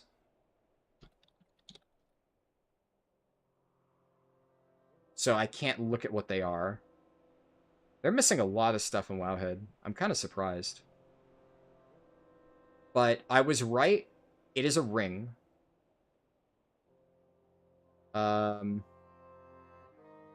Yeah, you get an epic ring, and it teleports you there. Unfortunately, I have no idea what item level it is, because Wowhead doesn't have the item in their database. At least not that I can find, so oh well. I did my best.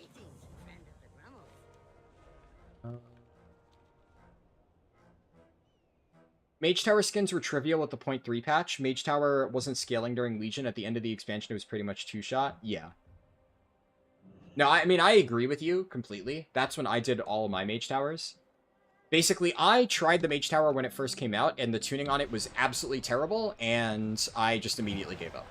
So, I came back later in the expansion and did almost all of them. The only one that I never got is I didn't get Prop Paladin for tanks. I didn't care about doing it on, like, DPS and stuff that I don't play. But I did it on 5 out of 6 tanks. I missed Prop Paladin because, I think I've said before, Prop Paladin was, like, the tank I played the least back in the day. And I regret it now because I really liked the Prop Paladin Mage Tower appearance, and I would definitely love to have it right now. So, you can count me throwing my hat in the ring for getting that back.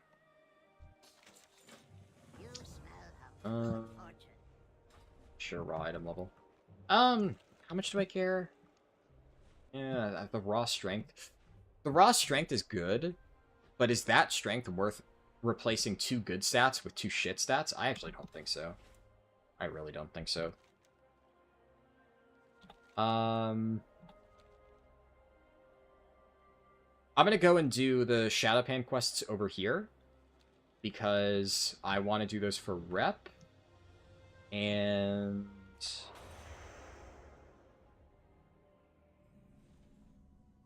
I've done Kun Lai is like a zone that I'm extremely familiar with, so I wanted to practice like Krasarong and the other stuff a little bit more, just because I wasn't as familiar, but like I remember these quests like the back of my hand, so I'm not too concerned about not doing these.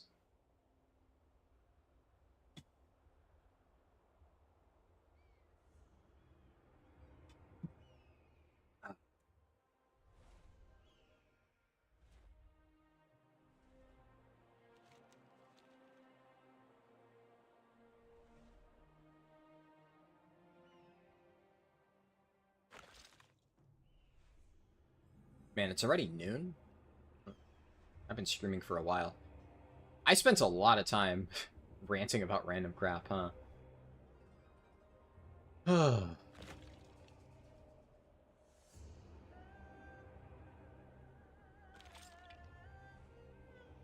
I also kind of got distracted by the Ascension stuff. To finalize my thoughts on the Ascension thing, if Ascension does actually have, like, interesting custom content, like, genuinely unique stuff, then I would consider trying it. Just like I might... Well, I was for a while saying I might consider trying Turtle WoW, and then the more that I looked into Turtle WoW, it's like genuinely good. But, you know, Turtle WoW doesn't just have like some slightly modified boss fights. It actually has like multiple completely new raids, multiple completely new dungeons, and I'm actually really interested to try them out. And the thing about Turtle WoW is even though the design of the classes is like classic themed, right? What I find interesting about it is every single class is very like clearly designed, you know, with a purpose. So I'm not going to beat to death the fact that I don't like the random abilities thing. That's just, you know, some people are going to like that, and I don't, and that's okay. But the thing that I do really like about Turtle WoW is that they made a very clear effort to give each spec a core identity. And in some cases, they went in like a completely different direction than retail. Now, there are some similar things, like they turned Survival Hunter into a melee spec, which obviously that later happened in retail, but I also don't think that's too much of a reach because Survival is very much trying to be a melee spec in its classic design. It just kind of failed at it. So, you know, it's not like it's unoriginal to do that. You're just expanding upon the original intent of the developers. That's fine. And there are some things like they have some cool abilities for like Paladin, both like Ret, Holy, and Rot, that feel kind of like what we've come to expect from more modern versions of Pally, but it's like slightly different. They didn't just do what Sod did and rip exactly the same abilities from future X packs and then port them back into Classic. They feel like it achieves a similar effect, but it's much more grounded in what you would expect out of Classic. Because I think the problem that I had with Sod, not in like a super bad way, but I do think it was a bit of a flaw, is so many of the abilities just felt really out of place. And it didn't really feel like they were trying to design new specs. They were just throwing existing shit on top of old specs, and you just had this weird clash between the really old design and all the new stuff that they were trying to do in Sod. And I think that the game felt worse as a result. But obviously, all of the classes in Turtle, from what I can tell, appear to have been redesigned from the ground up, but with a few new stuff added, and that new stuff is fundamentally baked into how you play any given spec. One of the really cool ones that I don't even play that class really, but I kind of want to try it just to see how it feels, is they reworked Disc Priest into... It's kind of like a support spec, which, like, the idea of Disc being a support healer is something that WoW has played with in the past, but the way that they changed Disc Priest is, like, really interesting. I would actually say the Turtle WoW iteration of Disc Priest is, like, way more, like, honestly, Augmentation Evoker than any iteration of Disc we've ever seen in retail, and it's really cool. Basically, like, you're doing damage to yourself and to your allies, but giving them, like, buffs as a result. So it's basically like a support DPS, which I think is a really cool idea. Because the problem with, like, what WoW tried to do and turn Disc into, like, a hybrid healer is that Disc was either extremely broken because it did enough healing to keep everybody alive while also doing more damage, or it was just really undertuned, and then you would just rather bring another DPS or another healer. There's no real good way to tune that.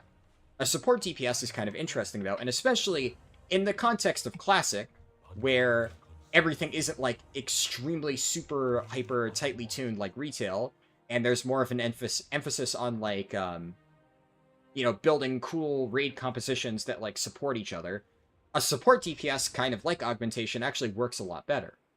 Aug does not work in the modern version of WoW, which is why I think it needs to die.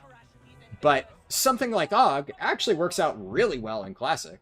Because, like, while I may not love that style of gameplay, I very much accept that that is within the Classic theme, where there are so many specs in old World of Warcraft that, you know, basically do fuck all on their own, and their entire existence is there to buff the main damage dealer. Like, that is their purpose.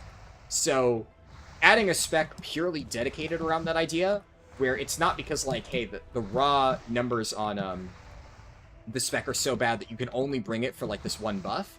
The spec from the ground up is designed with that in mind, and it's meant to be a support DPS spec. And I think that's really good. That's a cool concept. Can I death grip you? There we go. I tried to death grip before, and it didn't work.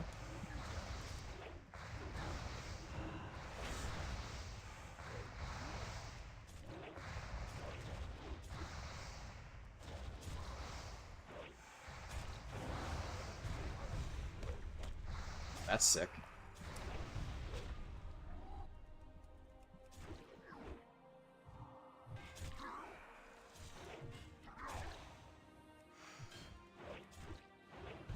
Oh, they also, like, completely redesigned the priest racials.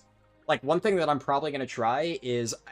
And this is one of those where, I will admit, it's kind of like the whole Ascension thing of, remember when I said, like, in Ascension, people just like to build, you know, roleplay thematic comps?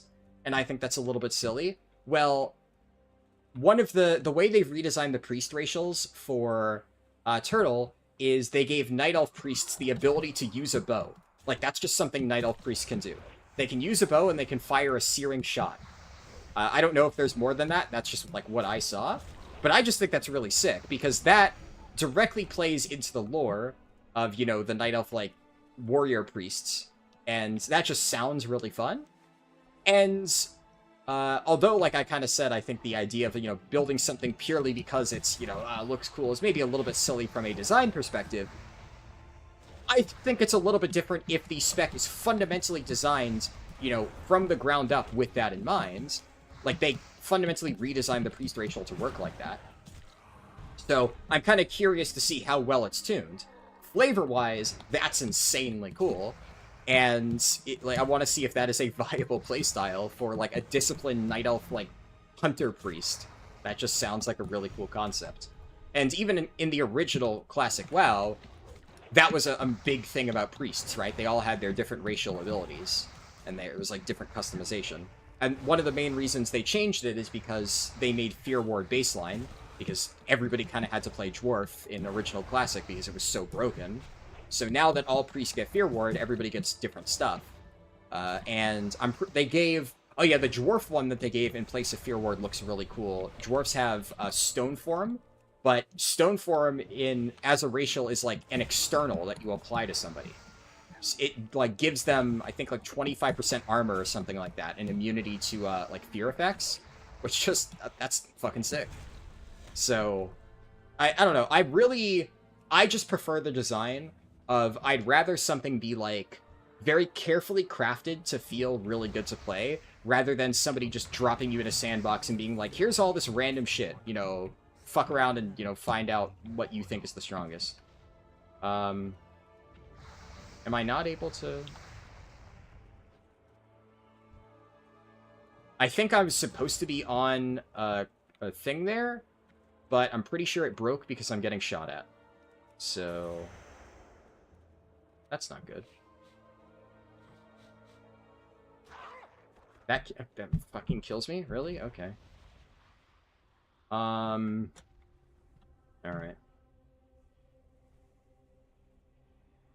I thought I would live that with fall damage reduction on Path of Frost, but I must have just barely gotten overkill. Prot Warrior Mage Tower is something that managed to get you mad. You threw your gamepad into the wall while playing Super Mario when you're 10 type of bad. I feel that. Well, I will say, the Prot Warrior Mage Tower, the big trick to that, I don't know if you figured that out or not, is you could spell reflect his heal. So, you spell reflected the debuff onto him that would cause him to heal, instead of interrupting it, and that way you could just focus entirely on damage, and you got, like, a ridiculous amount of self-healing yourself. So, at that point, it's just, can you do enough damage, right?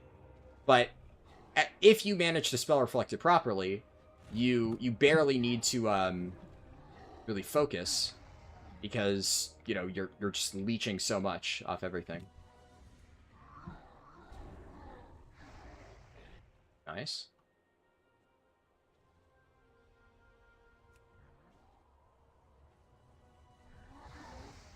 Nice, that was a good shot.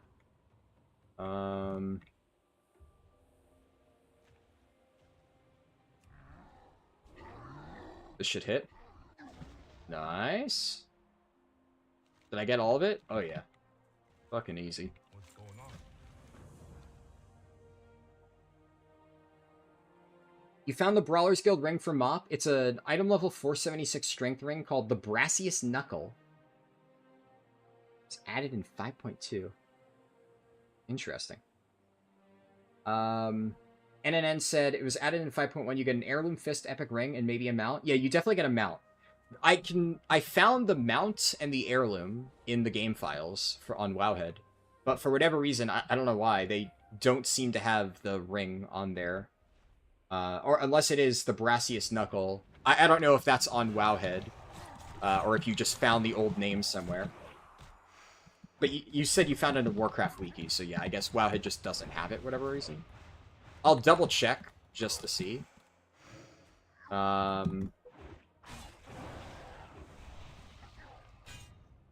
Brassiest. Oh, they do have it. Okay, you're right, yeah.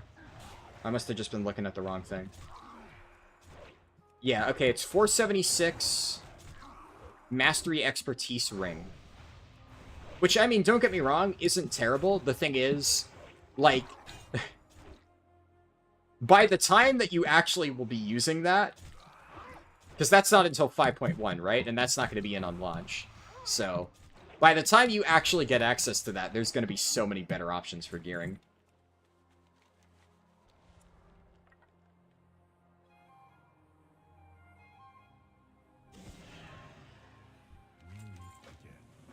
Now, Jin, we have won the day. Why are you weeping? All those barrels are some of my finest brew. At least it went out Yeah. in a blaze of glory. Wait. Where's Lynn? You didn't know that because you were a stupid DPS Zug your entire life? I feel that. Where is my husband? He must have pursued Yongo while we intercepted their leader. I'm going ahead. The- I will see you on the other side. Casa from Rares? Better to get... I'm not sure I understand the second message you sent. NNN. The Brawler's Pass?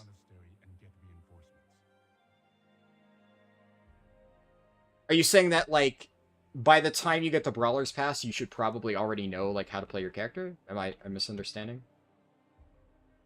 Do you seek my counsel?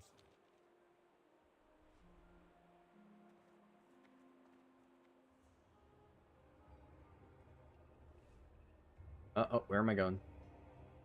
Okay, up this way, apparently.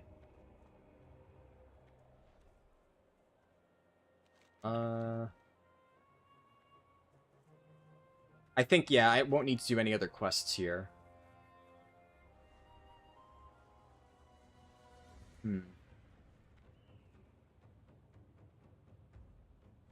I think without the Darkmoon Fair buff, I probably would have gotten like a perfect amount of experience in Kun Lai, because there's still so many good quest hubs to do, but you know.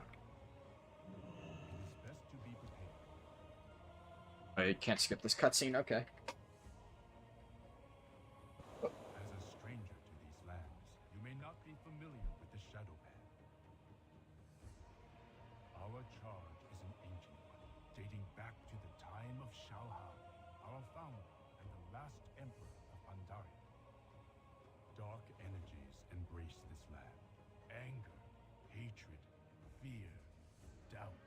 Are the weapons of war, the tools of a war chief. In physical form, we call this dark energy Shah. It is our sacred duty to monitor and imprison it. Oh, I get what you're saying, yeah. Wherever it darkens. So being a geared character will just make the Brawlers Guild fights easier, yeah. I have never seen Yeah, I'm looking forward to it because I did finish the Brawlers Guild back in original MoP, but I remember Brawlers Guilds, like, back then, I wasn't actively raiding, so, like, I'm sure many people remember Hexos. Hexos kicked my ass over and over and over, and I felt so good when I finally beat Hexos, But the main reason I struggled so much on Hexos is I was a clicker back then. So I wasn't, like, keybinding all my abilities and stuff. And Hexos was really hard, because you could not do that fight without mouse camera movement. Like, you literally could not. So Hexos literally is the thing that broke me and made me realize I cannot live like this. I cannot keep playing the game being a clicker. And that's when I finally forced myself to learn how to, you know, keybind stuff and use my mouse for camera movement. And it's funny, because, like, now, I can't even imagine clicking anymore. Like, it's so second nature to me. But back then, that was, like, a crazy concept. So I have a feeling that a lot of the fights that I remember being really hard back in the old Brawlers Guild are just going to be a complete joke for me right now. I will see you inside the monastery. Yeah, so here's the breadcrumb for Shadowpan Monastery. So, there you go. That being said, I'm pretty sure the Temple of the Jade Serpent breadcrumb is, like, way harder to get. So something that could be worth it is... I know that there's a breadcrumb for Stormstout Brewery. It might be worth it to... You're probably going to find some way to skip 85 to 86 regardless. But I think it could be worth it to do some Valley of the Four Winds just to get the Stormstout Brewery breadcrumb. And there are a lot of pretty good quests in the middle. So... How much August Celestials rep do I have? Yeah, none. So, I don't believe that any of the reputations you get in Jade Forest actually matter. I'm trying to think if there's... Like, do you get anything good from these quests? Like, there's no Shadowpan quests in Jade Forest. There's definitely, obviously, no Klaxi. What are the other reps? Golden Lotus, obviously not. Why is this not working? I don't know any flight locations? Oh, because I'm missing the Coda base. Yeah. I need Coda base scan. Right. What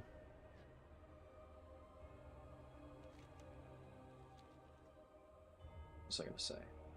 Yeah, so the only faction that I could maybe see you get rep out of Jade Forest with is August Celestials. I don't think you do, though. In which case, there's just zero reason to do any of the Jade Forest quests. Valley of the Four Winds... I can't remember if you get any rep. Obviously the Tillers, right? But the Tillers are not a super important faction. That being said, you could definitely make the argument that, like, unlocking the Tillers is still important. And, like, these quests are not that bad anyways. So you could do the stuff, get to the Tillers, you'll have it unlocked for endgame, you gotta do that anyway. Stormstout Brewery breadcrumb is not too far off that.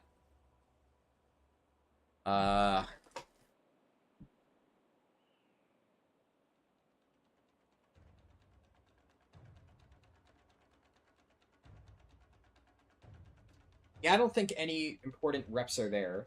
But then, obviously, Kunlai Summit, you want to do a lot of stuff here, because it's required to unlock the Veil of Eternal Blossoms.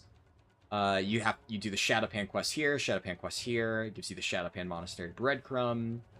These quests are good, but unfortunately give no rep. Zouchin Village, also good, but gives no rep. Yeah.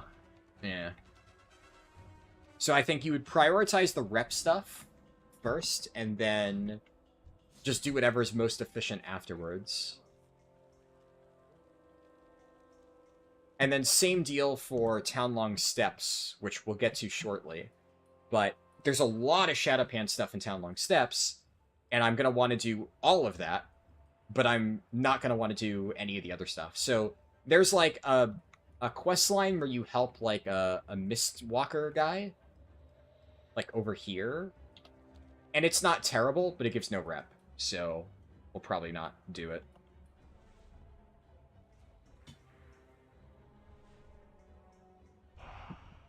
I spilled coffee.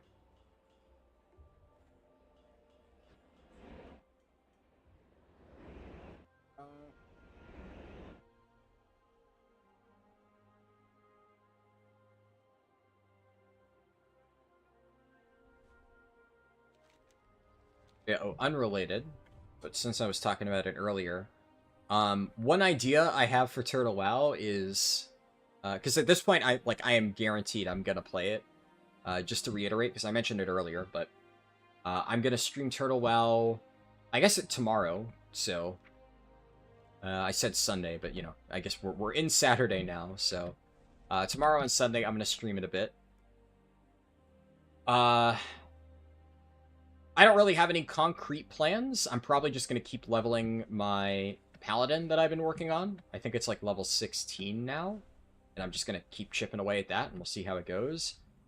And long term, I think it would be really cool to try and just do all of the custom content in Turtle WoW. And there's a lot of it. I have like a list of all of the new stuff they've added. And I keep finding new things. Like, as an example of just like how crazy this server is, I didn't even know that they changed Elwyn Forest, because Elwyn Forest is already a very good zone. Like, it's one of the most complete and efficient zones to level in for, like, Classic WoW. And they added, like, a bunch of stuff to Goldshire. There's, like, so many quests in Goldshire that I wasn't even able to finish all of it. And the coolest thing that they did is there's a quest in Goldshire where you have to, like, gather food for a griffin. There's, like, a random Wildhammer dwarf there. And you feed his griffin, and after you got him the food, you can ride the griffin around as a temporary flying mount. As like a level 10 in Elwyn Forest. And it's sick, because it is basically just a flying mount that you have full control over. It goes away after like 15 seconds, but the leveling routing potential for that is crazy. Because then, every single time I go back to Goldshire, I hop on the mount, and I just zip into a random direction for 15 seconds. It lasts just long enough to fly from Goldshire to Stormwind. And it's faster than a... Well, there actually... In Classic, there is no flight path in Goldshire. So you just quickly go to Stormwind, and because you have full control, you can shoot directly above, like, the gates, and land, like, in the middle of the trade district, right where all, like, the quest turn-ins are. So it's just really efficient, and it feels really good. So I've been using that a lot, and it's very fun.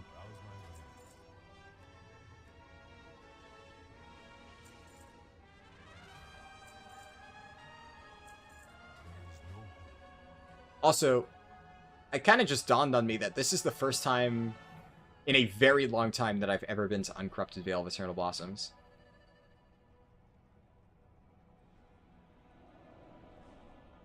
I kind of forgot that this didn't used to be just a big scar in the middle of the zone. Damn. It's a shame that they never added a way to view it again.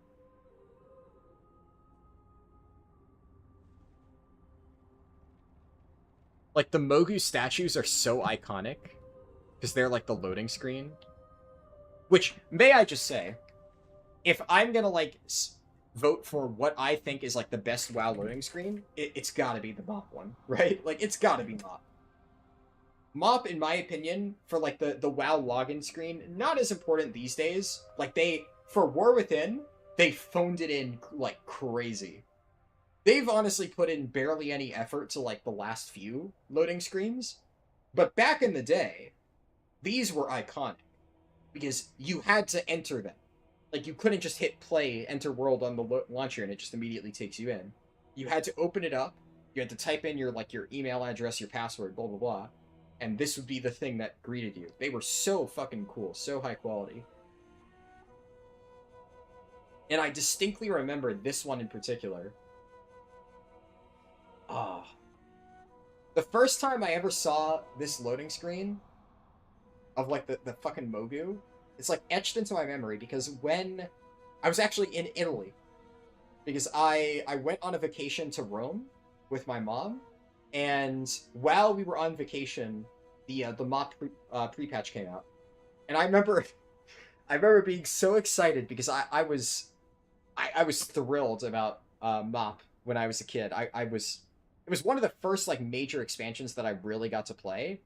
Because the first expansion that I ever played on release was Kata. So I definitely have a lot of, like, sentimental feelings for Cataclysm for that reason. That was the first launch I, like, woke up for at, like, 3 in the morning. And although I played Kata a good amount, I was still kind of a shitter. I was definitely still very much a shitter in MoP. Like, don't get me wrong, but it was the first expansion I remember genuinely being excited to like actually play for real. I was like kind of fully into WoW at that point. And dude, I remember, I can still remember the room. I remember the little rented apartment that we had in Rome, which was like 2 streets down from the Colosseum. And you know, I'm like, very fun trip, mind you. I loved Rome, but little kid version of me was like so excited to download the new patch. I brought my computer with me, and I just remember seeing this loading screen and being like, "Holy fuck, that's so cool!"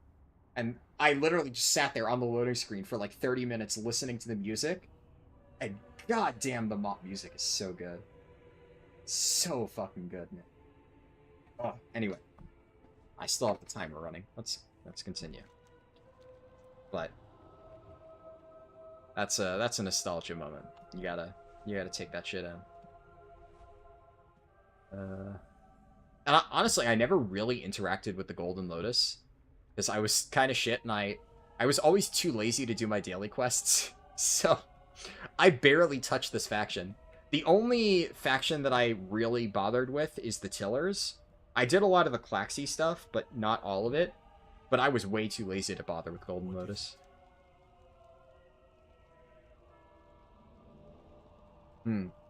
Are you sure about that?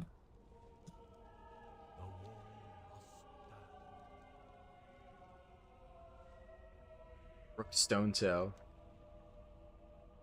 Tell me of your travels. Son. Farewell.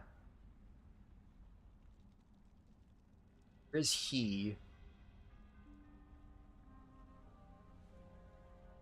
I think it's he Softfoot, right? Is the other defenders of the Veil boss. I don't know where that dude is. You and your companions are my guests, traveler. Please let me know if there is anything I can provide for you. Yeah, I don't know. I'm guessing it's like a NPC somewhere, but I remember that boss distinctly. Son, he aid me.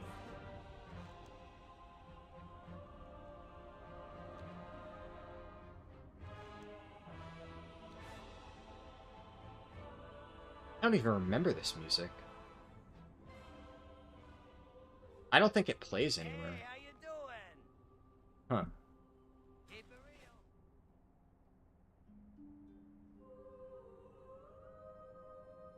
This area in particular got completely fucked up. They moved Aki the Chosen.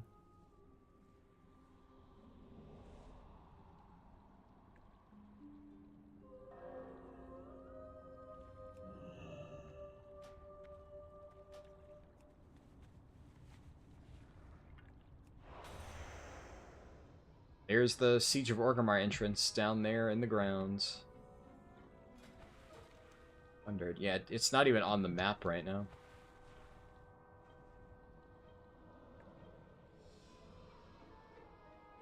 It is kind of funny, I think Siege of Orgrimmar is maybe one of like the most unassuming raid entrances.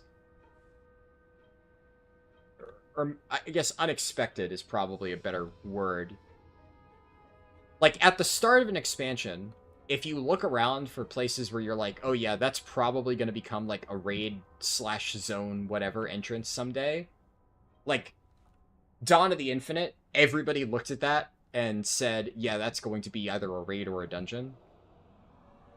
And like the entrance to the Emerald Dream was pretty obvious in Dragonflight.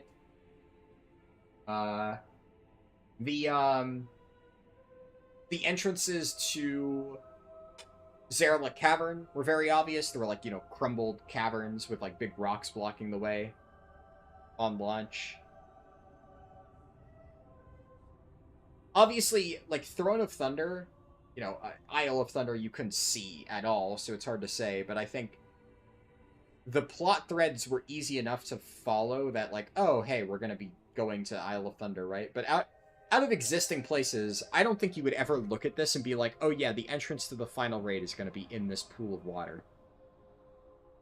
That just seems like so out there. Yeah.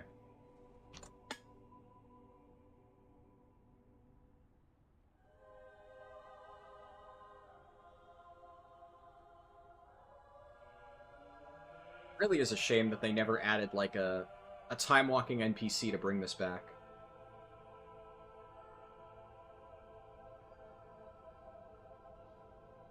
I feel like this is one of those things where if we can recreate it in Classic, surely they can do that in retail and add the ability to view the old version of the zone. Like, that's gotta be possible.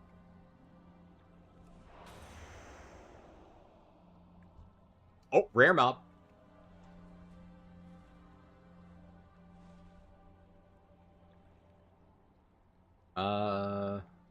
Here, I'll put on Blood Presence for this. Because this guy's a bit high level, so... I feel like if I'm just in Unholy Presence, I'm gonna get my teeth kicked in. Oh, fuck.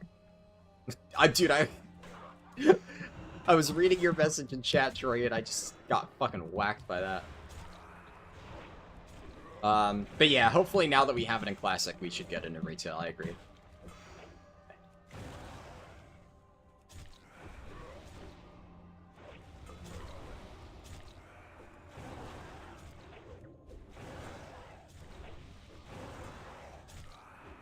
All the procs.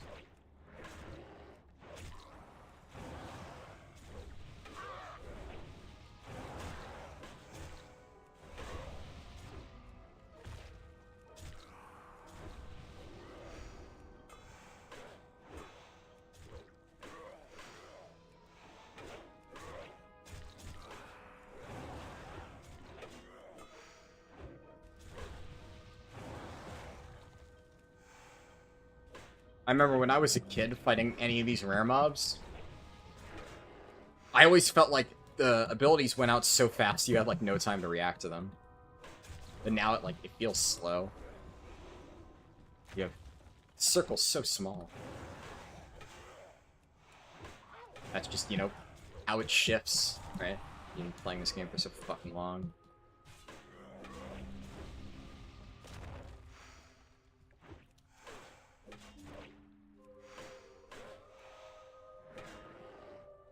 Man, I've gotten 0 procs of rune refreshes. Oh. This is painful. Okay, a singular proc, please. Oh my god, game. Holy Christ. Thank you. BDK can definitely get a little bit starved there.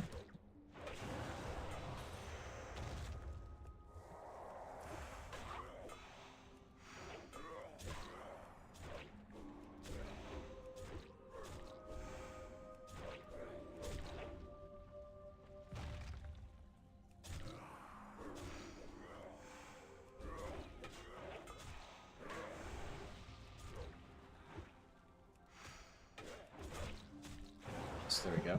Oh, it dodged. Oh, shit. Yeah, I think one of the reasons I'm probably really starved is I think some of my abilities are missing, and then I'm not getting the resources out of it. Because the mob is, like, so much higher level.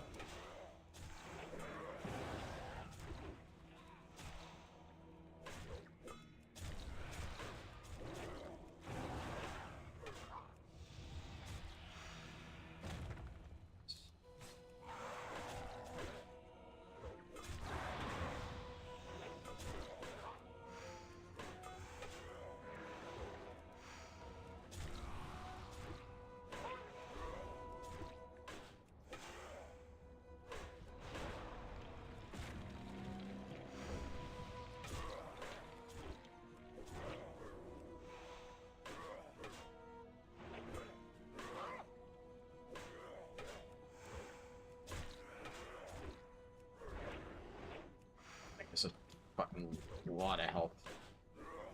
At least relative to the damage that my character can deal.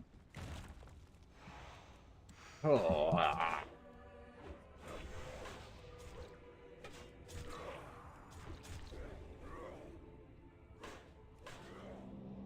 But it's worth it.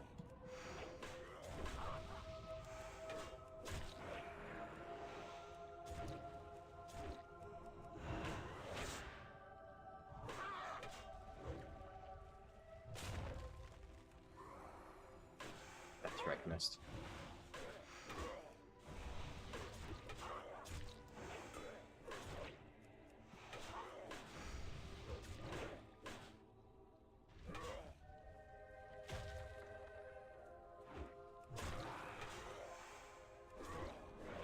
There we go. I got... Ah. Well. That would be good if, didn't have intellect. Unlucky.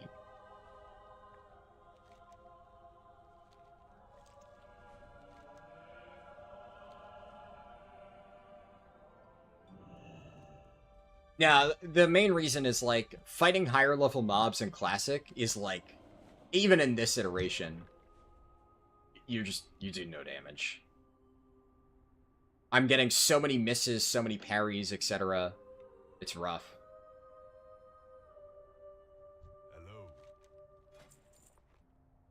Hello.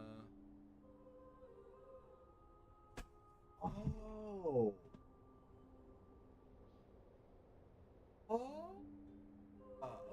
Okay.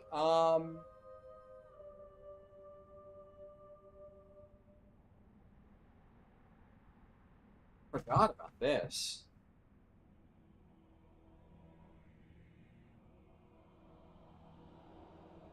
See, what's interesting about this is this only requires Revered, but it gives you 100% bonus reputation gain.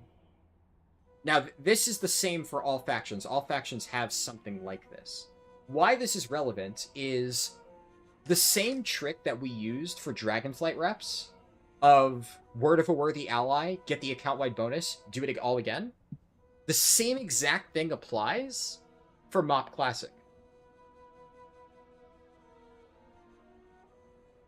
I forgot it worked like this. For whatever reason, I thought that you had to get exalted with one character. But if all you need to do is get revered, well then what this means is that for factions like the Klaxi, where the Klaxi have a lot of one-time reputation off quests, same with Shadowpan. So, yeah. Okay. What was I thinking? It's, yeah, Golden Lotus, Klaxi, August, Celestials. So, what that means is that on one of my characters, I should do all of that stuff to get this a little bit earlier, and then I should still... Oh, shit. Okay. But I should, on all of the characters that I really want to get exalted with the Klaxi on, I should not do, like, any of the Dreadway stuff. I should basically unlock all of the dailies. Are you fucking kidding me? Okay, well, pausing the timer. Because I know the world server's not down because I can log into a random character, but this is a really fucking annoying bug. This might be the one where I have to wait like 30 minutes for my Death Knight to disconnect. But it might get fixed if I log on to a different character. When is MoP scheduled to release? They haven't announced it yet. My suspicion is that it will be, like, end of June. I think that is likely. I believe pre-patch is probably going to be end of May. Release is going to be, like, end of June, or early June for pre-patch, somewhere around there. That's what I think. But we don't know exactly. They haven't said it yet.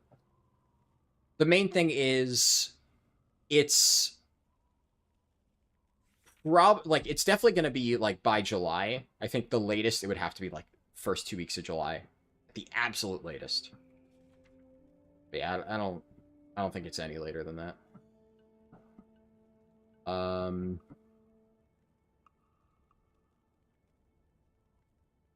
Now that you have 30 minutes, did you manage to test the deck stuff for MoP Classic? No. I mean, I looked at the numbers, and according to Wowhead, the numbers that it has for XP, the decks should work. in theory. But there's... I guess I could test it if I had a level 10, but I don't think I have a level 10 on hand. And obviously no allied races, so I can just create a character at that level. I will definitely try to remember to test that at some point, though, because that was a very good suggestion. We'll see. I mean, I'm going to do plenty of low-level speedruns eventually, so we'll have that.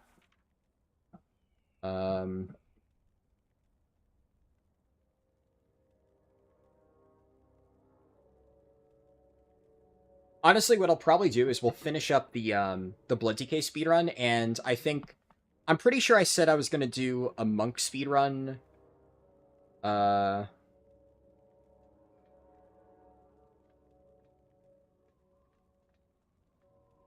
me just see. Sorry, I got pinged on Discord, so I was trying to see what it was.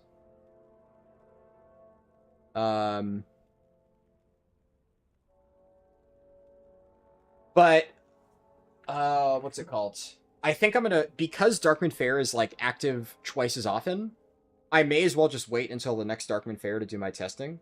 Especially because, like, throughout this week, when the Turbo Boost thing activates, I'm gonna do a lot of Mythic Plus. So I'm not really gonna be doing much testing right now anyways, so instead of starting a monk run right now that I'm not even gonna finish, I may as well just wait until the week after. And then we do, like I said, I'm going to do Turtle Owl. I'm going to finish the Alliance leveling guide, and then we'll do some other stuff. We'll also do PTR testing around here. And then Sunday next week, we can do more MoP Classic testing. I did kind of want to do a little bit more. You kind of wish Chromie was there so you could go back to the August Celestial stuff? Yeah.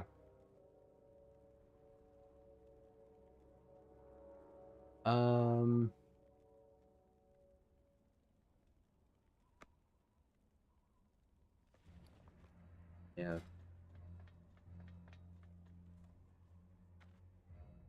The other thing is, like, I really don't want to play the template character. What I think I might do next, like, the week after this coming week, I might honestly do a level 1 to whatever speedrun. Because we gotta test that at some point, so I may as well start then. And I'll level a monk up from level 1. And then I'll take that character further, and I'll do 85 to 90. But I think it would be cool to start from level 1 on that. And then we could test a lot of that stuff. And then by the time I get to level 85, I would have whatever gear I actually managed to obtain while leveling. Rather than, like, you know, whatever boost template character has here. Chromie is there, but only faces you to the BFA version. True, yeah.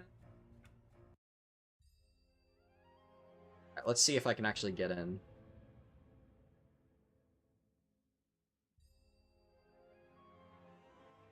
Okay, yeah. Thankfully, it wasn't a complete bug. But yeah, so the, this is really interesting that it works like this. Because, yeah, for one-time quests, you would want to play around this. So I'm definitely going to be playing both a Monk and a Death Knight. So I would ideally want to get Exalted with both of them. So maybe the play is I get a third character, and I do dailies on a third character up to 85, or up to Revered. And then once I get Revered on that character, I stop caring, and then I buy the commendation. And that way, and I wouldn't... Hold on. Okay, it's just my dogs. I heard noises, like, but I think it's just my dog Moose being a pain. But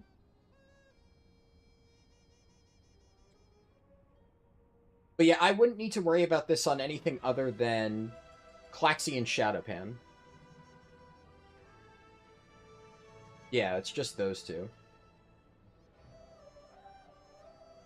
But if I manage to get Revered on, like, a character on those... And actually, I think it would only matter on Klaxi. Because on... Oh, and you know, we also have the Darkmoon Faire rep buff already. So you would want to make sure that you're doing all of your one-time quests during Darkmoon Faire. Oh. Okay. Now, that would be interesting because if Darkmoon Faire is up on launch, which there's actually a very good chance that it is, it's basically 50-50. Because with the extra week of Darkmoon Faire is on like half the month. So, who knows? But bare minimum, like if Darkmoon Faire, like let's say it releases here, well, it wouldn't be here, but let's say it releases like here on the 26th, which is, you know, kind of what I predicted. Could be the end. Bare minimum, you're always only going to have to wait a week. So even if it's like really late and it releases on the 10th and it dodges the initial Darkmoon Faire week, it'll always be back up the following week.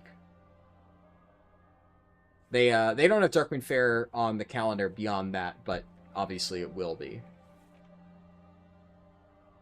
So that's interesting.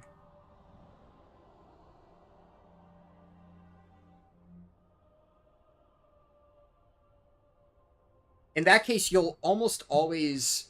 You're going to get the rep buff up way more often. So, like, we'll have that additional 10% way more than we do in retail. And you'll also be able to play around that for all of your one-time quest completions. Which is interesting because that means that just like we did for rep farming in Dragonflight, you're going to want to start by leveling the character that you care the least about. And then farm rep on that. Because it's going to be really annoying, since you'll have to level up to 90 on... Like, so, obviously on my Monk and Death Knight, I don't want to get Exalted. Which means that I'll have to reach level 90 on those characters without doing any Quest and Dread Wastes that give Klaxi rep. Now, there are some good Dread Waste quest lines that don't give any Klaxi rep at all. Like the, Soggy's Gamble doesn't give any rep. The Chen Stormstout stuff up here doesn't give any rep. So, I could do those quests, and that would be fine. Are you fucking kidding me, dude? Come on. I think it's just a Veil of Eternal Blossoms thing. So I've gotten disconnected 2 times here this quickly. The zone must just be really buggy. Fuck off! Oh, let me just fucking play the game. Okay, I guess when I get back in, I can't just sit here and do things, because apparently just being in this zone will sometimes randomly DC you. Can I log into a random character and then log back out immediately?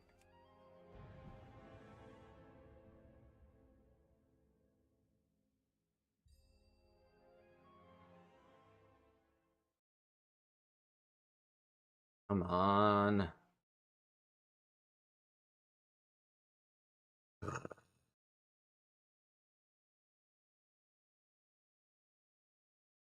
Dude, are you kidding me? What the fuck is this shit?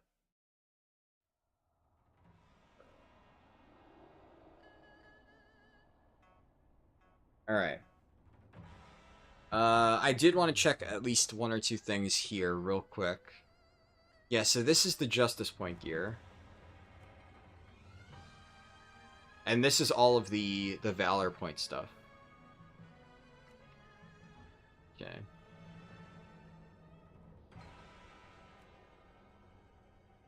I guess you'd probably want to not buy anything in a tier slot, right? So, like, you would not want to buy a chess piece. Because, you know, there's no catalyst here. So, like, if I buy this, and then I get a tier chess piece, well then, like, fuck me, right? That would suck. So, if it all costs Valor anyways, and it's a limited resource, then you just wouldn't want to buy the things that you'd potentially replace. And although I don't really think my tier set bonus is very good, let me double check.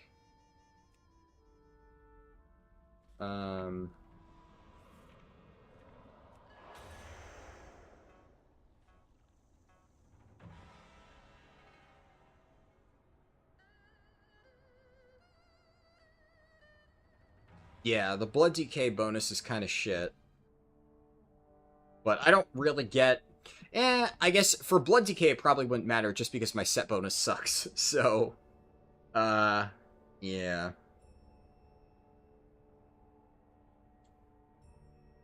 Yeah, that's pretty terrible. Yeah.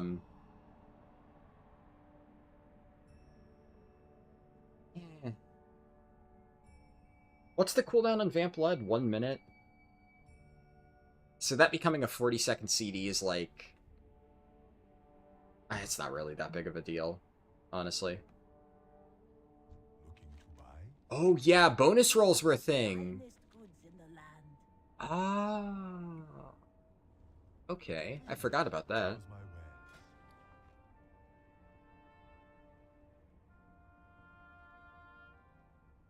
Huh.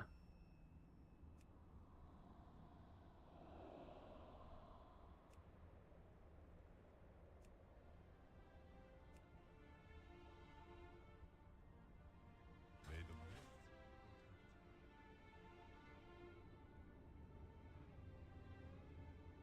Interesting. And here's the challenge mode dungeon guy. find a better bargain.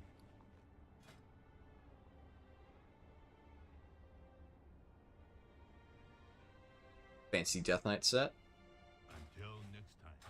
All the Phoenix mounts. Alright,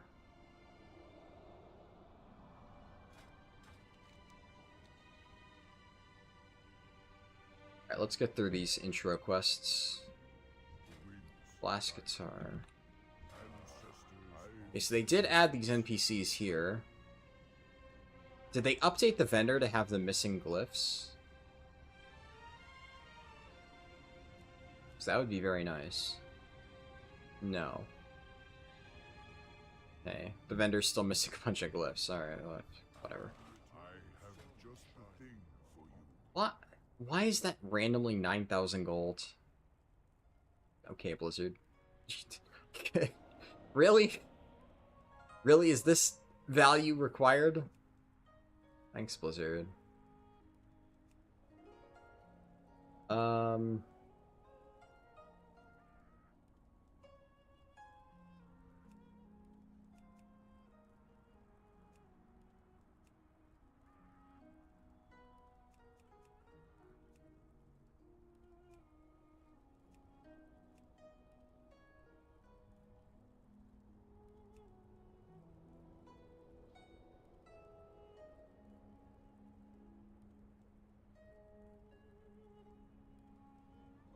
There's so many, like, cool profession stuff this expansion. The waters foretold of this meeting.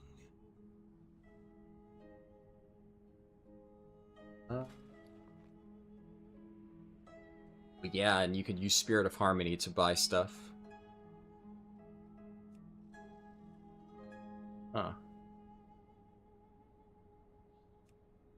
Forgot about that.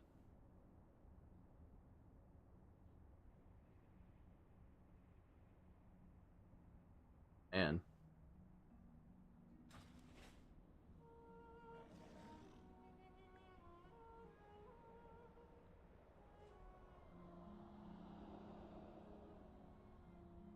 Oh, hello. Let's see. Let me just finish up this quest while I'm at it.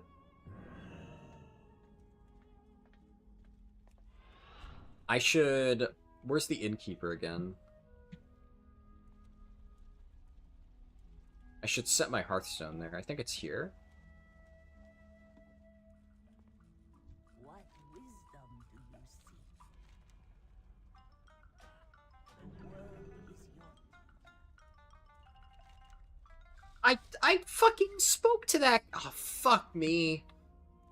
Oh, this fucking game, dude. It DC'd me and didn't give me quest credit, so now I gotta go fucking get the objective again. Whatever. I realized I didn't restart the timer, but... I'll restart it here. Gotta go back and talk to that dude anyway. I wonder if there's any fast way to get there. You could probably, yeah, you could very easily,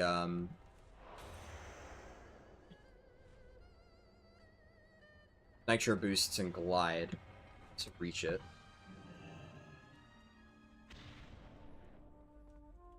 But I don't have my glider on.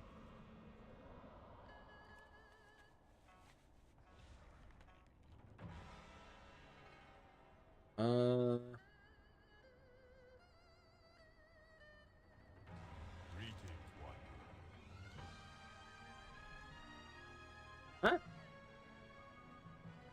one. No, I don't think that's true, buddy. They look pretty good to me.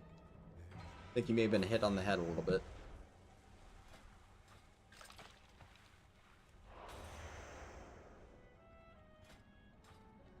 I did set my Hearthstone, right? Yeah, okay, we're...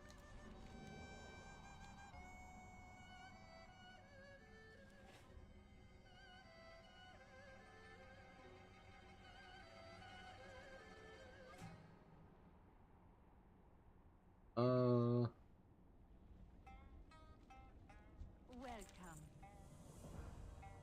Okay, is that... Yeah, that's it for the quests.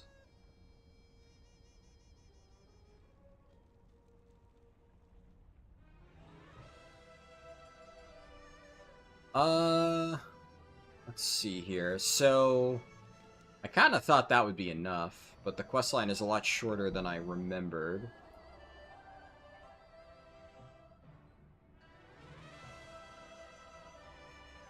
I'm gonna see about exploring a little bit.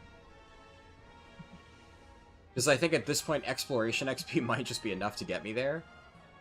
And I can grab a bunch of flight points, and then move on to Townlong Steps, which would just be a lot better. I'm also curious about...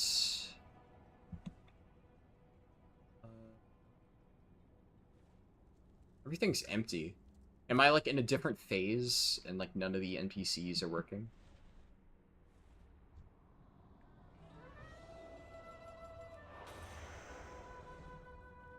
Hmm.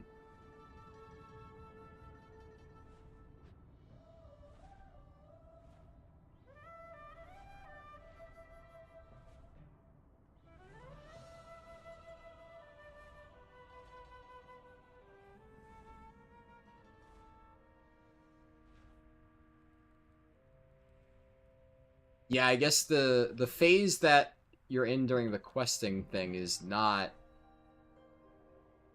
finished. Hmm.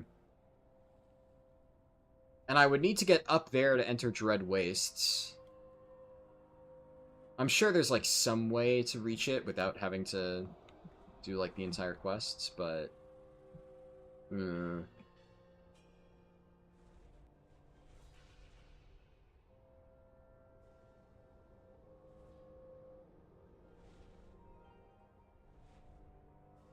Let's see...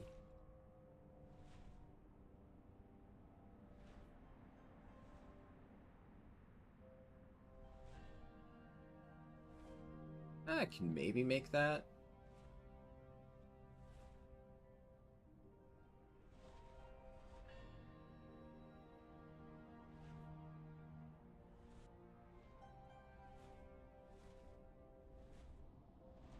I feel like you could probably make this jump, definitely with a parachute. I just don't happen to have one on me.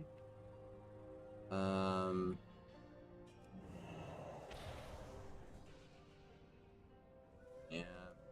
That's...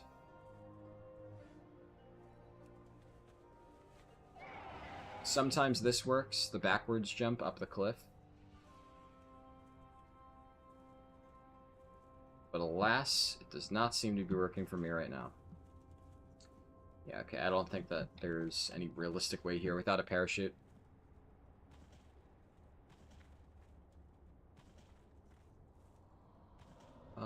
There's a rare mob that spawns there, but it's not on.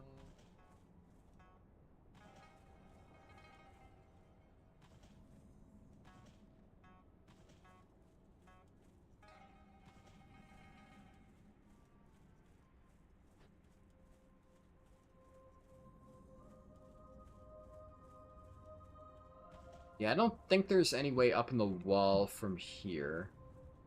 Yeah. Fuck it.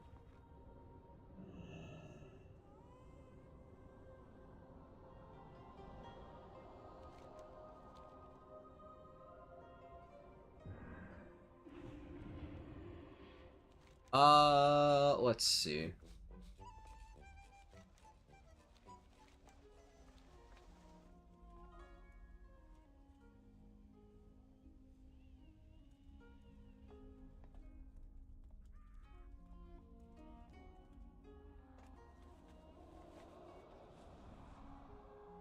What gear does this guy have? Wow, this dude... Okay. No, there must be a vendor. There's no way he has, like, an Honored with the Klaxi item and the Relic of Swen, but still random pieces of gear. There must be some gear vendor somewhere. I guess, theoretically, you might be able to get that just by doing, the entirety of Dread Wastes. And he could have just bought profession items to get that. But he's still missing a bunch of pieces. Greetings. What am I gonna do for leveling? Honestly, I think probably just killing a bunch of random mobs and then heading into Townlong is my best option. So I guess I'm just gonna do that. And then I think we'll stop at 88. So, you know. The end result will have been I spent 3 hours to get a single level this stream. And then spent the other 6 hours doing random crap, but I am a little bit tired. And I still think that overall it was productive. We got a lot of testing done. Science was achieved. And I did start the stream early to test stuff on Kata Classic because I wasn't ready to do the run just yet, but I figured I'd start it. So, what I'll probably do is, like, take a nap or something, and then later tonight I'll finish up this run, like, for real. And yeah. The last 2 levels shouldn't be that bad. Famous last words, I suppose. But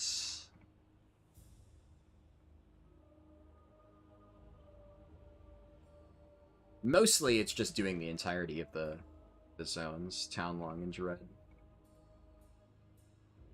I'll also see if I can get my hands on any of the Klaxi weapons, because that would be kind of nice to have.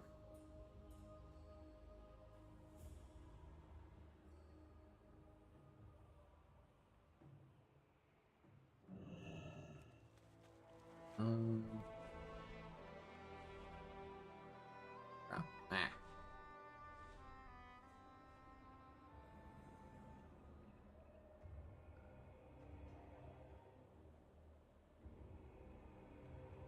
Alright, let's just do a bit of exploration. I know there's a treasure at some point around here that I could grab.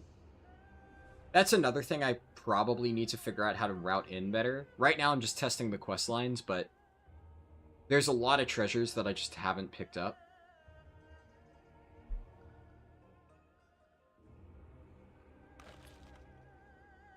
That would be ideal. So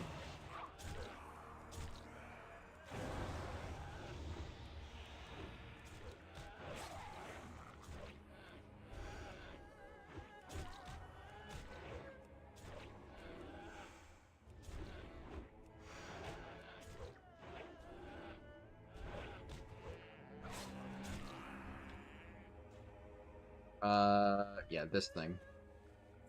Yeah, that's a pretty big chunk of XP. That's more than a single quest. That's like 2 full quests. Are treasures character specific, meaning if 100 people are going after it, does that mean 99 people have to wait? Depends on the treasure. Some are, some aren't. That one, every single person can get.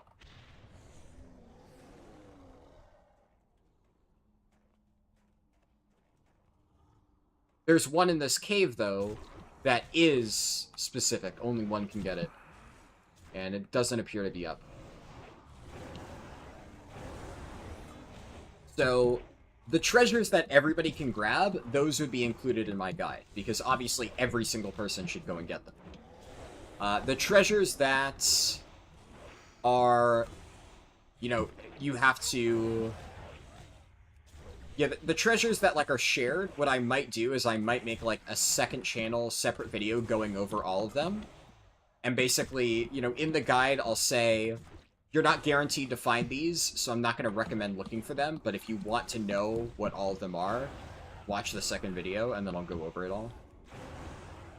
So, like, the Kaffa Press here, you would honestly never go out of your way for this one. But if you happen to be doing the Coda base camp quests, it's worth going into the cave to look for it just in case while you're already here. But, like, if you have flying, for instance, that treasure that I just picked up is very easy to reach. Remember some treasures in MoP acting like WoD, where treasures are always up once for each character? Yeah. And unlike WoD treasures, which these days don't really give much experience at all, treasures in MoP, as you can see, are very good.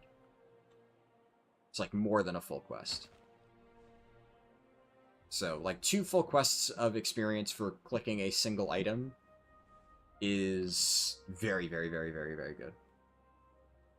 Oh, there's even some quests over here. Yeah.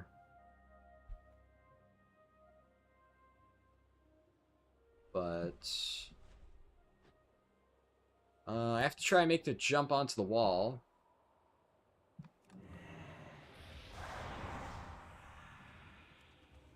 I'm gonna Path of Frost. I think I can make this. Geronimo! I'm fucked. I'm fucked. I'm fucked.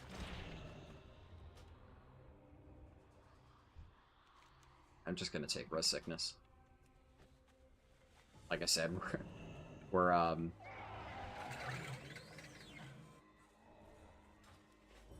gonna stop in a little bit anyway.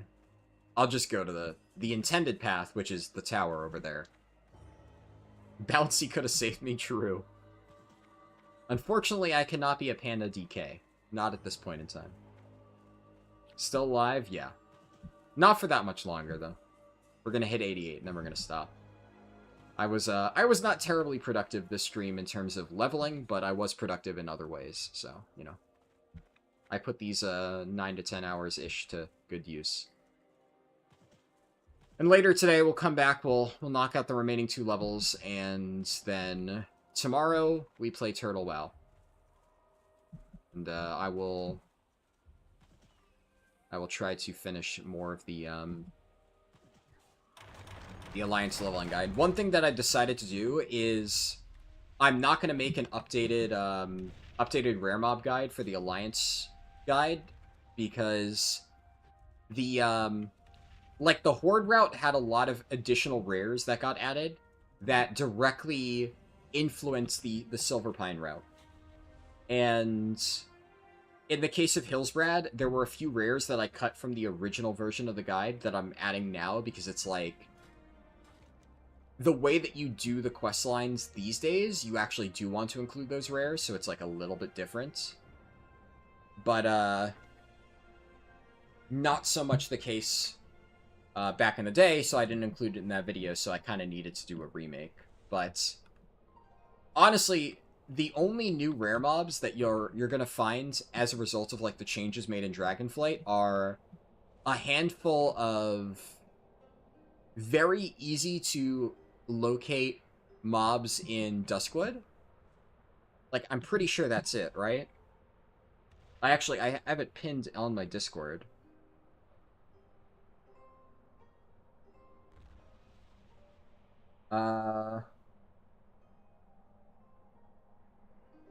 Yeah. Like, all of the new rares that they added to the Alliance route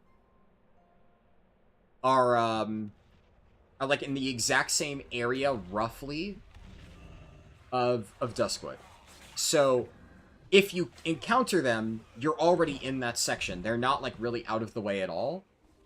If you find them, you find them. it's not like Ravenclaw Regent, where you actually do need to take a little bit of a detour, and you might not spot him if you don't know to look for him. So, I just don't really think there's any merit to adding those particular rares. And the rest of the route, it's like, I haven't really changed which rares I'm going for. The only thing I might add is, like, I could mention the rare mobs in Wetlands, now that I technically have included that in the route. But I don't really recommend doing that much in Wetlands, and the only rares that you're going to find are, again, directly on the path of the questline. So, is it really worth a remake of that video? Because none of the stuff that I've added is remotely hard to find at all. It's literally either you stumble upon the rare if it's up, or it's not up, in which case you're not going to find it anyway. So I'm just like, I don't know. The amount of effort that would have to go into remaking that rare mob video, I just don't feel would be worth it. So I probably just won't. I'd rather get the Alliance guide done ASAP and make stuff that's actually relevant. This stuff requires 88, so...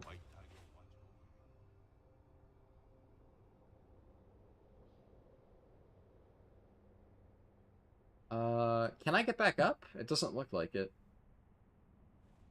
I'm pretty sure if I jump down, I'm fucked. Whatever.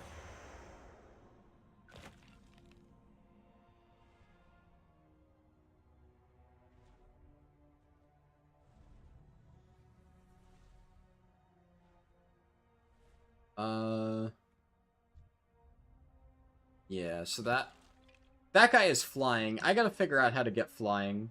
I can't remember if you can just buy it or if you have to hit level 90 first. I'm pretty sure you can just buy it, but you might need to get to Veil of Eternal Blossoms. But, we'll have to see. Okay, that Klaxi thing isn't up. I'll check for the other ones.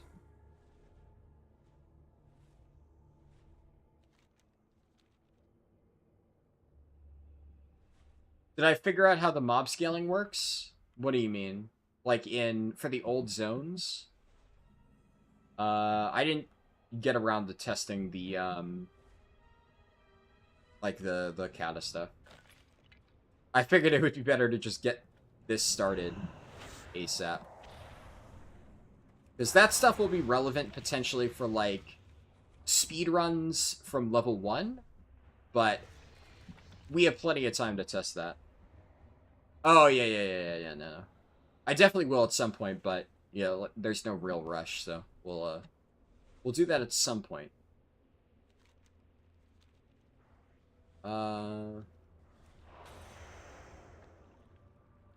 There's a rare mob that spawns on that island. But does not appear to be up at the moment.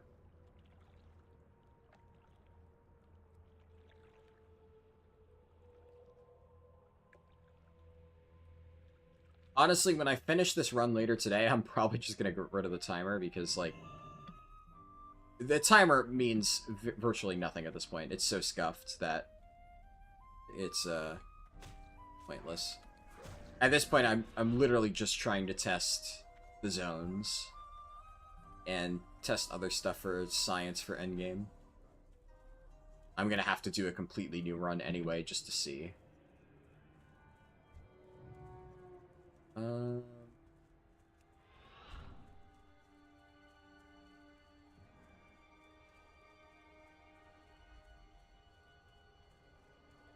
there we go. Fingers crossed the weapon is up. That would be very nice. I might have to camp this thing just to get it, but having this for, like, it's account-wide so you can reuse it would be quite nice.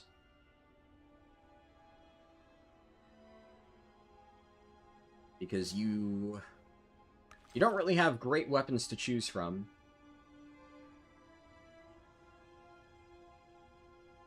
It's not like a Kata Classic where if you get a good weapon early on, it lasts you for most of the process. Here, the gear is, not so great.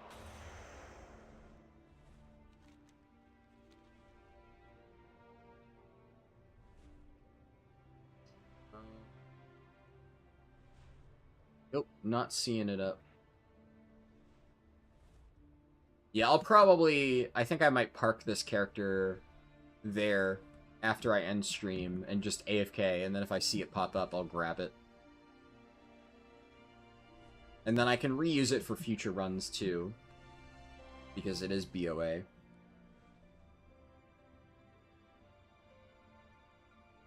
And... probably after I end stream, I'm gonna look into how I get flying, and I might try to do archaeology to get, like, Spear of Swen, because that would be pretty nice to have for the monk run whenever I do that. Assuming it's easy to get. If it requires a lot of farming, then it wouldn't really be practical early on anyways, but if I'm able to easily farm it in a short period of time, then, you know, it would just be pretty good. I don't see this treasure. People have gotten all of them already.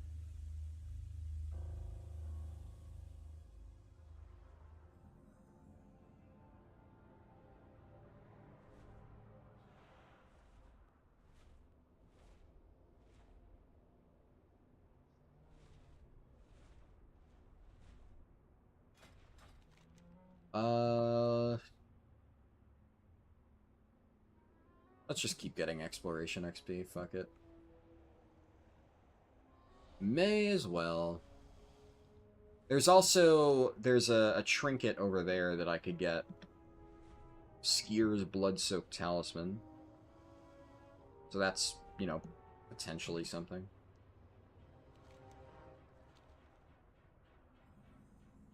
That's a War Scout.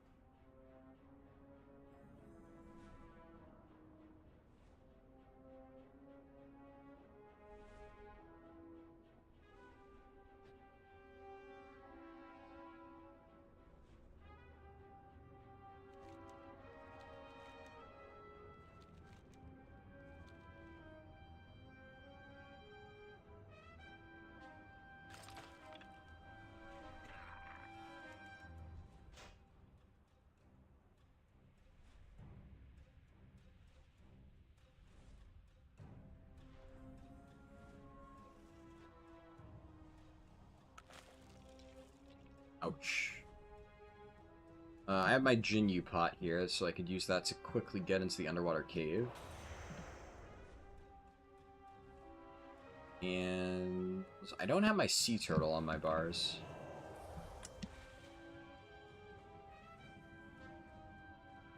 Yeah, because this will let me get in. I'll sea turtle out.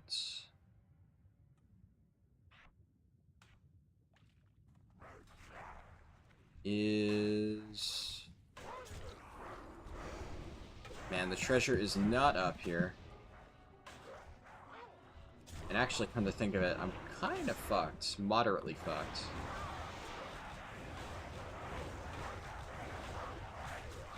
Yeah, because I can't mount. Actually, these mobs are pretty weak.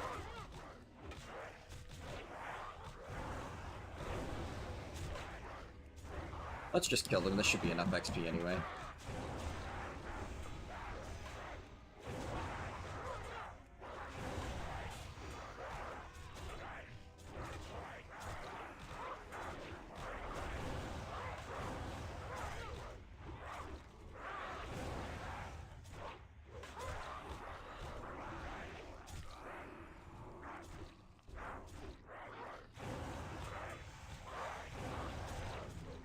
Yeah, a lot of these ones are going to be tough to find because they're in the middle of quest hubs.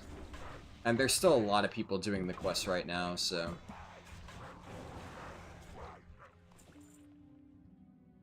I don't expect that we'll be able to reliably get all of these. Treasures like this honestly make me motivated to potentially do, like, runs on a dead server on launch.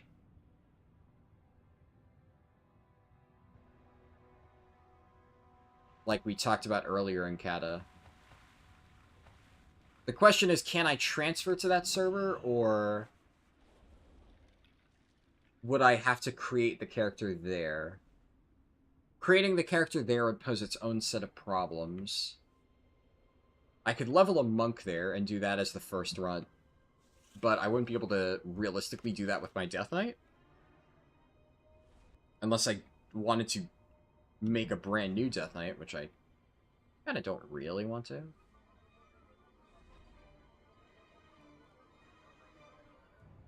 That one's not up.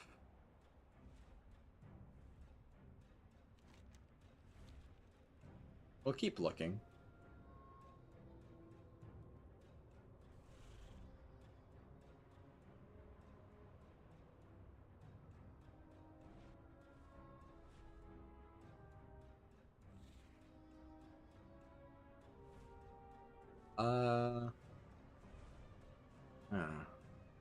There's no easy way up this cliff. There we go. I'm not really used to navigating these zones without flying.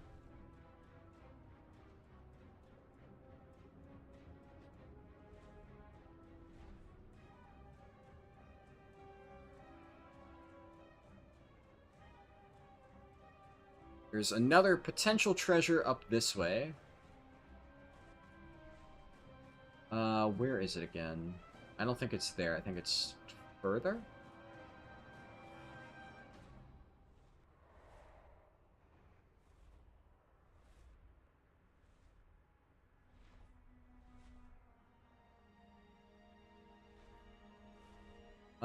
Is it there?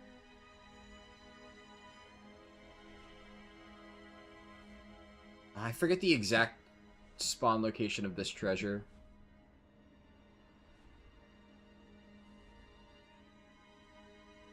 I think it's by that tree. Like here. So I guess it's not up.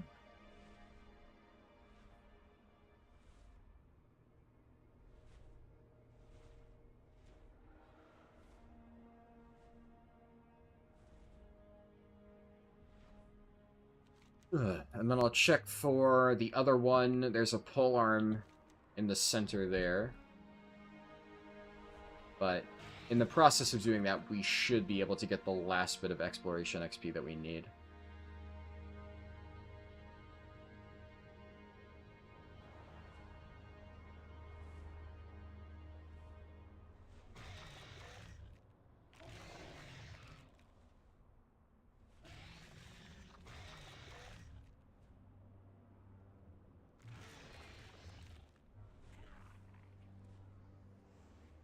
Yeah, that one's not up either.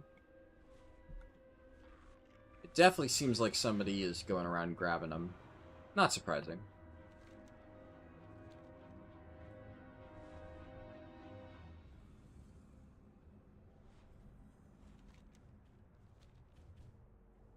Yeah, I got exploration XP off that.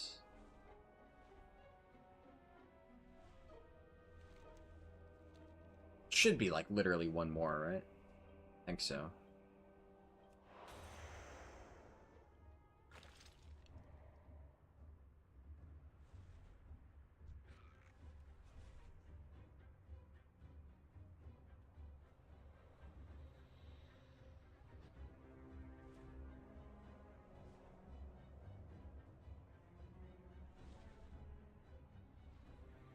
There we go, 88. Alright.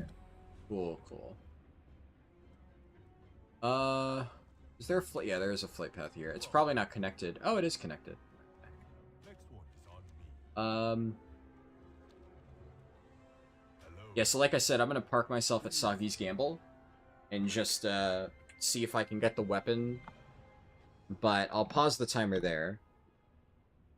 And honestly, I'll probably just turn it off for the remainder of it. I mostly want to test to see how much of the Shadowpan, or how much the questline in Townlong gives Shadowpan rep, and how much rep you get by doing all of the Klaxy stuff without any dailies. That would be really good to know. Just like, if you do all of the relevant quests, how much do you get? So we'll test that later today. Like I said, I've been streaming for a while. Troy said, I wonder if Blizzard's going to put any way to filter characters by name on the copy character UI. Creating and deleting characters in many servers makes it so your character list is flooded with level 10s. Yeah.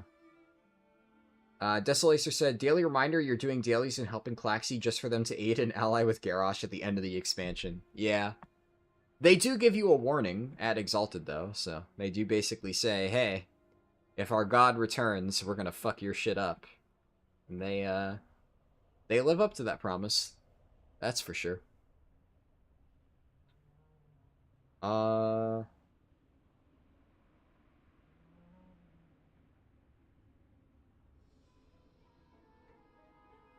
Yeah, I'll check one last time just in case it respawned the last, I don't know, 5 minutes. And then I'll end stream. But yeah, I don't know exactly what time I'm gonna stream later. Because it really depends on just when I'm feeling awake enough. I need like a short nap. And I need food. Obviously, I haven't had anything to eat since starting stream. So I'm kind of hungry.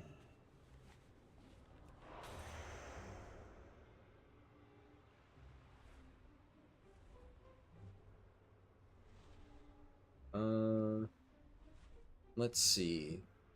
Did it magically respawn? It did not. Yeah, so I'm just gonna... I'll park my character here. We'll see if it pops up.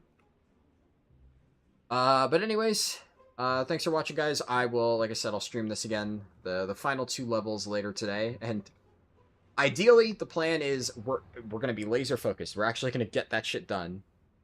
We're gonna actually quest and not spend the first 6 hours of the stream doing random garbage. But like I said, I think it's worth it. I think we got a lot of valuable information, and I feel more prepared to do endgame stuff for MoP now because of all that research that I spent the first 6 hours doing. But yeah, I'll stop it there.